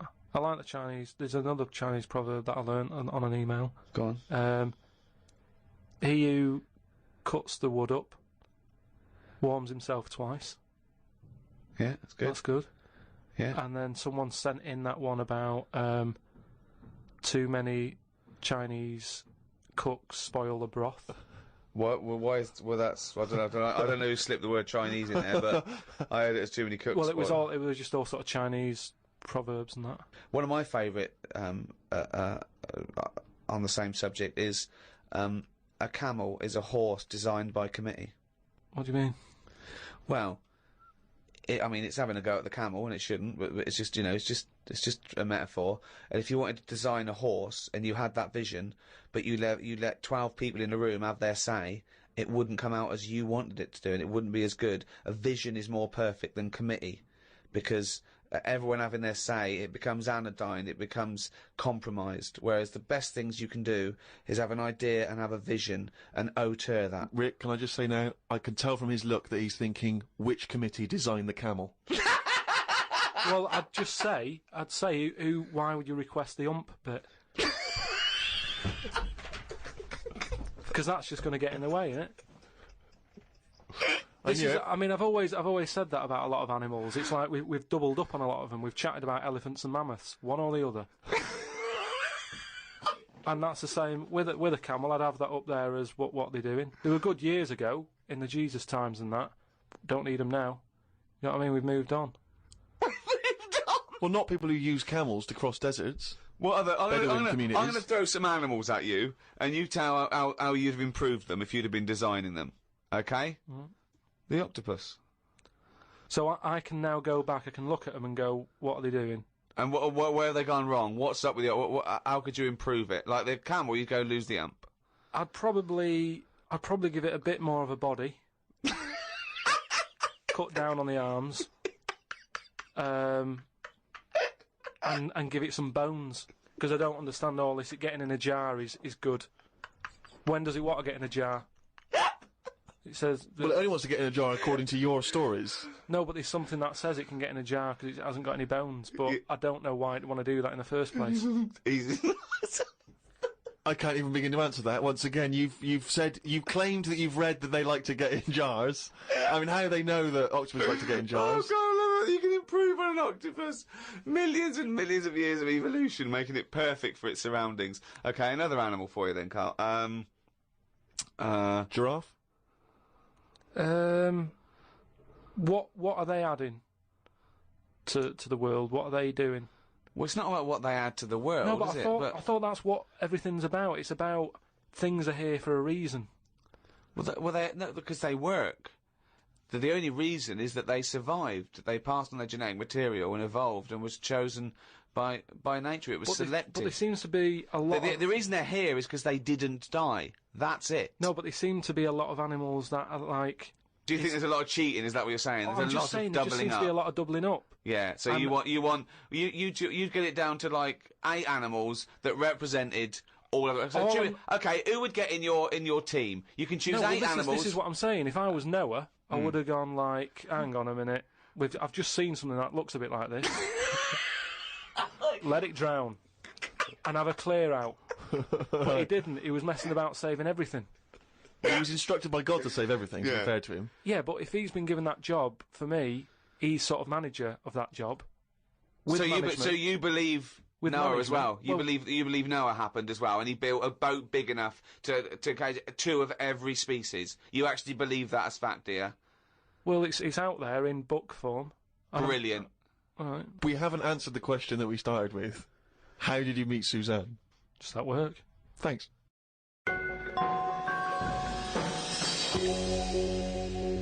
Oh, chimpanzee, that monkey! There was this airline, and was having a lot of problems, and a lot What, of pilots too tall? Yeah, the cabin was so tiny. Only bananas were allowed in the cockpit for fuel. Anyway, there was a lot of strikes going on, right? Sure. Because I don't know what it was about. It was over money or whatever. Yes. And the Well, get something that doesn't need money. yeah, but But what else could you pay something in, Rick? I mean, everyone peanuts. would- okay, peanuts or fruit, yeah. so anyway, the boss of the airline, he had like one pilot who he could trust, right? And that was his son. Right. But the problem is with a lot of these planes, you need 2 pilots. Of course you do. And he's like, if only I had 2 sons, but he didn't. There's no point harping on about it. Right? Sure. He runs an airline. He runs an airline, yeah. But how many pilots are there? Because there must be loads. No, there's loads, but the problem is a lot of them are going on strike. Ah. And each week you can see that we're struggling here. But how can they? But if it was just the pilots that were striking, was it?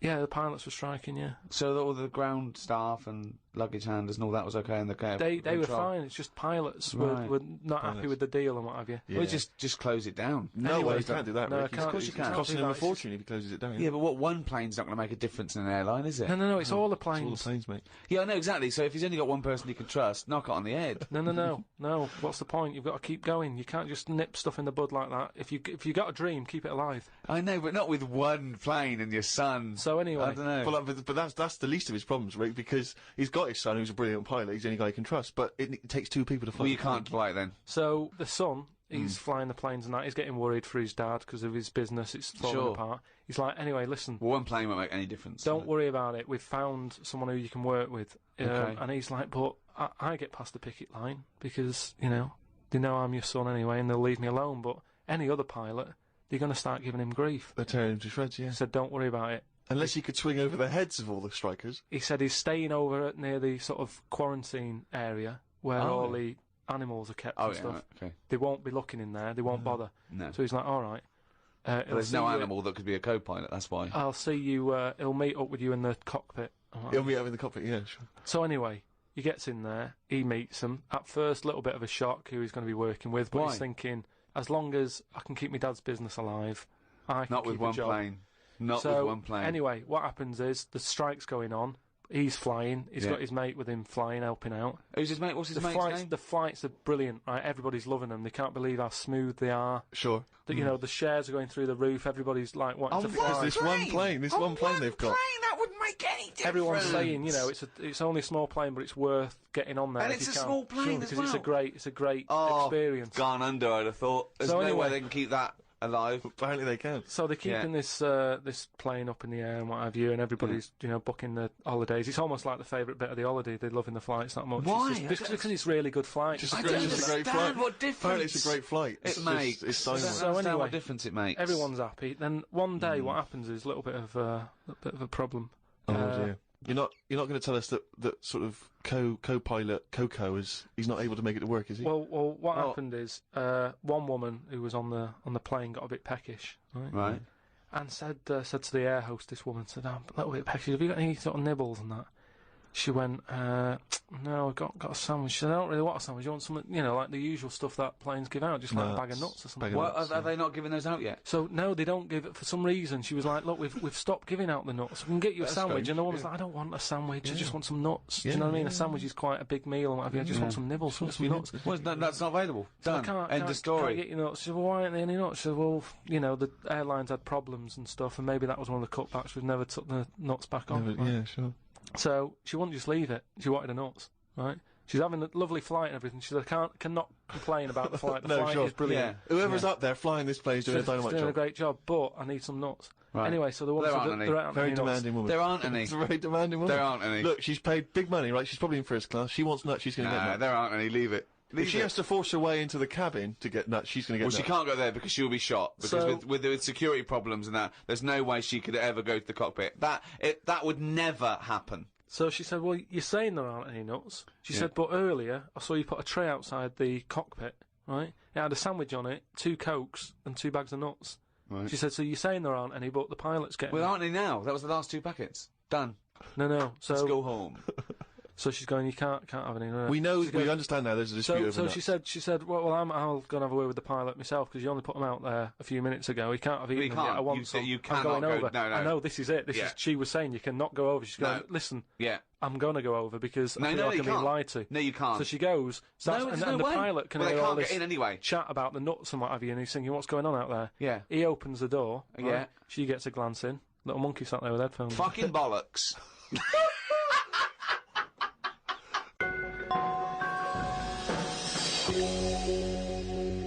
Well, that's the end of another podcast. Do register on rickygervais.com. We'll be able to email you and tell you what's happening when we finish this run of podcasts. We might have some downloads. At the moment, we're working on animating all the monkey newses. So look forward to that. The absolute bullshit that is monkey news in all its glory. This was hosted by Positive Internet. Great guys. The great guys that host the world's #1 podcast. Cheerio from me, Ricky Gervais, and Steve Merchant. Goodbye. And Karl Pilkington. The Ricky Gervais Show on Guardian Unlimited.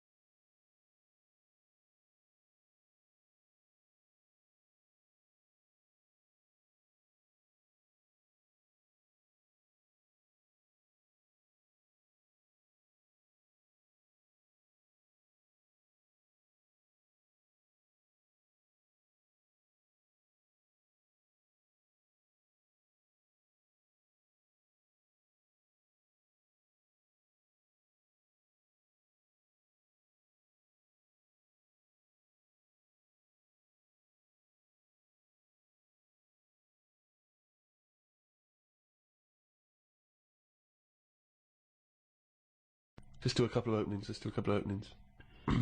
Yeah. Well, you better say something. Okay. Well, I think you should say, welcome to Ricky Gervais show on or whatever podcast. I'm not on this, am I? Yeah. What am I doing here? What? Just saying hello. Hello? No. Let us do the introductions. We're doing 2 introductions in the 2 shows. Fuck me. The Ricky Gervais Show on Guardian Unlimited.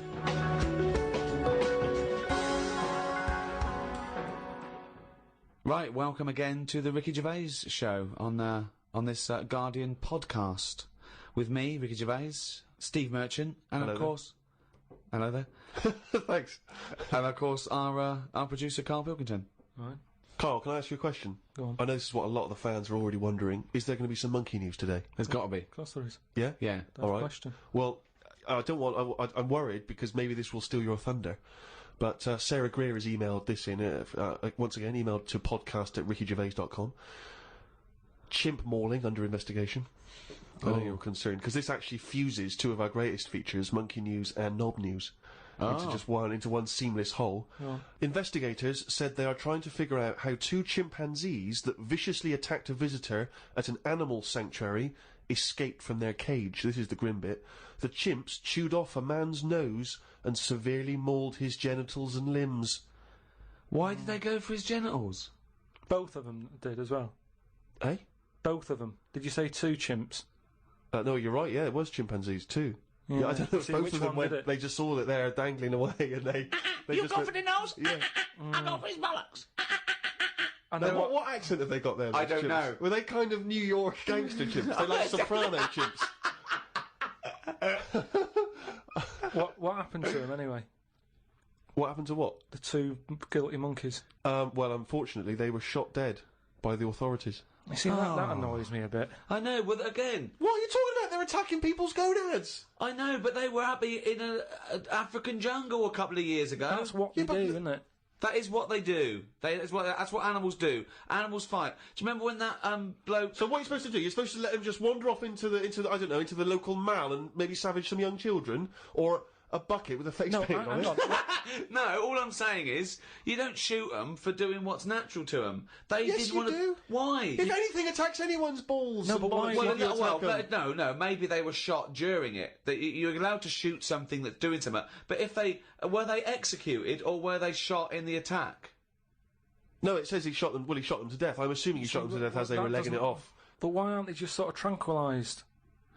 Where was Why this? have Was I this in been a zoo? accused like it was my fault? It's because I happen to be reading Sarah Greer, who emailed it in, the one who should be getting a It bollock just in. annoys me how one way it's kind of like, you know, we try to save the pandas, and then the next day someone's shooting them or whatever. I know it's not a panda, but all I'm saying So is it's double therefore, the standards. whole argument falls apart. But go on. No, but what I'm saying is, what would happen? I've talked about this before about St George killed the last dragon, right? No, it didn't exist. It's the same thing though. No, there's never been any dragons. No. It's a mythical creature. Well, you don't By know mythical, it means we made this up, like the unicorn. Well, I don't even understand. What was your point about the dragon? What's that got to do with because this? I'm saying out like, why is it all right to be going around going mental with a gun, shooting all the monkeys and killing them? Because one day we're going to run out. What are you talking about? How have you extrapolated from this one incident of a couple of testy, happy That's what monkeys? I'm saying. That's what I'm saying. One incident. They only did it once. And they've got a bullet But they're in not their head. shooting around and making them extinct, are they? If they carry on like that, they will. But Well, it's up to the monkeys to stop attacking people's private parts. As It's that's got to be a give and take here. No, I'm come sorry. on. That monkey doesn't know why it's in a cage. It's not going, oh, this is for my own good. It's like, even if it's animal husbandry, they're not sitting there going, well, I'll tell you what, let's stay here because it's, you know, they're trying to do a nice little breeding program here, or we could get out and do what we do best, run amok, eat some bollocks, right, and have a good time.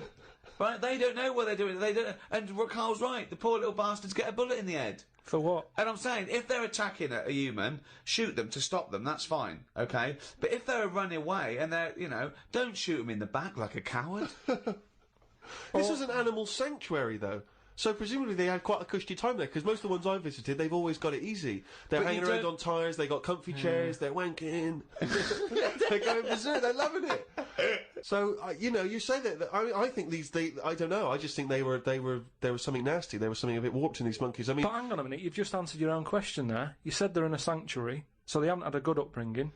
So they're going to be a bit more, like, madder than other monkeys, aren't they? Because that's where the ill ones go, isn't it? Isn't it? Sorry, what do you understand by sanctuary? Well, I've been to one for seals. it's not like a borstal. Yeah, exactly. He thinks it's a borstal. He It's thinks like that, scum. No, yeah, like they did some bad stuff in the jungle, and they had a little monkey court, and they went, send him to borstal. So, well, what is it then? No, it's a monkey sanctuary where it like a haven. Well, it's not a haven, is it? They've got a bullet in the head. The Ricky Gervais Show on Guardian Unlimited. Talking of eating knobs, Yeah. Gilly Goulden. Now What's she been up to? Well, you saw it in I'm a Celebrity, Get Me Out of Here. I haven't been watching it. She popped a little kangaroo knob in the mouth, chewed it up. What, she just found swallowed it? Did she line around? No, it was one of the things that she had to Oh, it was eat. one of the challenges. Carol Thatcher, you know, a daughter of one of our leaders. Sure. She popped a couple of bollocks in the mouth, Ah. chewed them up, swallowed them. Oh. And Gilly Goulden, there was a kangaroo penis there, dried. She couldn't even get. It was so tough, she couldn't even get through it. And then she, eventually, she eats What was it, like a pepperoni? Yeah, and she. What do you think of that, Karl? What, eating that sort of stuff? Yeah, I watch it. I like those little trial bits, right? yeah. But what I don't think people realise is, right, it is hard eating a little kangaroo knob. Right? Really? How do you know? No, it's just, you know, you think about it and you go, oh, couldn't do that, right? But what they never mention on the TV programme, which I think takes it to the next level, right, they're eating that at like 7:30 in the morning. Sure. Right. Which for is breakfast. worse, innit? Yeah. Do you know what I mean? If I was there and Ant and Dec said, right, Karl, eat the knob, I'd go, hang on a minute, give us a few hours, let me get some rice and that on my belly, and just sort of fill me up a little bit more, I'll pop back at about 6:30 this evening, Right. have it ready. And I'd be happier then. It's just that thing of, you know, you don't want to eat animal genitals on an empty stomach. So what are you saying? You could I'm saying, like, I could eat a knob at night, but just cut that there. We'll loop that. If any DJs are listening, just take that quote. I could eat a knob at night by Karl Pilkington. Maybe do a dance remix. Yeah, I think maybe you're sort of a house producer, and you could maybe get some kind of high energy beat going, and then we could just send that out to some of the gay clubs. I'm sure it'd be really popular. Please, anyone send us, that looped with a nice little, funky house beat. Karl Pilkington saying I could eat a knob at night. No, but do you know what I mean though? By that. Not really. Well, okay then, right. Okay. Now, I couldn't do it. I could not do it. I couldn't pop a kangaroo testicle in my mouth and chew it. It was disgusting to watch. She was eating witchetty grubs. Good on them because they were doing it. But then again, I think, well, they wanted to go in there. They knew they were up for it. So on the one hand, I think, is that admirable and is that showing sort of like good British metal, or is it, I'll do anything to get on telly for a week? I don't know. You know what I mean? I don't. Where does it stop? I thought Rebecca Lewis went too far when she gave the little pig a tug, but at least she knew where to stop. Yeah. She didn't, well, I think it's obvious when you have to stop. Yeah, but the pig tells you that. To pop the Also, again, where's the kangaroo hopping around without a cock? I'll tell you, here's another question, right? Bit of a spin-off with animals and that. Have you ever, right, Steve, killed a fly? Probably, yes. Right. Well, I was watching David Attenborough, right? He makes his money out of flies and that, doesn't he? Do you think he's ever killed one, or does he go, well, I can't kill that fly or that spider, because that's how I make my money? I don't know what the question is. I don't know what this question is.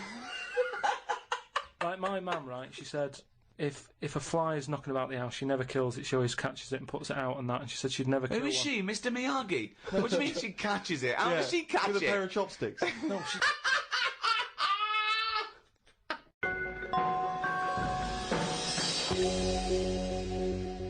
Rick, it's that time again. It's what everyone's waiting for. Can you do the jingle for us? Oh, chimpanzee, that monkey news, you. Right, this week the monkey news is about, we all know, like, there's monkeys knocking about that aren't happy in this country. Sure. It is a big problem, yeah, it's an epidemic. So they've set up like this sanctuary place. Okay. Where they all go. The ones that aren't happy in a zoo and what have you, it's getting them down. They can phone a number and they'll come and pick them up. Pop them in this house place, right? And basically, they can run riot in there. Yeah. To get freedom to sort of cheer themselves up. It's like, don't have a go at them. If they want to do such a thing, let them have a go and whatever, right? Yeah. There's 3 people running this place, right? And one of them... Sorry, where is this place for wayward chimps who don't like the zoo? What are you talking about? A house where they can do what they want? I'm not sure where it is. That's a surprise. Go on. But there's this place anyway. It doesn't matter where it is, does it? At the end of the day, I'm just telling you what the problem is. We haven't got to the problem bit yet. Go on. I'm just building up to it, right? So these monkeys, big house and that, PlayStation, anything they want. Gym, all that lot. Gym. So anyway, I'll cut to the chase. Whatever. One of them wanted to mess about with the woman's breasts. Right? Which woman's breasts? The woman who works there. Right. Right. And she was like, right, pack it in, we've all had a bit of fun. You've been in the gym and everything. She obviously, got a bit excited and that. He was fired up and that, ready for some more action and that. He's trying to have a go on this woman's breast, right? She was like, have a go. She was like, no, you're not doing that. Pack it in and all that. The boss who's running the place was like, come on, let him have a go. No.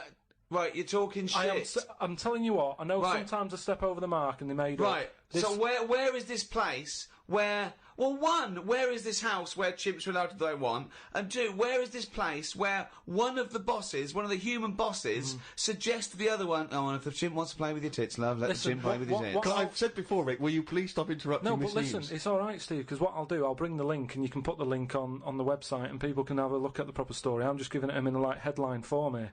They can read the full thing. No, you've only read the headline form. I haven't read it. I sort of read like the first. It was paragraph. probably monkey feels a right tit, and you've extrapolated all this from that. So anyway, right? So he's there, and he's. So the boss says, "Yeah, you can have a group." The boss is saying, "Let him have a go." Come on, Rita. If Monkey wants to play it with nipples, let him. So she's like, "I'm not happy with this," and he's going, "Come on, you know the rules here. We've got to cheer these monkeys up." This is absolute. We bollocks. Actually, no, and in the end, because she didn't allow it to happen, the fella bloke sacked her, got someone else in.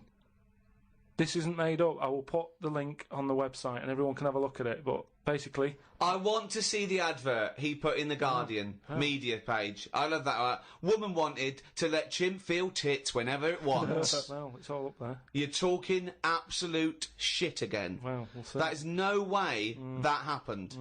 The Ricky Gervais Show on Guardian Unlimited.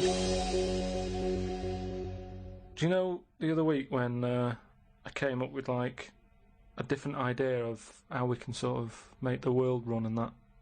Can we just have a quick recap of that? Because I seem to remember it was a load of old arse. It was ridiculous. It was he was saying that the world is overpopulated, so the system would be where people were living too long and stuff. So what happens is people live till 78. I don't know how you can enforce that, right? Yeah. But when they die, they've got a little baby in their stomach, like a pip in an apple, that then carries on when they die. Right. It wasn't a theory. It wasn't an idea. It was the ramblings of a mental case. You're saying it's stupid, but someone's emailed in and said, "Oh yeah, that's pretty good." Good Yeah, place. and okay, I'm asking you again. Was the letter written in shit?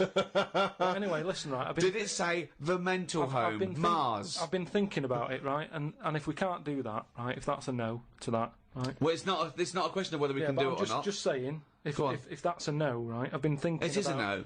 This is going to be brilliant. There's a lot of weird. You could win the Nobel Prize for this. But listen, there is a lot of ways, isn't there, in the world that some creatures and that go about sort of moving on.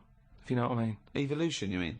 Yeah, there's a lot of, like, on that David Attenborough programme that he's doing at the moment, he's always showing you little insects and what they've got to do, and there was one about a wasp, right, that had to fly about, right, for ages, looking out for a certain type of spider, right? It lays its egg in the spider. When I saw it, it whizzes down, right?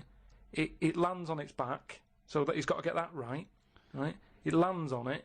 I don't think the spider's up for anything. That isn't even aware of this is how things move about. He's not going, I've got to look out for a wasp. So all this is like, it's got to be perfect timing.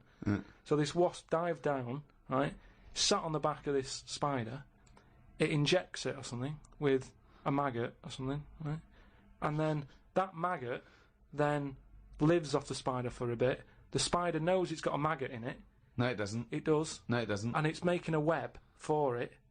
It goes, I've got something to look after here now. I've got responsibilities. It makes a web, right? It sort of reverses into it and puts the maggot on the web.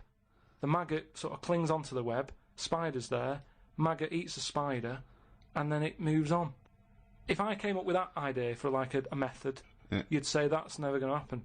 Never wake up! It's not the fact that you came up with the idea, right, for an old lady dying at 78 with a baby growing in her that then lives on. It's nonsense. It's no idea. It's how can it be enforced? It's like, so even if scientists thought that was the best idea in the world, how would they enforce it? What I'm Who's saying going to go, that's a good idea, we've never thought of that. Yes, but what I'm saying Get in Elsie. Who told the wasp to look out for that spider, to go on its back, to do, What do you mean who told the wasp? Before to it's you. evolution, it's natural selection. Yeah, but I can understand, we've chatted about it before about giraffes having a long neck, but you're talking about a wasp and a spider who... That's because you're attributing thought and will behind their behaviour. Behaviour in humans is linked with a free will. Yeah, but most of what we do, say like how we have a kid at the moment, you don't just jump on the back of a woman and go, there you go, love, and then a baby pops out. You do if you come from Bristol. No, what I'm saying is, right, it's all, you build up to it, don't you? You have that bit of a chat and you go, right, how's it going? Yeah, and you get on and that, and then a little baby will come out. This is the most. This is the wait. Well, I want to go back to the dating procedure there. You have a chat, you go alright, and then a little baby comes out. That's extraordinary. This is amazing. No, I'm sorry. This is incredible. I tell you, two-bit radio's gain was secondary school's loss. It really was. What I'm saying is, this is my first Pilgrim book. Unbelievable. What I mean is, we all get on. What I'm saying is, at what point is a wasp ever going to have a chat with a spider or meet up with it? I don't even understand where we are now in this conversation. What point is a wasp in ever have a chat with a spider? No. What world do you live in? What's in your head? No, but I can't believe it. Karl, what point is a wasp ever going to have a chat with a spider? So in some kind of weird insect nightclub, these wasps and these maggots are meeting, they're getting on. Is that how you're imagining it? That's what I'm saying to you. What are the odds on that actually happening? But listen. You're thinking because behaviour in lower forms of life is purely chemical. It's purely, it bypasses any form of consciousness. Right? There's a parasite. That's like a flatworm, a platyhelminth, or it might be a nematode. It's some sort of invertebrate. Yeah. That it lays its egg. The beginning of its cycle is in a stickleback. Okay, and it literally has to change the stickleback's behaviour. Okay, because it has to get into a warm-blooded animal to complete its cycle. So what it does is, this parasite makes the stickleback not flee from the shadow of a heron. So it makes the stickleback get eaten, right? So it then is in the belly of a warm-blooded animal and it can complete its life cycle. But at no point is the nematode or the platyhelminth, whatever it is, going, slow down, there's a heron coming, stay here, stay here, stay here. And the stickleback going, why? I don't want to stay, there's a heron. There's no conversation. It's not they get together and go, listen, I've got something that might be mutually beneficial to both of us. I need to get into a heron. You like to be eaten by a heron? No, I don't. Where's this conversation with a wasp? Yes, you do. It's got Jedi powers. You do. No, all I'm saying is, you know, the idea that I came up with, you're sort of saying that's a crazy idea. It's not an idea. It's not an idea. Say, how many times have we heard all I'm saying is, and then such a stream of nonsense that it's blown our minds? No, but that's all I'm saying. That, you know, what you've just explained there with the heron having to knock about and for a flea to be sat in the shade and that. Now see that is incredible. That translation of what I said that sums it up for me. Yeah. He sees a headline, he reads a book, it then goes through this weird filtering system with, I imagine the music in his head is boop, beep, boom,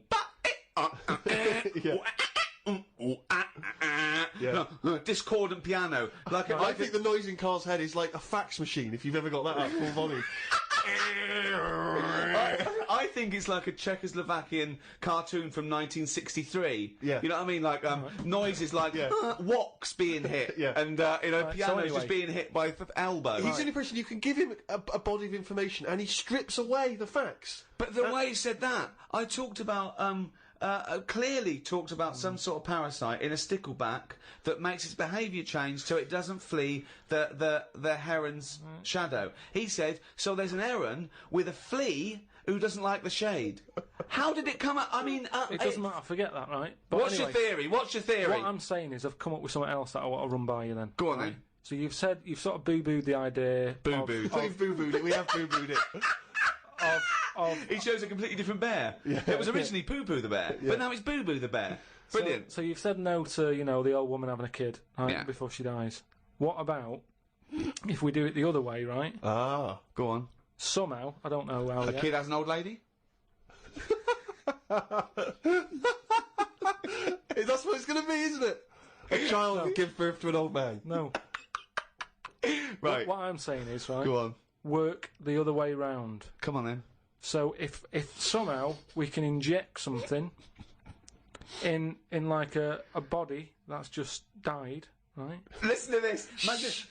Imagine this is notes. So when he hands it into the Nobel people, and they go, if there's a way that we can inject something, they go, well, what? Well, I don't know the chemical formula, but something HO2. Right. So anyway, so you inject it in the temple. He's narrowed it down to the temple. Well, that's fine. Right? Yes, you inject something. So you inject it in. Who are you injecting? This old woman who's She's been ill and that. She died. So she's dead. So Yeah, we're bringing old people back to life. Okay, fine. That's step one. We just got to sort that out first. But fine, we'll crack that. Go on, next. So we've brought people back from the dead. Fine. Yeah, but this is a way of controlling population. Remember, they can't be having it away and having kids. This is just the way we're going to work from now. There's an old lady. So we start now. We start now as the world is now. So what happens? Right. So you get like an old woman who's dead. Yeah. Yep. Inject her and that. Inject her. And then what happens is she sort of wakes up. Amazing. Right. And she works the other way. So like she might be 77. Yep. And then she'll have a birthday. She's 76, and she's working that way. Right. If you know what I mean. Okay. Are you with me? No, keep it. Because the thing is, you've got.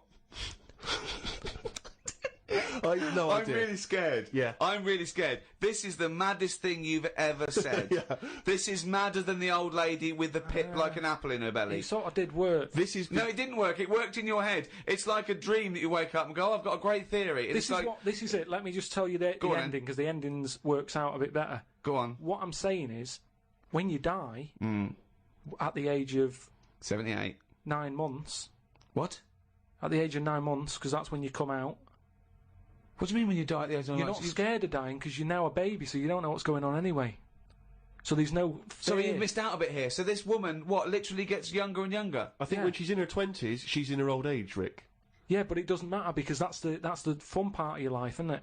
When you're 20 and you've got all your energy and that. So before you die, you're actually having a good life rather than it being the other way around. But does she do different stuff than she did on the way up? Because she's already lived 78 years, hasn't she? Don't forget. She was a baby once, and she grew to 78 years. Then someone stuck a needle in her head and said, right, back you go. No, but forget all that bit. Forget all that bit. How do we forget that bit? What I'm saying is... So she died and she doesn't remember all her... This is a new life, is it? Let me just leave you with this. Right, you're talking shit. Explain yourself. What I'm saying is, old people are scared of dying. When they're 77, they're going, oh, what's going to happen to me? Little injection in the head. When it's a baby, when it's like 1, and everybody around it's going, yeah, it's going to die soon and that. Baby hasn't got a clue. It's happy. It's playing about with its rattle or whatever. So it loses all its memories. That's it. And then what happens? So when does it die? When it gets to 0? When it's 0 days old, it goes through. It just dies. People know it's almost like a countdown. So the family's aware of it. But aren't the family getting younger as well? What's happened to the family? Forget it then, we'll leave it as it is. No, leave it as it is, shall we? Can we all agree on that, guys, now? Should we agree to leave it as it is? Is that alright? Because I don't want to hear any more from the diaries of Charles Manson. No, I mean, you're a fucking maniac. If you're a maniac and you'd like to get in touch, then please email us at podcast@rickygervais.com.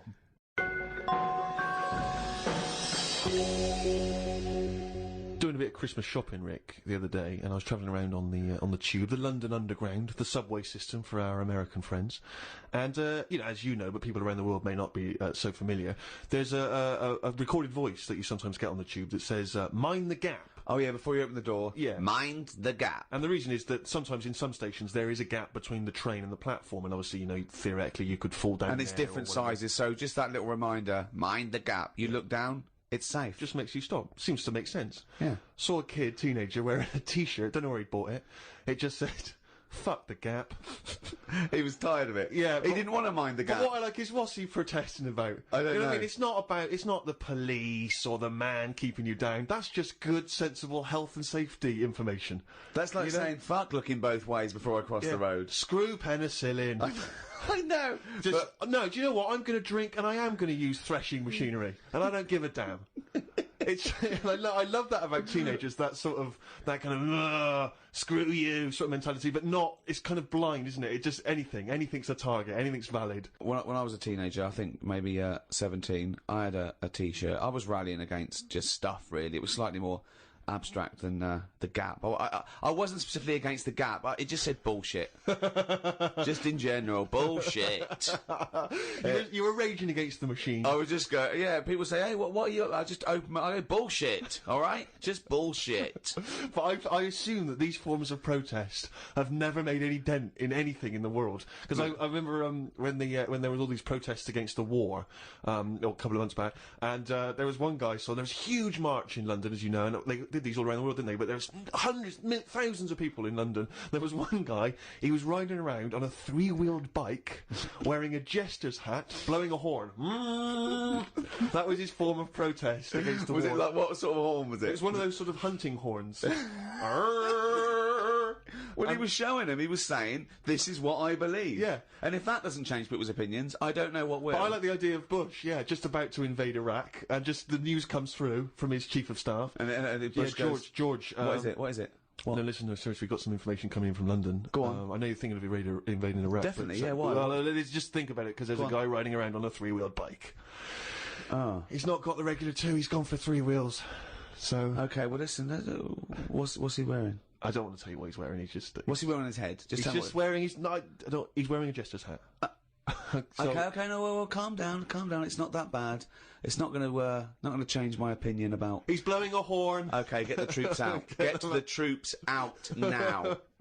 What do they think they're doing? You've got to get involved in the... I saw a girl once again, a teenage girl, I was behind her on the tube, and she had this bag, like a rucksack, and it was kind of black, and it had, painted in Tipex, it had a picture of George Bush, but he was kind of in the sights of a rifle, and it sort of said "Stop the War," and it had a Barbie's head, but it was severed, and the hair was scraped back, and she'd been made up to look kind of devilish, and there was sort of CND signs, and there was "No to war" and all this, and I sort of wanted to tap her on the shoulder and say, are you actually getting involved in stopping the war, or have you been working mainly on this bag? Yeah, because that must have taken you at least a couple of days.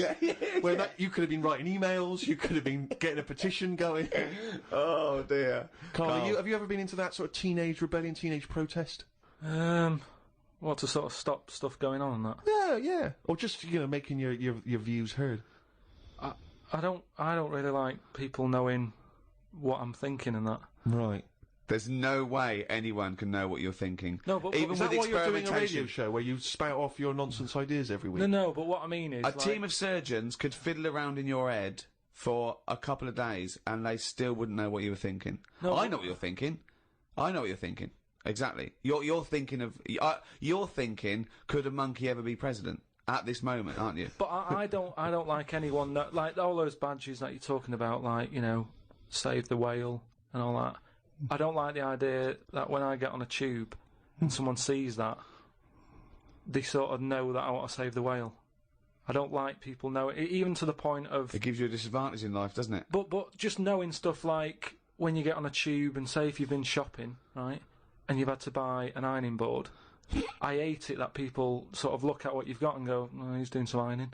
Right, okay. That's got to be rare. I mean, you can't have bought more than 5 or 6 ironing boards in your adult life. But I don't mean just ironing boards. I mean, like, anything big where they can't wrap it, so they just put a carrier bag round a little bit of it, and everyone can see what you've just bought. It's weird, because I bought an ironing board last week from Argos, and I did feel a little bit self-conscious. There you go.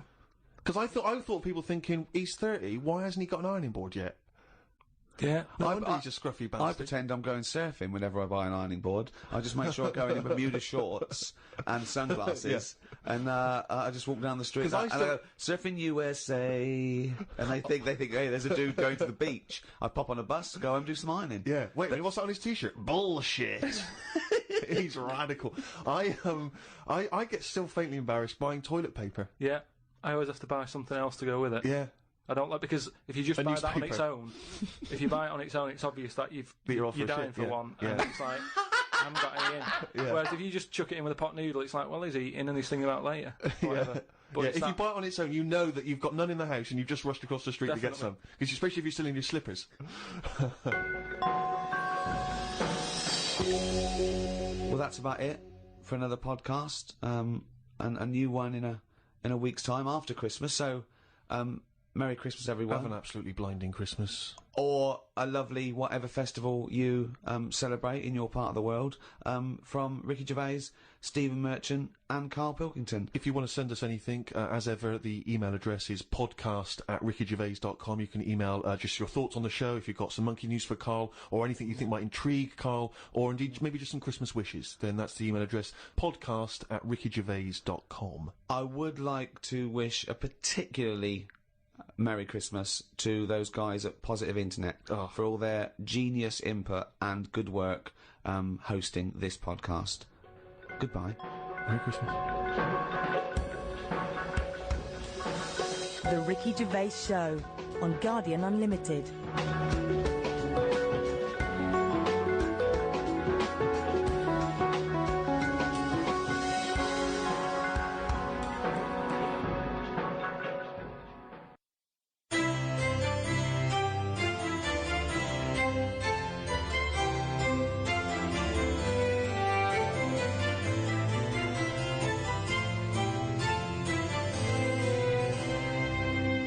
As Aldous Huxley once said, man is an intelligence in servitude to his organs.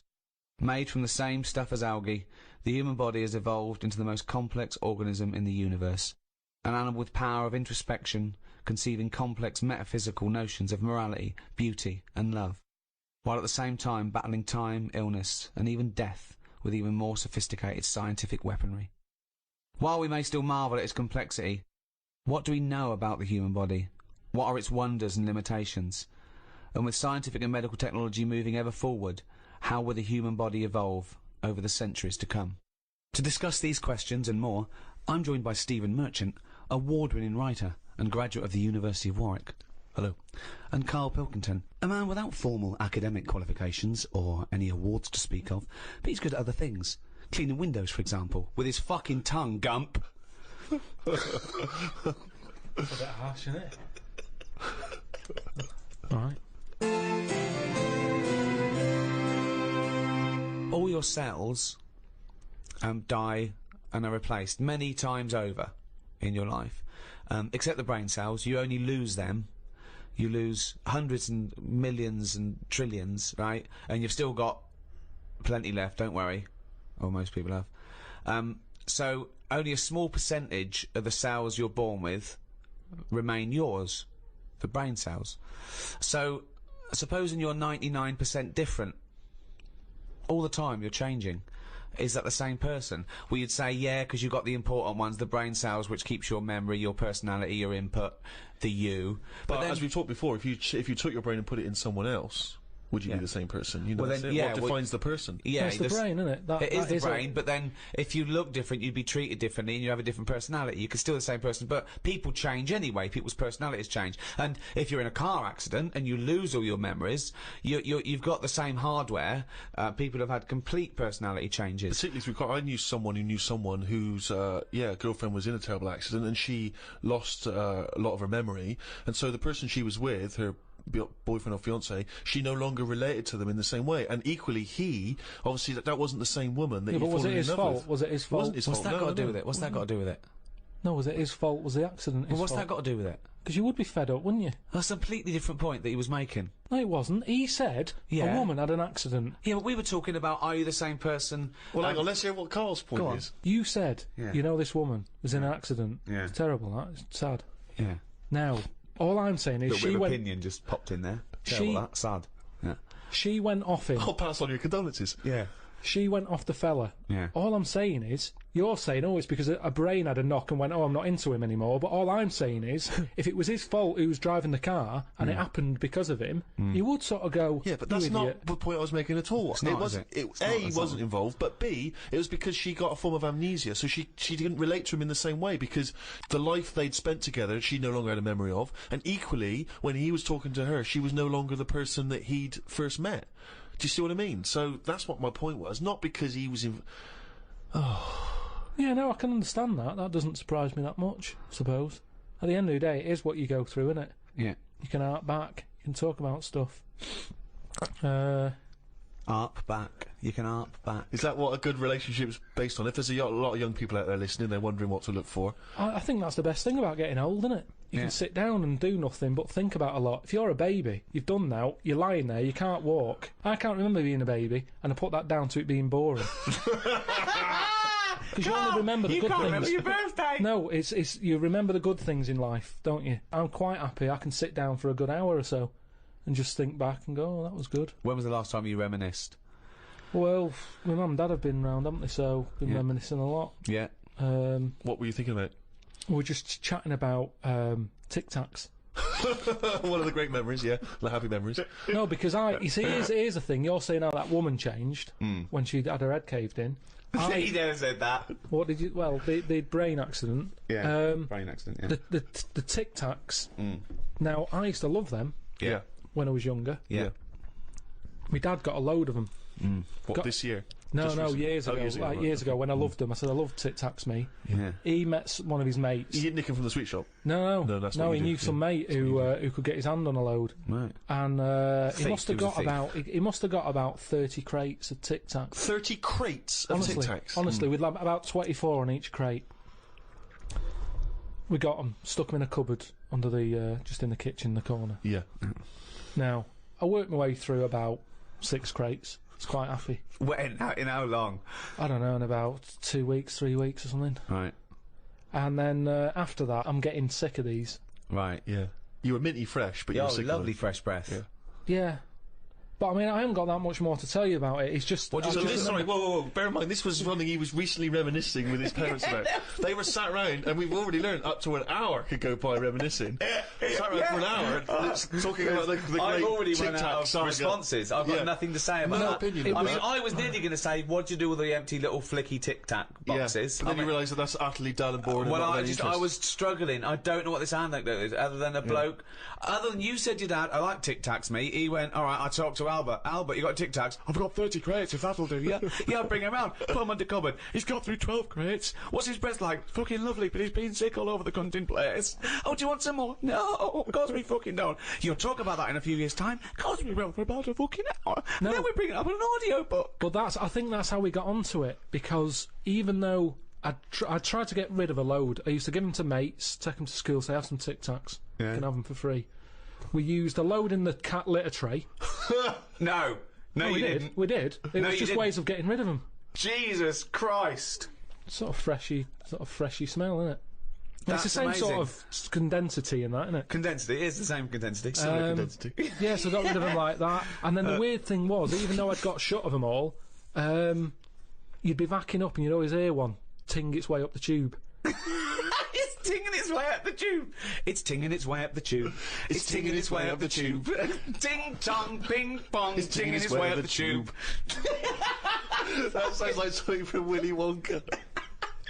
Oh God! No, it's just I'm just demonstrating that because that's how many of them there were around the house. You'd drop them, they'd go in every corner and that, like Pac-Man or something. They'd be everywhere. You'd be backing amazing. up, tinging it up. Sheila's getting married. Hannah gets confetti. Don't buy any confetti. Go to cupboard under stairs. So yeah, that's a little memory there, isn't it? It is a little memory. Now It's a really little memory. The strange Tic Tac house in Salford, where everything is made of Tic Tacs. Wow, that must have been a hell of a time you had with your parents there. The old Tic Tac No, but it's reminiscence. better. You see, you're saying, oh, what a boring story that is. But when I your see mum you've and dad, re-gravelled the drive. Yeah, smell it. Suck the drive if you want.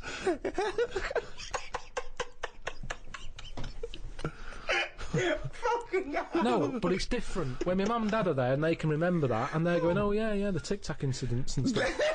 What's known as the Tic Tac incident? The Tic Tac incident. Let us never speak of the Tic Tac incident. Yeah, I just imagine the clock ticking. There, it's Christmas Day. I go, what are you smiling at? Oh, remember it used to ting up the tube. You should think about selling this to Hollywood. Listen, what do you remember then? What do I remember? That's an amazing thing to say. That's a difficult question to answer. Yeah, I don't. Nothing at all. Why, out of interest though, and this will sound naive, why don't we remember the very early moments of our lives? Why is it? Is it because it would be too harrowing to remember the point at which we sort of born? Because I don't really remember anything from those first few years. Why is it? Is it just because the brain's not fully formed at that moment? I don't know. The memory's not sufficiently developed. I honestly, It's got to be trauma, hasn't it? It's the things. Again, we were talking about me being younger, and the youngest I could remember back to was 1978. How old were you then? When were you born? 72. What? You couldn't remember earlier than 6? You can remember back to about 2 or 3, most people. What? No way. My mum and dad don't even remember me then. Because you're not doing anything. This is what I'm saying. My mum and dad don't even remember me then. That's amazing. Because they pinpoint They remember things. all the Tic Tacs they've ever eaten. Yeah. Do you remember when Karl was 6? Of course I do. 5? Yeah. 4? Yeah. 3, no. 2, no. Because you're not doing anything, are you? My mum and dad don't even remember me then. And it's weird. I remember must have been about 2 sitting on a potty surrounded by Lego. I remember that very strong image I have of that. No, I don't remember that. No, you wouldn't remember that, were you? No, Would you you? weren't No, you there, weren't were there. you? What do you mean? What, you don't remember Steve sitting on a potty surrounded by Lego? No, I mean, I can't remember having a potty. I remember having one of them. I'm not suggesting you have the You same used to memory. go in a fucking litter tray. Now I know why, to eat a Tic Tac while you're having a shit. But, okay, so what is your very first memory? The one that cropped up the other day was having my eyes sort of glued together by... Gangsters. Where's the fucking Tic Tacs? No, I We was, lost our truck for you, go. when I was on holiday and I slept near the window and the window was open and I used to wake up in the morning with my eyes shut. My mum and dad thought I was having a lovely lie in. I just couldn't open my eyes. But whoa, I don't understand. Why were they? I'm gonna burst. Whoa, What do you mean? Why were they glued? Why were they? What do you mean they were glued? Wait, but why didn't you say, Mum, Dad, I'm not asleep. My eyes are glued together. It's just that you get a build-up on Yeah. the eyelashes. Yeah. And it all... But when they came in and you could sense them looking I didn't know at they you. were there. But what do you mean? Why didn't you say so? So you lay there dead still? Well, you should have sprinkled some Tic Tacs around the bed, and you'd have heard them crunching in as they came in. Yeah. Oh, what do you mean? So that's your my eyes earliest are, memory. wait. So your eyes are stuck together. You're lying there. You're still. You're awake, but you can't open your eyes, so you don't say anything. Yeah. What? Why? What? and so Every your- day? It Your happened memory a of- lot. It happened a lot. But your memory was that this was scary to you because you thought you'd gone blind. Probably, and it hasn't happened since, so it's something you remember happening, isn't it? It's like the kidney stone thing. That will always stay with me because it's like I was in agony. Yeah. And that's what I'm saying about trauma. It's quite frightening when you're a kid and you can't open your eyes. So we don't remember You were trauma. saying you don't remember trauma. No. Do you remember that? Do you wasn't remember that traumatic. conversation we had a few minutes ago? Maybe it's because I had time to lie there and think about it. Because I sort of wonder that if having vision does get in the way. No, that's a good one. Okay, go on, interesting. Yeah, interesting. Yeah, go on. Well, just your eyes are, you know. Go on. What are they? They're the thing that makes you do the things you want to do, aren't they? Your eyes What do you at the mean? end of the What day. do you mean? Interesting. Go on. Everything. You might want to. You might like drawing. Right. Your eyes. That's an example, though, isn't it? Because then you might like music, and you don't need your eyes for that, do you? Well, you need yeah, your ears, because you still got to find your way to the record shop to find the record you want. Someone could put it for you, or you could. What I mean is your Stevie eyes. Wonder, Say rather You than. might like smells. You might be a perfume. You need Let me just think. the nose, don't you? Wine tasting, just I've just always thought blind people go on. are probably good listeners. Right, yeah. That makes sense. Yes. Which means that they'll be more brainy. Possibly. They won't waste their eyes on watching rubbish telly. No. Yep, sure. Um, But bear in mind, you learn a lot, don't you? Yeah, Just from yeah, what you see, you swings absorb a lot of roundabouts, information from swings what you see. roundabouts. yeah, but blind people are going to say, right, I'm not going to be defeated here. Right. I'm going to make sure that I still feed my brain with stuff. Right. Whereas if you've got eyes, your eyes can sometimes say, well, don't listen to that intelligent thing there. Yeah. Watch some rubbish on the telly. Yeah. Yep. Why your eyes are saying that? Are they? Who are they talking to? Are they? I'm just saying, if you've got eyes, Yeah, they're talking to you. you're more drawn to things Drawn that keep you. what are you drawn to, though? Keep your eyes, Go on, what are you saying? interested. It's like everything. Right. It picks your food for you. Does it? Yeah, No, it does. It doesn't. does. Of course, it does. That's why they advertise food in a way that look. Those adverts on the telly. Look at So- this. This isn't an ordinary pasta. Yeah. It's So yeah, you'd eat a nice plastic apple, would you? It looked like an apple. Eat it. presentation is 90% of what goes on now in this world. Whether it's clothes. Is that a statistic that you picked up that's from because you somewhere? know what the thing you like looks like. So you recognise it. You go, oh, I like that. You don't go, oh, I like the look of that. I ate it last time and I like the look of it as I was eating it. You go, I know what that is. That's the thing that tasted good. Not always. No? I think there's a lot of cakes out there, and I've been conned where my eyes have gone, that looks good. I'll go, can I have one of them? And I get it, and it's just like air with cream on it. But There's that's nothing. You, There's Are no you furious enjoyment. with your eyes at that point? but Well, you it's a just bit annoying. contradicted your own point. No, I haven't. I've said my eyes have said this is what you want. Yeah. and I've been disappointed with it. So so your eyes shouldn't pick your food then, should they? Really? They shouldn't. No, but they do. What again? The next time you get the eyes go again. Remember Well, that? yeah, I'll sort of go, hang on a minute. You remember last time? This is different. You are the strangest man There's I've weird. ever met. There's nothing weird about You that. are the strangest person I've ever met. So are you mistrustful of your eyes? You don't are. trust anything you see now. You query it. Here's a clearer way of describing it. Go on. Holiday brochure. Right. Your eyes, look at it. Look at this villa here. Look at that, it's got its own pool, close to all the amenities. Get there, my eyes. What have you picked? Because it's not as good. Who's arguing now? Who's angry with your eyes? Were your eyes angry then? No, I was angry. Okay, so your mouth and brain are angry with your eyes? Because, one, my nose has kicked in, I'm next to the bins. Right, okay. You couldn't see that in the brochure, the eyes couldn't see that. That's true.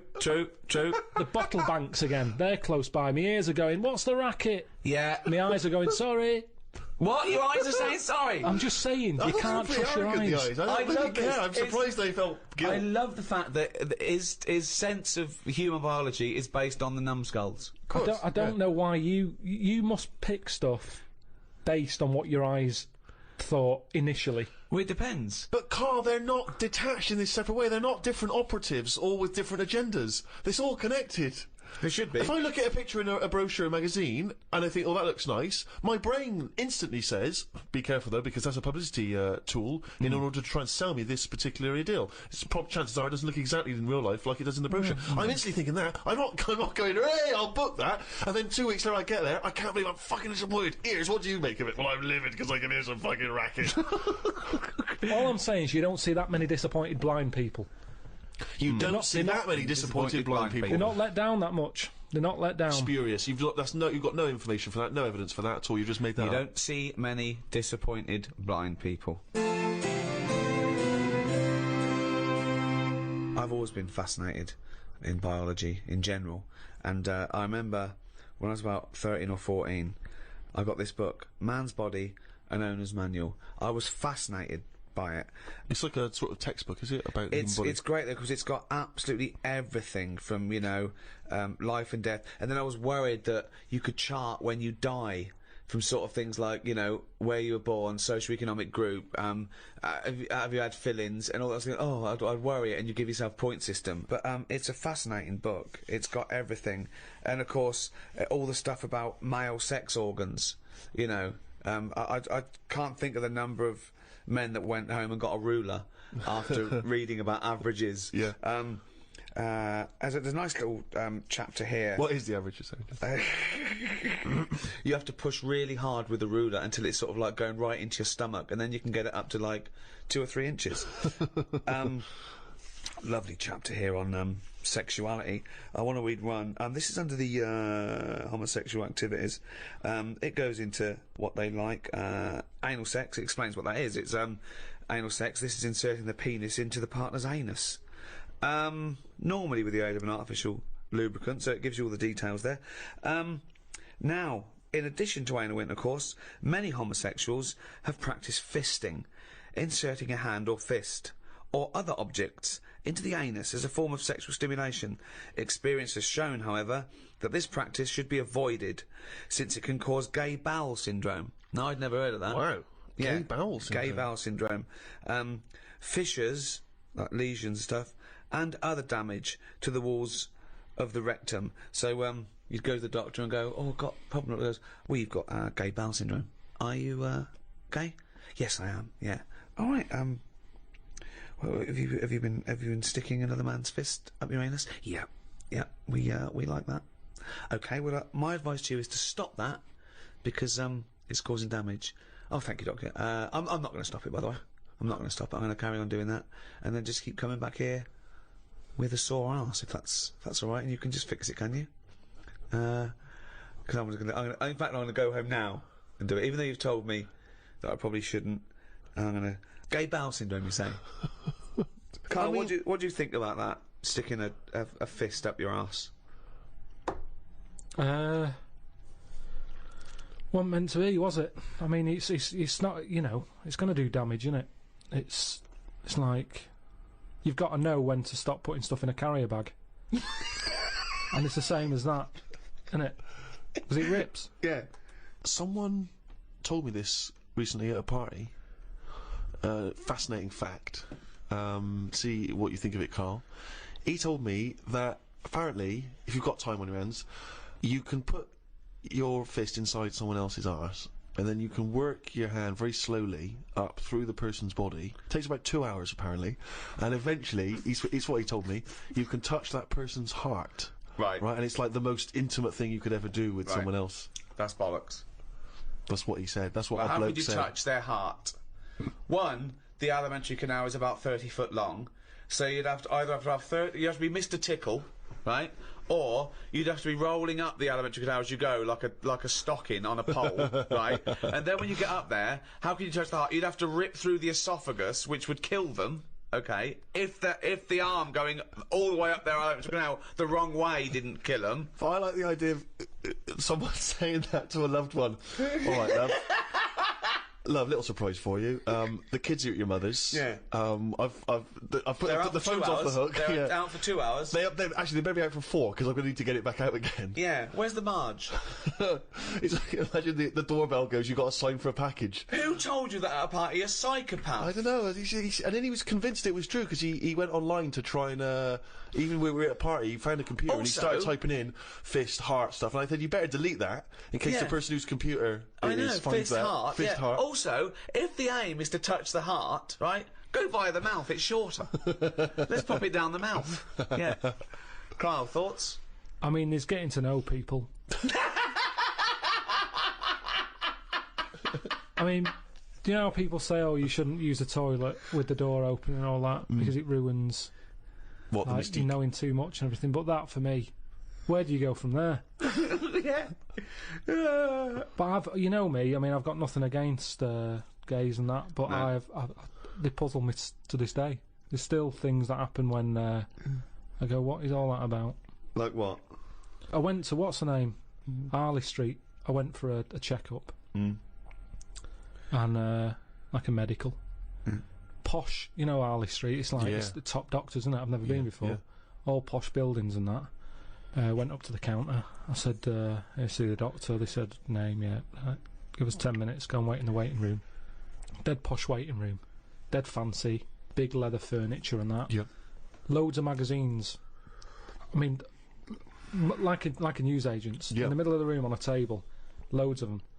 So I'm looking through, and there's the top quality ones. Your Esquire, GQ, Classy, Yacht Weekly, all that. Country Life. Boys. Boys? There's one there, yeah. Boys. What's that? Right, lifted up like the one on top of it, and it's like Boys with a Z. Two fellas stood there, looking sort of Italian looking. Yeah. Right. Remember Brother Beyond? That sort of look. Right. Yeah. Sort of greasy hair. It's a cracking reference there. Dungarees on. No shirt though. No shirt, just dungarees sort of unbuttoned, hanging down a little bit. Sure. So no one else is about. I'm never going to buy a magazine like that.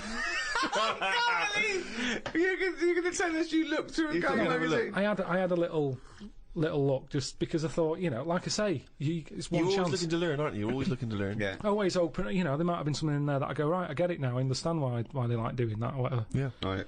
So she said I was going to, 10-minute wait. I can have a quick flick through. Picked it up, had a look.